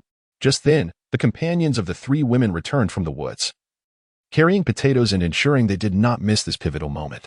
Whatever Nian-nian was undertaking would undoubtedly be worthwhile, and learning alongside her would be a prudent choice. Following Jiang Nian-nian's instructions, Nanchin scoured the cave's surroundings for dry grass, shredding it into fine bits. He mixed it thoroughly with the yellow clay he had collected. Once the clay was ready, Nanchin began to stack stones in the designated area chosen by Jiang Nian-nian. Observing Ping Sha's excitement, he remarked, if they have the time, let them all come over. If the orcs from the tribe wish to learn how to build a stove, it would be better for them to witness the process now, sparing us the need for later instruction and alleviating any complications. His sole desire was to devote his time to Nian-nian. Jiang Nian-nian squatted beside Nanchin, instructing him to first use yellow clay to construct a rectangular base with two openings, ensuring that the pot and the stone slab would each have their own independent hearth, thus avoiding any interference and preventing the waste of heat even when only one was in use. Just as Nanchin had stacked several layers of stones and was preparing to incorporate the stone strips in the middle, Fu Cheng returned. With the assistance of both Kue Mu and Ki Dives, the four of them swiftly progressed and completed the initial form of the stove. Jiang Nian-nian instructed Fu Cheng to fashion a circular hole on one side of the stove, perfectly sized to accommodate the beast bone pot. On the opposite side, he created a groove for a stone slab, allowing for its easy movement and replacement, facilitating the washing of the used slab. Once the stove was completed, it merely awaited the drying of the yellow clay above for it to be put to use. Observing the ample yellow clay remaining on the ground, Jiang Nian-nian directed Fu Cheng to the riverbank to collect fine sand. She gestured to Nanshan, requesting him to assist her in constructing a bread oven nearby using the yellow clay, which had been laboriously gathered by Nanshan and his companions. It would be a waste not to utilize it. Fortunately, her prior interest in crafts and her extensive viewing of various instructional videos had equipped her with a solid understanding of the essential aspects of building a bread oven. Meanwhile, the orcs who were unable to assist, aside from those with mates contemplating constructing one for their own females, observed intently, while the others merely sat by, akin to spectators, watching the flurry of activity. Although they found the stove quite novel, their lack of understanding regarding its use dampened their enthusiasm. Fu Cheng mixed water into the slightly dried yellow clay, and upon noticing Lang Qing nearby, he sent him along with some idle orcs to hunt. Given the time of day, it was evident that they would all gather to share a meal. Thus, it was prudent to procure ample game to prevent the females from waiting with empty stomachs. As the weather warmed, Jiang Nian-nian, clad in a coral fleece pajama set, basked in the sun, her cheeks flushed and a sheen of perspiration on her forehead, yet her spirit remained exuberant as she twirled around Nanshan. Observing his work on the bread oven, Fu Cheng watched her with concern, wishing to send her back to the cave for a respite. But he hesitated to interrupt her rare display of enthusiasm. Once Jiang Nian-nian's desired creations were completed, the orcs that Lang Qing had taken hunting began to return one by one, bearing their catches. Realizing he could no longer assist with the bread oven, Fu Cheng joined the orcs in the downstream river to clean the game. Jiang Nian-nian observed that the yellow clay on the surface of the stove had begun to dry slightly. Contemplating the areas within that were less likely to dry, she thought it best to apply some heat. Since Fu Cheng and Nanshan were both preoccupied, she decided to take matters into her own hands. Jiang Nian-nian added some leftover hay from Nanshan into the stove. She then used a large bamboo slice to carefully push aside the ashes covering the fire pit, selecting a few glowing coals to stoke the flames. With the bamboo slice, she transferred the coals onto the hay in the stove. In the eyes of the orcs, fire was a precious commodity, and Fu Cheng did not permit her to use her lighter in front of others. Understanding that Fu Cheng's intentions were rooted in concern for her, she willingly complied. The hay in the stove quickly ignited, and after finishing his tasks, Nanshan brought over some kindling, adding it to the stove as he said, "Nian-nian, the weather is getting quite warm. Allow me to tend to the fire while you attend to other matters." Jiang Nian-nian deftly removed a half-burned branch from the blazing hearth and placed it into the adjacent empty space, smiling as she spoke. "Very well. I'll prepare these two for you. With so many visitors today, I must commence cooking soon and prepare ample food." She reassured him, "Rest easy, I shall manage this. You can attend to other matters." In gatherings of orcs, Nian-nian found joy in cooking for everyone. Despite his concern for her labor, he would not impede her cherished pastime. Nanshan filled the beast bone pot with water, recalling that he had seen the orcs return from a hunt with a plump bird. It was likely a special catch from Fu Cheng intended for Nian-nian, as other orcs would not know how to handle it. Since Fu Cheng was still occupied, the bird remained under a nearby tree. Nanshan wished to assist Jiang Nian-nian by taking care of other tasks, yet he was unaware of her plans. Perhaps it was better to observe closely and learn. After all, he had already mastered the art of preparing the fat bird. "Nian-nian, allow us to lend a hand," called out Luan, Ping Sha, and Ping Jiang, who had been joyfully playing with potatoes nearby. Upon hearing Jiang Nian-nian express her intent to cook, they hastily approached, eager to assist. Chapter 63. Remain calm. It should be noted that these females typically refrained from labor. They would only partake in the food once the males had prepared it. Yet this time, the three were keen to learn from Jiang Nian-nian, primarily curious about her culinary skills that rendered the food so delectable.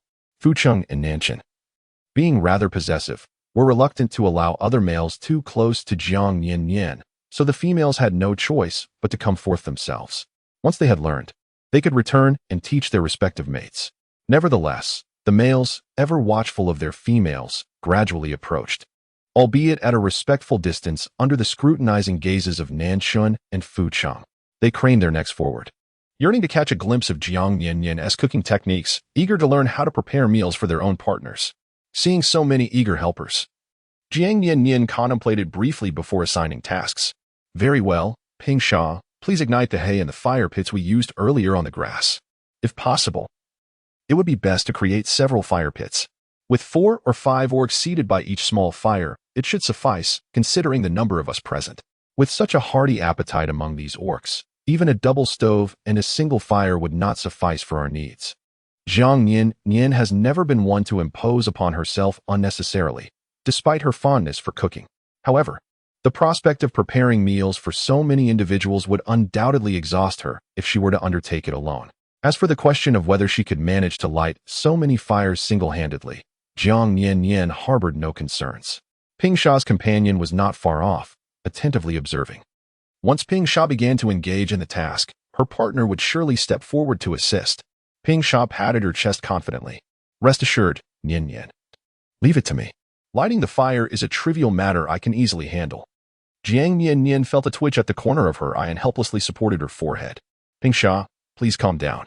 Let us communicate properly without resorting to violence. Even though you may appear as formidable as a beast, we must acknowledge the inherent differences in our genders. Such actions present an exceedingly bizarre tableau, do they not? Having finally managed to recover from the earlier scene, she gestured towards the nearby bread oven and smiled. Lo One, would you take charge of tending to the fire in the oven? These females usually have no tasks assigned to them, and I hesitate to delegate anything too complex for fear of dampening their newfound willingness to engage. Not a problem, I assure you I can handle it well. Lu Wen had been intently observing Jiang Nian-nian's actions, having witnessed her place several burning sticks directly into the empty hearth. This method was far swifter than igniting the fire with red-hot coals. Lu Wen decided that once Ping Sha had the fire going, she would fetch the burning sticks from Ping Sha to ignite it. For now, she would accompany her companions to gather more firewood. The typically composed Ping Jiang, seeing her sister Ping Sha and friend Lu Wen both occupied, felt a pang of urgency as she stood idly by. Nian-nian, what would you have me do? She was not inept, and it puzzled her why both Lu Wen and Ping Jiang had tasks while she remained without one. Jiang Nian-nian smiled as she observed the usually serene Ping Jiang, whose face rarely bore the mark of urgency. No need to rush. There are countless tasks to attend to. Are you truly worried about having nothing to do? I shall inform you shortly of what needs to be done. As the water on the stove began to heat, Nanshin casually summoned an orc to take over his fire-tending duties, for the flames were already roaring under his care. Requiring merely the addition of wood, a task quite effortless. He then carried the plump bird a short distance away, allowing it to bleed out before placing it into a large wooden basin. He poured hot water from a bone pot over the bird. After a while, he squatted beside the basin, plucking the feathers from the bird. The sight of Nanshin's actions astonished the surrounding orcs, who gathered around the basin, chattering animatedly. So this is how you prepared the plump bird last time. I wondered why, despite the absence of skinning, the feathers were so meticulously removed. Indeed, I seldom indulge in plump birds, primarily due to their bothersome feathers. Each time I eat, I inadvertently end up with a mouthful of hair. You certainly have a clever method. I shall attempt the same when I catch a plump bird next time. However, I like a pot for boiling water. Might I borrow yours when the time comes? Although Nanshin had previously provided a general explanation of the plump bird's preparation, witnessing the process firsthand revealed a significant difference. He effortlessly plucked large tufts of feathers, making it appear remarkably simple. This technique was taught to me by Nian-nian. Nanshin remarked, the feathers of birds can be softened with hot water for easy removal. As for the pot, feel free to use it if you require. With those words, he glanced back at Jiang Nian-nian, who was busy not far away, and smiled tenderly. Instantly, a chorus of playful teasing erupted around him, filled with palpable envy. Both Fu Cheng and Nanshin, younger than the others, had already acquired their own female companions, while the rest remained single, pondering when they might find a willing mate. Jiang Nian-nian gazed at the orcs returning with their meticulously cleaned prey. Some hoisted their catches, while others carried them aloft, and a few cradled wooden basins. Her eyes swept over one orc holding a basin, which contained the freshly washed innards. A smile graced her lips. It was truly reassuring that Fu Cheng had such a remarkable memory. He remembered her words from a single mention. The orcs held no aversion to consuming offal, rather. They found it cumbersome to prepare, preferring the convenience of grilled meat slices. Having grown accustomed to the flavor of cooked meat, they had little desire for raw fare, leading many to forego the innards altogether. Seizing the opportunity to gather everyone together, she intended to teach them how to enhance the flavor of offal. After all, With the advent of fire in the tribe, it was imperative to make the most of it. Wasting food that had been so laboriously obtained was never a good practice. Fu Cheng handed Jiang Nian-nian a small pouch made of animal hide. "Nian-nian," he said, "within this lies the leaves I mentioned, which will leave your skin tingling as if scalded." Jiang Nian-nian received the leather pouch with a look of surprise. "You actually remembered. I thought you would be too preoccupied today to find this. With this, it would be significantly easier to prepare delicious dishes from the innards." Yesterday, feeling bored while lying on a leather mat, she contemplated asking Fu Cheng and Nanshan if they had encountered any chili peppers on their hunting excursions. However, since they were unfamiliar with the appearance of chili peppers, she elaborated, describing them as thick at the top and pointed at the bottom, with green and red varieties being the most common. When crushed, the skin would feel fiery to the touch. Chapter 64. The substitute for chili peppers. Nanshan shook his head, stating he had never seen such a fruit. Fu Cheng similarly remarked that he had not paid attention to the type of fruit she described. One would expect that something so uniquely shaped would leave an impression if they had come across it. However, after a long moment of reflection, Fu Cheng recalled that although he had not seen this fruit, he had once accidentally crushed a leaf while hunting that resembled Jiang Nian-nian's description of chili peppers. The sap from that leaf, when it came into contact with the skin, produced a burning sensation akin to touching fire, which was extremely uncomfortable. He had washed it off with water for quite some time, yet the discomfort lingered. Although Jiang Nian-nian was unaware of the specific leaf that Fu Cheng referred to, she was intrigued by his description. If that leaf indeed possessed a spicy flavor, it might serve as a substitute for chili peppers. Thus, she requested Fu Cheng to gather some on his way out. The flora in this area exhibited peculiar characteristics, a phenomenon that had persisted for quite some time. Perhaps procuring this leaf would yield an alternative to traditional chili peppers? Fu Cheng smiled gently, his tone warm and soft. "Of course, I remember everything you say." As Jiang Nian was about to open the leather pouch, her hand hesitated, feeling that his words were too provocative. Her face flushed even deeper. Fu Cheng and Nanshan seemed to be affected too. Ever since her menstrual cycle had ended, they had adhered to their prior commitments and had not overstepped their bounds. Yet, they persistently teased her with their words at every turn. She had once perceived the beast men as simple beings, devoid of such intricate nuances and sweet nothings.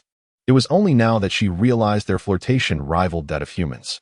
The continuous stream of affectionate words, coupled with his innocent yet earnest visage, created an effect akin to detonating two bombs in a game of landlord, an overwhelming double impact.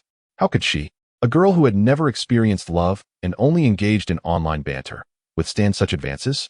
Observing her bashful demeanor, Fu Cheng felt elated and kindly advised her. "These leaves are quite potent. I have already washed them.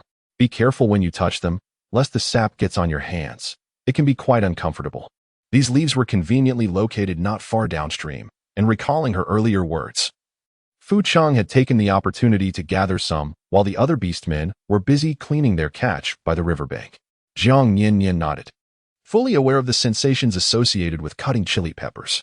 The discomfort of chili juice accidentally splattering onto one's face is truly unbearable.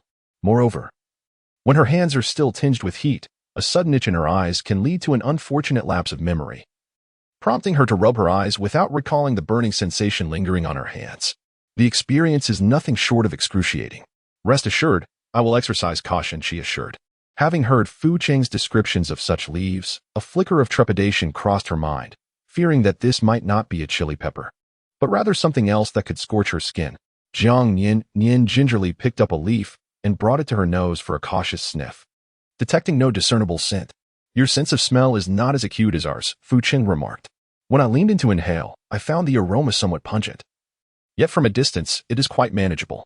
Jiang Nian nodded slightly, taking a few leaves and placing them upon a stone before striking them with a palm-sized rock. This time, there was no need to bring it close to her nose. The moment she lifted the stone, she was greeted by a pungent aroma uniquely characteristic of chili peppers. She felt a surge of delight, for the scent released from the crushed leaves bore an uncanny resemblance to that of freshly cut chili. Since Fu Cheng had mentioned that he had once touched them and found them merely fiery, without further consequence, it implied they were devoid of poison and suitable for culinary use. Observing that the flames on the stove were nearly ready, Jiang Nian instructed, "Fu Cheng, please chop the innards in the wooden basin into small pieces and cut the fat rabbit into chunks. Keep them separate and well arranged. I intend to stir-fry the meat shortly." As Fu Cheng busied himself, Jiang Nian turned to the ever-present and somewhat bored Ping Jiang, saying, Ping Jiang, could you wash some potatoes? Just cleanse the dirt from their skins. Finally assigned a task, Ping Jiang beamed and dashed off, accompanied by two strong beasts carrying the wooden basin filled with potatoes. Ever since the introduction of the wooden basin, the orcs in the tribe found it exceedingly convenient for carrying items, leading to a surge in its creation and use. Now, they took great pleasure in utilizing these wooden basins. However, some orcs maintained higher standards for practicality than aesthetics, resulting in the wooden basins they crafted not being perfectly round. Jiang Nian-nian often observes them scurrying about with an array of oddly shaped wooden basins, an amusing sight indeed. Jiang Nian-nian smiled softly. She was only familiar with the names of a few females, and she knew nothing of their partners. Moreover, she was not well acquainted with them, making it difficult to assign tasks. Fortunately, the males here were truly exceptional, particularly attentive and affectionate towards the females. For instance, when she instructed the females to work, their partners instinctively joined in, eager to assist. Although it appeared that the females were the ones working, it was, in truth, the males who contributed the most. Taking advantage of the absence of Fu Cheng and Nanshan, Lang Qing seized the opportunity to approach Jiang Nian-nian. Feeling it was the perfect moment to engage with the young female. Nian-nian, could you find me something to do as well? Look at me idling here. I'm about to sprout fur. Jiang Nian looked at the familiar gluttonous wolf, chuckling softly. Then go fetch some potatoes still caked in earth and bury them in the fire. We shall roast them and enjoy. It was quite amusing. He was an orc, and even if he were idle, he was covered in fur, which only seemed to grow thicker with idleness. The brothers Kue Mu and Kue Di, noticing that the little female had assigned tasks to the wolf, insisted on accompanying him to the fire to toss in the potatoes. The wolf, unwilling to allow other males to compete for the task, blocked their way. The three of them, caught in their dispute, were on the verge of a brawl. Jiang Nian-nian watched the commotion with a slight headache and said, Kue Mu quiet. Please do not rush. You both have tasks to attend to.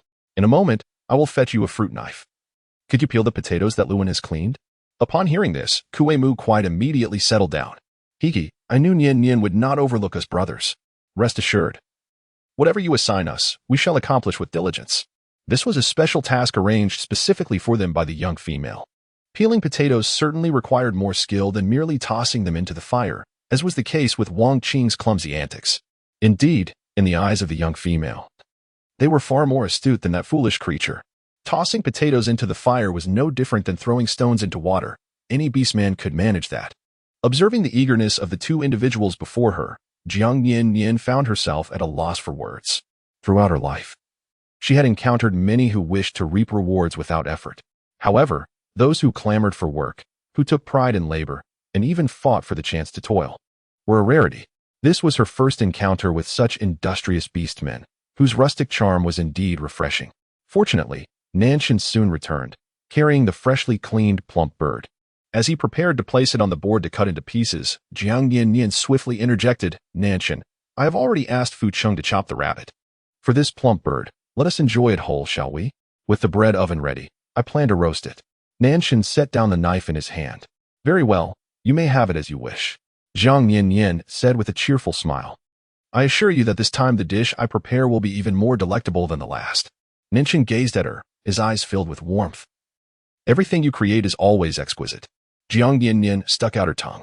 Initially, she intended to boast about her culinary skills, but with Nanshan's enthusiastic support, she felt somewhat embarrassed. As she observed Ping Jiang returning from the river with two orc companions carrying wooden basins, she instructed Fu Cheng to hand over a fruit knife to brothers Kuei and Kue Mu. After teaching them how to peel fruits with the knife, she had them peel and chop the potatoes. Kuei and Kue Mu possessed deft hands, evident from their adeptness in crafting furniture, making them well suited for this task. Fortunately, the orcs were already familiar with her knives. When Jiang Nian-nian unveiled her entire set, they merely glanced at them without displaying any astonishment. Luan had been stoking the fire beneath the bread oven for quite some time. Jiang Nian-nian asked Nanshan to remove the dried sand from the oven using a wide bamboo stick. Meanwhile, she took some salt to massage the plump bird, allowing the grains to dissolve and be absorbed into its flesh. To enhance the flavor further, she utilized a pointed bamboo skewer to pierce numerous small holes in the bird's body. Once every part of the bird was thoroughly infused with salt, she stuffed it with a mixture of prepared mushrooms, wood ear fungus, potato chunks, fragrant leaves she had picked, chili leaves gathered by Fu Cheng, and salt. In her final endeavor, Jiang Nian-nian aimed to sew up the bird's plump belly with the bamboo skewer to prevent the stuffing from spilling out during roasting. However, she struggled due to insufficient strength, failing to penetrate the bird's skin. It was only after Ping Jiang observed her numerous attempts and realized she was not merely playing but genuinely trying to stitch the bird that he took the skewer from her and assisted in securing the bird properly. Jiang Nian-nian observed with a sense of disbelief how effortlessly Ping Jiang accomplished a task that had left her drenched in sweat despite her strenuous efforts. A flicker of unease crossed her eyes. She had always possessed a keen self-awareness, fully cognizant of her inferior physical stamina compared to the orcs. She had never harbored any illusions of surpassing them in strength. Yet, the stark disparity in even the mundane aspects of life was a profound blow to her self-confidence. Meanwhile, Ping Jiang, blissfully unaware of Jiang Nian-nian's inner turmoil, beamed with happiness at having assisted her. Glancing at Fu Cheng and Nanshan, both engrossed in their own tasks, Jiang Nian-nian turned to Ping Jiang and requested, "Could you kindly ask your partner to gather some lotus leaves from the river? The large, round ones that grow in the water." Ping Jiang replied with a smile, "What a trivial matter. I shall send Xiao right away. He is quite swift." Jiang Nian-nian was preparing food for the entire tribe, and they ought to assist her. With that thought, she eagerly rushed off to instruct Xia to gather the lotus leaves. Ping Jiang had a strong intuition that this seemingly complicated dish would undoubtedly be delicious. Therefore, she was filled with immense anticipation. Jiang Nian-nian glanced at the game laid upon the grass, carefully selecting her desired portions. Noticing that the nearest orc was someone she recognized, she quickly sought his assistance. "Wolf Ching," she called, "I see you have procured a wild boar. Could you please procure a generous piece of the succulent meat for me? I intend to stir-fry it." Wolf Ching, delighted, selected the fattiest piece of meat. Recalling that Jiang Nian-nian had a penchant for cleanliness, he thoughtfully took the meat to the riverbank to wash it. Despite the fact that the game had already been cleaned by Fu Cheng, nevertheless, Wolf Ching felt that what Nian-nian desired should be impeccably clean. And so he rinsed it once more. After this, Jiang Nian-nian instructed Ping Xia to place the bone pot upon the stove, while she selected some fragrant herbs and spices. As soon as Wolf Ching presented the trimmed fat to her, she placed it on the wooden board for Fu Cheng to chop into smaller pieces. Just as Fu Cheng finished cutting the meat, the pot was heated to the perfect temperature. Jiang Nian-nian tossed the chunk of fatty meat into the bone-carved pot, gently stirring with a wooden spatula. She watched as the fat slowly rendered into glistening oil. Once the transformation was complete, she added the aromatic leaves to the sizzling oil. Fortunately, having washed the leaves earlier, they were now devoid of moisture, a precaution that prevented the dangerous splattering of hot oil. Yet the pungent aroma of frying chili leaves proved overwhelming, especially for the keen-nosed beast men gathered nearby. The acrid fumes assaulted their sensitive nostrils, forcing them to recoil several steps back from the hearth. Their heightened sense of smell, usually a gift, now made the experience unbearably harsh. The aggressive fragrance was nothing short of hostile to their delicate olfactory senses. After the myriad of spices had been infused into the oil, a bowl brimming with aromatic oil was ladled into a wooden basin, to which a generous amount of salt was added. This was then handed to Fu Cheng, who was instructed, "I have just had Ping Xia prepare several bonfires. You and the wolf grey hounds should construct 2 of those roasting racks I previously mentioned, splitting the wild boar in 2. Roast it directly on the racks. Additionally, gather some sturdy leaves to brush these spices onto the meat as it roasts slowly, applying oil intermittently.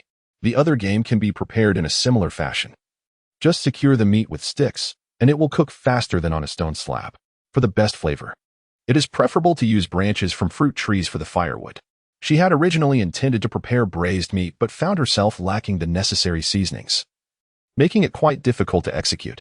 Given the hearty appetites of the orcs, she deemed that simple, direct roasting would be more feasible and effective in satisfying their hunger. Nonetheless, she was determined to create a variety of flavors even within the realm of roasted meat, aiming to astonish these otherwise monotonous diners. As long as they were open to a broader array of culinary options, her winter provisioning plan would progress smoothly. Fu Cheng, pinching his nose as he accepted the bowl of oil, felt that the aroma was overwhelming and ill-suited for food. Nevertheless, he obediently carried out her instructions. After all, when it came to matters of cuisine, Year was infallible. Every dish she crafted was utterly delectable. Seizing the opportunity while Jiang Nian-nian was occupied, Ping Jiang hurriedly approached and inquired, "Nian-nian, the chia leaves you requested have been gathered. What do you intend to use them for?" Jiang Nian-nian contemplated her current predicament. She was preoccupied with cooking and unable to step away. It would be more prudent to entrust this task to the meticulous Nanshan, who possessed deft hands and was thus more suited for the job. Ping Jiang, take the leaves you gathered along with the plump bird we just prepared to Nanshan. Inform him to wrap the bird tightly with the leaves layer by layer. If it proves challenging, he may use long grasses to secure it as well. It is imperative that the bird is enveloped snugly. Once completed, he should place it whole into the bread oven, ensuring the fire within remains constant. I will let you know when it is ready. In truth, as this was her first time utilizing the homemade bread oven, Jiang Nian-nian felt a modicum of uncertainty. She was unsure if the creation born from distant memories would prove effective. Nevertheless, the ample catch from their midday hunt provided some solace. Even in the event of a failure in roasting the plump bird, it was unlikely that any beast men would find themselves famished due to this endeavor. All right, I understand. Ping Jiang responded, tossing the leaves he clutched to his companion, Xia. He took a couple of steps forward, joyfully lifting the plump bird from the wooden board before seeking out Nanshan, leaving Jiang Nian-nian to contend with the chaotic winds alone.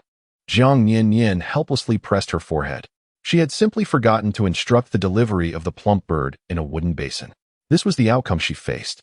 She could only recite silently to herself, "What is unclean cannot harm," reflecting on her slower dexterity compared to Ping Jiang's nimble hands. Fortunately, the leaves held by Ping Jiang earlier appeared damp, seemingly washed. She hoped they had been cleansed by his own hands, ensuring at least a semblance of cleanliness. The beast bone pot still contained a considerable amount of oil, prompting Jiang Nian-nian to ladle out another bowl. She delicately extracted the aromatic leaves floating in the oil with her chopsticks before adding the chopped entrails prepared by Fu Chung into the pot. The entrails, a medley from several animals, filled the pot abundantly, and as she stood by, stirring, it felt somewhat laborious. Thankfully, the ample oil rendered the pot nonstick. As the entrails transformed in color and cooked through, an alluring aroma wafted from the pot. The beastmen, who had retreated a few paces from the previous spiciness, were now drawn closer, their curiosity piqued by the enticing scents emanating from the pot. They had consumed entrails before, but they had never encountered such a delightful fragrance. After sprinkling salt and mixing thoroughly, Jiang Nian-nian transferred the sought-ed dish into the wooden basin. An observant beastman promptly carried the basin aside, eliciting a grateful smile from her. However, he lowered his head, a bashful expression adorning his face, resembling a shy little bride. This display of timidity, juxtaposed with his towering and robust physique, created a striking discord. Jiang Nian-nian felt a pang of embarrassment and immediately averted her gaze, fearing she might invite further trouble. The quantity was simply too much. The wooden tray couldn't contain it all, and only a specially crafted large wooden basin proved adequate. She poured more oil into the wok, casually stir-fried the diced rabbit meat, added water, then covered it with a wooden lid to simmer. Jiang Nian-nian wiped away a bead of sweat, reflecting on her prolonged idleness of merely eating and sleeping here. Suddenly, she found herself exerting effort, and her body struggled to adapt to this newfound diligence, leaving her feeling quite fatigued. To make matters worse, she was clad in her plush coral fleece pajamas, which felt excessively heavy. As the midday sun blazed down, Jiang Nian-nian sensed she was on the verge of heatstroke, her breaths growing increasingly labored. Nanshan, having just completed his tasks, looked at her flushed face, glistening with perspiration, and with concern in his voice remarked, "You look overheated. Your face is all red. Go rest in the cave for a while, and allow me to handle the remaining tasks." Jiang Nian-nian smiled softly. The contents of the pot still required a while longer to simmer. With nothing else to occupy her time, having distributed her tasks to others, she turned to her companion and suggested, "Let us change our attire. This outfit is simply too warm for me." She felt a rising discomfort, as if on the verge of heat stroke, with a slight dizziness beginning to cloud her mind. By the calendar, it was merely early April, yet the midday sun bore down with an unexpected intensity. The pair retreated to the cave, hindered by the occupied beast bone pot, preventing them from boiling water. Nanshan recalled her mention of how bathing in cold water caused her stomach pains and stubbornly refused to let her use cold water. He insisted that they wait until the pot was ready to provide her with warm water for washing. Ultimately, however, he could not resist Jiang Nian-nian's fervent pleas. Fearing for her well-being, and reluctantly took a wooden basin to fetch some water from the river. Fortunately, the midday sun warmed the river, rendering it pleasantly tepid. Outside the cave, the meadow was teeming with beastmen, prompting Jiang Nian-nian to ask Nanshan to guard the entrance while she entered the small cavern inside. Carrying the basin, She shed her sweat-soaked garments and refreshed herself before donning the leather bathrobe and shorts she had crafted. Once dressed, Jiang Nian-nian exhaled a sigh of relief, the sticky sensation of perspiration finally gone. Her skin reveled in the coolness of the cave, and she lifted a bamboo tube to drink a generous gulp of water, feeling revitalized. She had nearly succumbed to the heat in April, an absurd predicament indeed. Nian-nian, I am done washing. You may come in now. The sensation of being refreshed was delightful. The stickiness had rendered her almost unable to eat. As Nian-nian stepped into the small cave and observed the discarded clothing on the ground, he remarked, I shall take your soiled garments to wash. Jiang Nian-nian hurriedly waved her hand. No need. Let's just leave it for now. We will eat soon. We can wash it together in the evening. The weather had become increasingly warm, making this outfit less comfortable to wear. There was no urgency to wash it, as Nian-nian had crafted several leather garments for her during this period. She was not in a hurry to don this particular set. Moreover, with so many orcs outside, washing it would only lead to complications in drying. The memory of Fu Qing and Nian-nian watching her hang her undergarments made Jiang Nian-nian shiver involuntarily. She certainly did not wish for the orcs of a tribe to gawk at her intimate apparel. Nian-nian understood her embarrassment and chose not to press the matter further. Well, since we have some time, would you like to rest in the cave for a bit before heading out? He recalled her mentioning that the rabbit meat would require some time, and glancing at the skewers, he noted that the roasting was still incomplete. Thus, Nian-nian had ample time to relax in the cave. Jiang Nian-nian glanced at the orcs outside, accompanied by the distinct sounds of conversation emanating from the cave. Oh well, let us venture out together now. After all, I am not fatigued at the moment. I was merely uncomfortable due to the heat earlier. Once I change into suitable attire, all will be well. The females, including Lu Wan and her companions, were still bustling about outside. What kind of behavior was it for her to retreat to the cave for rest? Furthermore, this would only solidify the notion of her laziness. The orcs naturally had loud voices, and when they engaged in playful antics, they were utterly unrestrained. Even if she lay in the cave, the noise would surely prevent her from sleeping. It would be far better to join Lu Wan and the others in their merriment. Chapter 67. So what if I'm lazy seeing Jiang Nian-nian standing barefoot on the ground? Nian-nian feared she might be cold and was about to bend down to lift her and carry her outside. However, she swiftly stepped back, evading his outstretched arms. Nian-nian stood momentarily stunned, gazing at Jiang Nian-nian in astonishment. Even the hand he had raised remained suspended in the air. It had been quite some time since she had resisted his embrace, yet today she suddenly shunned him, and prior to this moment, he had not provoked any irritation in her. Even when she insisted on taking a cold shower, he had obliged her request. Jiang Nian-nian's physical rejection stirred feelings of hurt within Nian-nian, yet he maintained a facade of composure and inquired, What is the matter, Nian-nian? Although disheartened, he yearned to understand the reason behind her actions, wishing to discern where he had faltered. Jiang Nian lowered her head, oblivious to Nian-nian's slightly pained expression, her cheeks flushing ever so slightly. In a soft voice, she explained, Our cave is not far from the meadow. I can walk there slowly by myself. You needn't carry me. She recalled how Lu Wan and the other females had teased her in the morning, and now she felt embarrassed to allow Nian-nian to carry her out. Otherwise, she would undoubtedly become the target of their collective mockery. It turned out to be for this reason, not his. Nian-nian sighed in relief, his previously tense body relaxing somewhat, the look of hurt on his face fading away. Gently, he coaxed her, What is so funny? There is nothing to worry about. Nian-nian is the most diligent little female I have ever encountered. She can prepare so many delicious dishes. She is not lazy at all. Though he spoke to uplift her spirits, Nian-nian genuinely believed that Nian-nian, despite being the most industrious and capable of females, could accomplish many tasks that others among the beast men could not. Jiang Nian-nian, however, resolutely insisted, No, I must walk by myself. It is but a short distance. If Nian-nian carries me, it would attract too much attention, particularly given the straightforward nature of the beast men, who say whatever comes to mind. She feared their teasing would leave her quite embarrassed. Nian-nian understood that her shyness stemmed from the crowd rather than any aversion to him. Thus, he relented and simply held her hand as they made their way outside, carefully guiding her to avoid every small stone and branch along the path, as if he were safeguarding a precious treasure. Once they finally reached the soft grass, Jiang Nian-nian let out a sigh of relief, having had her heart in her throat. Nian-nian, too, had broken a slight sweat. Jiang Nian-nian felt a twinge of embarrassment, as Nian-nian had been tempted more than 10 times to simply lift her into his arms and set her down on the grass, finding her walking far more taxing than his own hunting endeavors. Jiang Nian-nian felt weary, striving to evade the inconspicuous stones and branches along the path. The sensation of maintaining intense focus throughout the journey was indeed exhausting. Had she known, she would not have insisted on walking alone. It was a case of sacrificing her comfort for pride, causing herself distress, and inadvertently burdening Nanshan. As for the orcs, let them jest. Being labeled as lazy was merely a reflection of her own nature. She was inherently indolent, and the opinions of others hardly fazed her. Gazing at the pot of orc bones releasing wisps of steam, Jiang Nian-nian contemplated how long it had been since she had departed. Nanshan, you need not accompany me any longer. The ground here is merely grass. I can manage the remaining distance on my own. The time is almost right. Please add the prepped koimu and kiri potato chunks along with the mushrooms and wood ears into the pot. Stir them with the rabbit meat, and sprinkle a bit of salt. Just cover it with the wooden lid. Currently, she was not only barefoot but also exposed to the elements. Opting to keep her distance from the campfire to avoid the risk of sparks igniting her, Nanshan acknowledged her request and proceeded. Jiang Nian-nian ambled unsteadily to a sturdy tree not far behind Fu Qing, settling beside its robust trunk.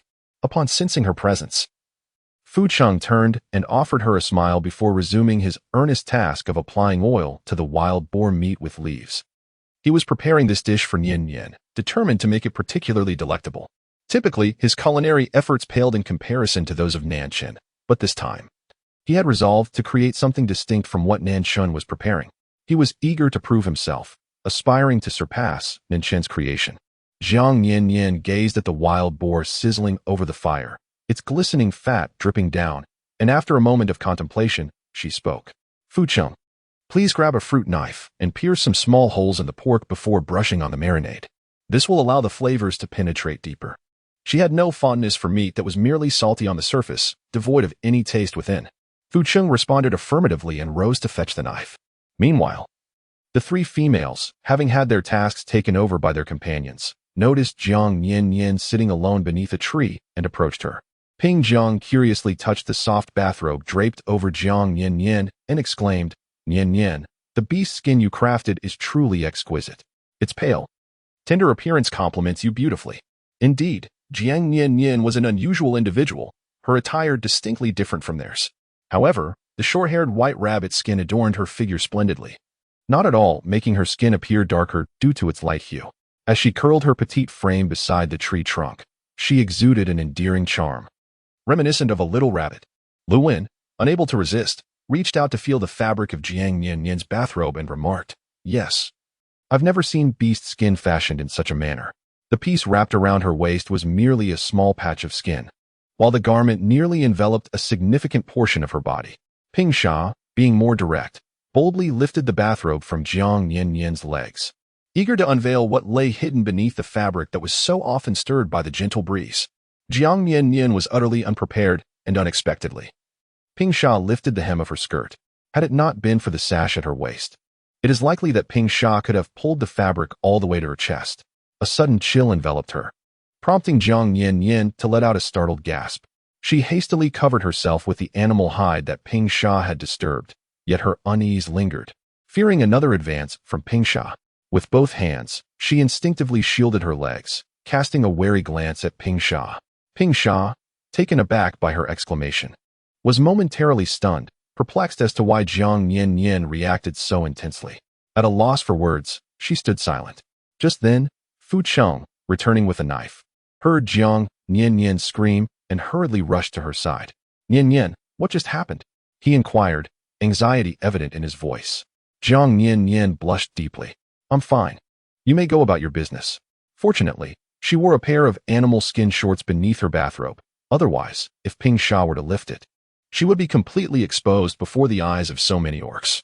Fu Qing observed that Jiang Nian-nian appeared to be in good condition, her expression showing no hint of distress, though he harbored some lingering doubts. Yet, he could not discern anything amiss with her. Chapter 68.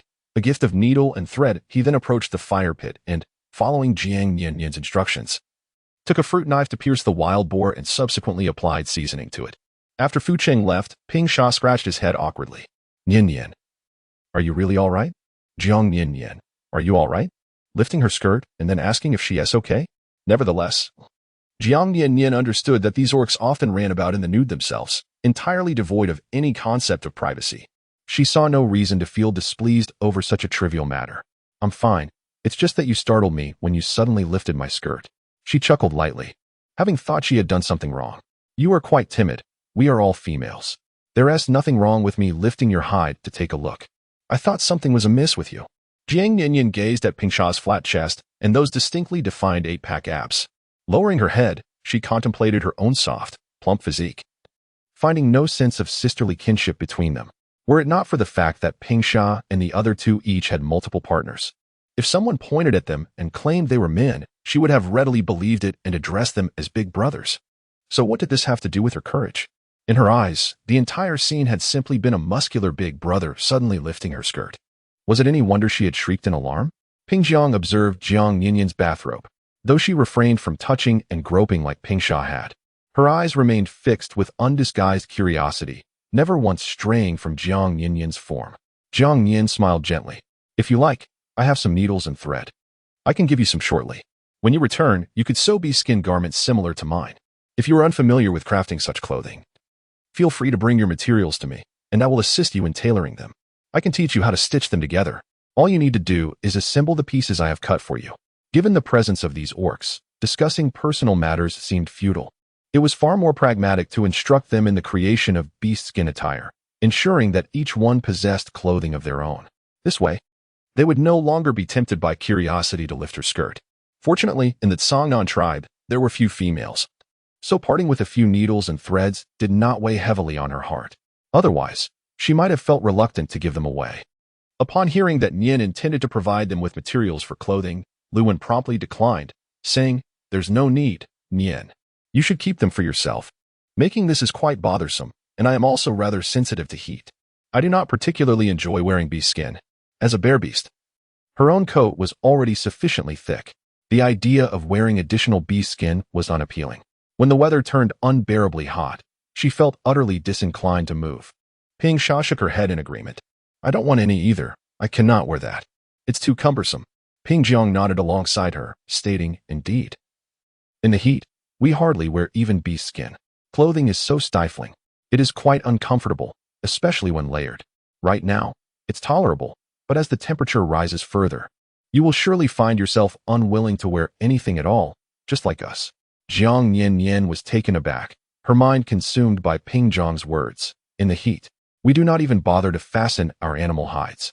The absurdity of it all was overwhelming. Surely, one cannot behave in such a manner simply due to the heat.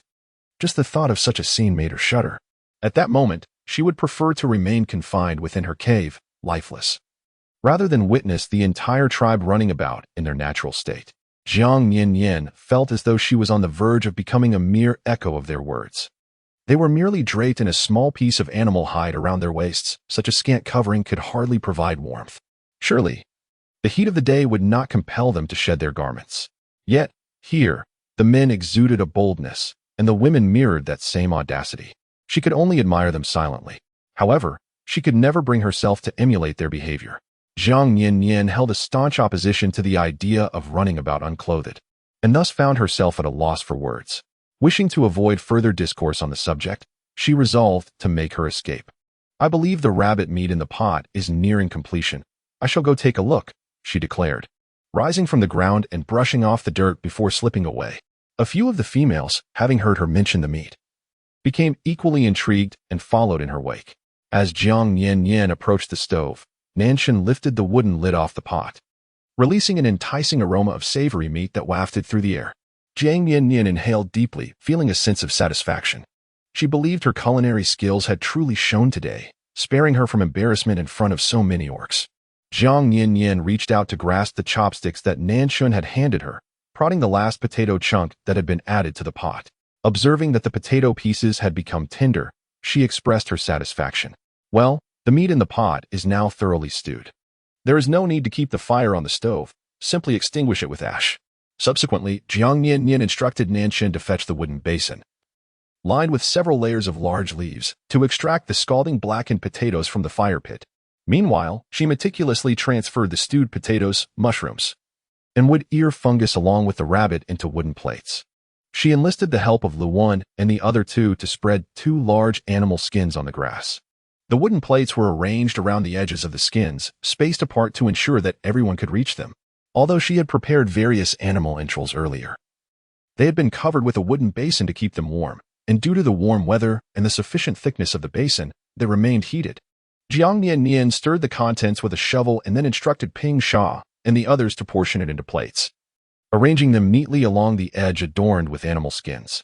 Observing that they were all preoccupied with their tasks and unable to assist her, Jiang Nian-nian took it upon herself to fetch the roasted fowl from the bakery, armed with a wooden basin and 2 long bamboo strips. She approached the entrance of the oven, where the heat surged forth, causing her to instinctively retreat slightly. With a sideways motion, she used the bamboo strips to dislodge the tightly wrapped fowl from within the oven. The outer layer, enveloped in lotus leaves, had turned dry and yellow from roasting, and a subtle aroma of meat wafted through the leaves. However, the heat radiating from the wrapped leaves was too intense, prompting Jiang Nian-nian to first deposit the roasted bird into the basin before carefully peeling away the leaves with the bamboo strips. As the leaves were unfolded, a fragrant, savory scent of roasted meat enveloped her senses, revealing a golden-hued fowl that exuded an enticing aroma, complemented by a delicate hint of lotus fragrance.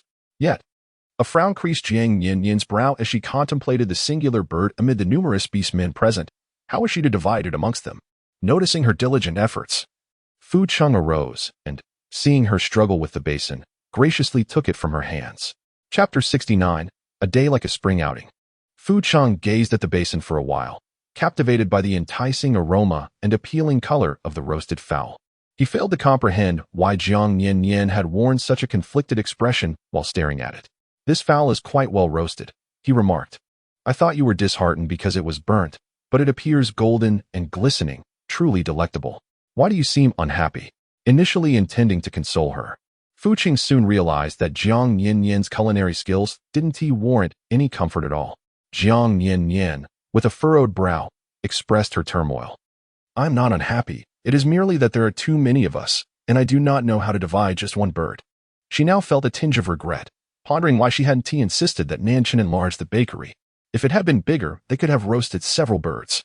Fu Cheng, holding a wooden basin, nonchalantly remarked, "What is there to be conflicted about? If it cannot be divided, then let it be. Simply keep it for yourself and enjoy." Jiang Nian glanced at Fu Cheng, utterly perplexed by the selective nature of his intellect. At times, he appeared as brilliant as a genius, yet at others, astonishingly foolish. With so many individuals present, some of whom had participated in the preparation and hunting, how could she dare to consume the food alone? It was a collective effort, crafted by all. Fu Cheng, however, was bewildered. "Why should you feel embarrassed? You have toiled so hard to create such delicious dishes for everyone. It is only right that you indulge a little." Jiang Nian-nian wore a helpless expression and finally spoke. "Food is meant to be shared among everyone, enhancing its deliciousness. Moreover, considering my appetite, I could never finish such a large portion. Eating a little more is inconsequential. Even if she were to overindulge, it pales in comparison to the voracious appetites of the orcs. It would be rather unkind not to share a bit with everyone while hoarding it all for oneself. It would be a joke for her to be seen devouring a roasted bird alone amongst so many. The embarrassment would be unbearable. Perhaps she could simply slice it in half. Whoever manages to seize a piece can indulge. Regardless, it is certain that Nian-nian would not be the one to claim it. Even if she were to miss out, he would undoubtedly assist her in securing a portion." Jiang Nian-nian contemplated for a moment, realizing that she could not devise a better solution. Reluctantly, she acquiesced. "Very well, let us proceed as you suggest. I, too, am at a loss for a superior method. Please exercise caution while cutting, particularly with the vegetables nestled within the bird's belly. Avoid any burns. If this were merely a roasted bird, it would suffice to chop it into pieces for sharing. However, the vegetables inside are quite delectable as well. Having it reveals a unique aspect. With the vegetables still resting within, I cannot bring myself to simply cut it into chunks. That would be too wasteful." Fu Cheng, wielding a knife, swiftly divided the roasted chicken within the wooden basin, placing one half into another basin. Balancing a basin in each hand, he emulated Jiang Nian-nian's actions, setting the basins upon the animal hide on the ground.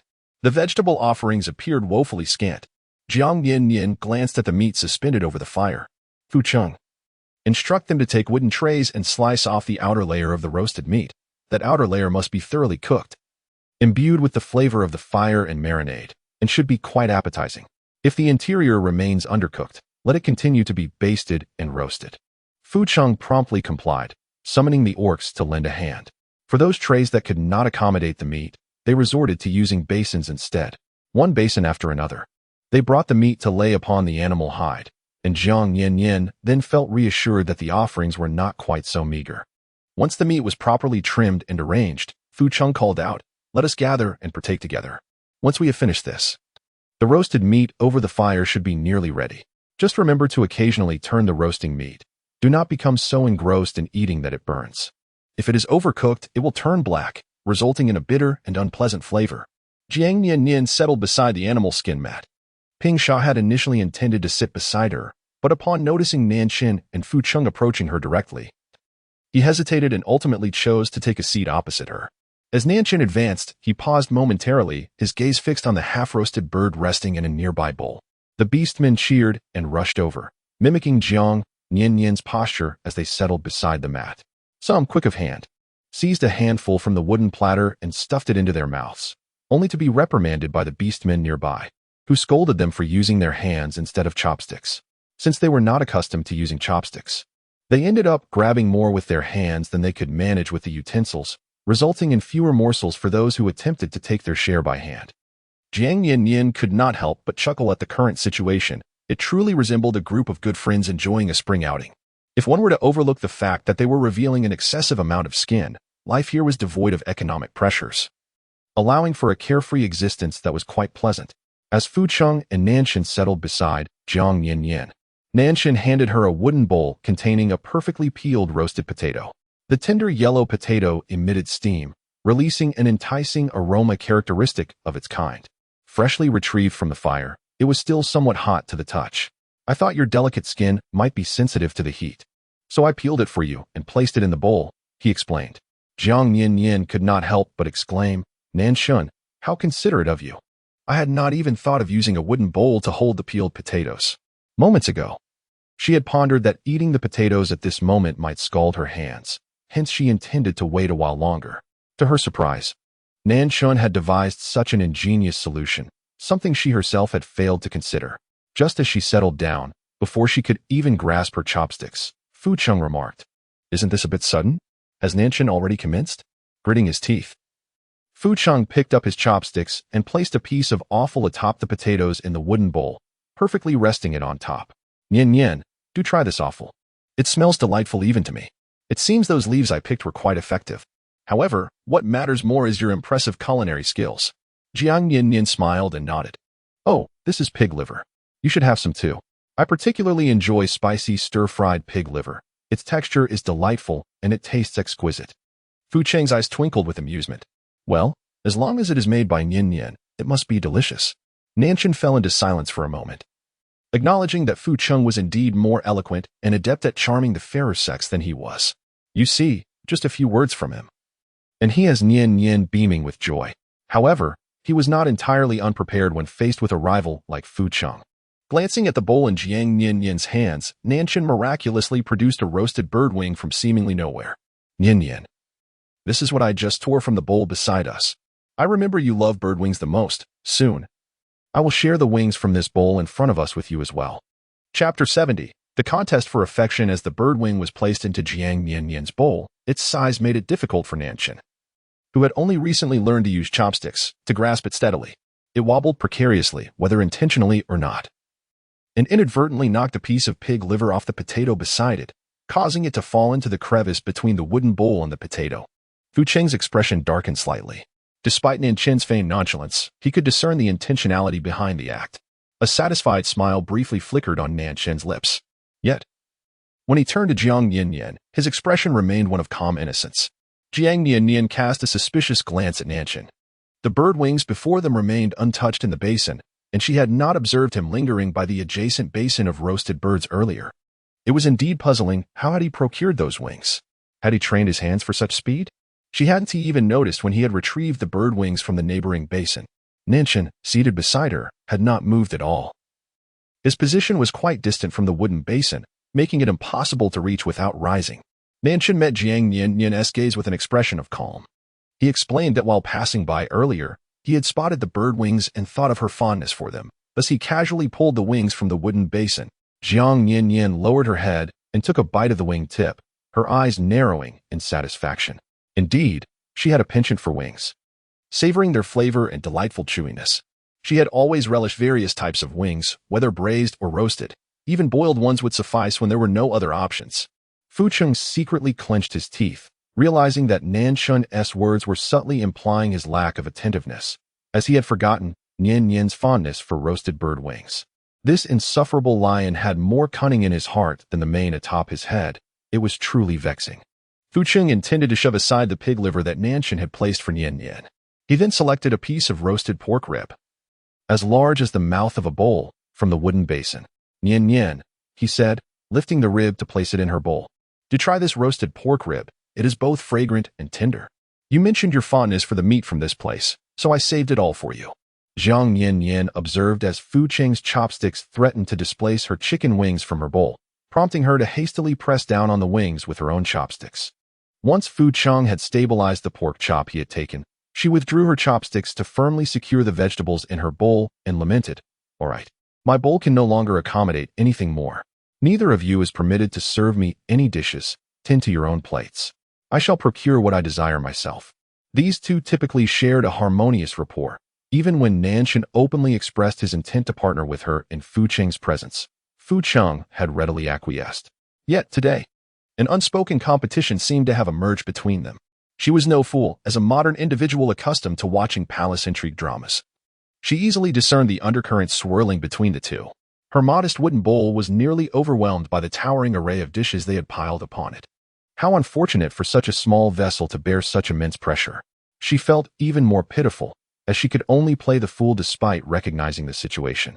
Lowering her gaze to earnestly consume her meat. After her firm refusal, Fu Cheng and Nanshan finally ceased their attempts to serve her, settling down to eat their meals with due diligence. Jiang Nian-nian, feeling somewhat apprehensive, glanced around and observed that everyone was diligently enjoying their meal. No one noticed the slight commotion beside her, allowing her to relax and lift her bowl for a hearty bite of the pork chop. Indeed, it was delectable. The meat was tender and succulent, imbued with a robust spiciness. She had specifically instructed Fu Cheng to apply an ample amount of seasoning oil on their barbecue, and it had undoubtedly enhanced the flavor, imparting a hint of aromatic spices. Although the unseasoned meat was still quite enjoyable in its purest form, she was, after all, a modern individual accustomed to bold and rich flavors. She favored the tantalizing and piquant essence of her food. However, considering that Fu Cheng and Nanqing had never experienced such spiciness, she pondered whether they would adapt well to it. Thus, she resolved to inquire, "Fu Cheng, Nanqing, do you find it delicious? Are you accustomed to this flavor?"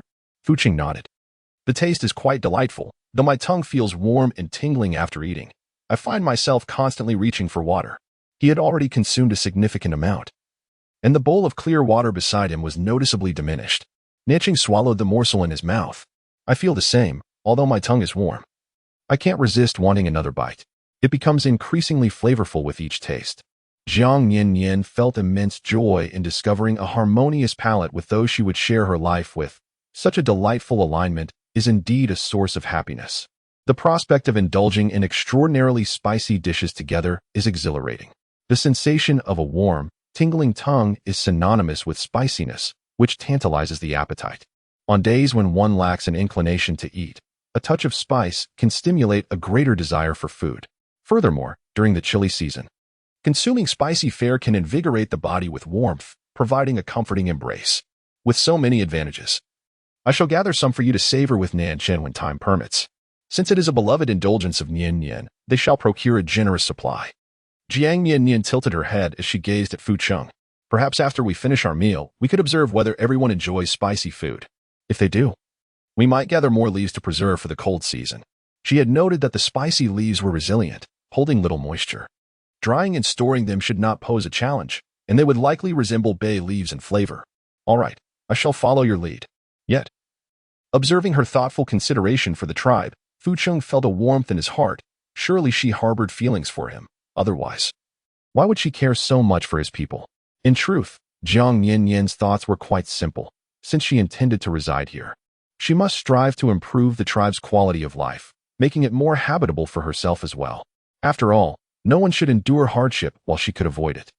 Noticing Fu Qing lost in contemplation, Jiang Nian-nian urged him, "Let us not delay any further. We should eat before these dishes grow cold."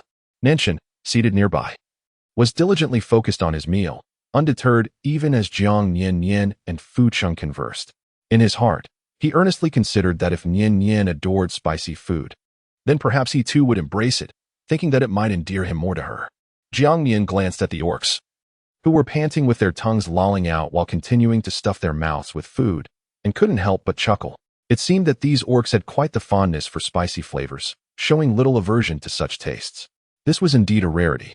Spiciness tends to elicit mixed reactions. Some relish it, while others shy away. Yet, the orcs of this tribe embraced it with remarkable swiftness. By the end of the meal, everyone bore a sheen of fine sweat upon their brows, a testament to the heat of the food. Fu Qing surveyed the gathering, noting that the bone remnants on the animal hide were minimal, before finally speaking. Chapter 71. All Desire Nian-nian. Observing the expressions around him, he presumed everyone found today's fare quite delicious. Fu Qing's inquiry was merely casual. After all, the dishes crafted by his beloved Nian-nian were undoubtedly delightful. Anyone daring to claim otherwise would incur his wrath, facing the task of gathering spicy leaves for the tribe, leaving their hands as tender as a pig's trotters. Unable to grasp anything, Wolf Qing wiped his greasy mouth, having indulged in the meat. Even after breaking a sweat, he felt an exhilarating satisfaction. Jiang Nian-nian observed that the lips of the wolf blue were a fiery red, slightly swollen, resembling a miniature version of Ouyang Feng's sausage-like mouth, which she found irresistibly amusing. However, the surrounding beastmen appeared oblivious to the wolf blue's peculiar condition, displaying no reaction whatsoever. Jiang Nian-nian's lips curled upwards in a fervent smile that she struggled to suppress. Yet, fearing that the wolf blue would catch her reveling in his folly, she lowered her head and buried her face in the crook of her arm, stifling her laughter.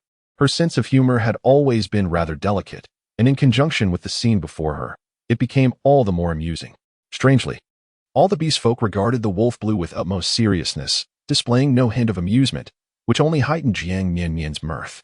Jiang Nian-nian was laughing uncontrollably, making a valiant effort to suppress her voice, striving not to let her laughter escape.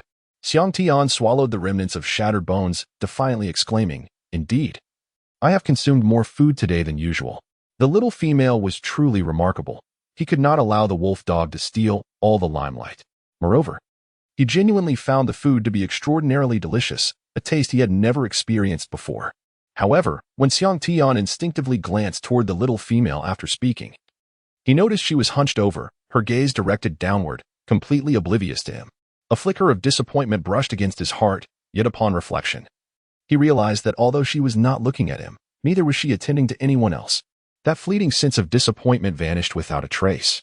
Lu Ming was preoccupied with devouring the last morsel of food he had snatched from Kue Mu, too engrossed to engage in conversation, merely nodding absently. The other beastmen echoed his sentiments, for this was the most flavorful meal they had ever tasted. While eating, they had refrained from speaking, fearing that uttering a word might diminish their share, making their gain seem paltry compared to others. Ping Sha had just gulped down some water from a bamboo tube handed to him by his partner Kent, which alleviated the burning sensation on his tongue. After several deep breaths, he began to feel more at ease. Upon raising his head, he happened to catch sight of Jiang Nian-nian curled up, her head bowed, her delicate face buried deep in the crook of her arm, entirely concealed from view, her body trembling gently. Curiously, Ping Sha inquired, "Nian-nian, what is the matter? Why are you shaking?" His voice, naturally loud, drew the attention of the surrounding beastmen, who turned their curious gazes toward Jiang Nian-nian. Nanshan and Fu Qing instantly pivoted their heads, their eyes fixed intently on her. Jiang Nian-nian never anticipated that she would be caught in the act while laughing heartily. As she lifted her face, ready to utter something to mask her embarrassment, she found all the gazes of the beastmen fixed upon her. In her moment of agitation, she choked on her saliva, coughing violently. She drew the immediate attention of Fu Qing, who promptly patted her back to help her regain her composure. Jiang Nian-nian coughed for quite a while before finally settling down. She accepted the water handed to her by Nanshan and took a sip. Upon raising her eyes, she realized that she seemed to be the focus of attention from all the beastmen. Ping Sha, still beside her, curiously inquired, "Nian-nian, why is your face so flushed?" Jiang Nian-nian casually uttered a remark, perhaps still flushed from a recent bout of coughing. However, Ping Sha shook her head with certainty, stating, but I noticed that when you raised your head just now, you were not coughing. Your face was simply red. Jiang Nian-nian, why is it that you, who should be collaborating with me in this performance, choose to look away? You even go so far as to expose my earnest efforts. The meal I had at noon was exceedingly spicy. Perhaps that is why my face has turned red. Ping Sha remarked with a puzzled expression. However, just a moment ago, when I observed you eating, your face was still pale. Not a single bead of sweat had emerged. Jiang Nian-nian, can we still be friends joyfully? On that day, she found it difficult to continue the conversation. Whoever wishes to chat may do so. However, under the watchful gaze of so many concerned orcs, Jiang Nian-nian strained to explain, it was when I took the last bite of my food that I accidentally chewed on a piece of spicy leaf. The spiciness of the leaf far surpasses that of the meat. Ping Sha nodded in understanding. Oh, I thought so. I noticed you seemed unfazed by the spice earlier. Just a moment ago, she had envied Nian-nian for eating such spicy food without turning red or breaking a sweat, unlike herself, who could hardly keep up with the perspiration. Jiang Nian-nian nodded vigorously. Upon seeing that Ping Sha finally ceased her inquiries, she let out a sigh of relief. At last, she had been granted reprieve. The naivety of these orcs proved to be a double-edged sword. Their incessant probing nature left no room for pleasantries. Her heart felt weary. Fu Cheng and Nan Chun, observing that Jiang Nian-nian was no longer in distress and was engaged in a delightful conversation with Ping Sha, chose not to intrude further and instead wandered off to converse with the formidable beasts nearby. Just as Ping Sha had settled into a moment of tranquility, she suddenly recalled that she had initially called out to Nian-nian for a specific purpose. In her moment of concern, she had forgotten what she intended to say when Jiang Nian-nian had coughed earlier. Nian-nian, she exclaimed, I have never tasted such an intriguing dish before. It leaves my tongue warm and longing for water, yet I find myself unable to resist the desire for more. Upon hearing Ping Sha call her name, Jiang Nian-nian abruptly lifted her head, her tense back straightening instinctively. She braced herself, fearing Ping Sha might once again confront her with words that would expose her lies. Fortunately, this time, Ping Sha chose to let her be, speaking instead about food. Gradually, Jiang Nian-nian relaxed, smiling as she remarked that during the cold season, spicy food would be particularly comforting, leaving one feeling warm all over after a meal. Yes, this was a delightful topic. She adored discussing culinary delights, as long as they steered clear of the awkward subjects that made her uncomfortable. Ping Jiang's face flushed with a rosy hue from the thought of spicy cuisine. Her usually serious demeanor momentarily softened by a charming innocence, her eyes sparkling as they gazed at Jiang Nian-nian. Nian-nian, you are truly remarkable. If I were male, I would undoubtedly pursue you as my partner. How she wished for a companion who could create delectable dishes like Nian-nian. Her current partners excelled in hunting, digging, and running, yet none possessed the skill to prepare delightful meals. What a pity that was. The traditionally composed Ping Jiang joined in the conversation, adding, Indeed, Nian-nian, I too believe you are intelligent and capable, making you an ideal partner. Lu Wan, feeling somewhat tongue-tied and slow to speak, simply nodded in agreement from the sidelines. She too yearned for a partner like Nian-nian, someone skilled in the art of culinary creation. Jiang Nian glanced at the distinctly muscled figures of the females before him, falling silent, hesitant to engage in conversation. The disparity between their appearance and that of the males seemed merely to rest on the absence of a certain appendage below the waist. In Chapter 72, Ai Ran and Li Xin contrasted the lively scene of all the orcs gathered on the grass with the rather desolate atmosphere within a small cave. Ai Ran sat in the cave, feeling somewhat stifled, chewing on food that a male orc had fetched for her from the meadow. She mechanically gnawed at the morsels, her ears plagued by an insufferable male orc buzzing around her like a fly. Extolling the virtues of the frail female she detested most for her intelligence and capability. This incessant praise irked Ai Ran to the point where she yearned to strike the oblivious orc with the hefty bone in her hand, curious to unravel the foolish thoughts in his head. Yet, in an effort to maintain the facade of gentleness she had upheld these past few days, Ai Ran gritted her teeth and suppressed her frustration, taking it out on the bone instead, her appetite for the food completely lost. The female named Jiang Nian, who typically spoke little, had surprisingly won the hearts of the orcs. It seemed that after only a few days of recovery, she had managed to stir up quite the commotion, leading the orcs to believe she was the most suitable partner for the chieftain. Ironically, it was Ai Ran, robust and unbonded, who was better suited for that role. Nevertheless, in order to maintain her nurturing image among the males, Ai Ran resisted the impulse to silence the orc across from her, feigning indifference. Just as AI Ren felt on the verge of an outburst, Li Xian arrived, finally interrupting the tiresome chatter that had been grating on her ears, allowing her simmering anger to subside somewhat. All right, you've delivered the food, now you may leave. I have matters to discuss with AI Ran, Li Xian stated as he settled beside her, glancing at the wooden platter in her hands before quickly averting his gaze. However, the keen sense of smell among the orcs was undeniable. Even though he deliberately avoided looking at the food, its enticing aroma lingered in the air, saturating the cave and impossible to escape. From the moment he stepped inside, the scent had reached him, and the closer he drew to AI Ran, the more potent the savory fragrance became. Compared to the filthy raw deer he had eaten at noon, the appeal of this food was irresistible. Yet, he would never approach to sample the dishes prepared by Jiang Nian. Even as an elder of the tribe, he was not a female in need of care. If he did not go for the food, no one would bring it to him. Thus, with the tantalizing aroma wafting around him, Li Xian felt a growing agitation within, his mouth betraying him with an uncontrollable salivation. He rubbed his nose, snorting inwardly. Even if the female's cooking was delectable, she remained a weakling, unworthy of bearing an heir for their tribe as chieftain. He nonetheless expressed a willingness to allow this female to remain and instruct the orcs within the tribe in the art of culinary delights. In this manner, the males of their Songnan tribe would possess a competitive edge over those from other tribes who were incapable of preparing delectable dishes in the presence of the female. The arrival of these females would undoubtedly fortify their tribe. Li Xin envisioned that the chieftain's consorts were all orchestrated by him. As the tribe grew stronger, his own status would ascend accordingly, and in an instant, his previous vexations vanished without a trace. The male orc who delivered the food cast a lingering glance at Aaron before reluctantly departing. The number of females in the tribe was scant, with only 2 unwed females to speak of. The female concealed within the chieftain's cavern had already secured 2 remarkable companions, Nanchen and Fuqing.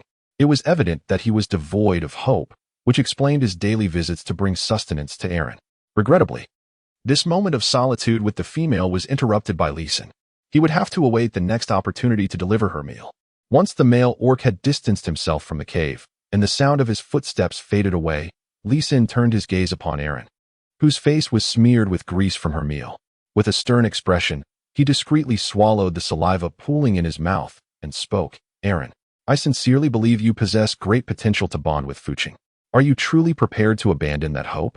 Aaron swallowed the morsel in her mouth, her expression glum. What other course of action do I have? The chieftain has already rejected me.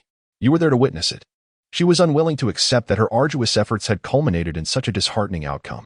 Yet, she had indeed exerted herself, even waiting along the path that Fuqing traversed when he ventured out to hunt. However, he never spared her a glance. All those carefully orchestrated encounters were met with indifference. At times, he would deliberately avoid her presence. The sense of defeat weighed heavily upon her. Among the orcs, females were a rarity. In the past, it was the males who sought her attention, showering her with affection, which she dismissed when in low spirits. This marked her first endeavor to pursue a male, and she had journeyed far from her own tribe, only to receive such a disheartening result.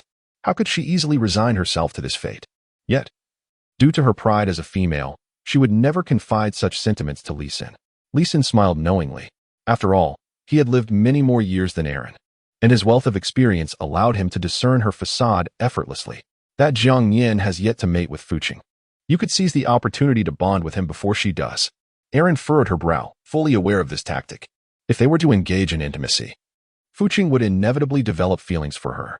However, recalling the numerous rejections she had faced from Fuqing, she reluctantly voiced her deepest frustration. But lately, when I have appeared before him, he cannot even be bothered to glance my way. Even if I wished to mate with him, it would be exceedingly difficult. AI Ran had indeed contemplated the notion of seduction, yet she found it exceedingly challenging. She had neither the opportunity nor the ability to execute such a plan. Li Xian glanced towards the cave entrance and suddenly lowered his voice, leaning in to whisper in AI Ran's ear. Among the adult beastmen, those who do not experience estrus for an extended period typically consume certain aphrodisiac foods to facilitate mating and reproduction. In our tribe, we utilize a specific yellow berry for this purpose. Fuqing, naturally, recognizes this berry and would not consume it lightly. However, I recall you mentioning that you hail from a distant tribe. The aphrodisiac foods utilized by your tribe might differ from ours, given the vastness of this land. The beastmen of each tribe do not often intermingle, and the considerable distances between tribes yield a variety of flora, resulting in distinct medicinal and nutritional resources. In his youth, Li Xian had enjoyed a close relationship with the old chieftain, accompanying him annually to trade salt with the Sea tribe, which had broadened his horizons and deepened his understanding of the diverse plants encountered along the way. He reasoned that perhaps each tribe employed different aphrodisiac fruits. Chapter 73. Dark Schemes. AI Ran was momentarily taken aback, her eyes reflecting a mix of disbelief as she regarded Li Xian. She could not fathom why he would conspire alongside her against their tribe's chieftain. As an outsider, it was illogical for Li Xian to take such a risk. Should the malicious intent behind using aphrodisiac fruit to coerce Fu Qing into mating with her be discovered, the outcome could be dire. If Fu Qing, stubborn by nature, were to reject her outright, even at the cost of incurring the beast god's curse, both she and Li Xian would face expulsion from the tribe. For AI Ran, the situation was not dire. After all, she was not originally from the Songnan tribe, and leaving would not pose a significant concern. Without Fu Qing, she could simply seek another suitable male. As a female, she was not afraid of lacking acceptance among tribes. She could find a male beast to care for her and live well. AI Ran had already resolved that if Fu Qing truly did not desire her, she would seize the opportunity to depart. There were plenty of single males around, and she was not worried about being unwanted. She was determined to find a partner of superior quality. However, Li Xian had lived in the Songnan tribe for a considerable duration. At his age, his physical capabilities had significantly deteriorated. He was nearly no longer adept at hunting, a skill that had once been a hallmark of their kind. Beastmen who could not hunt had become burdensome to their tribes and would undoubtedly find no welcome among them. Why then would he take such a risk to assist her? AI Ran had only met Li Xian a few times, and she perceived their acquaintance as insufficiently deep for such a selfless act. A man like Li Xian, who was driven by self-interest, would not likely extend unconditional support. After some contemplation, AI Ran cautiously voiced her concern. Fu Qing is the chieftain. If he discovers that we have plotted against him using aphrodisiac fruit, will he show us mercy? As a female of the Fox clan, she embodies all the traits common to her kind: intelligence, or perhaps more aptly, cunning. AI Ran is still uncertain about the true intentions behind Li Xian's words, whether they stem from a desire to test her or a genuine wish to assist her. Thus, she remains hesitant to acquiesce to Li Xian, even refraining from divulging the secrets of their tribe. Li Xian straightens his posture, distancing himself from AI Ran, casting a penetrating gaze in her direction. It is not about us. It is about you. I merely engaged in casual conversation. Whether you choose to act upon it is entirely your decision. Ultimately, the outcome of this matter bears no consequence for me. Yet, within his heart, Li Xian is convinced that AI Ran will indeed take action. From the moment he retrieved her from the wilderness, he recognized her as a female of considerable boldness, far more daring than the average. After all, she had ventured from her original tribe to traverse the perils of the jungle in search of a partner worthy of her strength. The jungle is fraught with dangers, and even male beasts often find themselves injured by unforeseen circumstances. For a female to possess such courage is indicative of a wild spirit within. Nevertheless, Li Xian feels compelled to urge her onward, to encourage AI Ran to act swiftly, lest she falter and allow Jiang Nian-nian to seize the opportunity first, thereby rendering any attempt too late. After all, Jiang Nian-nian is currently in close proximity to Fu Qing, affording her more chances than AI Ran. Yet Li Xian is not unwise. He has devised contingency plans prior to embarking on this course of action. Should AI Ran's scheme succeed, he will hold leverage over her, ensuring her compliance. Conversely, if she were to fail, he would not suffer any significant loss, merely the departure of a female who never truly belonged to the Songnan tribe. While he may feel a twinge of regret, he deems such a loss insignificant, particularly as he has no intentions of seeking a mate at this stage in his life. Observing AI Ran waver in response to his suggestion of distancing herself from the situation, Li Xian feels the need to further galvanize her resolve. AI Ran, you must understand that it is in a male beast's nature to remain loyal to his partner. Should you mate with Fu Qing, I assure you he will be devoted to you. By nature, male beasts do not willingly abandon their female counterparts. Although Fu Qing publicly claims to have a mate in the form of that female, named Jiang Nian-nian, they have yet to mate, and thus he cannot be considered truly bonded. As long as you succeed in mating with Fu Qing, even if he harbors reluctance in his heart, he will be unable to alter the reality of the situation. Moreover, any beastman who forsakes his female partner is cursed by the beast god to endure perpetual misfortune. The tribe would never accept a leader who bears such a curse. AI Ran feels a flicker of temptation. Yet her tone remains tinged with uncertainty as she grapples with whether Fu Qing is worth the price she must pay. Fu Qing, aside from his occasional hunting excursions, spends nearly all his time with that female. It is challenging for me to find an opportunity to act, even if they have devised a meticulous plan. There must be an opportunity to take action. Otherwise, all efforts would be in vain. Although AI Ran is somewhat swayed by Li Xian's words, she does not fully trust this cunning individual.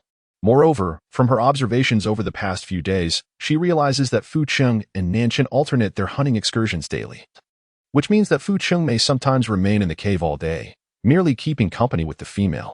This significantly diminishes her chances of seizing the moment. However, under the influence of the arousal fruit, engaging in copulation in the wild poses considerable risks. Her affection for Fu Qing drives her desire to bond with him, and she naturally wishes to shield him from danger, not wanting to be affected by peril herself.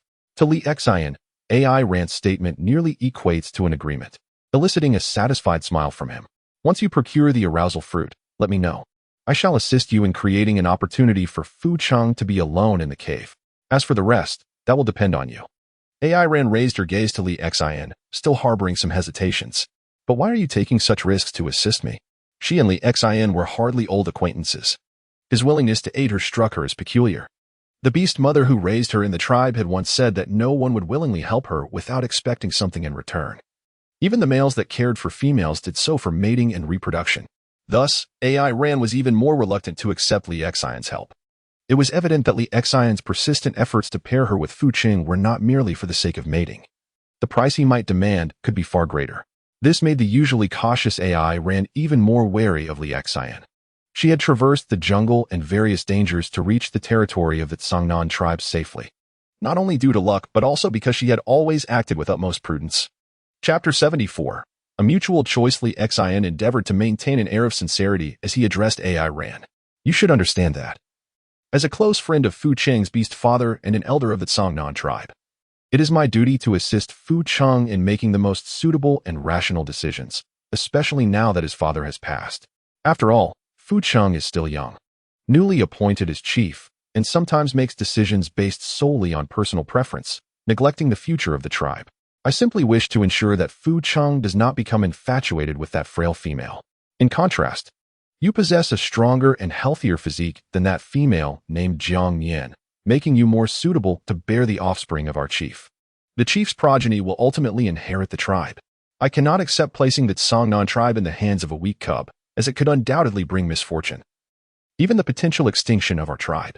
You are aware that if the tribe lacks strength, the inevitable outcome is that our territory will be divided by stronger neighboring tribes, who would kill the males and seize the females. Of course, I am not helping you without a price. I trust you will keep our discussions confidential. We are fundamentally different. You are female, and even if you err, forgiveness will be granted. Yet I must bear the consequences of my actions. Li Xin's words were sincere, each phrase resonating with a concern for the tribe. Upon finishing his statement, a flicker of heartache and inner turmoil graced Li Xin's visage. AI Ran followed his line of thought, contemplating that those who betray the tribe and its leader would inevitably be cast out, with no tribe willing to accept them again, destined to roam the mountains as outcasts. Observing Li Xin's earnest plea, AI Ran's defenses diminished significantly, and she finally allowed a relaxed smile to surface. You speak the truth. If all the orcs in the tribe were as invested in its future as you are, your tribe would undoubtedly thrive even more. Perhaps in the future, we will find ourselves as members of the same tribe. Of course, I would never betray someone as loyal to the tribe as you. Li Xin's rationale was undeniably persuasive. What could be wrong with an elder in a tribe using their wisdom to guide it toward a better future? Li Xin rose, satisfaction illuminating his expression. Wonderful, AI Ran. From the day I found you, I knew you were an astute female. If Fu Qing were to bond with AI Ran, he would have no further worries for the tribe, only the luxury of enjoying life.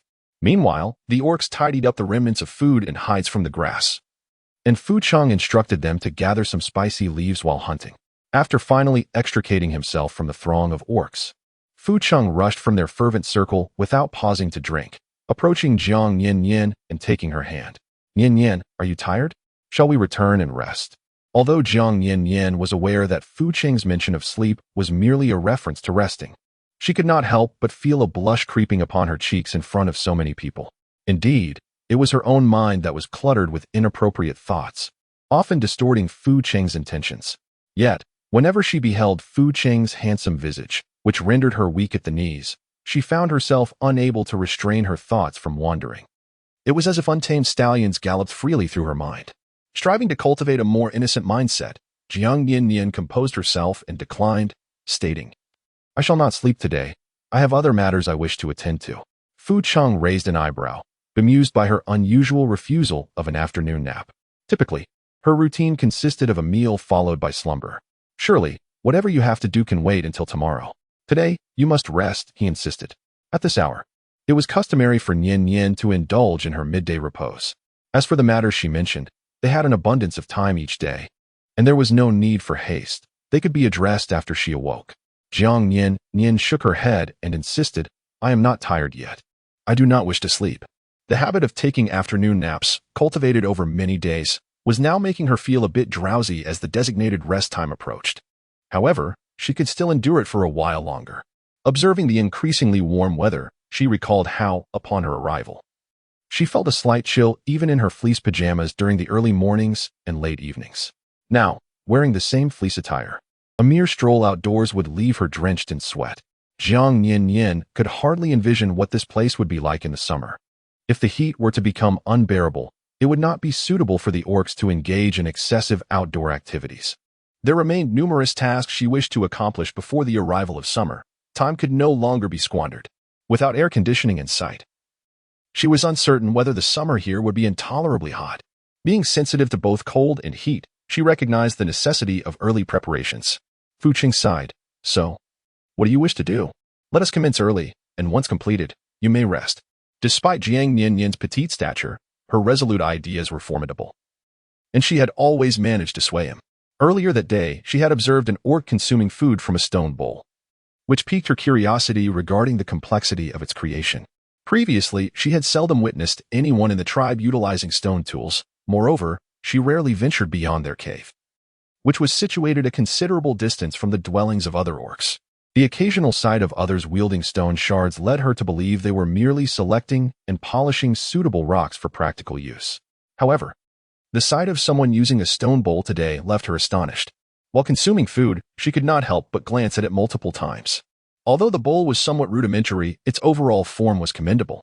In a world devoid of tools, the ability to craft a bowl was, in itself, a remarkable achievement. Fu Cheng chuckled, initially thinking it was her first encounter with a stone bowl, finding it novel and playful, wishing to craft one for her. "It is not difficult to make. If you desire, I shall create a few for you." He had previously doubted her strength, fearing that handling a stone bowl might prove too taxing for her, which was why he had not considered using stone when crafting items for her. Jiang Nian-nian shook her head, rejecting the notion without a moment's hesitation. "I do not want it. Do not waste your efforts on it." The weight of the stone bowl felt burdensome in her hands. She questioned its utility. "I find the wooden bowl quite satisfactory. A bowl of such size feels akin to lifting weights for bicep curls. If I were to dine with that for several months, my arm muscles would rival those of Luan." She had no desire for it. Fu Cheng chuckled softly. "I too believe the wooden bowl serves you well. Your strength is modest. It is far more suitable for your use. Once things settle down, I shall craft some additional small trinkets for you. Just draw what you wish, and I shall create it." As they conversed, an alarm bell rang in Fu Cheng's mind. He recalled how Jiang Nian-nian had always remained obediently within the cave, seldom interacting with other beastmen, and showed little interest in the affairs of the tribe. She had never inquired about such matters before. Yet today, she suddenly questioned him about the stone bowls held by others. Did she perhaps covet a bowl identical to the one wielded by a certain beastman? Fu Cheng felt a surge of concern. He hastened to shift the topic, anxious that Jiang Nian-nian might develop an infatuation with that beastman and become unable to forget him. Jiang Nian-nian observed the vigilant demeanor of Fu Cheng, as if he were facing a formidable adversary, and she found it quite amusing. She had merely inquired about the stone bowl, yet he appeared excessively anxious. Did he truly believe she desired to have 3 husbands and 4 attendants? She merely reflected on the fact that they currently possessed only a single pot. It seemed that the other orcs in the tribe also relished boiled meat. Since crafting a stone bowl was not particularly challenging, fashioning a stone pot should merely require a bit more time, but it shouldn't be overly difficult, right? The primary concern was that whenever they utilized the bone pot for cooking, There were always orcs seeking to join in for a meal. Fortunately, her appetite was modest, allowing her to feel satisfied regardless. However, Fucheng and Nanchen had never truly indulged in their meals. They consistently cooked meat alongside roasted fare. And on occasions when the roast was insufficient, they resorted to pairing boiled meat with raw. Given that she lived alongside the two of them daily, their bond was naturally closer, and she felt a deeper sense of compassion for them, wishing for them to enjoy hearty meals at every occasion. Once everyone had their own pots, she intended to instruct these orcs on the art of cooking. At that point, they could prepare whatever they desired. Meanwhile, her two companions, who often ate as if they were sharing a table with others, would finally be able to enjoy a proper meal. Upon hearing Jiang Nian-nian's sentiments, Fucheng inexplicably felt a wave of relief wash over him, only to later find his intense reaction somewhat laughable. He felt rather inept for being so tense over such a trivial matter. That's not difficult. I'll simply inform them. You need not oversee this personally. Let Nanchen escort you back to rest. I'll return to find you once I've finished my instructions. Within the tribe, some had privately inquired about the origin of their bone pot, even going to the site where they had discovered it to search for clues, but to no avail. Nevertheless, he had never contemplated the idea of crafting a stone pot. Now that Nian-nian had suggested it, he found himself intrigued by the prospect. If the stone pot proved effective, then in the future, the tribe's members could possess several pots of their own. Jiang Nian-nian playfully shook Fucheng's hand, expressing her desire to observe their methods. Having never witnessed such feats before, her curiosity piqued. She was determined to witness the astonishing ability to carve stone by hand. Fucheng, somewhat bewildered by her enthusiasm, readily acquiesced. Very well, I shall fetch the stones, he declared before busily attending to his numerous other tasks, perpetually unable to remain at Jiang Nian-nian's side. As Fucheng distanced himself, Ping Sha seized the opportunity to approach Jiang Nian-nian, inquiring, Nian-nian, can pots made of stone be used to cook, just like your bespoke pot? Jiang Nian-nian pondered for a moment, concluding that the two materials were quite similar, with the stone pot being somewhat thicker. Indeed, the stone pot would likely retain heat for a longer duration, yet it serves a similar purpose. The stone vessel, while requiring a longer preheating time, is not vastly different in functionality. If a stone slab can be employed for grilling meat, then surely a stone pot would be suitable for cooking it as well. Ping Jiang gazed enviously at the beast bone pot atop the stove, remarking on the delectable dishes it produced. The food cooked in such a pot is exquisite. I instructed Chia and the others to seek out a similar one, but they found nothing. If only stone could be fashioned into such a pot, it would be splendid. She had a profound fondness for mushroom bird soup, having savored it once and found it unforgettable. Thus, she hoped to send her partner on a quest to locate beast bones suitable for crafting a pot, so that they could learn from Nian-nian the art of preparing that delightful soup. Unfortunately, after searching for quite some time, they were unable to find any beast bones comparable to those belonging to Nian-nian. Jiang Nian smiled faintly, feeling remarkably fortunate, as if her desires were effortlessly manifesting. Just when she needed a pot, serendipity led her to discover one. We stumbled upon it quite by chance in the woods. However, in the absence of such animal bones, the others could resort to using stones. The only downside might be the time it would consume, for stones are not easily carved. Nevertheless, if we shape them to resemble our bone pot, everyone would be able to stew meat. Lewin remarked nonchalantly, what effort is required? Our strength is considerable. Carving stone may take a bit more effort than wood, but beyond that, there is little difference. Jiang Nian-nian remarked that chiseling stone and hewing wood were hardly distinguishable endeavors. It was no wonder she was often labeled as physically frail. Even if she were nurtured by the orcs in the tribe for a decade, she would still be incapable of chiseling stone with her bare hands. Before long, the more robust orcs returned, carrying large boulders, while the older and somewhat weaker orcs brought back an abundance of vividly colored fruits. Bushing gestured animatedly to the orcs, directing their attention to the bone pot as he communicated his instructions. Subsequently, everyone busied themselves with their tasks. Even Vushing and Nanching each took up a sizable stone to begin their own work. Jiang Nian-nian observed with astonishment as they skillfully crushed the succulent fruits, spreading the juice evenly across the stones. Then, with a swift motion of their claws, they effortlessly excavated layers of stone as if they were delicately scooping tofu. Although she had heeded the words of Lu Wanhe and Fu Qing, acknowledging that this task posed no challenge to the Orcish folk, witnessing their ease and leisure in the act still left her in awe. Had she known that stone excavation could be so uncomplicated, she would have clamored for a stone pot from Fucheng long ago, sparing herself the discomfort of the past days. during which she could not even indulge in a hot bath before acquiring the beast bone pot. However, her curiosity was piqued by the vibrant red and green fruits. "What is that fruit smeared on the stones, Ping Jiang?" she inquired. "What purpose does it serve?" It struck her as peculiar that the orcs used this fruit for coating the stones. Did the act of digging require a lubricant? Without hesitation, Ping Jiang handed her one of the stone fruits. "We call it stone fruit. It was inadvertently discovered by Lu Ming during his herb-gathering expeditions. When applied to the stones, it renders them considerably easier to excavate." Jiang Nian-nian cautiously accepted the fruit, fearing that she might damage it. Observing the astonishing expressiveness of the fruit resting upon the stone, she was apprehensive that its juice might possess corrosive properties. After a brief examination, she promptly returned it to the ground. The orcs, meanwhile, were applying the fruit to the stone surface while excavating the stone itself, seemingly unaffected by the peculiar fruit. Their excavation proceeded with remarkable speed, with some of the stones already taking on the shape of pots. Jiang Nian-nian's thoughts stirred. Are stone fruit abundant in Pingjiang? Are they easy to find? In Chapter 76, Balancing Water is Challenging, it was revealed that these fruits grew plentifully near the tribe. What do you intend to use them for? The vines of the stone fruit trees possess remarkable vitality, bearing fruit even through the frigid season. They will undoubtedly be of use to you. Lu Ming, a man of few words, often appeared mysteriously, seemingly materializing behind Jiang Nian-nian and Pingjiang without notice. Observing Jiang Nian-nian's keen interest in the stone fruit, he stepped forward to elucidate. The females seldom ventured outside the tribe. Their knowledge was primarily derived from the tales recounted by the male beasts. Thus, it was far more efficient for him to convey this information directly to Jiang Nian-nian. Jiang Nian's eyes sparkled with delight, her heart leaping with joy. "How splendid! This is precisely what I need in abundance." Perhaps, she mused, she would no longer have to reside in a cave. With such fruits at her disposal, constructing several stone houses with large boulders would undoubtedly pose no challenge. Initially, she had worried that building a house might deplete her supply of these fruits, but now, that concern has dissipated entirely.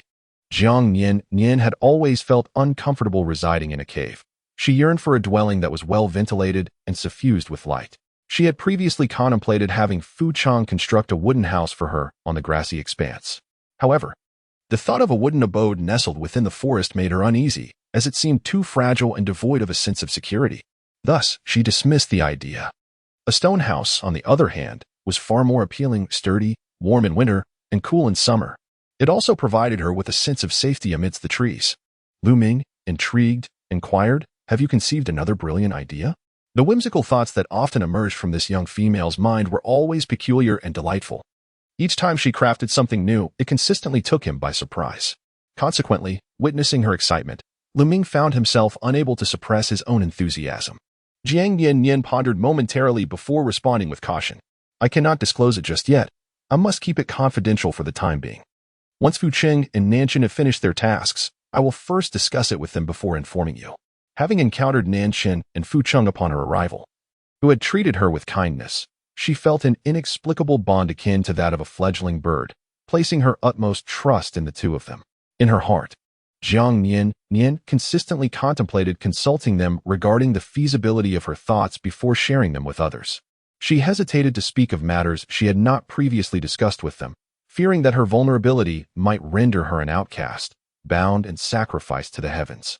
After all, they now possessed the source of fire she had secured, making her an even more convenient offering. Seeing the little female depend so heavily on Fu Cheng and Nanshan, Lu Ming was overwhelmed with joy, wishing he could leap away and let out a triumphant roar. He had assumed that her refusal to mate with them after entering Estrus indicated a lingering desire to leave the tribe. Yet, it seemed she genuinely cherished them, merely reluctant to engage in mating due to her fragile health, a sentiment he could understand. Indeed, he believed that nurturing her health was paramount. Those two rascals had finally shown some promise. Otherwise, losing such a clever female as Nian-nian would be a significant blow to the Tsangnan tribe. Lu Ming's perspective diverged entirely from Liexion's. He believed that Jiang Nian-nian, being as astute as she was, agreeing to form a pair bond with Fu Cheng and Nanshan, was a testament to the favor bestowed upon them by the beast god. While there were many robust females, few possessed such intelligence. I shall assist them in continuing the stone pot work, if you have matters to discuss. Now is the time to confer with them, Lu Ming stated, rising before Jiang Nian-nian could refuse.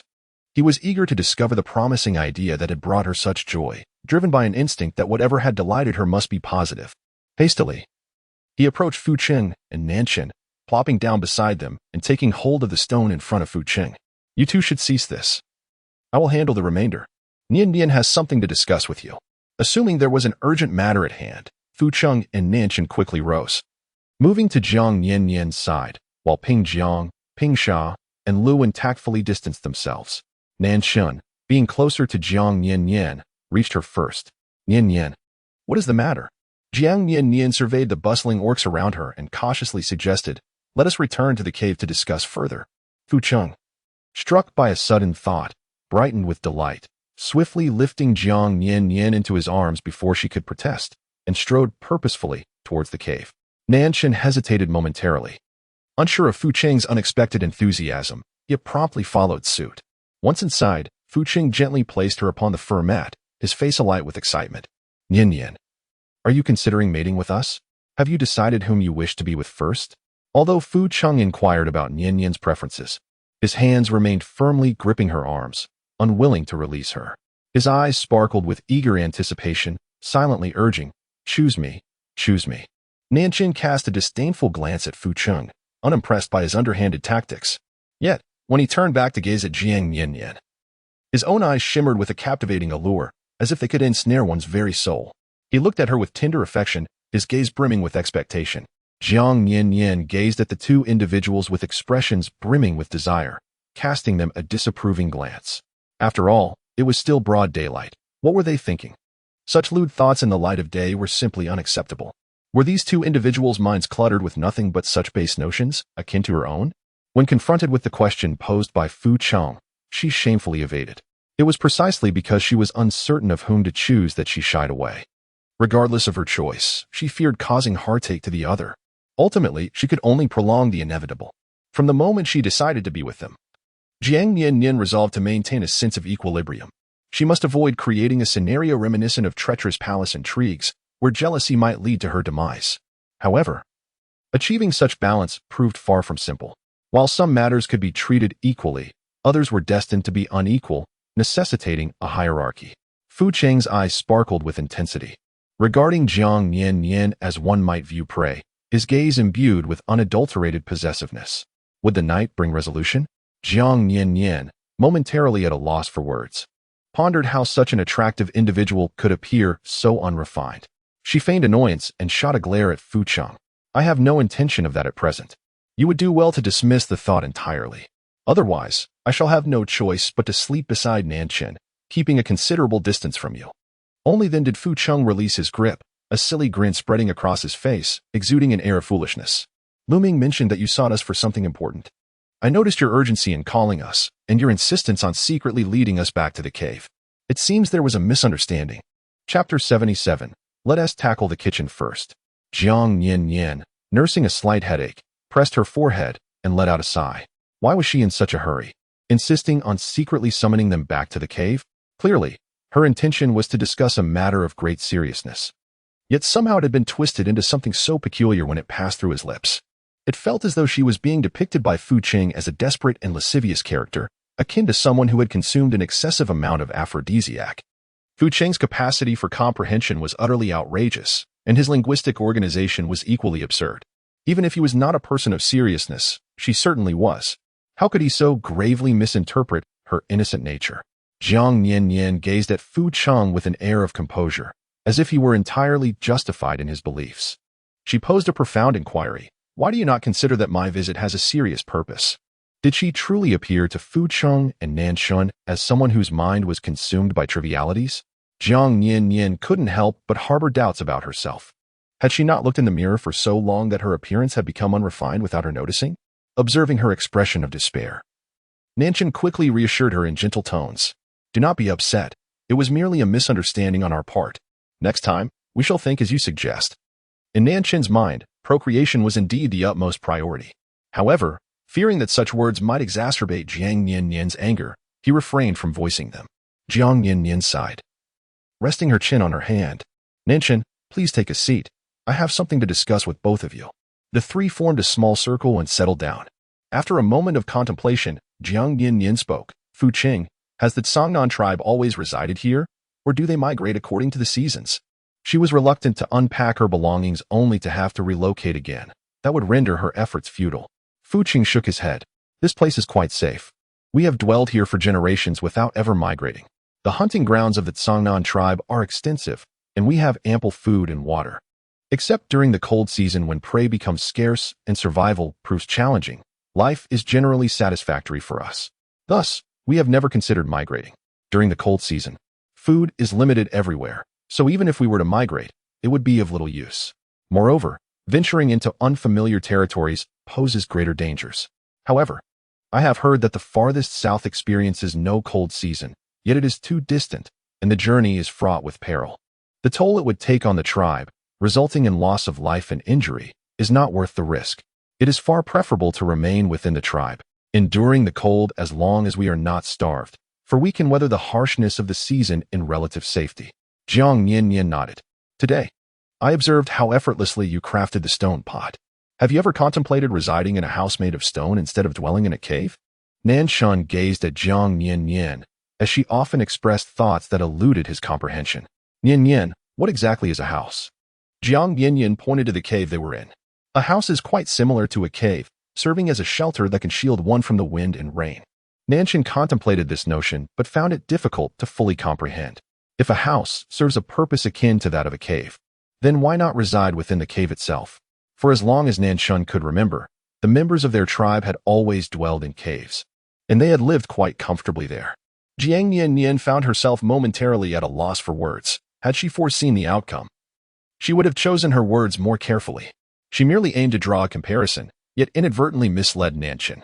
Thus, she endeavored to elucidate her point with greater patience. Living in a house is undeniably more comfortable than residing in a cave. At the very least, a house allows for cross-ventilation, ensuring an abundance of fresh air. The lighting is also superior. Moreover, a house is drier and more pleasant than a cave. With a proper dwelling, one need not worry about the dampness that accompanies rainy weather. Recall the recent rains. Our cave became exceedingly humid. I surmised that during the cold season, the cave would be similarly damp and far from comfortable, considering the extent of snow that has buried the mountains as they described. It stands to reason that the cave would not remain perpetually dry. Otherwise, these beastmen would likely be too lethargic to even lay down furs. Nanshan chuckled softly. Now I understand. Since you find comfort in a house, Nian-nian, we shall procure one. He had indeed heard Nian-nian mention the dampness of the cave. Yet regarding such natural occurrences, he felt powerless to intervene, save for laying down additional layers of furs for her. Fu Qing extended a hand, presenting a piece of charcoal that seemed to have emerged from nowhere. Nian-nian, do illustrate for us what a house looks like. We have never encountered such a structure and remain uncertain about how to construct one. Jiang Nian-nian hastily took the charcoal and sketched a rudimentary house on the ground. The small square represents a window, allowing for ventilation, while the larger square serves as a door, providing entry and exit for individuals. The triangle above symbolizes the roof, which can be adorned with trees and grass. With such a dwelling, one can enjoy a refreshing and comfortable living environment. Jiang Nian-nian has always been deeply concerned about the issue of ventilation. The inability to breathe in sufficient fresh air is a source of great distress for her. However, it is evident that if she does not improve her living conditions and continues to dwell in this cave, when the cold season arrives, she will have no choice but to move to a relatively more sheltered small cave. It would be impossible to remain in the large cave with an open entrance, as it would lead to her demise from the cold. Just the thought of that dim and poorly ventilated environment fills Jiang Nian-nian with a sense of suffocation. After observing the painting for a while, Fu Qing finally spoke up, saying, I will have the idle orcs gather some stones. By the way, do you all not find me to be a rather peculiar individual? Jiang Nian-nian felt a sense of trepidation. Particularly when Fu Qing had silently gazed at her painting moments ago, she feared that he might bind her and set her ablaze as an offering to the heavens. Fu Qing, somewhat perplexed, remarked, What is so strange about this? I merely find you exceptionally intelligent and knowledgeable about many useful matters. Jiang Nian-nian pressed her lips together. Pondering over certain matters she found difficult to articulate, such as her origins and the knowledge she possessed.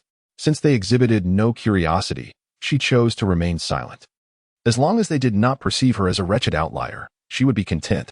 Sensing the unease within her emotions, Nanshan grasped Jiang Nian-nian's hand and gave it a gentle squeeze.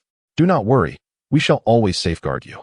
Jiang Nian-nian obediently nestled against Nanshen's shoulder. Contemplating thoughtfully, she was only familiar with the shape of the house and had never attempted to construct one herself. Since they were all novices in building, it would be prudent to start with a kitchen.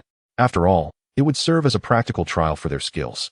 They already possessed a stove, and it would be unreasonable to leave it exposed to the rain while cooking. Furthermore, there was the issue of firewood. Without a proper place to store it, the wood would become soaked during rainy days, making it nearly impossible to ignite. Even if they managed to light it, the smoke from damp wood was unbearable and utterly useless. Chapter 78. We do our best. A kitchen was undeniably an essential requirement for a decent life in the beastly world. Regardless, she would need to address this sooner or later, and the sooner it was built, the better. Even when she had not considered constructing a stone house, she had contemplated whether to hastily assemble a small kitchen from wood to shield the stove from the elements. However, the weather had been consistently pleasant recently, and she had not encountered any rainy days that hindered her cooking. Thus, she had lazily postponed the task, only to realize, during the downpour, how inconvenient it was to lack a kitchen. The firewood was drenched, and even if she managed to dry it out, it produced thick smoke. During those rainy days, Ninshin found that preparing cooked meals took significantly more time than usual, and he only prepared food for her while he and Fu Cheng feasted on raw meat, deceiving her by claiming they had suddenly developed a taste for it. Jiang Nian-nian is far from foolish. Merely observing the weather outside and the increasingly prolonged duration of Nanshen's culinary endeavors allows her to form a reasonable conjecture. Nevertheless, when it comes to such trivial matters, she refrains from exposing their rather lax fabrications, as it is only courteous to preserve their dignity. Fortunately, the previous rain was not overly torrential. Otherwise, amidst the tempest, even the fire pit outside might have struggled to endure.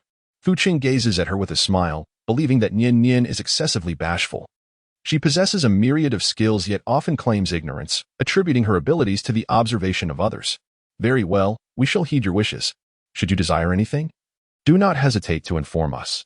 Nanshen and I, along with the members of our tribe, shall strive to fulfill your requests, he assures her gently, clasping Jiang Nian-nian's hand. Nian-nian, you are free to pursue whatever you wish without fear or hesitation. We are bonded as partners and shall remain together, always treating you with kindness. You are an integral part of the Songnan tribe, and the tribe holds you in high regard. You may live more freely, unburdened by concerns of unpopularity. Though the beastmen may not possess intricate thoughts, their innate nature renders them acutely sensitive to emotions, particularly those of females. They easily perceive her despondency and anxiety. Her decision to summon them into the cave to discuss such matters stems from a worry that her revelations may be too astonishing, leading the tribe to regard her with suspicion and ultimately abandon her. The female's reasoning is indeed peculiar. Her intentions are rooted in the well-being of the tribe, and her actions benefit them greatly. It is unfathomable that any tribe would willingly forsake such an intelligent and charming female. As for Fu Cheng, he would never consent to such a notion. Yet, Nian-nian's cautious demeanor may be a consequence of her previous abandonment by the tribe. Contemplating this, Fu Cheng feels a heaviness in his heart, struggling to comprehend how a tribe could be so callous as to cast aside Nian-nian. In his mind, he spins a tale of sorrow for Jiang Nian-nian, his compassion for her deepening.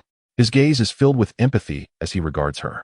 In response to their words, Jiang Nian-nian smiles, feeling a bittersweet pang in her heart. However, she ultimately refrains from voicing her emotions, for to claim she is unmoved would be a falsehood. She is not one to indulge in sentimentality easily. Some thoughts remain locked within her heart, seldom to be spoken aloud. Sitting up straight, she retrieves a piece of charcoal she had carelessly discarded on the floor and adds a few strokes to her drawings on the wall.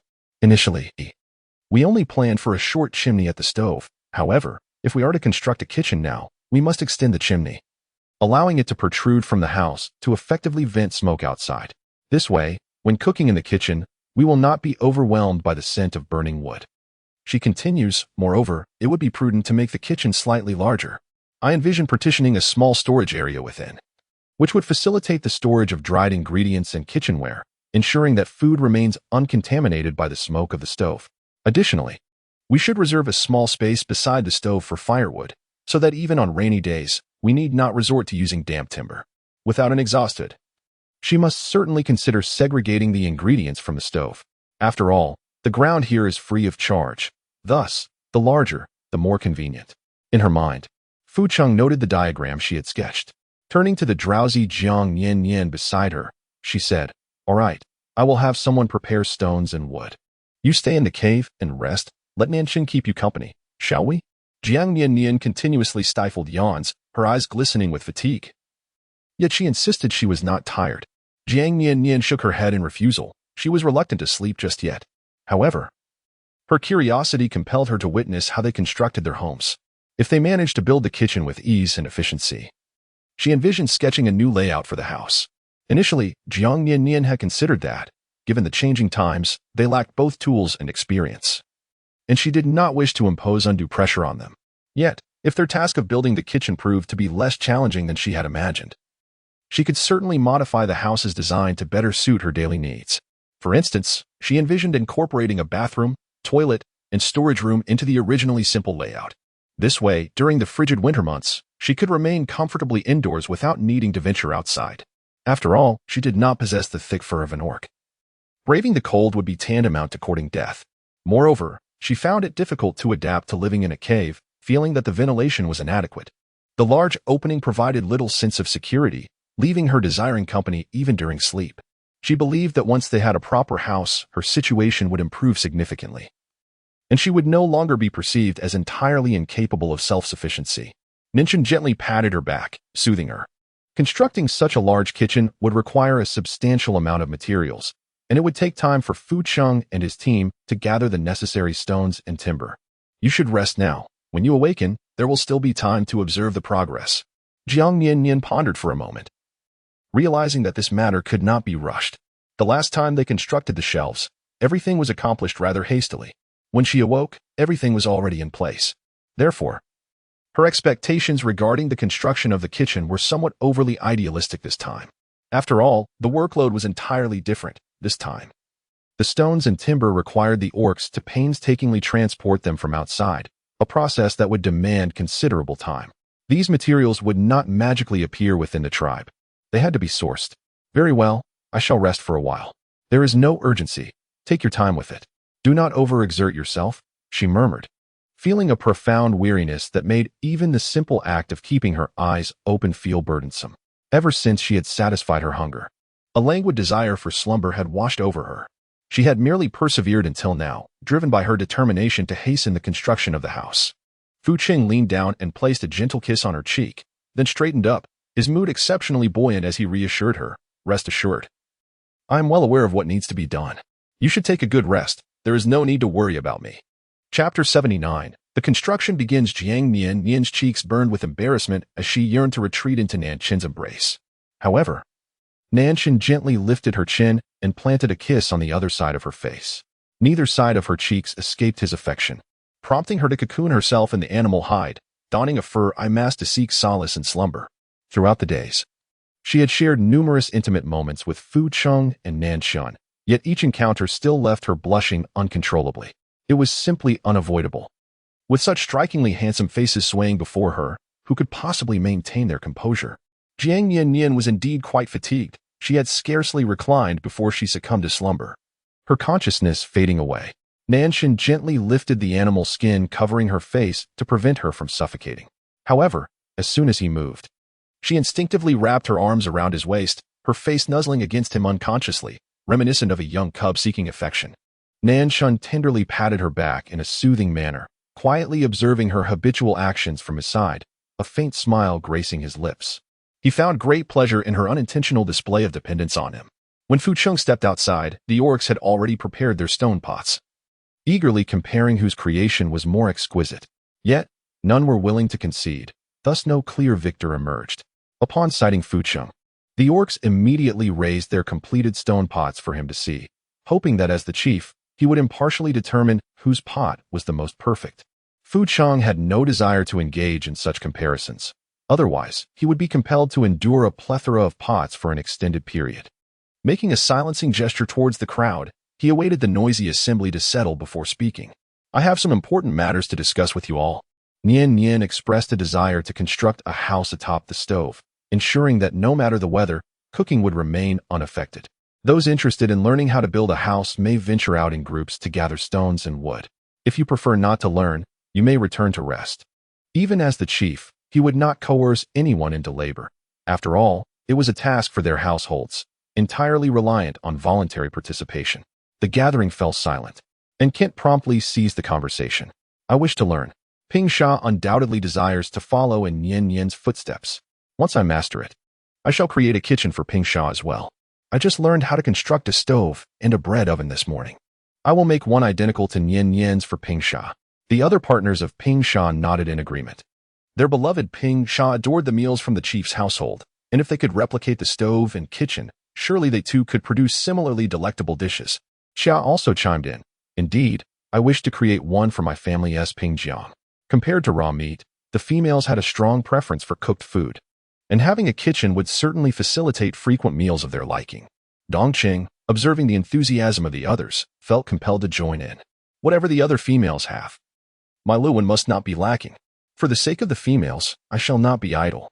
He would not permit Luwen to be deprived of what others possessed. Seeing the enthusiasm of the partnered males, the single orcs felt a surge of motivation to join as well. Those who had found mates were striving to please the females, and thus, they too must exert themselves, lest they remain forever unattached. Meanwhile, the older orcs, even in the absence of partners requiring their care, they eagerly sought to collaboratively learn the art of constructing a kitchen. The comfort derived from consuming cooked food, as opposed to raw meat, was undeniable, prompting them to consider a joint endeavor in building a kitchen, thus facilitating their future. Consequently, nearly all members of the tribe enthusiastically mobilized to gather materials.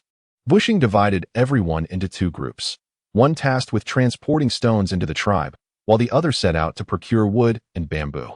Luwen, Ping Sha, and Ping Jiang, three females, found themselves bored within the confines of the tribe and, disinterested in seeking out AI Ran, opted instead to follow the males gathering wood, assisting in the collection of stone fruit with their leather bags. Accompanied by so many beast men, they felt assured of their safety while enjoying the outing. They picked fruit and played, finding the experience far more engaging than remaining in the tribe. When Jiang Nian-nian awoke, all the materials for the kitchen had already been prepared by Fu Cheng. Preoccupied with thoughts of the kitchen, she rose earlier than usual. Observing how early she had been embraced by Nanshan, Fu Cheng cast a surprised glance at him. After gently placing Nian-nian on the soft grass and standing upright, Nanshan clarified Fu Cheng's confusion. Nian-nian had merely woken up a bit earlier than usual, but she had slept quite well. Jiang Nian-nian plucked a large leaf from a tree and skillfully molded it into the shape of an ice cream cone. She then filled it with fine sand that Fu Cheng and the others had gathered from the riverbank that morning. I began by sketching a simple outline with the sand. Following this, you all dug a narrow trench alongside the sand. Strong vines were used to bind large stones together. Several individuals collaborated to lift the stones and then strike them down into the earthen trench, compacting the soft soil within until it was firm.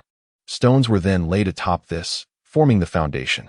A house must have a foundation to ensure stability. In terms of constructing a house, her knowledge was woefully limited. She could only rely on fragmented memories, piecing together what she could recall. As she spoke, Jiang Nian-nian moved behind the stove, using the leaf to outline a large rectangle in fine sand, oriented to face east and west, ensuring that this arrangement would not obstruct the main bedroom and living room, which faced north and south.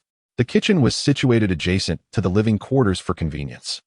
She even thoughtfully reserved a small door in the area where the house might eventually be built, allowing for easy access during rainy or snowy days without getting drenched. Once the framework was drawn, Jiang Nian-nian gestured to Fu Cheng regarding the depth and width of the trench to be dug, and then she distanced herself to observe the orcs at work, pondering how to construct the stone house. Lacking cement, she hesitated to use yellow mud as a substitute. If the stove collapsed, it would merely be an inconvenience, given its minimal height. However, if the house were to fall, it could prove fatal. Jiang Nian-nian diligently recalled the stone houses she had encountered during her travels, extracting valuable information from her limited impressions. The earth was almost effortless for the orcs' claws to excavate, akin to grasping at air. Consequently, they were disinclined to utilize tools fashioned from stone. With their numbers and efficiency, the orcs soon completed the trench Jiang Nian-nian had described. The notion of binding stones with vines and having several individuals lift them together seemed to them an unnecessary complication. Instead, the orcs skillfully carved two handholds into the sides of the massive stones, lifting them directly by hand and smashing them onto the ground. Chapter 80. A desire for something different. Jiang Nian-nian gazed at the scene before her, Even though she had mentally prepared herself and was well aware of the formidable strength possessed by this group of orcs, she could not help but feel astonished. She had initially believed that it would require several orcs working in unison to accomplish such a feat, yet one solitary orc managed to execute it effortlessly. The physical prowess of these orcs was indeed astonishingly formidable. Jiang Nian-nian could not help but feel fortunate to be among their ranks, never once contemplating opposition against them. Otherwise, it would be all too easy for them to extinguish her existence. After a prolonged period of contemplation, she turned to Nanshan and remarked, "We must widen the walls to ensure greater stability. The stones should be staggered in their arrangement, each one resting upon the other, interlocking seamlessly. If the stones are excessively irregular in shape, they cannot be laid flat. We might utilize stone fruits to refine their edges." She recalled that the stone houses she had seen in her memories appeared to be devoid of cement, yet their walls were extraordinarily thick, with stones distributed in a harmonious manner. Perhaps this was the secret to the sturdiness of those stone dwellings. Nanshan nodded and engaged in communication with Fu Cheng and the others for a while. The beastmen began transporting stones to the trench, their immense strength enabling them to lift substantial boulders with apparent ease. With the might of the stronger beastmen from the tribe joining forces, the progress on the kitchen walls advanced swiftly, layer by layer. Meanwhile, the older beastmen, who were not as physically robust, utilized stone fruits to smooth out the excessively angular stones into more uniform rectangular shapes. Even Ping Jiang and her companions joined in, laughing and chatting as they assisted with the stone fruits. Even Lu Ming, the shaman who had always been provided for and had never needed to hunt, observed the construction of the kitchen while helping to refine the stones. The shaman was a valuable asset, only venturing out to gather herbs, as no one else could fulfill that role. The tribe's beastmen would provide him with food. Thus, it was a novelty for Lu Ming to emerge and contribute in any capacity, something that had never occurred before. The females, including Ping Sha, were amazed by the mysterious power Jiang Nian-nian possessed, which could motivate the notoriously indolent Lu Ming to actively participate in labor. It was well known that Lu Ming was the laziest male in the tribe. He never even tidied his own cave. Upon reaching the area designated for windows and doors, she instructed Nanshan to clear some space and slightly flatten both sides of a robust tree trunk, placing it directly above the window and securing it with stones. She continued to stack stones atop it. Fortunately, the tree was sturdy and thick, and the window was generously sized, requiring minimal stones above, allowing the wooden frame to remain relatively stable. As for the roof, Jiang Nian-nian adhered to her original plan, employing long timber for the beams and split planks for the roof covering. It must be noted that Kue Mu and Kue Di, the brothers, displayed remarkable aptitude for such wooden craftsmanship. Jiang Nian-nian merely illustrated the rudimentary mortise and tenon structures she was familiar with, and the brothers executed the construction flawlessly. They single-handedly managed the essential connections for the roof. On top of the roof, Jiang Nian-nian devised a method to cover it with a layer of bamboo, splitting a round bamboo stalk in half, with the curved side facing outward, laid upon the roof. When securing it, she utilized bamboo pins. This design would provide shade in the summer and create a smoother surface in winter, making it less prone to snow accumulation. Once the kitchen was completed, Jiang Nian-nian walked around, filled with satisfaction. Indeed, these beastmen possessed remarkable stamina, and their work pace was impressively swift. The kitchen constructed exceeded her expectations in perfection. Even the stone walls were flawlessly smooth, devoid of the rough and chaotic feel she had anticipated. She had initially thought that, despite the number of people involved, it would take several days to complete. However, to her astonishment, it was nearly finished by the end of the afternoon, with only the partition in the kitchen left to be finalized. The orcs, filled with curiosity, wandered in and out of the kitchen, marveling at the transformation that had taken place, even though they had participated in its construction. The house was far brighter than the cave, featuring openings at both the front and back that allowed for better airflow. The walls felt robust to the touch. Fu Qing had dispatched a group to hunt, while Jiang Nian-nian decided to gather a few females to forage for wild vegetables by the river. Feeling uneasy, she opted to accompany them, leaving the remaining members to tend to the fire and boil water or continue working on the kitchen partition. As the day waned, she realized that if they were to roast meat, it would require a considerable wait for it to be thoroughly cooked. Thus, she resolved to prepare a hot pot for dinner. With an abundance of stone pots now available in the tribe, all that was needed was to boil several pots of water and add meat and vegetables, which would cook more rapidly than roasting. Most importantly, it would save both time and effort. The tribe also had a variety of mushrooms and wood ears that could be added to the pot for a delightful meal. Jiang Nian-nian was discerning edible vegetables along the riverbank, while Lu Wen and his companions swiftly followed her instructions to unearth the plants. What delighted Jiang Nian-nian even more was the discovery of a Chinese tun tree. Its distinctive aroma wafted through the air as she foraged for wild vegetables. Confirming her recognition of the tree, she then instructed Fu Cheng to climb up and gather some tender shoots. Although by April, some leaves had matured and lost the tenderness of early spring, the older leaves, while not palatable on their own, could be crushed and mixed with spicy leaves to create a dipping sauce. With this thought in mind, she resolved to have Fu Cheng prepare a stone mortar for her the following day to facilitate the crushing process. As Fu Cheng filled the beast's skin pouch with Chinese tun leaves, Jiang Nian-nian expressed her slight regret, lamenting the absence of eggs. If only we had eggs. The stir-fried Chinese tun with egg would be divine. Each spring, she made it a point to indulge in this delicacy.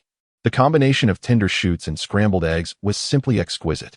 Fu Cheng regarded her with a peculiar expression, perplexed by her unique taste. As he recalled that only serpents seemed to have a penchant for eggs, with their slippery and fishy texture that even he found unpalatable. After pondering for a while, Fu Cheng firmly believed that Jiang Nian-nian must have endured hardships in her past within the tribe, leading her to resort to such unappetizing fare, thereby deepening his sympathy for her history. Jiang Nian-nian observed Fu Cheng in silence, her gaze scrutinizing him with an unusual intensity, prompting her to inquire, "What is that expression on your face?" His penetrating stare sent shivers down her spine. All she desired was to indulge in an egg. Was there truly a taboo against consuming eggs in this beastly realm? "Come, let me take you to find some eggs," she suggested.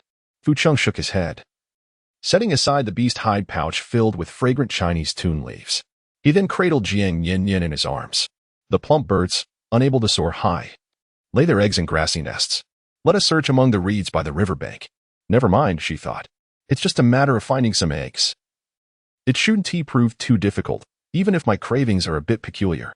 He should accommodate her whims. Perhaps, upon reflection, she might still find meat more delectable. Ultimately abandoning the quest for eggs. Chapter 81. Delicious bird eggs. Jiang Nian-nian felt a twinge of embarrassment as she was effortlessly cradled in his arms. Akin to a child, she gently nudged his shoulder and spoke. "Fu Cheng, perhaps you could set me down now. The ground by the river is rather soft, and I can manage on my own."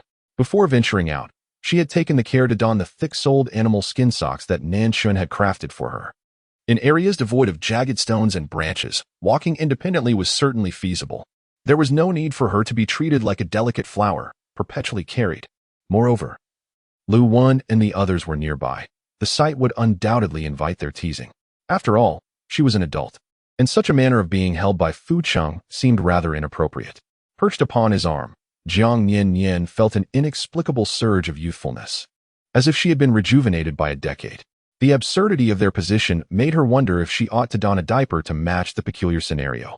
Fu Cheng, firmly supporting her back, insisted, "The grass here has sharp blades, your skin is too delicate, and it could easily be cut." This location was perilously close to the tribe, and he often came here. Indeed, the expanse of coarse, sharp grass rendered it unsuitable for her to traverse alone. With the warmth of the season, her dress exposed her calves, making it all the more likely for her skin to be scratched as they passed through the thicket.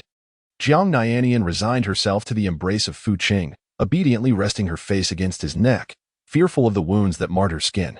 In a world devoid of antiseptics and disinfectants, she often wished to encase herself within a glass bottle for protection, to shield herself from harm. Jiang Nian-nian possessed a profound self-awareness, recognizing that she lacked the formidable vitality of the orcs. Thus, she could only rely on caution and prudence to safeguard her own life. Lu Wen instructed his partner to pick up the bag of tender acacia shoots from the ground, and together with Ping Sha and a few others, they merrily ventured into the depths of the thicket to search for eggs for Jiang Nian-nian. The plump birds, unable to fly, preferred to conceal their nests deep within the grass. The eggs were laid there, in a place less frequented by other creatures, providing them with a sense of security. They had all tasted the eggs of these plump birds. The viscous, slippery egg liquid had a somewhat fishy taste, and swallowing it could induce a slight sense of nausea. In short, it was undeniably less delectable than meat, and only in times of dire need, when sustenance was scarce, would they force themselves to consume a meager portion. It was rather peculiar that Jiang Nian-nian had a penchant for such delicacies, a fact that left Lu Wen and her companions feeling rather bemused. However, given that Nian-nian had always prepared delightful treats for them in the past, They decided that this time, as a gesture of gratitude, they would gather the nearby plump bird eggs for her enjoyment. Indeed, as Fu Cheng had suggested, the nests of these plump birds were cleverly concealed within the depths of the grassy banks by the river. The group meandered through the thicket, and after a few turns, they effortlessly discovered dozens of these succulent eggs. They carefully placed them into a large beast-hide sack. Most of the beast men had little taste for such eggs, and judging by Jiang Nian-nian's modest appetite, she might not even finish one in a single meal. Thus, this bounty would surely suffice to sustain her for several days. Jiang Nian-nian, with her gentle demeanor, nestled closely against Fu Cheng's shoulder, her arms encircling his neck. Her gaze was fixated on the beast's skin pouch containing the plump bird eggs, thoughtfully pondering the feasibility of raising these robust creatures. She recalled Fu Cheng mentioning that these hefty birds possessed little in the way of aggression and could not soar high. Their only notable attribute was their swiftness on the ground. Such a creature, which could indulge itself to become quite corpulent yet posed no threat, seemed exceptionally suited for domestication. If they constructed the enclosure sufficiently high, there should be no concern about the birds making their escape. Jiang Nian-nian increasingly felt that this endeavor was feasible. Should the breeding of plump birds prove successful, the nutritional needs for meat and eggs during the winter would be assured. The residents of Fu City would no longer need to toil under the harsh conditions of heavy snowfall in the winter, risking their safety to hunt. After spending some time gathering wild vegetables and searching for the eggs of the plump birds, she returned to the tribe only to find that Nanshun had already set up the stone pot and was heating water. Climbing down from Fu Cheng's embrace, Jiang Nian-nian hurried to the stone pot, peering inside and gently placing her hand on the water's surface to gauge its warmth. Fortunately, the stone pot was quite thick, retaining heat more slowly, and the water had not yet reached a boiling point. Jiang Nian-nian organized the forthcoming tasks based on the food around her. Nanshun, please remove the bones from the prey and toss them into the pot to simmer. Select the larger leg bones. The broth produced will be delightful. We may lack hot pot ingredients, but we can create a flavorful base using the bones. This will enhance the richness of the vegetables we will be dipping shortly.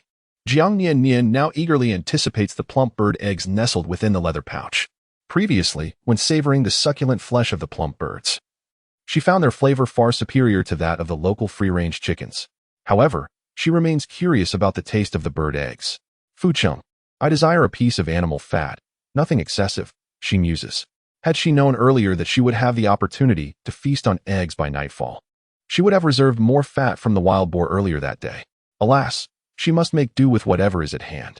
Having delegated these tasks, Jiang Nian-nian enlists the help of Lu Wenping, Sha, and Ping Jiang to wash the vegetables. Among the trio, she feels most familiar. In times of need, apart from Fu Cheng and Nanshun, they are her only confidants. They will then share the responsibilities with the beastmen, creating a harmonious scene. By the hearth, several beastmen are already seated, tending to the fire. After organizing her tasks, Jiang Nian-nian settles by the stove with a large wooden basin, cradling the eggs in her hands, and forcefully strikes the shells against the stone until they crack open. The golden liquid flows into the wooden basin, and she beams with satisfaction at the vibrant orange yolks, which are even more resplendent than those of the free-range chickens. The sizable basin brims with egg liquid. Jiang Nian-nian retrieves a pair of long chopsticks and skillfully stirs the mixture into a golden-hued batter, adding a pinch of salt before continuing to blend until the egg liquid achieves a uniform orange-yellow hue. Only then does she cease her efforts. Fu Cheng approaches the stove, observing the generous basin of whisked egg liquid before Jiang Nian-nian, alongside a heap of eggshells. Unable to contain his curiosity, he inquires, Nian-nian, is this truly how you intend to consume it? While the color of the egg liquid appears appealing, it carries a rather fishy scent, lacking the enticing aroma of roasted meat. Jiang Nian-nian smiled softly. This is still raw. How could it possibly be delicious? I must cook it thoroughly. No wonder the orcs here have little fondness for the taste of eggs. Offering her something raw, she certainly would not be able to consume it. She took a piece of fatty meat from Fu Cheng's hands, unable to discern from which creature it originated, yet it mattered little. She had already indulged in a myriad of peculiar foods recently. A little more variety would not make a difference. Chapter 82. Embracing new delicacies. Jiang Nian-nian sliced a piece of succulent meat from the tender cut and placed it upon a scorching hot stone slab, allowing it to melt. Fu Cheng, wielding a wooden spoon, ladled a portion of egg mixture onto the sizzling, oily stone surface. The vibrant orange-red liquid flowed across the stone, expanding and thinning under the gentle coaxing of the spoon, swiftly taking shape in the searing heat, transforming into a golden hue. An enticing aroma wafted through the air, captivating all who were near. Jiang Nian-nian deftly flipped the egg pancake with her chopsticks, ensuring that it was evenly cooked and thoroughly heated. Once satisfied, she carefully placed the pancake onto a plate and took a bite. The flavor was quite delightful, reminiscent of fluffy scrambled eggs. She then casually fed the remaining pancake to Fucheng. Observing his composed demeanor as he swallowed, Jiang Nian-nian curiously inquired, "How does it taste?" Jiang Nian-nian's expression revealed nothing about whether the dish was delectable or not. It remained uncertain if the orc tribes, accustomed to consuming meat, would find the taste of the fatty bird eggs acceptable. However, she reasoned that since they had previously eaten and accepted vegetables like mushrooms and would eat fungus, despite the males generally being less receptive to plant-based dishes than the females, it was unlikely they would spit out the eggs. Thus, the bird eggs should be manageable for them. Fucheng found the texture of the food in his mouth to be exquisitely tender, requiring almost no chewing. As he could swallow it directly, he felt no discomfort, believing he had never tasted anything so delicate in his lifetime.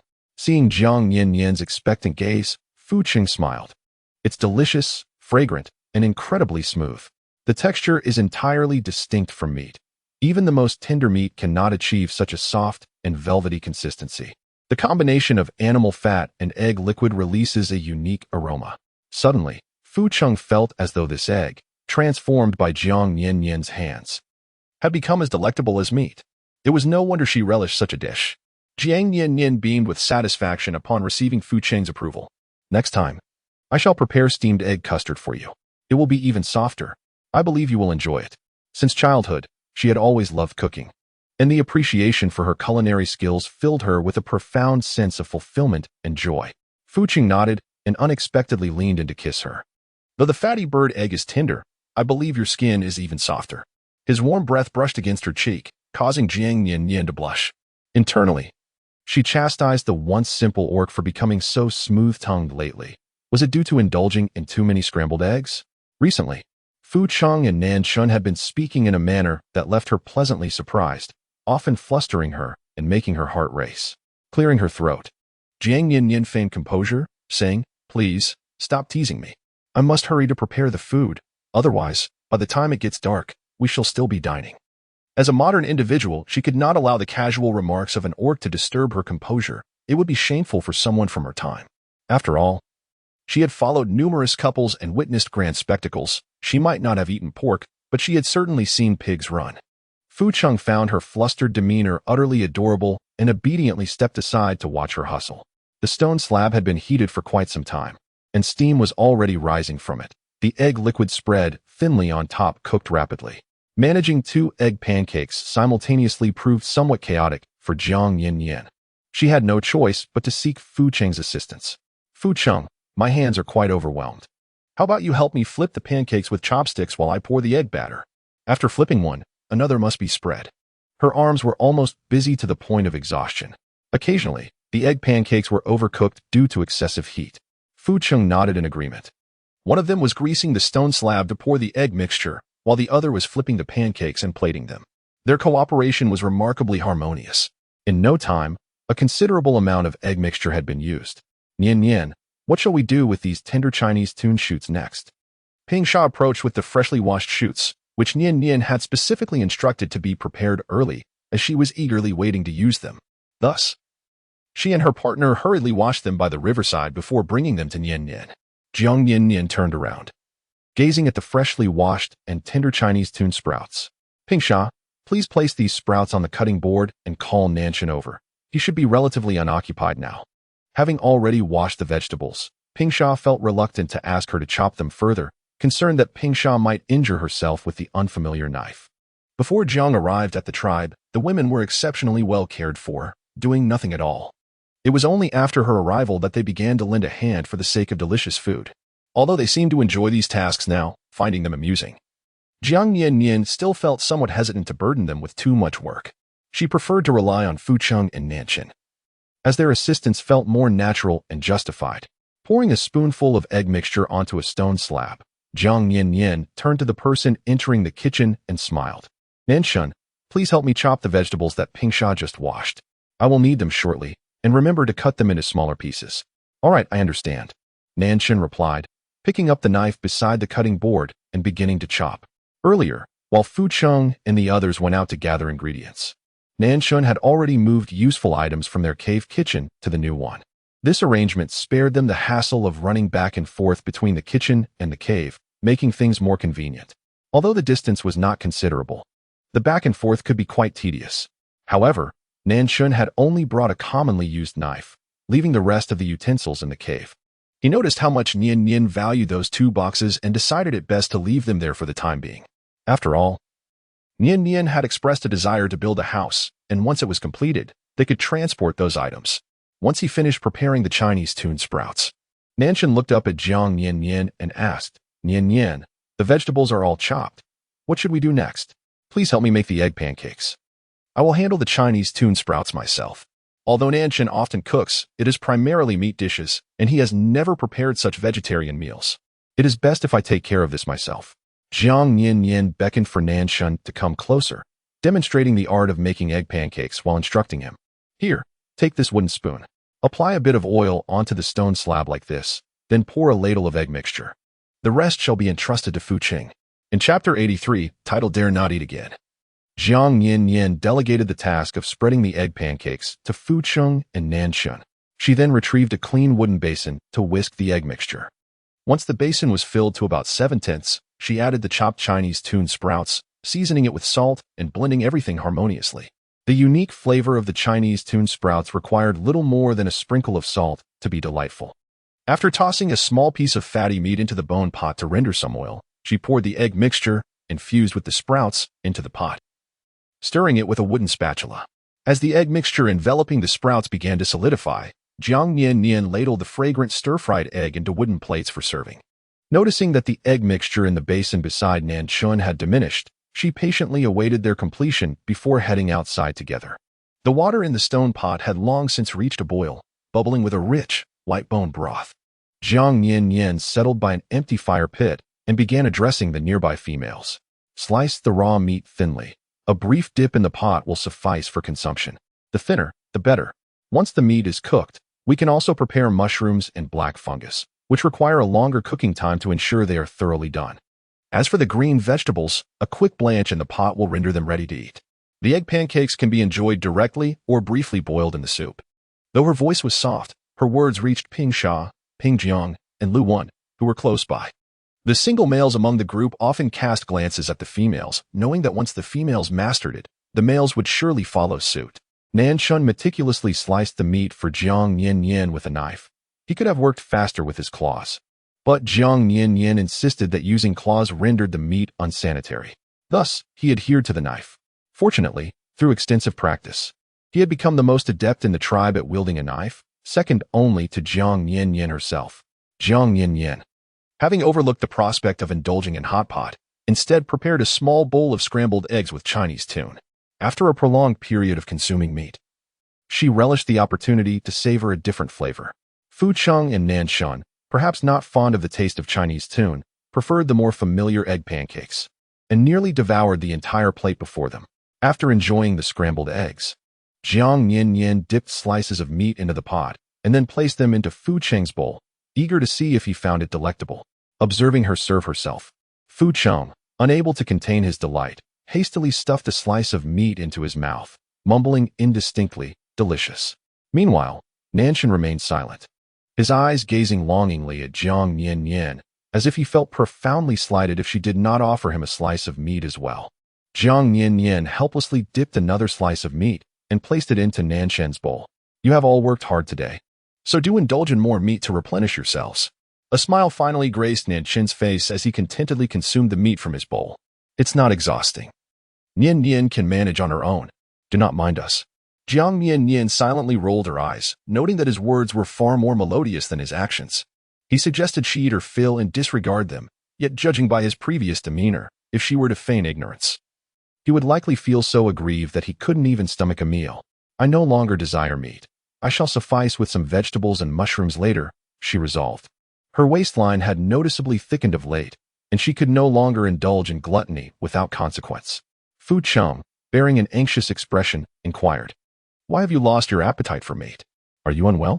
Previously, he had thought her vegetarian habits were manageable, but now that he realized her fondness for meat, her declaration of not being able to eat it left him feeling uneasy. In their tribe, when a beastman fell ill, it was often accompanied by a disinterest in meat. Jiang Nian-nian shook her head. No, it's not that. I fear gaining weight. She hardly engages in any physical activity, and if she continues to indulge without restraint, her weight is bound to rise rapidly. Fu Cheng remarked, You look as though you haven't had enough to eat in decades, yet you still fear becoming overweight? The cubs in their tribe were far more robust than she. Nianchen chimed in, Indeed, Nian-nian, you are far too slender. Your intake has dwindled considerably. You must eat well and refrain from any reckless behavior. You need to consume more. Given her meager appetite, there was no need for the two of them to hunt specifically for her. Whatever they caught would suffice if they simply offered her a piece of meat the size of a fist. Jiang Nian-nian cast a sharp glare at them.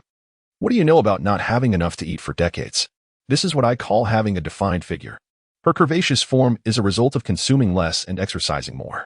Now, with the exercise becoming difficult, she finds herself unable to walk freely, fearing the deterioration of her limbs in the future. The more she pondered, the angrier she became, prompting her to set the wooden bowl in her hand aside onto a small wooden stump.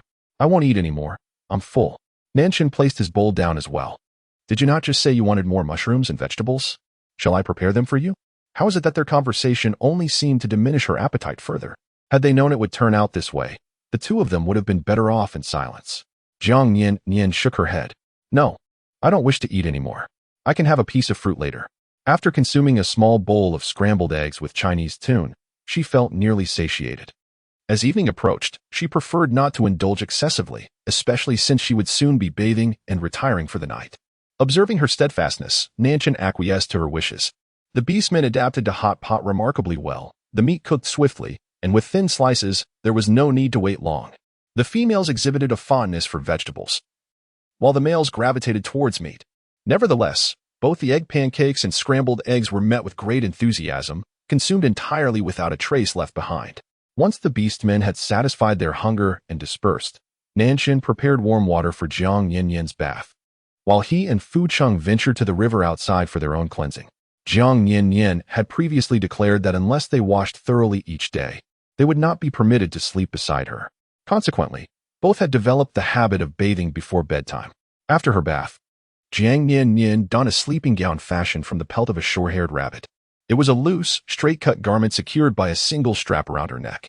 At this point, she no longer considered the style or appearance of her clothing, prioritizing simplicity and convenience instead. Although Nianchen was quite skilled in sewing animal hides, and she was once adept at crafting intricate designs herself, she refrained from using her supplies, saving them for when the weather turned colder. Thus, she typically opted for garments with ties and straight silhouettes, as the heat was rising, making dresses more practical. Fu Cheng and Nianchen lay on opposite sides of the animal hide, leaving a space in the middle for Jiang Nian-nian, their eyes gleaming with intensity as they regarded her. For the beastmen, the dim atmosphere of the cave posed no hindrance to their nocturnal vision. Consequently, the long legs and arms of Jiang Nian-nian, exposed beneath her short skirt, appeared exceptionally fair and smooth against the dark backdrop of the cave. A mere glance at her was enough for them to recall the delightful sensation of her soft skin beneath their touch. Chapter 84. The human-shaped body pillow. Jiang Nian disregarded the lascivious gazes of the two individuals upon her, akin to ravenous wolves eyeing their prey, and simply reclined. Through the course of their interactions over the past few days, she had come to understand them sufficiently. Although their way of life was rather primitive, they exhibited a remarkable ability to exercise restraint over their instincts, and they displayed considerable respect for her opinions. In this regard, they surpassed many individuals she had encountered. Under circumstances where she expressed disapproval, neither dared to entertain any ulterior motives. At most, they would engage in gentle embraces, which she found quite acceptable. After all, who could resist the allure of sleeping with two extraordinarily handsome, muscular figures as living pillows? Indeed, as soon as she lay down, one of them wrapped an arm around her waist, while the other slipped his hand beneath her makeshift hayskin pillow, encircling her shoulders. Their movements were seamless and harmonious, as though they had conspired in advance. Jiang Nian-nian glanced at the two sticky orcs beside her, a hint of amusement dancing in her eyes as she remarked, "Only in this kind of weather can you two cling to me like this. When the heat arrives, I shall kick both of you away." and we will each sleep separately, without disturbing one another.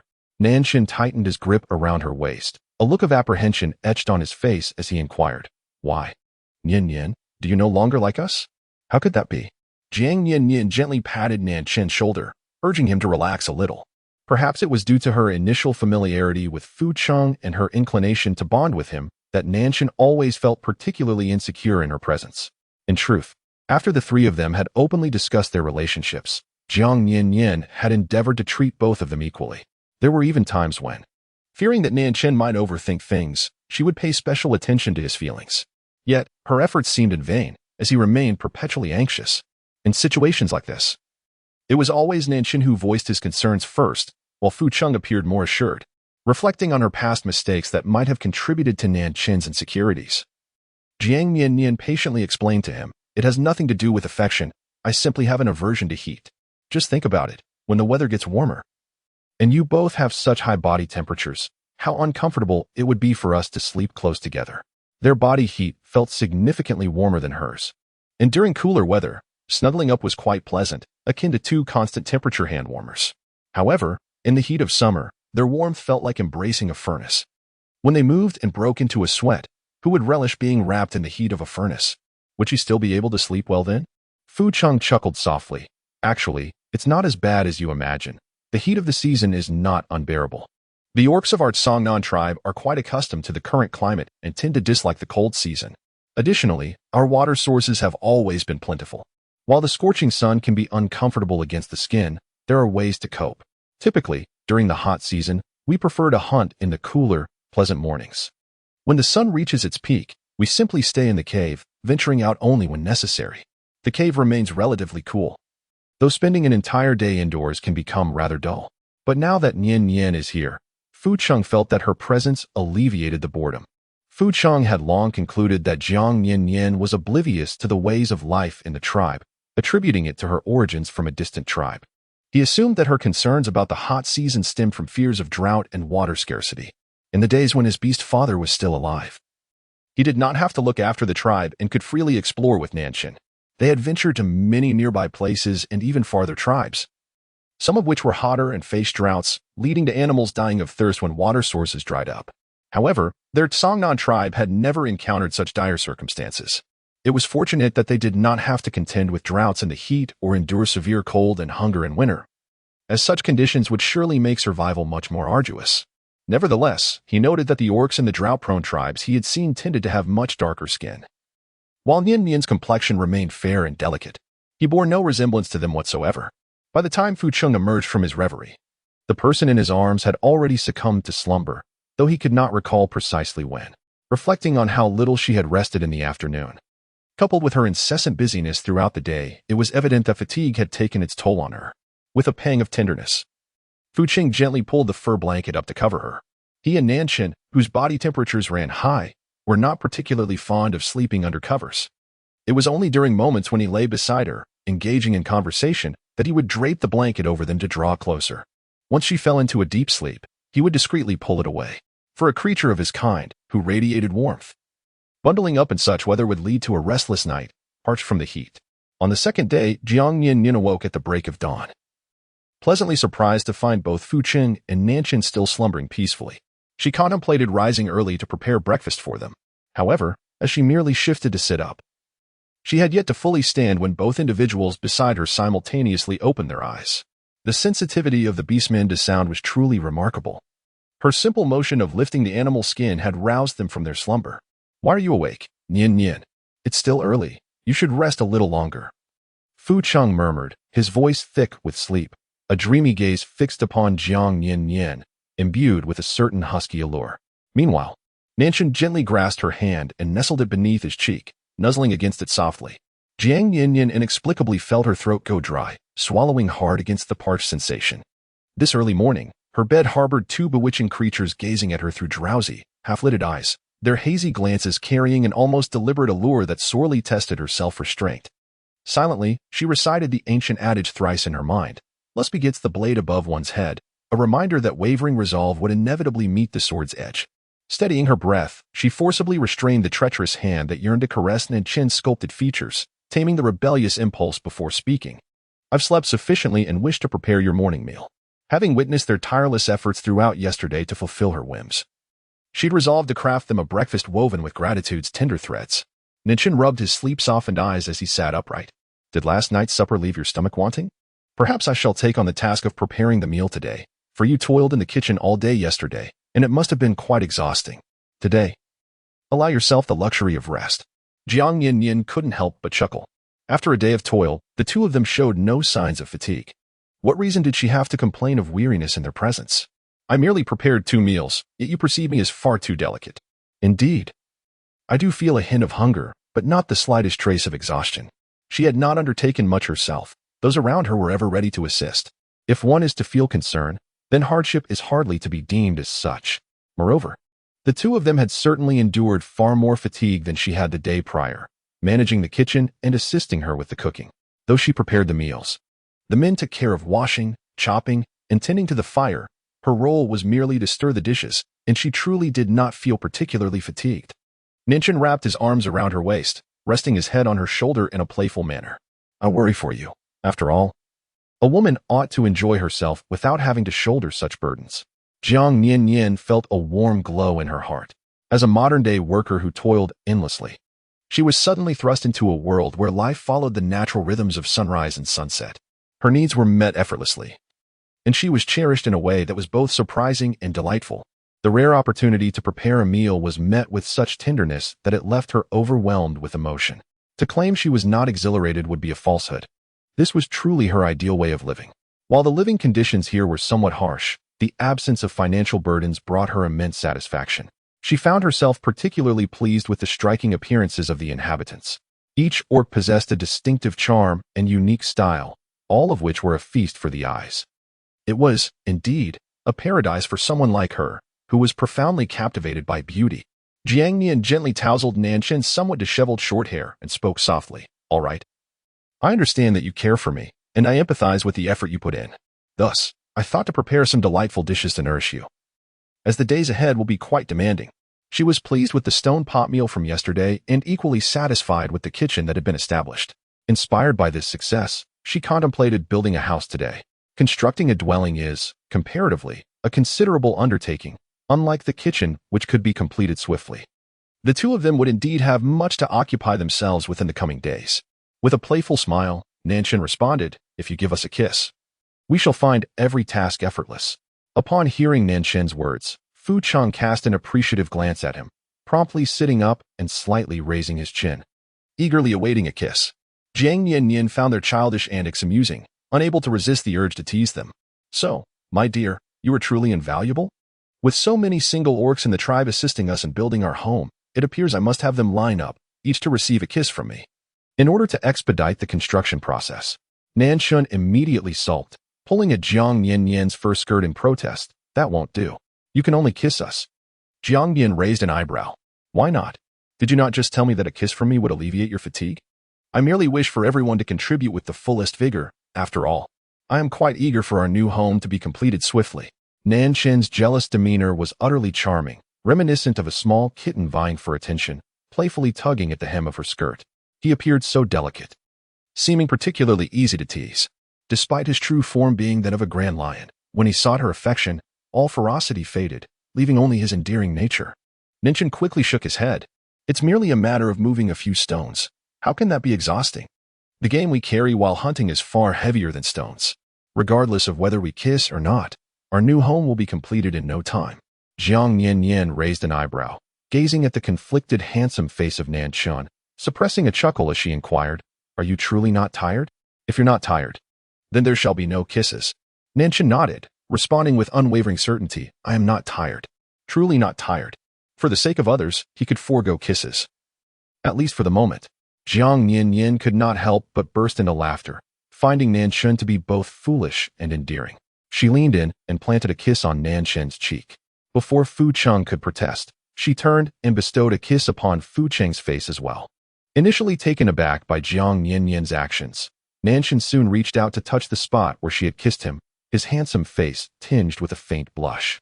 Shy and flustered, he was too embarrassed to meet Jiang Nian-nian's gaze. In contrast, Fu Cheng displayed a much thicker skin after being kissed. He showed no signs of embarrassment whatsoever. In fact, he brazenly pointed to the other side of his face, indicating that Jiang Nian-nian should kiss him there as well. Jiang Nian-nian disregarded his scoundrel demeanor and glanced at the sky outside the cave before speaking. All right, no more nonsense. It's time for me to rise. After all, I have managed to wake up early. I shall prepare steamed bird egg custard for you all. Nanshan also stood up alongside Jiang Nian-nian. Then I shall assist you in lighting the fire. Jiang Nian-nian gazed at Nanshan, who had suddenly risen to his feet, her eyelids fluttering. Moments ago, they had been lying together, and she had not paid close attention. To her astonishment, Nanshan stood up, revealing that he wore nothing at all. The scene before her was exceedingly provocative, causing Jiang Nian-nian's cheeks to flush with embarrassment. She swiftly turned her head away, avoiding his gaze. Nanshan, where is the hide around your waist? Nanshan, belatedly aware, glanced down and recalled that this morning, due to Nian-nian waking before him, he had not yet wrapped himself in the hide. He had removed it the previous night, feeling somewhat warm while sleeping. Jiang Nian-nian helplessly covered her eyes. Quick, cover up. This early in the morning, encountering such an unfiltered scene might surely cause her to develop a sty. Nanshan and Fucheng exchanged glances, each dutifully wrapping themselves in animal skins. Typically, Nian-nian cherished her slumber, rising later than them.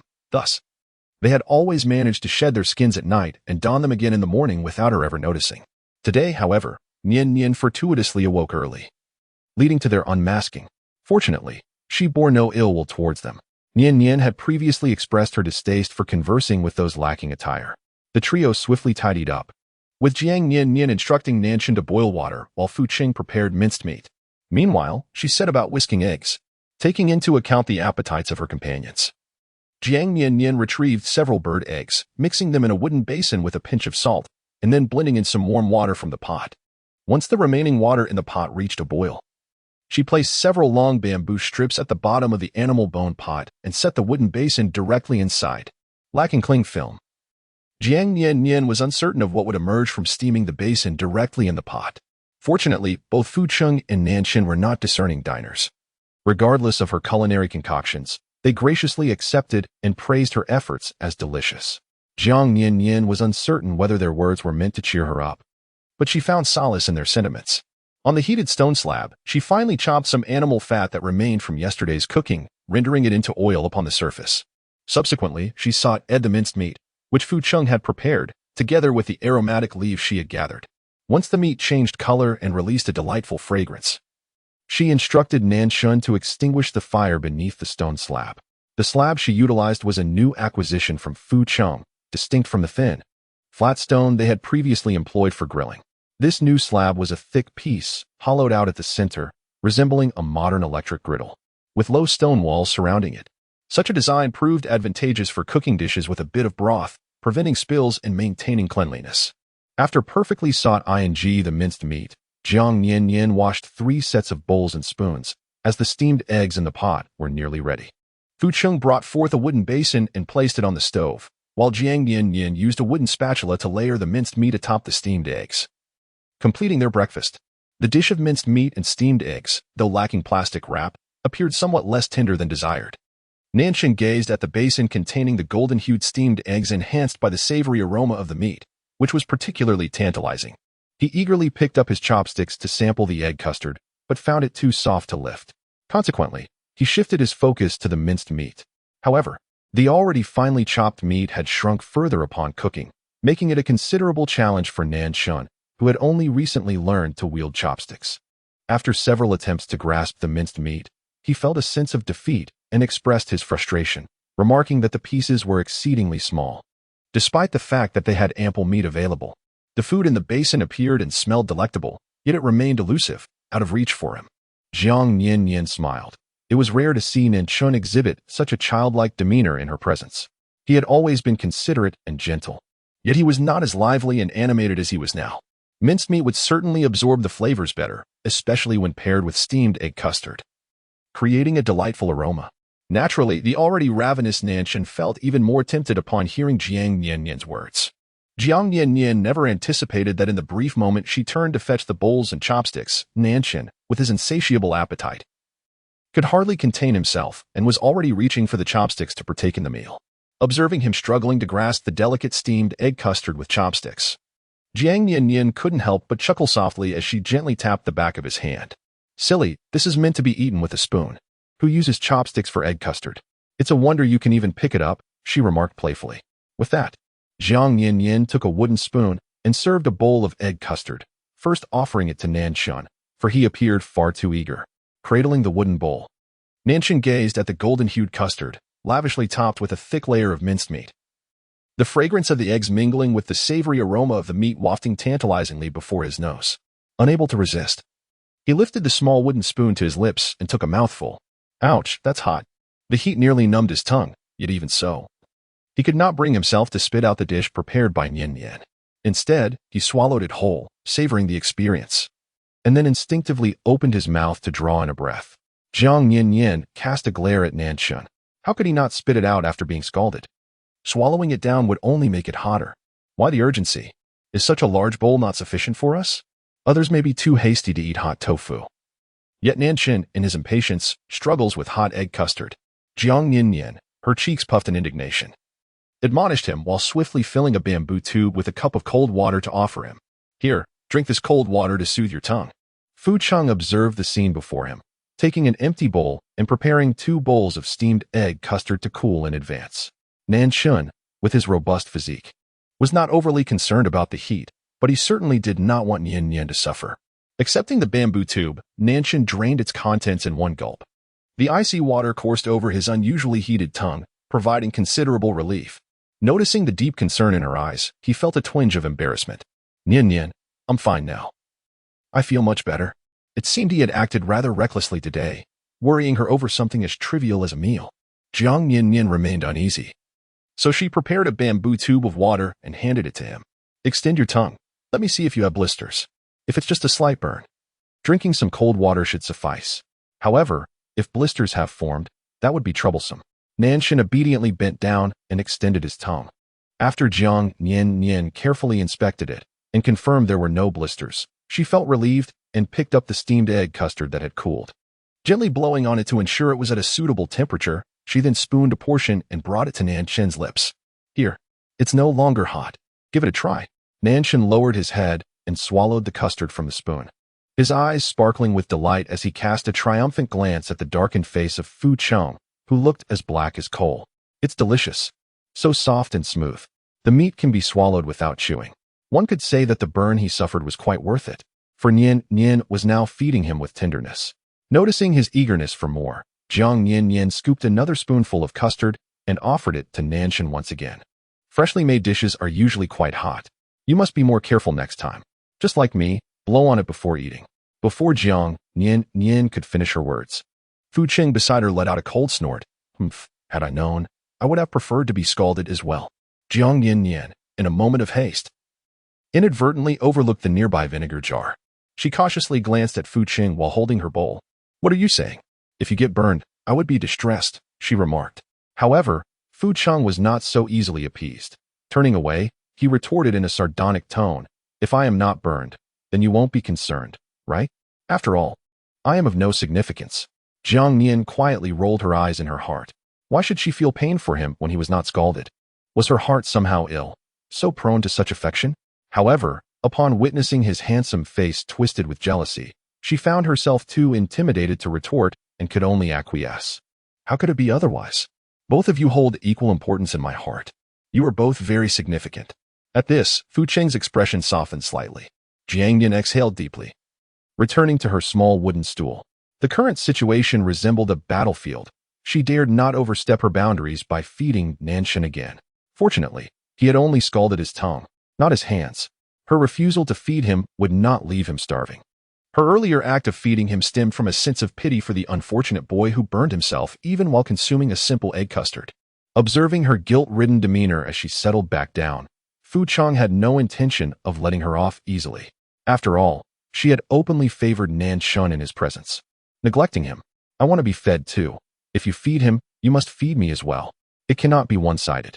Jiang Nian-nian had no choice but to lift the wooden bowl, bringing a spoonful to his lips. Fortunately, the orc was oblivious to the notion of indirect kissing, and thus, there were no complications regarding the use of the spoon. After swallowing the egg custard, he cheerfully remarked, "Feed me another bite." I noticed you just fed him twice. Jiang Nian-nian obediently passed another spoonful to Fu Cheng, finally earning a pleasant expression from him. All right, it's no longer too hot. You may have some as well. Observing that the vinegar jar had ceased its torment, Jiang Nian-nian dared not mention her desire for a different spoon, fearing he might again accuse her of disdain. Indeed, the blessings of harmonious companionship are not to be taken for granted. Returning to her seat, Jiang Nian-nian scooped a spoonful of steamed egg custard into her mouth, reflectively pondering the arduous journey of her little wooden spoon today. First, it fed Nanshan, then Fu Cheng, and now it must serve her as well. Jiang Nian-nian finally savored the taste. To be candid, the steamed egg custard was not particularly tender and smooth, far inferior to the texture she had previously achieved. Yet, Jiang Nian-nian found it quite delectable. In this beastly world, she felt genuinely content simply to have a change of flavor. She could hardly afford the luxury of being finicky about taste. After all, she had endured many days subsisting on mere fruits, and had indeed experienced hunger. Nanshan, having happily finished the bowl of egg custard in his hands, remarked with satisfaction, Nian-nian, this egg custard is quite delicious. Let us have this often in the future, shall we? He cherished the fact that it was Nian-nian who had personally fed it to him.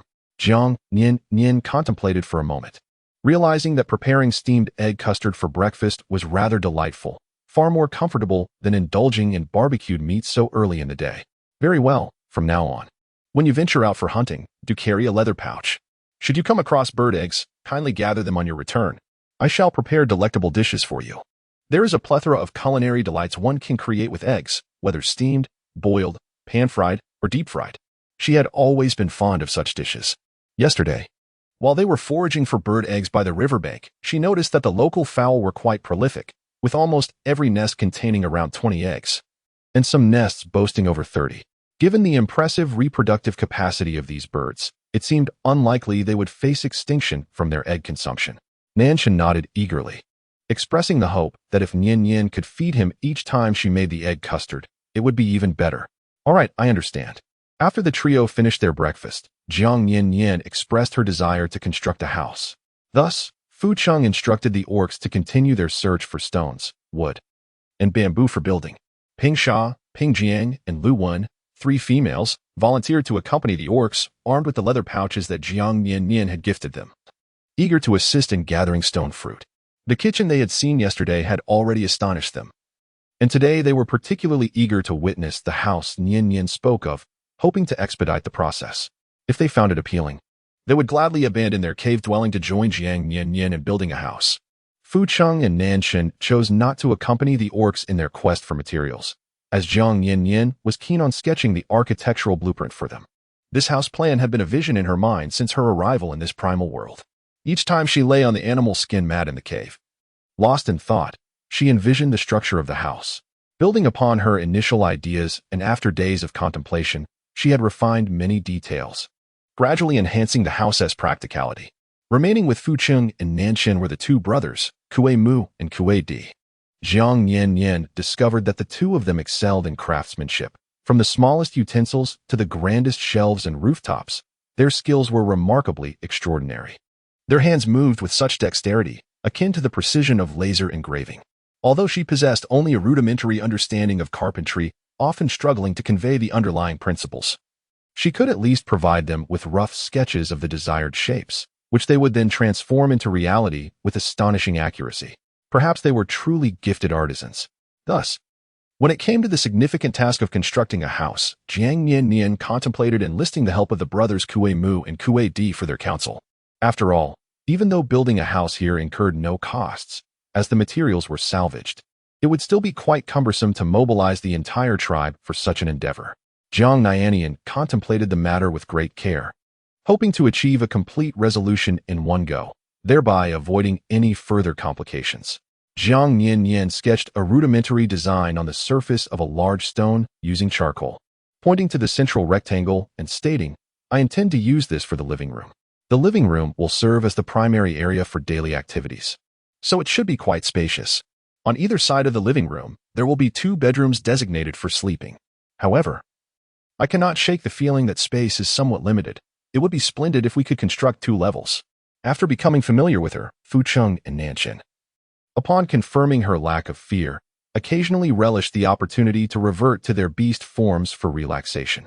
Thus, it is imperative that the living room be sufficiently large, allowing them to rest against the corners without obstructing her movement.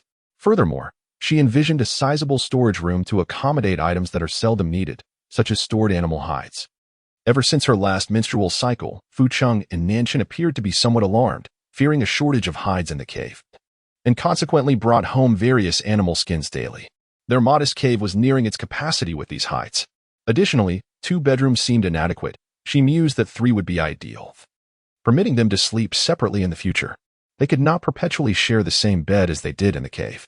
Fucheng examined the drawing Jiang Nian-nian had made and observed that it was only slightly larger than the kitchen she had sketched the previous day, with a few more partitions. Other than that, there seemed to be no significant alterations. Hence, Fucheng found her mention of 2 levels particularly intriguing. 2 levels? How would that be accomplished? Jiang Nian-nian rested her chin on her hand, contemplating the absence of concrete and steel, which indeed posed a dilemma. Although the thought of constructing a multi-story building filled her with trepidation, she reasoned that a mere 2 stories would be sufficiently stable, even without those materials. After all, she had witnessed bamboo structures rise to 2 or 3 stories.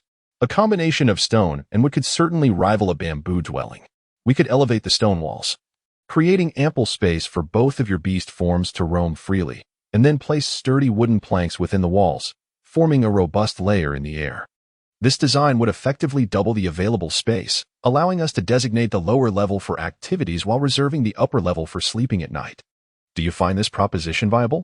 In their presence, her height seemed negligible, as long as they could move freely within the confines of the room without feeling constricted. That sufficed. She contemplated the benefits of a smaller space, which would retain warmth during winter and simplify heating. However, a compact area could not accommodate both of them. Indeed, sleeping in such a rustic environment made her uneasy about potential encounters with snakes, insects, or rodents. Thus, the prospect of resting on the upper level provided her with a measure of comfort. Fucheng grasped a fragment of Jiang Nian-nian's intentions, realizing that it involved raising the kitchen slightly higher than the previous day's construction. He deemed this task manageable. Yet, Nanshan harbored concerns for Jiang Nian-nian. While the added height posed no issue for him and Fucheng, he questioned whether it would prove inconvenient for her. The modest elevation would facilitate their movements, but for her, it might present challenges. He recalled how Jiang Nian-nian hesitated to leap down from stones that barely reached her knees. And while residing on the upper level seemed advantageous, it could also be cumbersome for her. Though he and Fucheng consistently remained by her side, there would be moments when their attention was diverted elsewhere. What would she do if she needed to ascend or descend when they were preoccupied? For instance, if Fucheng ventured out to hunt and Nanshan was busy preparing her meals, how would she manage to descend from such a height? Jiang Nian-nian fashioned a rudimentary staircase shape using a charcoal stick. It's quite simple. We can construct a staircase from wood, connecting the ground to the upper level, making it effortless for me to ascend and descend. If such a house could indeed be built, then surely a staircase would pose no challenge for them. Nanshan nodded in agreement. Since you find it agreeable, we shall have no objections. Jiang Nian smiled gently, her lips curving in amusement as she reflected on how these formidable beasts seemed to have mastered the art of gentlemanly conduct. They were ever eager to fulfill her every request, never contradicting or undermining her thoughts, striving to accommodate her every need.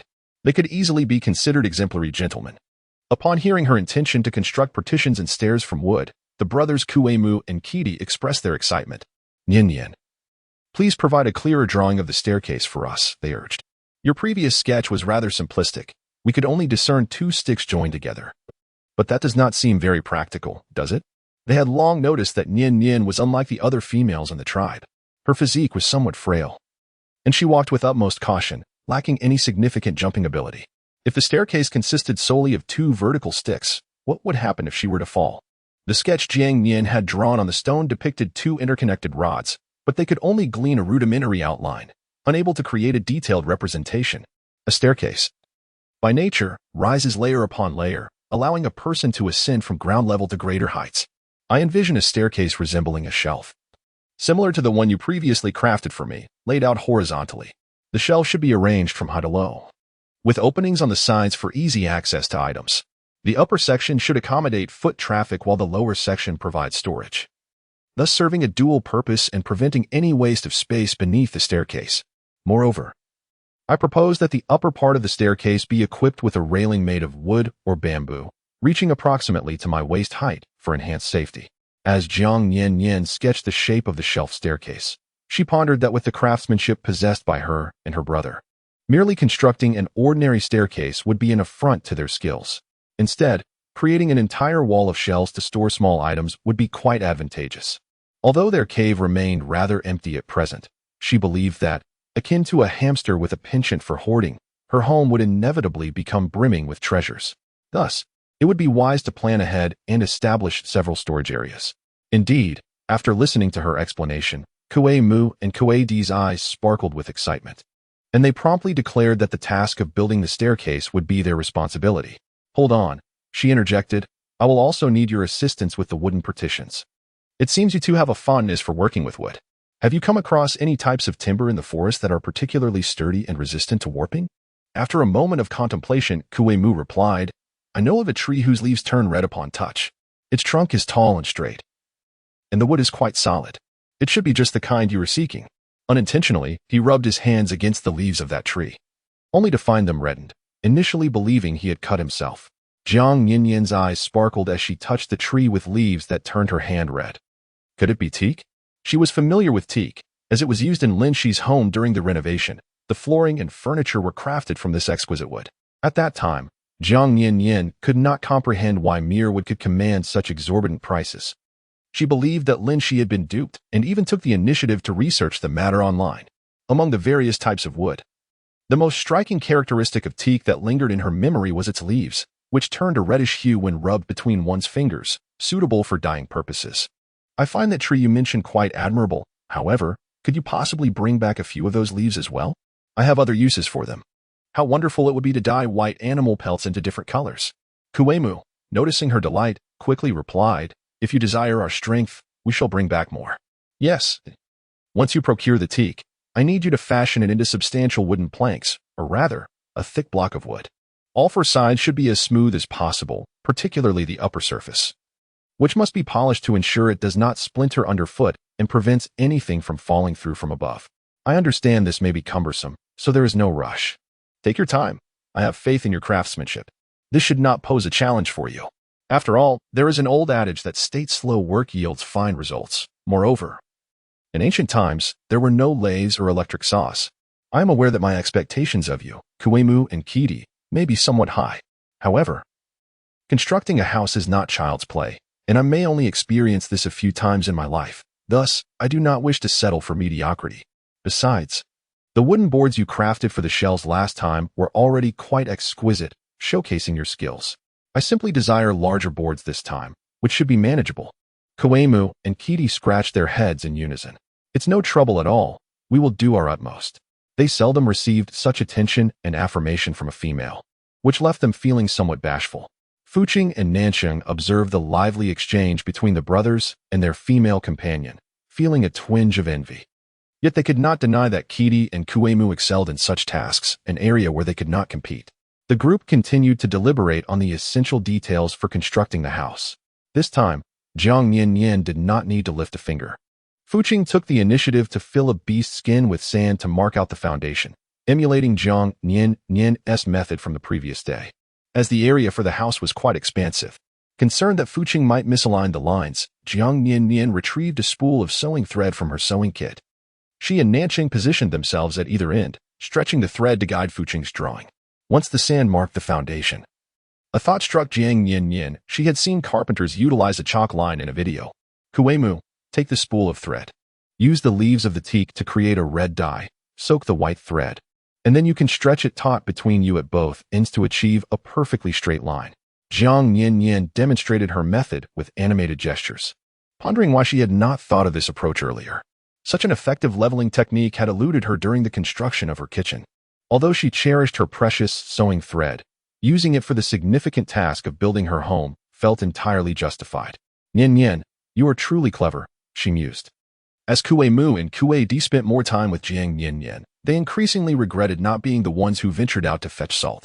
They lamented that it was not they who discovered the small female in the dense forest, but rather Fuqing and Nansheng. Had they been the fortunate ones, they would have seamlessly cared for the small female, just as Fuqing and Nansheng did. Chapter 89. AI Rant Schemes. Jiang Nian-nian spoke somewhat bashfully. This idea is not originally mine. I merely observed others doing it and learned from them. This wisdom belongs to those who came before us. I am but a beneficiary of their knowledge. One cannot simply watch a woodworking video and shamelessly claim mastery over the skills demonstrated. Although I usually have a thick skin, I do not wish to take undue credit for something I did not originate.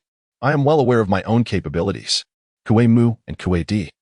Interpreting her modesty as a reminiscence of her previous tribe, instinctively fell silent, fearful that she might entertain thoughts of departing from their Tsangnan tribe. Even though the young female was not yet their mate, who could say what the future held? After all, she seemed quite fond of their craftsmanship, always summoning only them for her woodworking endeavors, leaving other males, like the foolish Wolf Blue who often vied with them, entirely out of the equation. That clumsy brute was relegated to hauling stones outside and had yet to return. Just the thought of this brought immense satisfaction to Kue Di and Kue Mu. As long as the young female remained in the tribe, hope lingered, and their prospects appeared far more promising than those of other beasts. However, Kue Mu and Kue Di firmly believed that Jiang Nian-nian's modesty stemmed from feeling flattered by their praises, prompting her to attribute the credit to others. In a tribe where all shared the same raw meat and cave dwellings, they had never heard of any other tribe capable of constructing houses or roasting meat. Such achievements were entirely due to the contributions of Jiang Nian-nian to their community. Once the final design of the house was settled, along with its orientation and dimensions, the beasts who had ventured out to gather materials began returning one by one. The tribe commenced its divided efforts, with some remaining to construct the house while others continued their search for materials. Kue Di and Kue Mu enlisted several other capable males from the tribe to assist in collecting trees with red leaves from the woods, preparing to create the staircase and partitions that Jiang Nian-nian had envisioned. Given the numerous wooden components required, Jiang Nian-nian demanded that their work be both intricate and refined, crafting a single staircase, with its multitude of short planks and long boards, would demand considerable effort from any one beast, let alone their aspiration to add unique features to surprise Jiang Nian-nian. Hence, they recognized the necessity of working collaboratively to accomplish this task efficiently without delaying the house construction. They would focus on the more labor-intensive aspects, while others would handle simpler tasks, such as crafting boards and strips of wood, creating a harmonious division of labor. As construction commenced, the tribe busily engaged in their respective roles. Even the usually lethargic females lent their hands to help Jiang Nian-nian prepare meals for the orcs, all in anticipation of witnessing the comfortable abode described by her. What could it possibly look like? Amidst the bustling activity, AI Rand seized the opportunity to quietly depart from the tribe. The words spoken to her by Li Xin lingered in her mind, prompting her to seek a chance to escape. With everyone's focus diverted to the house, the timing was impeccable. In recent days, the female known as Jiang Nian-nian had caused such a stir that many orcs, initially skeptical of her pairing with Fu Cheng, began to acknowledge her remarkable intelligence. Despite her frail constitution, deeming her a suitable match for Fu Cheng, those who once supported her began to shift their opinions, which proved detrimental to AI Ran. Even many orcs who had previously lingered around her had gravitated towards Jiang Nian-nian, further unsettling AI Ran. Though she held no fondness for those noisy and bothersome males and had never considered pairing with such ordinary orcs, the feeling of being overlooked was profoundly unsettling. AI Ran had never experienced such treatment in the tribe before. A female of her caliber was destined to receive admiration and attention. Once she successfully paired with Fu Cheng, she vowed to expel Jiang Nian-nian from the Tsangnan tribe as a means of vindication. Determined to swiftly locate the aphrodisiac fruit, AI Ran pressed onward. Yet the distance between her former tribe and Tsangnan was considerable. The different growth environments of the plants seemed to play a role. The common fruits she once found abundantly in her home tribe were nowhere to be seen around Tsangnan. As evening approached, with the sun nearing its descent, AI Ran, fearing discovery for her clandestine departure, returned empty-handed to the tribe. The orcs remained engrossed in the emerging structure of the house, oblivious to her brief absence. While a part of her felt relieved, a greater sense of disappointment and discomfort overshadowed her. She had been away from the cave for so long, yet no one had noticed her absence. Previously, those orcs had expressed concern for her, frequently visiting her cave to keep her company, though she often found them tiresome. Their neglect in recent days left her feeling abandoned, only remembered during mealtime when they brought her food. She attributed the shift to the female Jiang Nian-nian, whom she believed had stolen her spotlight. Clenching her teeth, AI Ran resolved to expedite her search for the aphrodisiac fruit. On the following day, while all the orcs were preoccupied, AI Ran stealthily slipped out of the tribe once more, this time in a different direction. However, after a long day of searching, she returned empty-handed yet again. On the third day, she altered her course once more, yet still came back with nothing but disappointment etched across her face. Her composure began to falter. If she failed to find the aphrodisiac fruit, she would lose her leverage over Fu Cheng. Almost immediately, she was defeated by Jiang Nian-nian. This left AI Ran, who had always harbored a disdain for Jiang Nian-nian, feeling exceedingly vexed, causing her to toss and turn throughout the night without finding rest. Upon waking the next morning, she bore the burden of 2 prominent dark circles under her eyes, her visage weary and haggard. When she ventured out again in search of her desires, AI Ran pushed herself to run even farther, ultimately discovering what she sought within a nondescript thicket. To enhance the aphrodisiac effect, she gathered all the fruits from the bushes. After informing Li Xian that she had prepared the necessary items, AI Ran concealed the fruits within the cave, patiently awaiting Li Xian to arrange an opportunity for her. Due to the large number of orcs working collaboratively, the completion of the house came much sooner than Jiang Nian-nian had anticipated.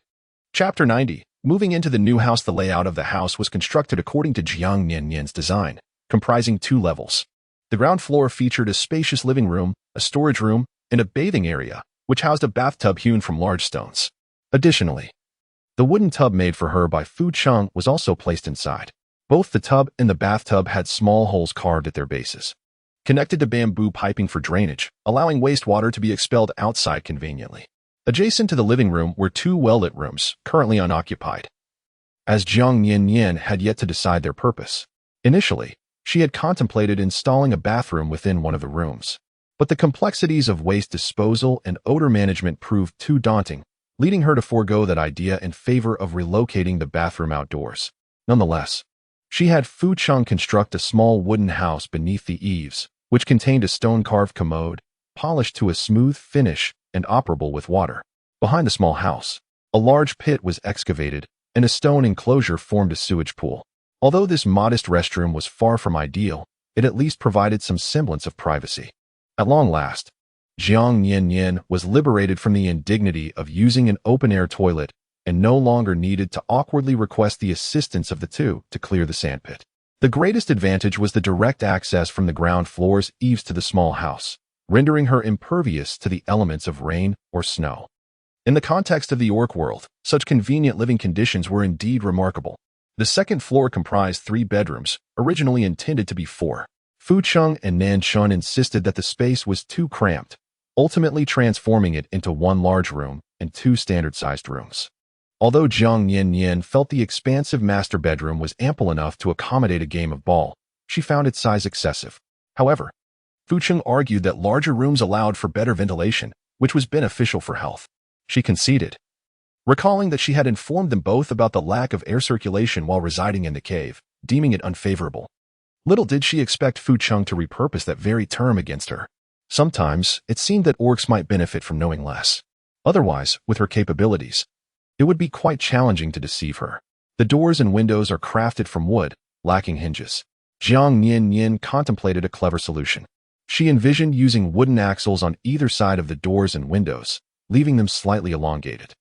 By excavating 2 holes in the upper and lower sections of the window and door frames, the wooden axles would fit snugly into the openings, facilitating the basic function of opening and closing. She had previously encountered wooden doors designed in this manner, though typically, the lower sections were fitted with stone holes. While wood may not possess the durability and resilience of stone, the abundance of timber in this area is advantageous. Furthermore, the proximity of the skilled craftsmen, Kidi and Kuamu, offers reassurance. Should any components fail, they could be easily replaced. However, what pleases Jiang Nian-nian most about this house is the first floor flooring, where she has meticulously laid stones beneath, reminiscent of a traditional earthen kong. The surface is covered with thin, large stone slabs, perfectly allowing heat to permeate from below. When the cold season arrives, she plans to add firewood to the designated opening outside, ensuring the interior remains comfortably warm. Jiang Nian-nian initially contemplated incorporating a flue within the walls, envisioning a home imbued with warmth throughout, undoubtedly making it a more comfortable dwelling. However, she later grew apprehensive that excessive hollowness in the walls might compromise structural integrity. Additionally, The numerous crevices between the stones raised concerns about the potential for smoke to escape uncontrollably should a fire ignite, leading her to ultimately abandon the idea. Nevertheless, she worried that her self-made underfloor heating might not achieve a sufficiently high temperature, prompting her to construct a grand fireplace within the room. In the chill of winter, she envisioned herself roasting potatoes by the fireside, a delightful prospect indeed. The furnishings for her abode were entrusted to Kwadi and Kwaimu, consisting merely of shelves, tables, and benches, along with a freestanding coat rack for her everyday garments. As for a bed, she deemed it too complex to fabricate and chose not to burden the brothers with such a task. After all, the second floor was entirely laid with wooden flooring. A soft bed of hay and animal hides would suffice for sleeping, rendering it no different from a traditional wooden bed. In the courtyard, she had specifically instructed Nanshin to dig a small trench that traversed the wall, channeling river water from the nearby stream into her yard and allowing it to flow out from another corner. This arrangement eliminated the need to trek back and forth to the river for daily water needs.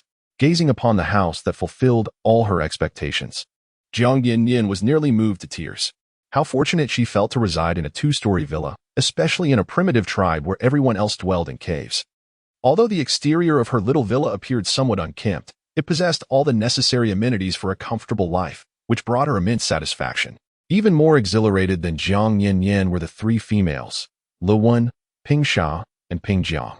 Since the completion of the house, they had been in a state of uncontainable excitement, bouncing about and racing up and down the stairs. They would scamper from the upper floor to the lower and back again, their exuberance causing their tails to wag joyfully behind them. Occasionally, they would shift into their beast forms, eschewing the stairs altogether, leaping directly from the second floor. They prattled excitedly about wanting to inhabit the house, yearning to leave their cave dwelling behind. Observing the joy their construction brought to the females, the male beasts of the tribe felt equally delighted. Eager to resume building and carry more stones for further construction, Jiang Nian-nian smiled softly, deliberately holding the hands of Fu Qing and Nanshin as they made their way to an unoccupied room. Once she was certain that no one outside had noticed their entrance, she finally spoke. Fu Qing, I have always been curious. Do different tribes engage in conflict? In her mind, where there are people, there is invariably war. She wondered if these orcs were any different. Fu Qing pondered for a moment and recalled that throughout his memory, their tribe had not experienced many struggles. During times of scarcity, skirmishes would occasionally arise, with the victors seizing resources and females from the defeated. But rest assured, he continued, our Songnan tribe is quite formidable and will protect you well. Jiang Nian lowered her gaze. She had always been a person lacking in security. Despite Fu Qing's assurances to put her mind at ease, she felt compelled to take action, to prepare for unforeseen circumstances. Moreover, the essence of conflict lies in the struggle for resources. Once their tribe possessed more resources than others, it would undoubtedly attract envy and lead to inevitable battles.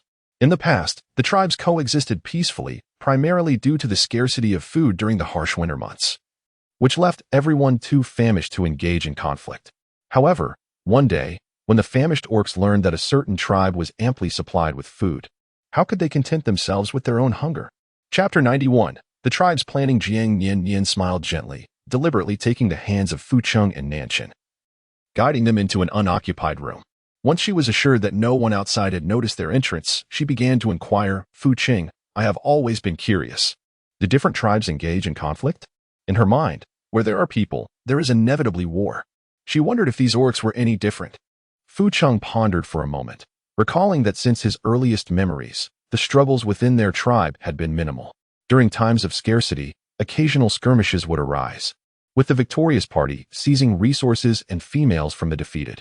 But rest assured, he continued, our Songnan tribe is quite formidable. We will ensure your safety. Jiang Nian-nian lowered her gaze, for she had always been a person lacking in security. Although Fu Qing assured her to remain at ease, she felt compelled to take action, to prepare for unforeseen circumstances. After all, the essence of struggle lies in the contest for resources. Once their tribe amassed more resources than others, it would undoubtedly attract envy and, inevitably, conflict. In the past, the various tribes coexisted peacefully, but this was merely a result of the scarcity of food during the harsh winter months when everyone suffered from hunger. There was simply no need for conflict. However, the moment news spread among the starving orcs that a certain tribe possessed an abundance of food, how could they possibly resign themselves to their own hunger? Now that the house she desired had been constructed, it was imperative to prioritize the accumulation of provisions for the winter. After all, these orcs were indeed strong. Yet their appetites were insatiable. While their brute strength was advantageous during labor, it posed a significant concern during mealtimes, as a single pot would scarcely suffice for each individual. Their voracious appetites presented a challenge. If she did not prepare ample food well in advance, how would they endure the protracted winter? While preparing provisions solely for the three of them would not cause her much distress, ensuring that an entire tribe of orcs would not go hungry throughout the winter was undeniably daunting. Nevertheless, living within a single tribe, she could not simply indulge herself while allowing others to suffer from hunger. Having spent only a brief time together, she could not bear the thought of feasting while others looked on in despair. Fu Cheng and Nan Shan, who had grown up alongside their kin, would certainly feel the same way. In any case, Jiang Nian-nian could not allow herself to go hungry, yet she would also find ways to safeguard her supplies. Otherwise, the fruits of her labor in stockpiling food would not only fail to nourish their tribe, but could also lead to misfortune. To toil for the benefit of others while placing herself in jeopardy would be nothing short of a fool's errand.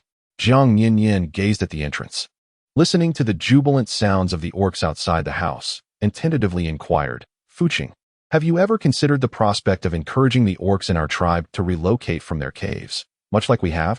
Once everyone resides in houses akin to ours, we could repurpose the caves as storage facilities. If we were to excavate downward, would that not transform them into cellars? A well-ventilated, cool, and dry space would be perfectly suited for food preservation. Once the orcs vacate their caves for the comfort of homes, those caverns would become vacant, effectively granting each orc a personal storage space for their provisions." Jiang Nian-nian has always believed that, given the voracious appetites of these orcs, it would be most prudent for them to take the lead in stockpiling food. After all, they are best aware of the quantity necessary to endure the harsh winter. Subsequently, the orc community could collectively strive to store additional provisions for unforeseen circumstances. Ultimately, the goal is to ensure that no one goes hungry. Fu Cheng contemplated the matter and realized that the location of residence held little significance for him. He felt that sleeping anywhere was essentially the same, as he could easily find rest in the forest. However, since the young female preferred otherwise, he chose to accompany her. Nonetheless, given Jiang Nian-nian's sentiments, he was more than willing to align with her wishes. Although he was the chieftain, he recognized the importance of respecting his clan's opinions on these seemingly trivial matters. The decision to relocate should rest with them. It would be inappropriate for him to insist that his kin abandon their comfortable caves. He could maintain authority without being dictatorial. As for the storage facility Jiang Nian-nian mentioned, he was entirely unaware of its purpose, as she often uttered phrases that eluded his understanding, a circumstance to which he had grown accustomed. Ultimately, Fu Cheng could not bring himself to deny Jiang Nian-nian's desires. Instead, he proposed that the orcs make their own choices. It appeared that many of them were quite fond of their current dwelling. Whether they chose to move from their caves would ultimately depend on their own preferences, allowing them the autonomy to decide between residing in caves or in houses. Jiang Nian pondered for a considerable time before finally articulating the thoughts that had long been buried within her heart. In truth, I believe that the most significant advantage of the orcs residing in houses is the sense of community it fosters, bringing everyone closer together and reducing the sense of dispersion. This allows for mutual support among one another. Currently, the orcs inhabit the foothills of several mountains, seldom congregating except during mealtimes. However, if they were to construct homes and relocate to dwell within them, they could live in close proximity to one another. Moreover, houses afford a greater degree of privacy. They do not expose their inhabitants as caves do, where one might see others passing by the entrance while attempting to rest. Even if the houses are situated closely together, the orcs would not experience the discomfort of territorial infringement. Yet, this proximity would enhance their safety. In the event of an unforeseen incident, those living in close quarters would be able to hear and respond to one another without delay. I envision a layout where the homes of the females and the elder orcs are placed at the core, encircled by the residences of the strong and agile male orcs. This arrangement would maximize the protection of our kin during potential assaults from rival tribes. After all, the young and robust males possessed the greatest combat prowess and superior recuperative abilities. Jiang Nian-nian diligently endeavored to persuade Fu Cheng, hoping he would acquiesce to her ideas. However, her deep concern for the tribe's safety was not born from a selfless desire to worry about others. Rather, she fully comprehended the precariousness of their primitive environment. The members of the tribe were akin to grasshoppers on the same string, entirely reliant on one another for survival. No one could thrive in isolation, for otherwise The fiercely territorial orcs would not have chosen to live in communal settings. It was only when the tribe's environment was secure that her own safety would be enhanced. Recognizing the significance of the females and young within the tribe, she believed they should be placed at the very center, safeguarded above all else. As for the elder orcs, their reactions were not as swift as those of the younger ones, and their physical strength and combat prowess were waning, making it impractical for them to reside on the outer fringes. Thus, they too would be situated centrally, thereby mitigating potential harm. Should even the central placement fail to protect them, it would be likely that the tribe would face extinction, rendering any need for protection moot. The outermost dwellings could be constructed in parallel, forming a protective circle, utilizing the houses as a fortification against external threats. Nevertheless, it was premature to discuss these matters with Fu Cheng. She would refrain from mentioning them until he consented to the unified construction of housing within the tribe. She was apprehensive of overwhelming him with too much information at once. Upon hearing Jiang Nian-nian's words, Fu Cheng's eyes lit up. The dispersal of orcs residing in various caves had long been a source of concern for him, particularly during times of tribal ambush, leaving him feeling stretched thin. While engaged in combat with adversaries, he was plagued by worries about the safety of the females, fearing they might be endangered or abducted. If, as Nian-nian suggested, the females and young were to be housed at the center of the tribe, they would be encircled and protected during conflicts, allowing the orcs to focus their efforts on confronting their enemies. Although their Songnan tribe had not welcomed any newborns for quite some time, it was prudent to prepare for future possibilities. After all, what if Nian-nian were to bear his offspring the following year? As for Nian-nian's proposition to place the elder orcs in the center alongside the females for mutual protection, Fu Cheng not only agreed but felt a surge of joy at the alignment of their thoughts. It brought him immense satisfaction to know that his little female shared his sentiments.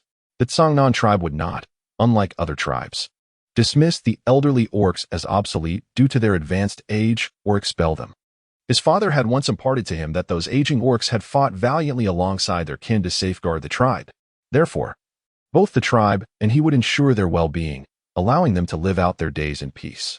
However, Fu Cheng had never previously shared these thoughts with Jiang Nian-nian, so her articulation of such ideas delighted him, reinforcing their intellectual harmony. Initially, he had considered the matter of housing construction to be of little significance, but upon hearing Jiang Nian-nian enumerate its numerous advantages, his perspective began to shift. Finally, a decision has been made to construct the tribe in accordance with Jiang Nian-nian's vision. What resonated most deeply with Fu Cheng was her assertion that by moving out of the cave and into houses, the females could be safeguarded at the heart of the tribe. After all, the welfare of the tribe hinges upon the females, who bear the sacred duty of procreation and nurture the future of their community. Each tribe holds its females in high esteem. Without them, the males would surely depart, and no male would be willing to fight for the tribe as protection. Consequently, his efforts would become utterly futile, and the tribe he cherished would fade into oblivion. Fu Cheng gently squeezed Jiang Nian-nian's hand in his palm. I find your idea commendable, and I shall make arrangements to implement it swiftly. However, should the tribe be occupied with house construction in the coming days, Nanqing and I will undoubtedly lend our assistance. Nevertheless, we will ensure that someone remains to keep you company. In the future, Nanshun and I will take turns protecting you at home. Though our time together may become limited, the matters of the tribe cannot be overlooked, as we are all bound by mutual support. Yet, even amidst the construction, he could not bear to leave Jiang Nian-nian alone at home. Jiang Nian-nian shook her head with unwavering resolve. No, neither of you can go. I have more pressing matters for you to attend to. The task of constructing houses had occupied the orcs and the tribe for several days, and they ought to have learned enough by now. It was unnecessary for both Fu Cheng and Nanqing to become ensnared in this trivial endeavor. Their energies should not be squandered on such inconsequential affairs. The tribe already had shelter. It was time to focus on procuring sustenance. Days slipped by as she spent her time eating and sleeping, and she knew that soon it would be too hot to venture outside. She was uncertain how long the so-called harvest season would last in the orc's perspective. In her modern life, she had always felt that autumn was fleeting, transitioning from summer attire to winter garb in what seemed like no time at all. Thus, Jiang Nian-nian was determined not to waste a single moment and wished to prepare as swiftly as possible. Nanshun chuckled, teasingly remarking, Nian-nian, do you find it hard to part with us? Is one companion not enough? Do you wish for both of us to stay by your side? Ever since they began the construction of the houses, he and Fu Cheng had ceased their hunting excursions, although their hands were busy with work. They could always glance back to see her either resting under a tree or lost in thought, which brought him a sense of joy. The happiness of being together at every moment was indeed irreplaceable. Hence, Nanshan felt that Nian-nian must share his sentiments, reluctant to be apart from him, even for a brief interlude. Jiang Nian-nian disdainfully rolled her eyes. Can such words truly escape a person's lips? Why should she be reluctant to part with them? She is not made of maltose. After all, they see each other day in and day out. What is there to be sentimental about? Jiang Nian-nian found herself utterly perplexed by Nanshan, an exceptionally handsome and charming figure, endowed with both striking looks and a splendid physique. Why, she wondered, was he so preoccupied with matters of the heart? As a woman devoted to the future of her tribe, she felt it was imprudent to become entangled in trivial romantic affairs. Meanwhile, Fucheng solemnly nodded in agreement. Nian-nian, do not fret. We are constructing our homes within the tribe, and we shall not venture far. If you find it difficult to part from us, we will take you along. You can continue to sit beneath the tree and play, and with a mere glance upward, you will see us. Wouldn't that bring you joy? Indeed. Nian-nian was growing increasingly reliant on their presence, viewing their impending separation as merely temporary. She found herself reluctant to part ways, even for a brief moment. Dongqing, Lewin's partner, had spoken wisely. Females possess an intrinsic need for companionship, and the bonds forged over time grow ever deeper. After such a prolonged period of togetherness, their connection with Nian-nian had undoubtedly strengthened, which explained her reluctance to be away from them, even for an instant. Jiang Nian-nian, how can she be so happy? Seeing the same people every day, what is there to be joyous about? Perhaps I overestimated Fucheng, naively believing that he was the only one with a romantic mindset. Fucheng and Nanshan should not be likened to tigers and lions. They utterly lack any semblance of majesty. Instead, they ought to be like peacocks. For the phrase "the peacock spreads its feathers," indulging in its own affections perfectly encapsulates the essence of the two of them. Jiang Nian-nian struggled to restrain the impulse to kick these two insatiable romantic minds out of the room. She sighed. Chapter 93. The Desire to Ascend the Mountains. It is not that I am unwilling to part with you, but there are far more arduous and troublesome tasks that require your assistance. Assigning you two to the relatively simple task of transporting stones would be an insult to your capabilities. More importantly, other orcs can never be as adeptly managed as my own. I cannot command them with the same confidence as I do with Fucheng and Nanshan. Thus, for such laborious tasks, I shall indeed call upon you both. Despite Jiang Nian-nian's assertion that the undertaking would be quite challenging, Fucheng appeared genuinely intrigued. What brilliant ideas do you have left, Nian-nian? Do share. Over the past few days, his Nian-nian had provided him with so many delightful surprises that now, whenever she proposed an endeavor, he felt an immediate urge to embark upon it. Jiang Nian-nian diligently reminisced about the words spoken by Fucheng during their previous outing together. I recall both of you mentioning that there exists a robust variety of bamboo near the mountains. I yearn to embark on a journey to the mountains with you, to excavate some bamboo to bring back for cultivation. Yet, it is not the season for planting bamboo. Even if we were to plant it, survival is not guaranteed. Thus, this endeavor may very well be a fruitless exertion. Nevertheless, impatience stirs within me. I am eager to attempt it nonetheless. If memory serves her correctly, there are typically 2 suitable periods for bamboo planting each year. The first being between February and March, which has already passed, and the second from October to December, which is still some time away. She cannot afford to wait and must mentally prepare for the possibility of failure as she ventures forth. The flora here flourishes vigorously, exuding vitality. Perhaps, a trial may yield success. Nanshan was not particularly supportive of her plan to venture near the mountains, yet he did not outright refuse. He merely inquired about her reasoning. Nian-nian, there are bamboo groves near our tribe as well. Is that bamboo not suitable? Why must we seek the mountain bamboo? If it is simply bamboo you desire, it is readily available nearby. Why undertake such a strenuous journey? Jiang Nian smiled and said with a pleasing demeanor, I plan to catch some live plump birds to bring back to the tribe and see if I can raise them. However, they are rather large, and the nearby bamboo is too slender to contain them. Didn't you mention that the bamboo in the mountains is quite thick? That is precisely what I am looking for. Although the plump birds cannot fly, their substantial size makes it impossible to confine them with thin bamboo. Fucheng and Nanshan had both warned her that the mountains pose significant dangers for females. Numerous feral beasts roam within. Therefore, under normal circumstances, no tribe would venture into the mountainous region with females in tow. Jiang Nian-nian understood that her proposal to venture into the mountains was somewhat audacious. However, beyond her desire for bamboo, she yearned to discover other edible provisions along the journey. Since she intended to stockpile supplies for the winter, it was imperative for her to seize the opportunity to explore. Remaining cooped up in the tribe day after day was not a viable option. Food would not come to her unbidden. In the nearby woods, she had only managed to find potatoes, wood ear mushrooms, and a few wild vegetables. Jiang Nian-nian requires a greater quantity of easily storable food, or staples akin to potatoes. Given the arduous journey to the mountains, she is confident that she will return with something substantial. Nanshan appears somewhat taken aback. Did you mention capturing some plump birds to raise? Jiang Nian's declaration astounded him even more than her intention to journey to the mountains. After all, Nanshan was acutely aware that she had long harbored an interest in the mountains, often pestering him during moments of ennui to inquire about every detail pertaining to them. However, the notion of raising birds was entirely beyond Nanshan's comprehension. In their tribe, they had only reared the young of beast men, never delving into the realm of nurturing food.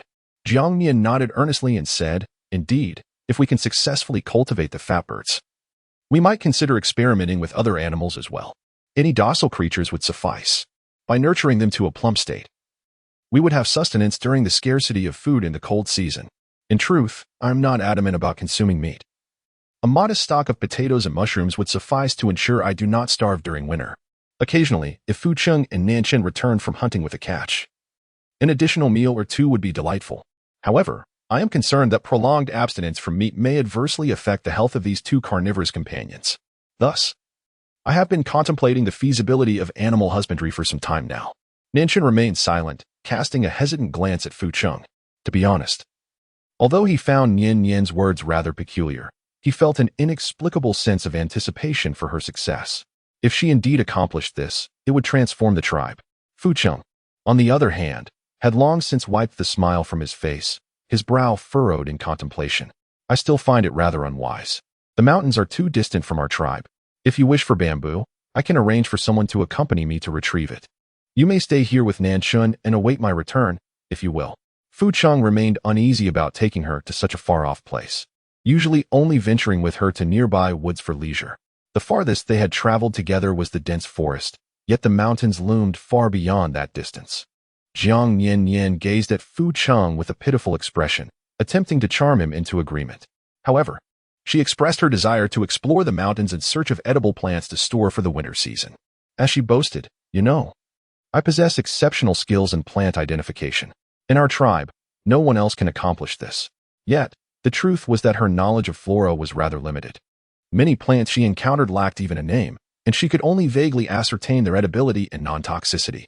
Nevertheless, in a tribe predominantly inhabited by carnivorous orcs, her rudimentary understanding of botany stood out remarkably. Jiang Nian-nian's usual realm of activities was confined to the woods in front of the small river. She had foraged every edible item from that area, and now she yearned to explore elsewhere, perhaps in search of new delights. With Fu Cheng and Nanshan safeguarding her, she felt reassured that danger was unlikely. Fu Cheng, unable to withstand her pleading gaze, reluctantly turned to Nanshan. In response, Nanshan shrugged in resignation. There were matters Fu Cheng could not deny, and this was one of them. As Fu Cheng and Nanshan exchanged glances for a prolonged moment without uttering a word, Jiang Nian-nian sensed an opportunity. She eagerly grasped Fu Cheng's hand and began to shake it while playfully pouting. "Fu Cheng, please take me with you. I've been so bored in the tribe. I wish to venture out. It's not merely for fun. I have important tasks to accomplish. What if I discover more resources for food storage? Then no one in the tribe would go hungry. You're the best. Please agree to my request." Chapter 94. The efficacy of whining. Fu Cheng felt her tugging at his arm, her soft voice coaxing him, leaving him devoid of rational thought. After she grew weary of shaking his arm, he finally conceded with a sigh. All right, I will take you. But you must promise me that you won't run off. You must stay close to us. Once we leave the tribe, regardless of what you wish to do, you must have either me or Nanshan by your side." Jiang Nian-nian gazed at Fu Cheng, her eyes twinkling with delight, resembling a crescent moon. She seldom indulged in playful antics with the two of them, but today she discovered the delightful efficacy of such charm. After her spirited display of affection and persistence, Fu Cheng found himself at a loss on how to refuse her. "I've always been obedient. You need not worry. I will certainly remain by your side.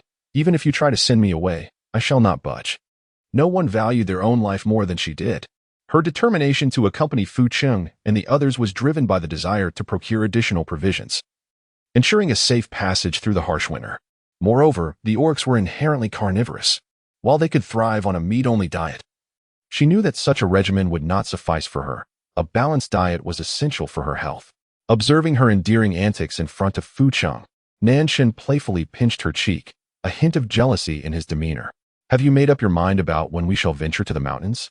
he inquired, eager to prepare several outfits for her, complete with furs. A round trip to the mountains would certainly take several days, and the nights would undoubtedly be chilly. During their last expedition to the dense forest, they had lacked experience and were unaware of her profound aversion to the cold at night, which had left her shivering and seeking warmth against Fu Cheng, resulting in a restless night. Jiang Nian-nian, with a cheerful demeanor, grasped Nian-nian's hand. "Tomorrow, you shall accompany me to seek out some supplies.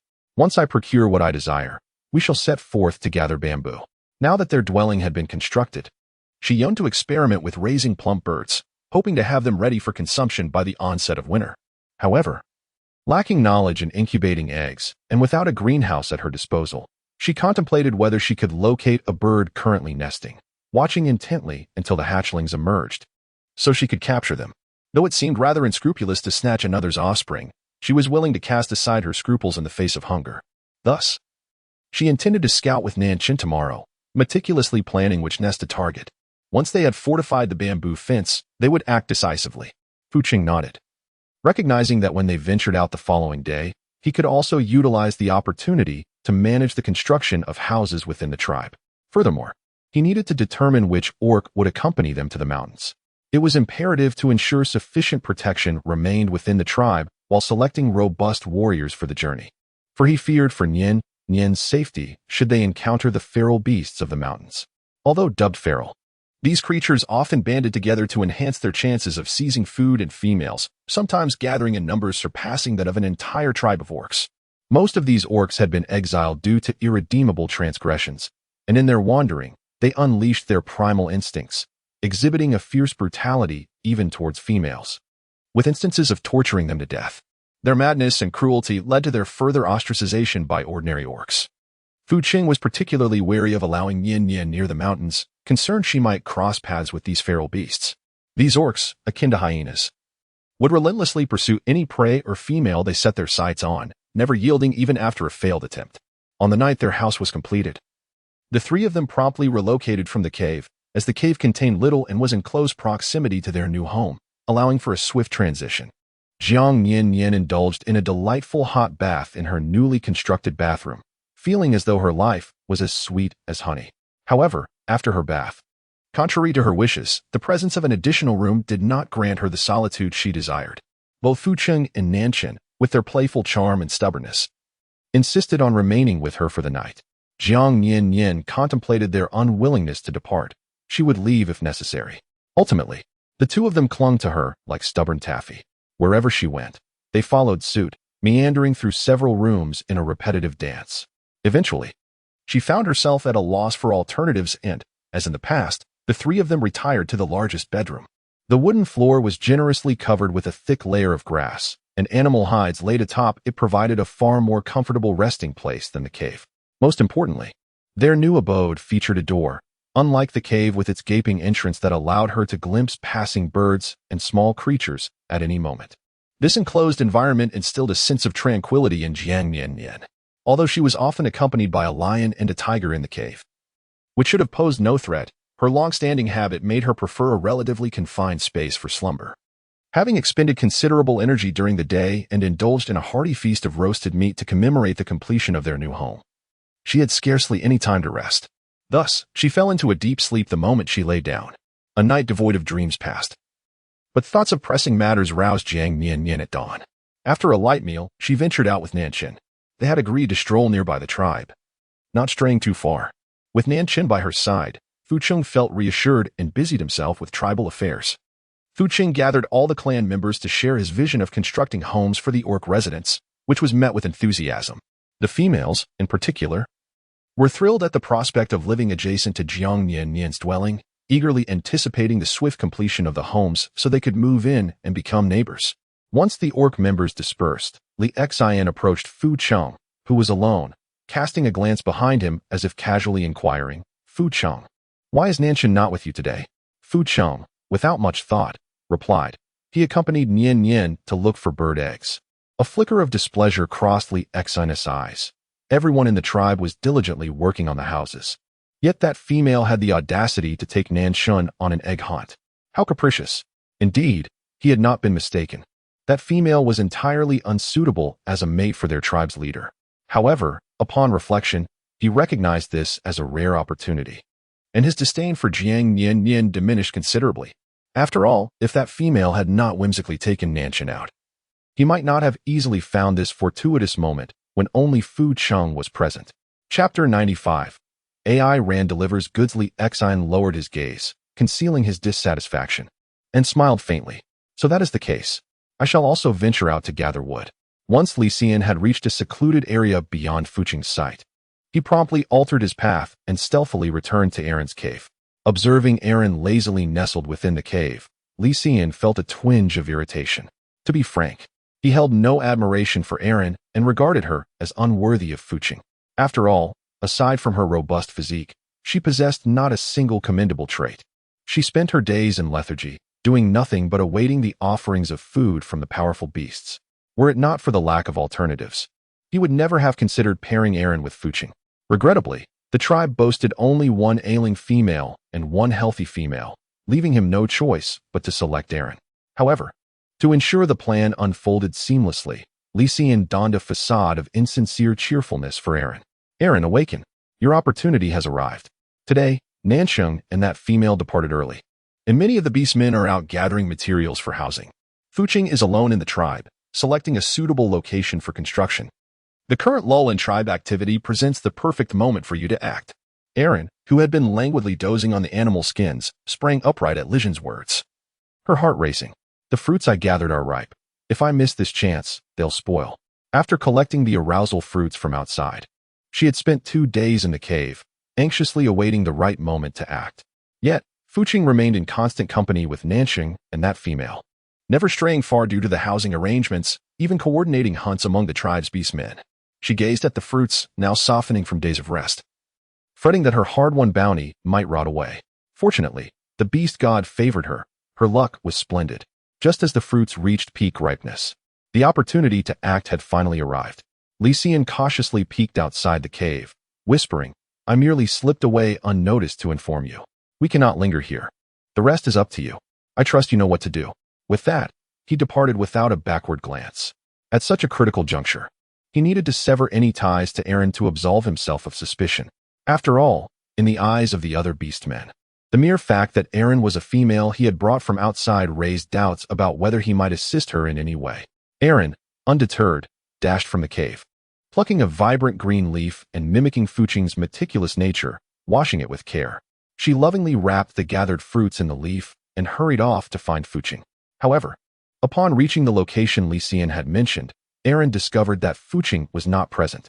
After inquiring with several beastmen, she finally learned of Fu Cheng's whereabouts. The orc outside mentioned that Fu Cheng had gone back to his house to fetch something. Aaron's heart leapt with joy, and she immediately made her way to Fu Cheng's residence. After the house was completed, Fu Cheng, Nanshan, and the female orc moved in together, a fact well known among the orcs of the tribe. Initially, Aaron thought it would require considerable effort to find a moment alone with Fu Cheng, but unexpectedly, everything unfolded with remarkable ease. He was alone in the house now, which simplified matters significantly. Hastening her steps, Aaron managed to intercept Fu Cheng just before he exited through the door. Fu Cheng regarded Aaron, who had suddenly appeared at the threshold, with a furrowed brow, as they seldom interacted. Nevertheless, he was the chieftain, and Aaron could be considered a member of their tribe, albeit reluctantly. It was only appropriate to inquire, "Aaron, what brings you here?" Aaron shyly lowered her head and presented the berries wrapped in leaves to Fu Cheng. "Having lived in the tribe for a while now, everyone has taken great care of me. I have little to offer in return, so I picked some fruits to share with everyone." She deliberately emphasized that the fruits were meant for the tribe, making it difficult for Fu Cheng to decline. Indeed, Fu Cheng paused, seemingly reluctant, yet ultimately extended his hand to accept the offering. Aaron, concerned that he might refuse to eat them, continued, "In my previous tribe, consuming these fruits would enhance an orc's strength. I specifically sought these out." Fu Qing's eyes brightened, and his excitement was unmistakable. Are these fruits truly that remarkable? Can they genuinely make her stronger? Aaron nodded earnestly. I've heard the orcs speak of this since childhood. The chieftains and warriors of the tribe also delight in these fruits. Aaron clenched her fist in pride, wary of revealing any emotions that might make Fu Qing suspicious. Yet, no orc could resist food that promised to enhance their strength. She had merely spoken offhandedly, yet Fu Qing's enthusiasm indicated her success was assured. Thanks to the allure of the fruits, Fu Qing's demeanor towards Aaron softened considerably. And he politely said, well, I shall accept them. At worst, I can return the favor by hunting a deer for you later. Still uneasy, Aaron cautioned. These fruits are ripe now. You should eat them as soon as possible before they spoil. It's best to consume them right away. Fu Qing opened the leaves and examined the fruits. Indeed, they were soft, as if they would spoil with the slightest touch. They had reached their peak ripeness and could not be left for another day. I understand. Do not worry. Aaron's eyes darted around. Well then, I shall take my leave. I still have some fruits to distribute. Fu Qing seemed reluctant to eat in her presence, so she decided to find an excuse to leave. Indeed, upon hearing her words, Fu Qing appeared to breathe a sigh of relief, his tense body relaxing somewhat. Aaron turned and walked to a corner, ensuring that Fu Qing could no longer see her, before crouching down in a concealed spot to await her opportunity. Fu Qing, holding the fruit, was preoccupied with thoughts of bringing it to Jiang Nian-nian, eager for South Chin to return with her at once. However, he recalled that they had been out for quite some time. Being considerate as always, South Chin would surely bring Nian-nian back before the sun became too scorching. Thus, Fu Qing decided to wash the fruit in the kitchen and arrange it neatly on a plate, ready for Jiang Nian-nian's return. Meanwhile, Ran remained on guard outside, pondering that it would take Fu Qing a while to feel the effects of the fruit after consuming it.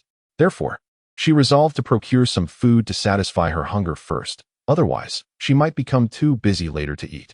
This fruit was indeed quite valuable. Chapter 96. They were not fond of eating after Ran departed. Fu Qing had finished washing the fruit and waited in the room for Jiang Nian-nian. But she did not arrive. Considering that the clan members were still occupied outside, he found it difficult to remain idle in the room and decided to join them in the construction efforts. South Chun had taken Jiang Nian-nian on an extensive tour, inspecting all the nests of plump birds hidden in the grass by the riverbank before returning, thirsty and parched.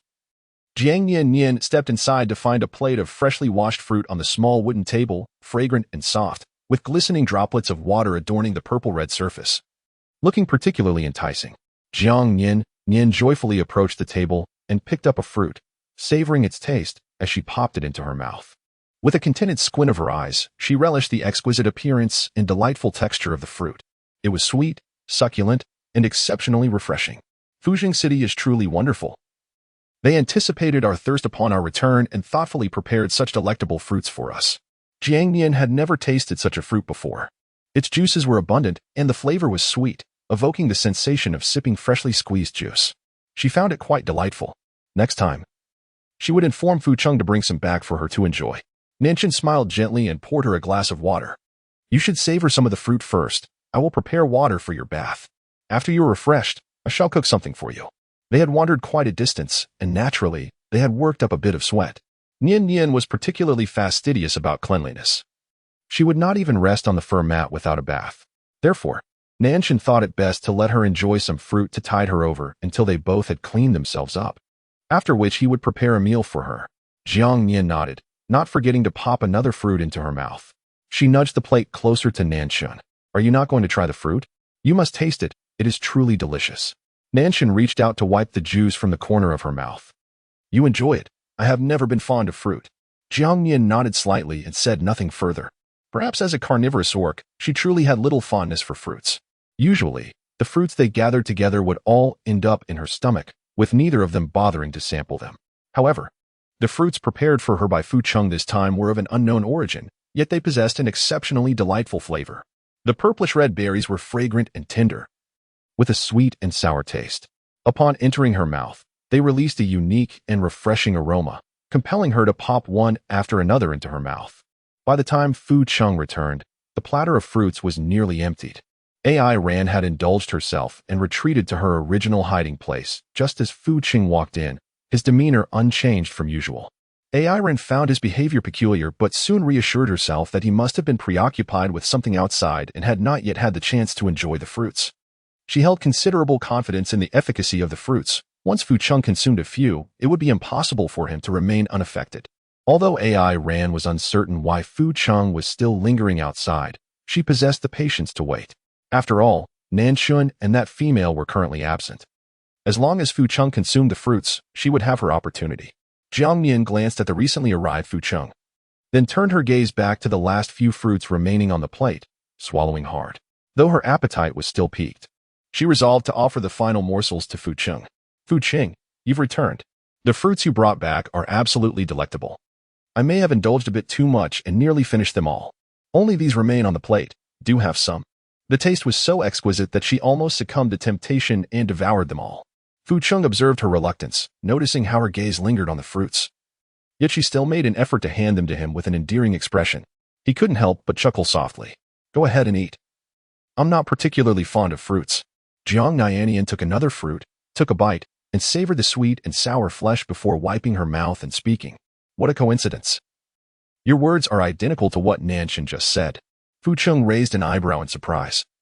He had been preoccupied outside and hadn't had the chance to discuss the fruit's benefits with Nanshun. Upon learning that they had returned home, he hurried back, only to find that Nanshun had also abstained from tasting it. This fruit is exquisite, perhaps the finest I have ever tasted. I wish to have it again next time. Fu Cheng affectionately ruffled her hair. Very well, I shall find it for you next time. As for the fruit's origins, Fu Cheng found it unnecessary to mention, lest his frugal female companion become displeased. He resolved to inquire later about where that Fox Clan female had procured the fruit, and would personally seek it out for Nian-nian. Jiang Nian-nian gazed at Fu Cheng and smiled. The two of them had always been accommodating to her every request. It was only natural for her to invest effort for the survival of the tribe, and indeed, it was worthwhile. After enjoying the fruits and engaging in conversation with Fu Cheng for a while, Nanshun had just finished boiling the bathwater. The weather was gradually warming, rendering it unnecessary to heat the water excessively. A comfortably warm temperature would suffice. Jiang Nian-nian entered the bathroom to take a shower, while Nanshun was disinclined to venture to the riverbank. He opted instead to wash himself with cold water in the courtyard. Upon observing that both of them had gone to bathe, Fu Cheng, feeling rather idle himself, decided to take a bath in the courtyard as well. Airen crouched in a secluded corner, her feet growing numb from the prolonged position. Yet, fearing that Fu Cheng might discover her presence, she remained utterly still, reluctant to move even a little, despite the distance she maintained. Her heart raced with impatience as she waited, but she dared not act hastily, anxious that Fu Cheng might become suspicious if he sensed anything amiss. Ultimately, as she had yet to see Jiang Nian-nian and Nanshun return, her somewhat agitated spirit found a measure of calm. Jiang Nian-nian was bathing in the bathroom, feeling increasingly uncomfortable from the heat. The water temperature was not particularly high, yet her breathing became somewhat labored. She pondered that perhaps the small window in the bathroom, combined with the sweltering weather, contributed to the stifling atmosphere. Consequently, she hastily rinsed off and wrapped herself in a simple fur bathrobe before stepping outside. Upon exiting the bathroom, she found Fu Cheng and Nanshun waiting for her at the door. However, she was too preoccupied with gulping down fresh air to engage in conversation. After a considerable time, her breathing finally began to ease. Observing her swift exit, Fu Cheng couldn't help but inquire, Nian-nian, why did you finish so quickly today? She was known for her leisurely bathing routine, often causing them to wait for an extended period.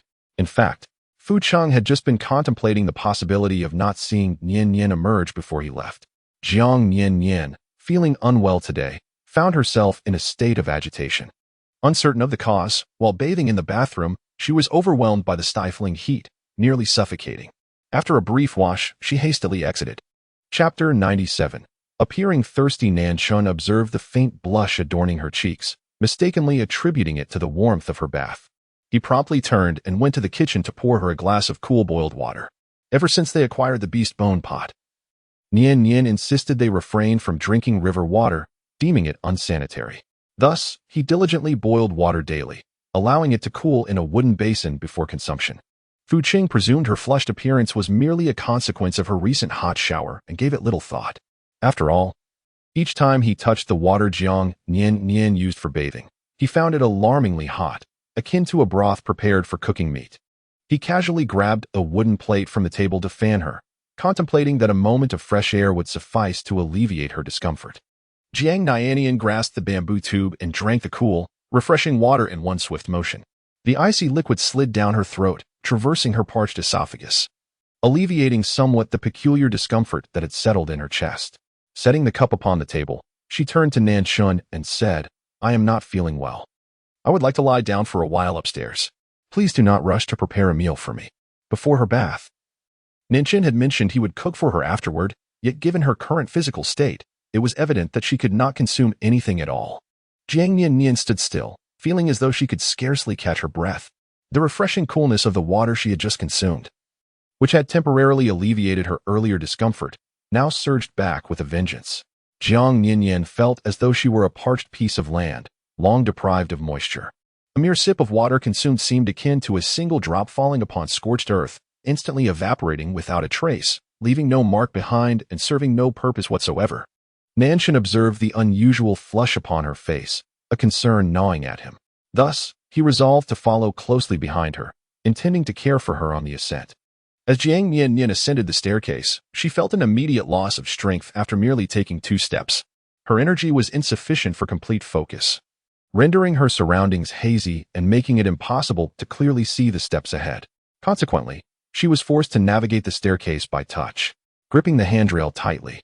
She resignedly turned to Nanshun and said, "Nanshun, perhaps you should carry me upstairs. I can no longer walk." Her current state felt profoundly unsettling. Jiang Nian-nian was apprehensive about the possibility of missing a step while climbing. Nanshun, stepping forward from behind her, lifted her effortlessly into his arms. He was taken aback by the warmth radiating from her body. She had always been the cool, delicate female, yet now her temperature surpassed his own. Fu Cheng had initially intended to return to his tasks, but upon observing Nian-nian's discomfort, he hesitated to leave. Instead, he hurried to the kitchen to prepare some water for her to cool down, realizing that Nanshun would be occupied with her upstairs. He also retrieved the clothes Jiang Nian-nian had removed, preparing to wash them after heating the water. Jiang Nian-nian was cradled by Nanshun and placed upon a fur mat. Initially, she intended to rest for a while, yet she found herself tossing and turning, increasingly uncomfortable in the oppressive heat. Sleep eluded her. In an effort to provide her with some relief, Nanshun gently fanned her with a thick, large leaf, which offered a modicum of comfort. Drawn to the faint breeze he created, Jiang Nian-nian instinctively inched closer to him. She could not fathom how, despite it being merely the end of April, the weather could be so sweltering. It seemed that she alone felt this discomfort, as both Fu Cheng and Nanshun appeared unaffected. Soon, Jiang Nian-nian sensed an unsettling change within herself. The heat enveloped her, each wave of warmth surging through her body like rivers converging into the sea. Jiang Nian-nian inhaled deeply, striving to clear her mind. Yet, the uncontrollable sensation enveloping her rendered her thoughts somewhat hazy. That morning, she had shared a modest breakfast of fried eggs with Nanshun. Upon returning home, she had consumed only a plate of fruit. If her current state could be attributed to some dietary misstep, it could only be the fruit. After all, Nanshun remained entirely unaffected. It was she alone who felt amiss. But was that plate of fruit deliberately offered to her by Fu Cheng? Soon, Jiang Nian-nian found herself unable to ponder these questions any longer. The thoughts she had desperately sought to suppress now fervently ensnared her reason, causing her fingertips to tremble uncontrollably. Jiang Nian-nian closed her eyes, realizing she couldn't suppress her instincts any longer. Then she reached out and grasped Nanshun's hand that had been anxiously fanning her. Using his strength, she rose and pressed herself against those delicate pink lips that had been so concerned about her. That soft pink hue had been swaying before her eyes for what felt like an eternity. Jiang Nian-nian could hardly comprehend the words he had just spoken. She instinctively leaned in to press her lips against his. Indeed, this felt delightful, quite akin to her imaginings, soft and tender. Nanshun was momentarily taken aback by her sudden boldness, caught off guard. Yet, he quickly regained his composure, encircling her waist with his hand and deepening the kiss. It seemed that regardless of the species, males were inherently adept in this domain. Once their lips parted, both found their breathing somewhat labored. Jiang Nian-nian's fingertips grazed Nanshun's smooth skin, tracing aimless circles upon him, awkward yet assertive. Her eyes, glistening with a misty sheen, held an inscrutable light as she gazed at him. Nanshun felt a nervous rigidity grip his body. He had long awaited this moment. Yet her unexpected fervor left him unsure of how to respond. He remained motionless, allowing her hands to wander across his skin. At last, as Jiang Nian-nian untied the animal hide that bound him, Nian finally gathered his thoughts, attempting to embrace her. However, she pushed him back onto the animal skin mat, pinning his hands above his head to prevent him from moving. In truth, her slight strength was insufficient to overpower him, yet, if he did not obediently comply with her wishes, she would continue to sulk. Reluctantly, Nian acquiesced, lying down as she desired, permitting her to settle atop him. Yet in the next moment, he felt a sudden hitch in his breath. If it were merely her smooth, supple legs pressed against him, he might still retain some semblance of reason. After all, she often favored resting a leg upon him while asleep, and he had grown accustomed to it over time. However, today she had just bathed, adorned only in a bathrobe. As she sat upon him, he could distinctly feel the warmth of their skin touching, with no barriers between them. He was acutely aware of the unusual sensations coursing through their contact. Though his body felt a bit uneasy, Jiang Nian-nian was particularly alert at this moment. Fully aware of her actions, Jiang Nian-nian, overwhelmed by her fears, chose to seize control. Like a cat, she cautiously reached out to him, and in an eager moment, her hands began to explore downward. Chapter 98, You Must Not Do This. And then, in the next instant, Jiang Nian-nian couldn't help but furrow her brows. She felt utterly exhausted. Jiang Nian-nian suddenly felt a wave of trepidation, a desire to retreat. She no longer wished to make alterations. Her mind felt muddled, and her entire being seemed to languish like a cloud drifting in the sky, as if she had just recovered from a severe illness. Despite numerous attempts at healing, she remained unwell. What could she do? She felt utterly helpless. It was not only Jiang Nian-nian who struggled against the mounting pressure. Nian too experienced a sense of vexation. In the past, he had witnessed other beastmen in similar predicaments and could not comprehend their plight. Yet, when faced with his own circumstances, Nian found himself realizing that he was no different from the other beastmen. For the first time, he truly understood the obsession that consumed them. Jiang Nian-nian has finally cast aside the fears that once lingered in the depths of her heart. Jiang Nian-nian endures considerable hardship. However, no matter how much she protests, she remains powerless to change her circumstances. Jiang Nian-nian let out a petulant hum and then nestled against Nian's shoulder, her voice laced with a hint of playful reproach. With a faint smile gracing his lips, Nian leaned down to gently caress her lips with his fingertip before enveloping her in his embrace. After taking a bath, Jiang Nian-nian was clad solely in a strap-tied animal skin bathrobe. Nian cupped her face, leaning in to plant a gentle kiss on her cheek. Jiang Nian-nian's eyelashes fluttered slightly as she leaned in closer, caught in a whirlwind of fear and hope, akin to a duality of personas. Yet, she had no leisure to ponder. She simply followed her heart's desire. Nian, too, felt a pang of discomfort, despite their already intimate rapport. He hesitated to advance further, fearing it might distress her. Ironically, Jiang Nian-nian was far from compliant, her hands lingering in his embrace. With a soft sigh, Nian observed her expression, which bore no sign of distress, and chose to continue. However, the gaze that had once been filled with affection suddenly glistened with unshed tears. In response to her resistance, Nian halted and leaned down to kiss her tear-laden eyes, intending to wait until she felt ready to proceed. To his surprise, after a brief pause, she expressed her discontent with his restraint and audaciously shifted closer. Caught off guard, he found himself at her mercy. Soon, he heard her tearful accusations, accompanied by her tiny fist striking against him. How could you do this? It's all your fault. With a sense of helplessness, Nian pressed his lips to the corner of her eye. Even though he had not moved at all just moments before, he had merely watched her cry in earnest. Ultimately, it was she who suffered, and he could only whisper soothingly, "Yes, it's all my fault. Please don't cry." Gazing at the tear stains on her face, he struggled to suppress the tumult of thoughts swirling in his mind. He was torn between the urge to comfort her and the temptation to provoke her tears further. Reason advised him that she was still young and deserved kindness and gentle reassurance. Yet, when she cried, she appeared exquisite, each tear rolling down her cheeks, igniting a mischievous desire within him to disregard everything and let her weep a while longer, captivated by the beauty of her sorrow. Taking a deep breath, he ultimately chose compassion over temptation. After she adjusted to his presence, Jiang Nian-nian found herself yearning for more, though she felt too shy to voice her desires. Nian raised an eyebrow, observing her closely. He was gentle and attentive, slowing his pace whenever her brow furrowed. Before long, Jiang Nian-nian grew impatient with the situation and began to urge him on. Nian, mindful of her youth, maintained his composure, refusing to indulge too freely. However, having consumed a plate of fruit, her patience had waned considerably. Anxious, she pushed against him, but to no avail. Frustrated, she finally pinched him, exclaiming, "Let go. Stop this. Let us change back." Reluctantly, Nian-nian acquiesced to her request, switching their positions as she had wished. Jiang Nian-nian, now content, gently patted Nian-nian's shoulder. The initial discomfort had long been cast aside from her mind. Nian-nian, on the other hand, felt an overwhelming sense of unease.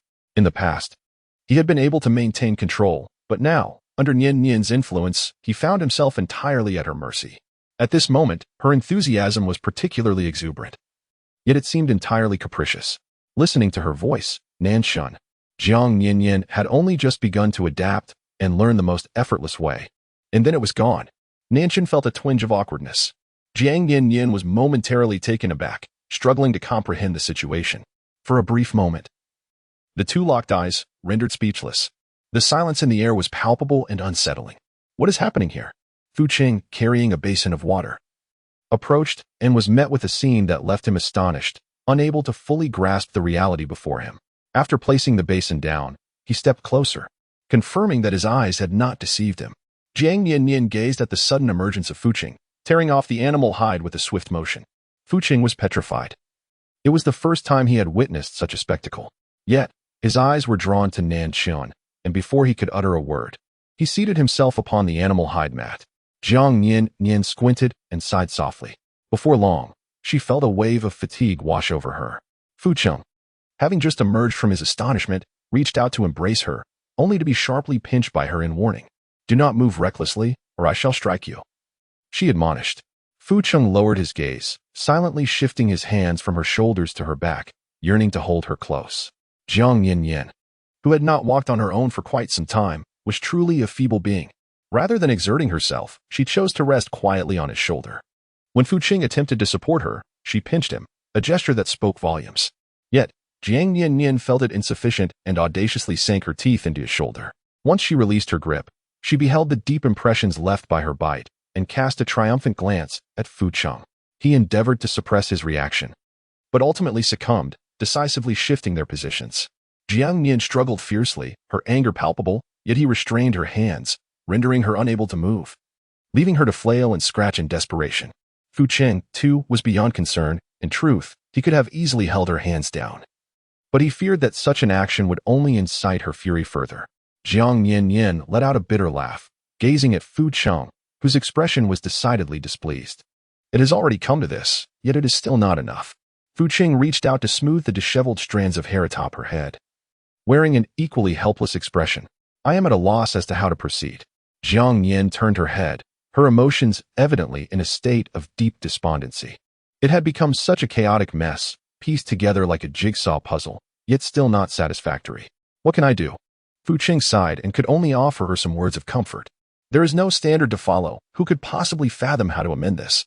Just bear with it for now." Jiang Nian-nian felt increasingly aggrieved. Over the past couple of days, she had done little else but revise this matter. Yet regardless of her efforts, success eluded her. She was on the brink of madness. Fu Qing, unable to offer practical assistance, wished to help but was at a loss for how to do so. All he could do was to cheer her up. Perhaps, when her spirits waned, she could find solace in the comments, which might bring her a glimmer of joy. Chapter 99. Anger towards Fu Qing. Jiang Nian-nian's exasperation towards Fu Qing reached an apex. Feeling utterly powerless against him, she resolved to cease her attempts to provoke him. Taking a deep breath, she firmly tightened her abdomen. Fu Qing was momentarily taken aback, feeling somewhat at a loss. Just as Jiang Nian-nian was convinced of the efficacy of her methods, she noticed Fu Qing awkwardly rising from beside her. Alas, what was the matter with these orcs? Were they merely decorative pillows, pleasing to the eye yet devoid of substance? Fu Qing wished he could flee to a cave and hide.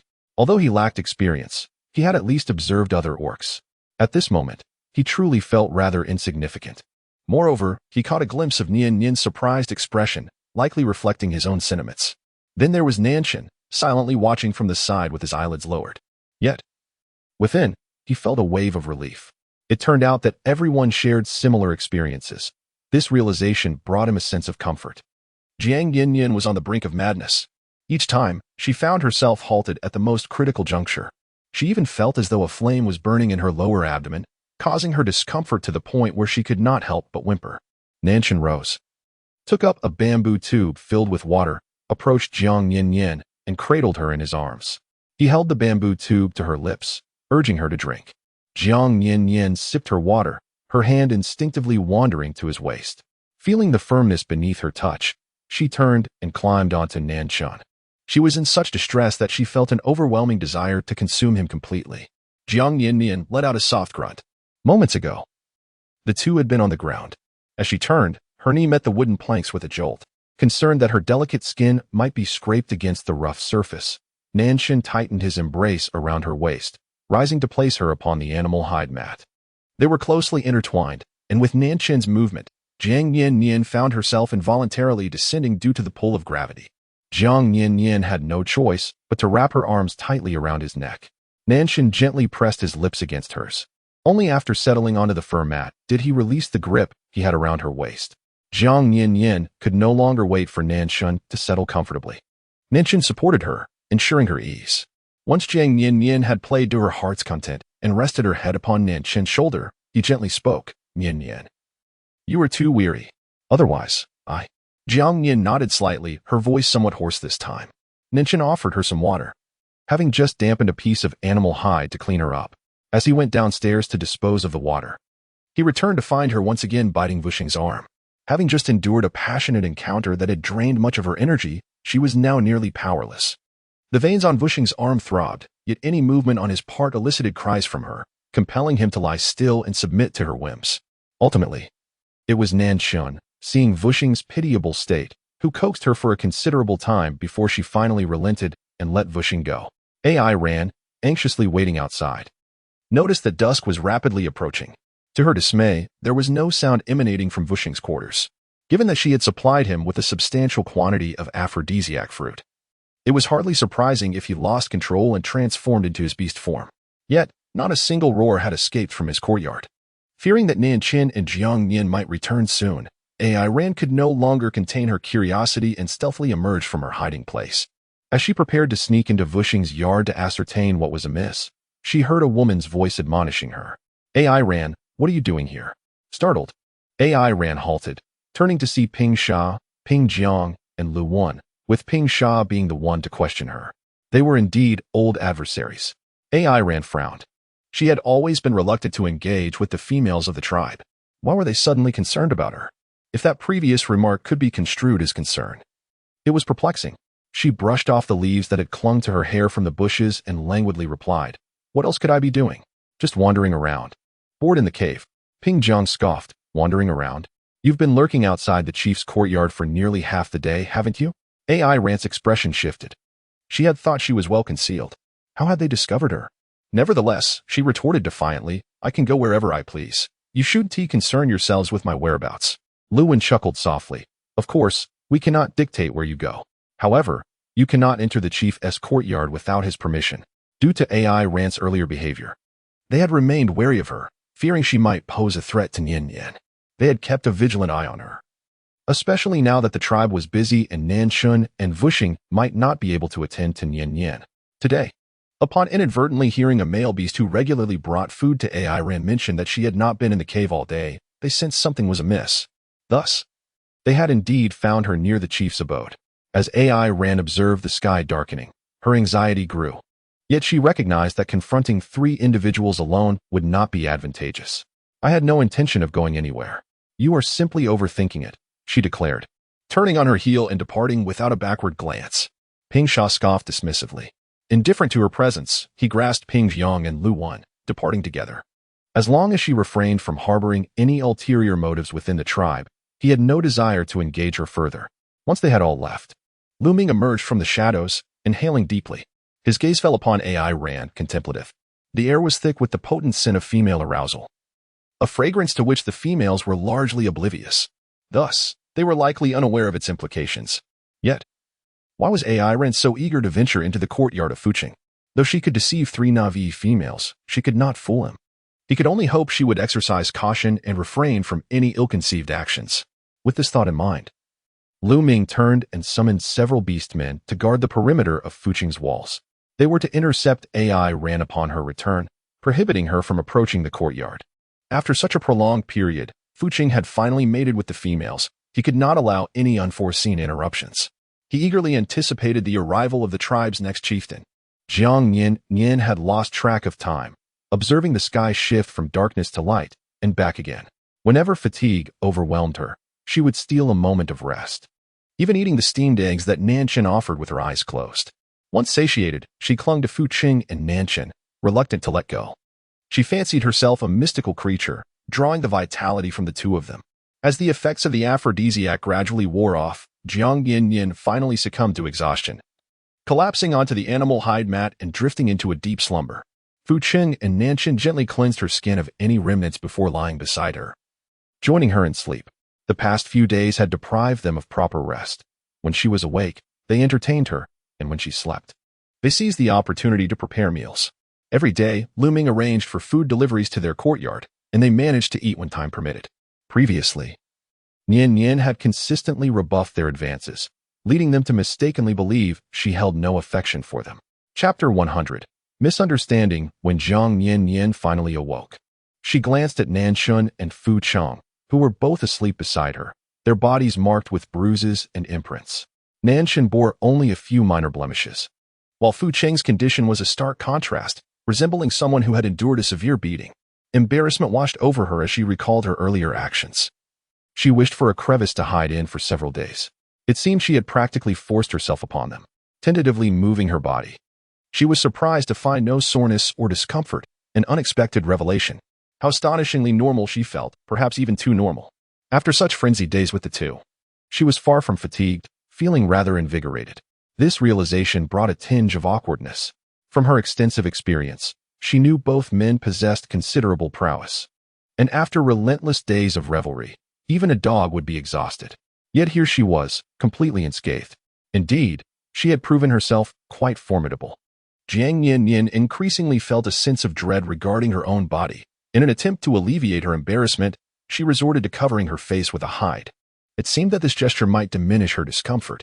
At that moment, she was merely experiencing a peculiar sensation within herself, unable to suppress the tumultuous thoughts racing through her mind. However, her intellect remained intact, allowing her to vividly recall her previous actions. The animal skin bathrobe she had once donned had long since been discarded into some forgotten corner.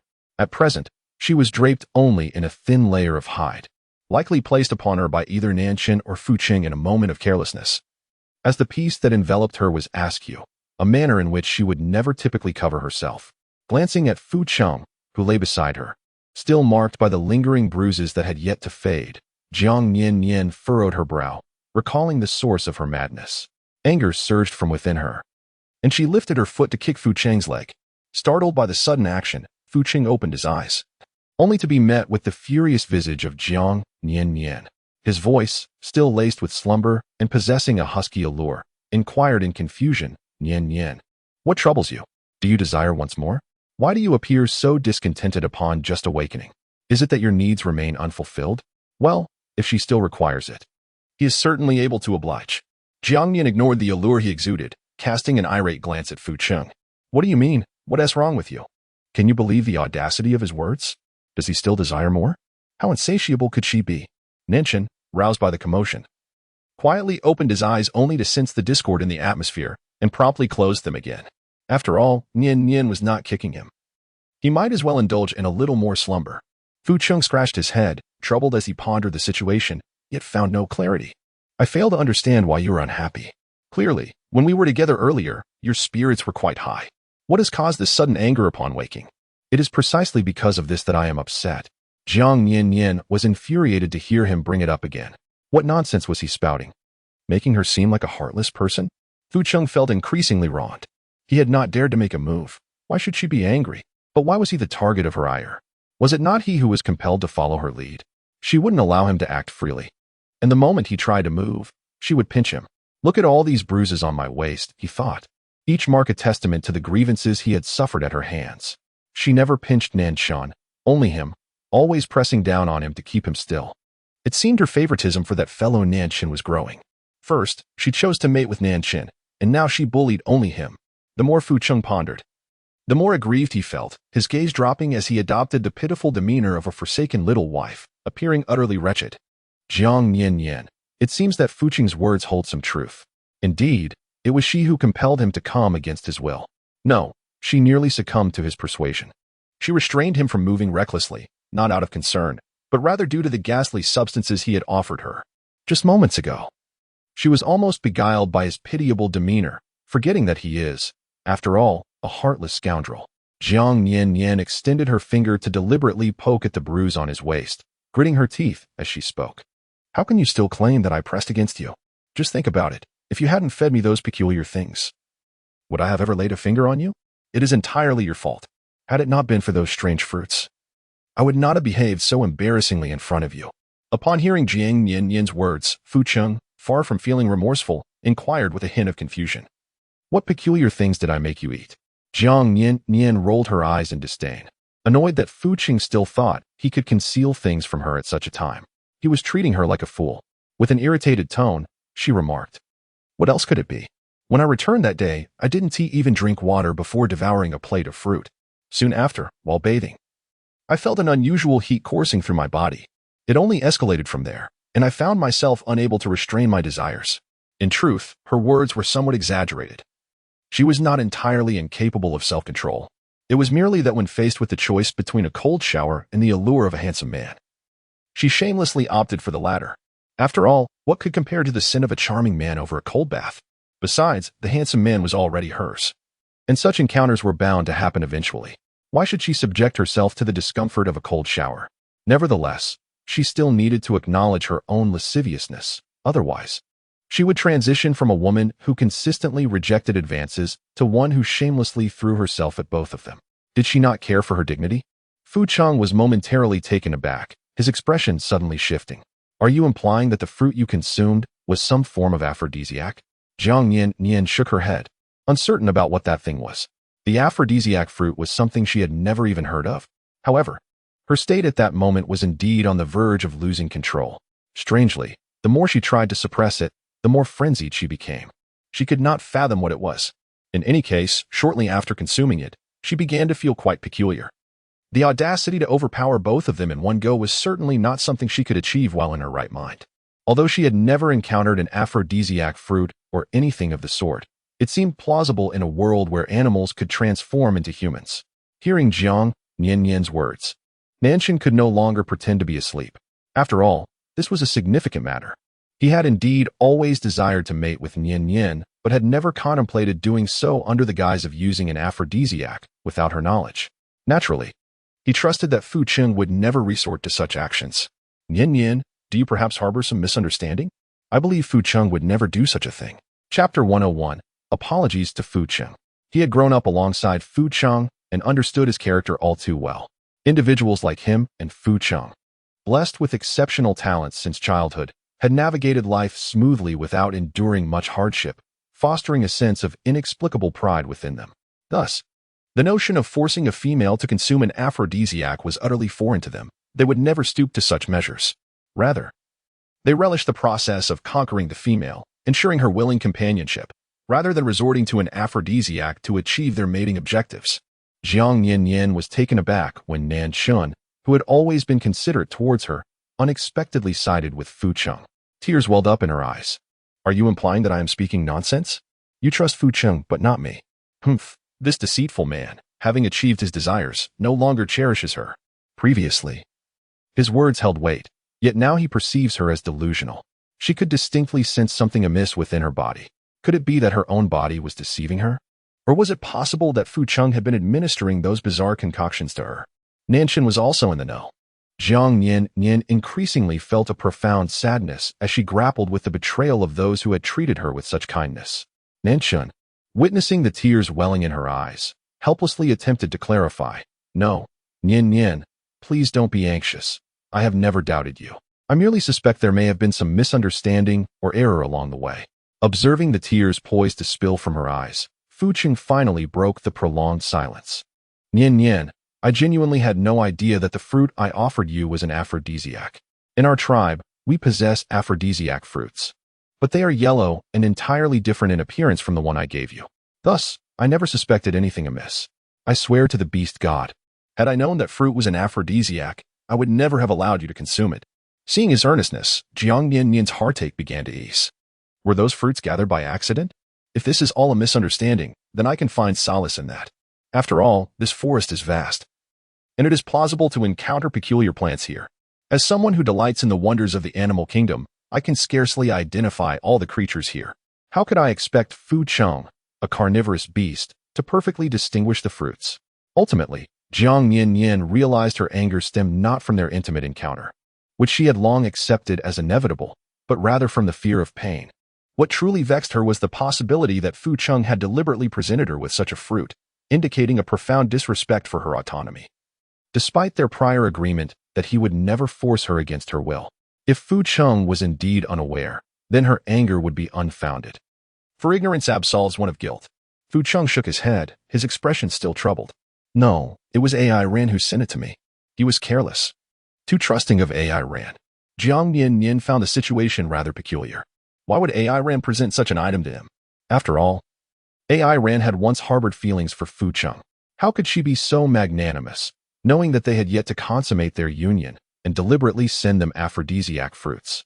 Or was it that she remained oblivious to the intricacies of this world of beastmen? Were the beastmen's tolerance levels broader than her imagination? Fu Cheng sighed, expressing his frustration. AI Ran did not inform me that these were aphrodisiac fruits. She merely mentioned that consuming these fruits could enhance one's strength. She suggested that I partake of them. After receiving them, I thought of your frail condition and decided you ought to consume them instead. Thus, I did not eat a single one, leaving them all for you. Upon hearing Fu Cheng's unexpected response, Jiang Nian-nian felt a sudden pang in her heart, accompanied by regret for having misjudged Fu Cheng's intentions and for having vented her frustrations upon him earlier. Throughout their time together, she had always recognized Fu Cheng's inherent kindness. Yet, in light of recent events, she had succumbed to the most unfavorable interpretations of his actions, even resorting to pettiness without seeking clarity. Now that she understood the truth, her heart ached even more. From the moment she arrived, she had been aware that the beastmen were perpetually striving for greater strength. She still recalled Fu Cheng's adorably foolish inquiries about whether fertilizers and hormones were consumable. Yet, he had genuinely acquired a platter of fruits capable of enhancing one's physique. Still, he had refrained from indulging himself, choosing instead to reserve every single fruit for her sake. He had been deceived by AI Ran and, in turn, had suffered from her misplaced ire, leaving bruises along his waist. Jiang Nian-nian leaped into Fu Cheng's embrace, gently tracing the bruised marks on his waist. A wave of both sorrow and guilt washed over her, tears streaming uncontrollably down her cheeks. I am so sorry, Fu Cheng. I believed you intentionally fed me those fruits, which is why I became enraged and treated you poorly, even going so far as to pinch you. It must hurt greatly, doesn't it? After realizing something was amiss with the fruits she had consumed, her anger towards Fu Cheng had surged. Thus, whenever she was near him, she would deliberately seek out his tender flesh to pinch. Even during their intimate moments, her hands remained restless, unwilling to relent as they left marks upon his skin. Now, witnessing the bruises that had yet to fade from his waist, she felt an overwhelming sense of shame. It was her fault. In stark contrast to Fu Cheng's unconditional affection for her, she harbored a lack of trust towards him. Fu Cheng, cradling her in his arms, felt no sense of grievance, but rather a pang of fear, realizing his own negligence. Her tears cascaded down his back, each droplet searing his skin. With a tender pat on her back, he sought to comfort her. I am not in pain. Please do not cry. It is my fault. I shall not carelessly offer you anything of uncertain origin again. Fortunately, this time it was merely an aphrodisiac fruit, not something poisonous. After being rejected by him, AI Ran did not engage in any excessive behavior, leading him to tacitly allow her to remain within the tribe. It was also due to his selfishness, as he thought the scarcity of females in the tribe made her presence beneficial, distracting the single males from hovering around Jiang Nian-nian. However, he did not anticipate AI Ran's boldness. Thankfully, she had intended to give him the fruit purely for its aphrodisiac properties. If AI Ran had aimed to target Jiang Nian-nian, he could hardly bear to imagine the consequences. Nan Shun, observing from the side, wore a grim expression. Although the beastmen occasionally consumed aphrodisiac fruits, it was always under mutual consent. Yet, AI Ran had deceived Fu Cheng into consuming one, displaying an audaciousness that was shocking. He could hardly contemplate what might occur if Fu Cheng had truly ingested those fruits and lost control. Chapter 102. AI Ren must depart. AI Ren could no longer remain in the tribe. Jiang Nian-nian was momentarily taken aback, turning her gaze to Nanshan. Was it truly such a grave matter over merely a few fruits? To this day, she had never laid eyes on AI Ran, and she felt no particular inclination towards her, neither benevolent nor malevolent. As for the aphrodisiac fruits, her persistent indecision regarding whom to engage with had led her to evade the situation entirely, refraining from choosing either.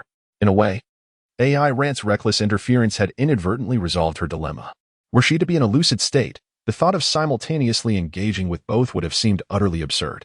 Thus, she harbored no profound anger towards AI Rand for her actions. In fact, deep within, there lingered a sense of gratitude. Ninshin gently lifted her from Fu Cheng's embrace. Drawing her closer to him, he took a wooden comb and tenderly began to untangle her slightly disheveled hair, softly elucidating. AI Rant's audacity is quite alarming. Who knows what further mischief she might conjure after remaining in the tribe. Had Fu Cheng consumed the fruits directly today, he might have lost control and engaged with you. Or worse, harmed you. Typically, the beastmen only consume a handful of these aphrodisiac fruits when aware of their effects. Yet AI Ran presented Fu Cheng with an entire platter, coaxing him into believing they were merely fortifying fruits. If he were to devour such a quantity, he might struggle to maintain his human form. Should he succumb to frenzy and revert to his beastly nature, the consequences could be dire. In their usual exchanges, he and Fu Cheng were evenly matched in strength. But faced with a frenzied Fu Cheng, he was uncertain of his ability to protect Nian-nian. Furthermore, AI Rant's reckless disregard for the repercussions of her actions made it exceedingly difficult for them to trust her presence in the tribe. What if one day she were to be swayed and commit acts that might harm Nian-nian or jeopardize the tribe? It would be wiser to seize this opportunity to expel AI Ran. Though there are few females in the tribe, they could hardly afford to keep someone like her. Otherwise, they might invite a cascade of troubles and endanger Nian-nian in the process. Jiang Nian-nian fell silent. She possessed no innate benevolence. Rather, she wished to avoid causing trouble for their tribe due to her own reasons. After all, she was merely a newcomer, an outsider. If the two of them were resolute in their decision, she would not voice further objections. Their connection was tenuous, especially given the possibility that AI Ran could inflict harm upon her. She certainly would not plead on AI Rant's behalf. She had no time for such trivialities. Observing her prolonged silence, Nanshan, wishing to spare her from uncomfortable thoughts, naturally steered the conversation in a different direction.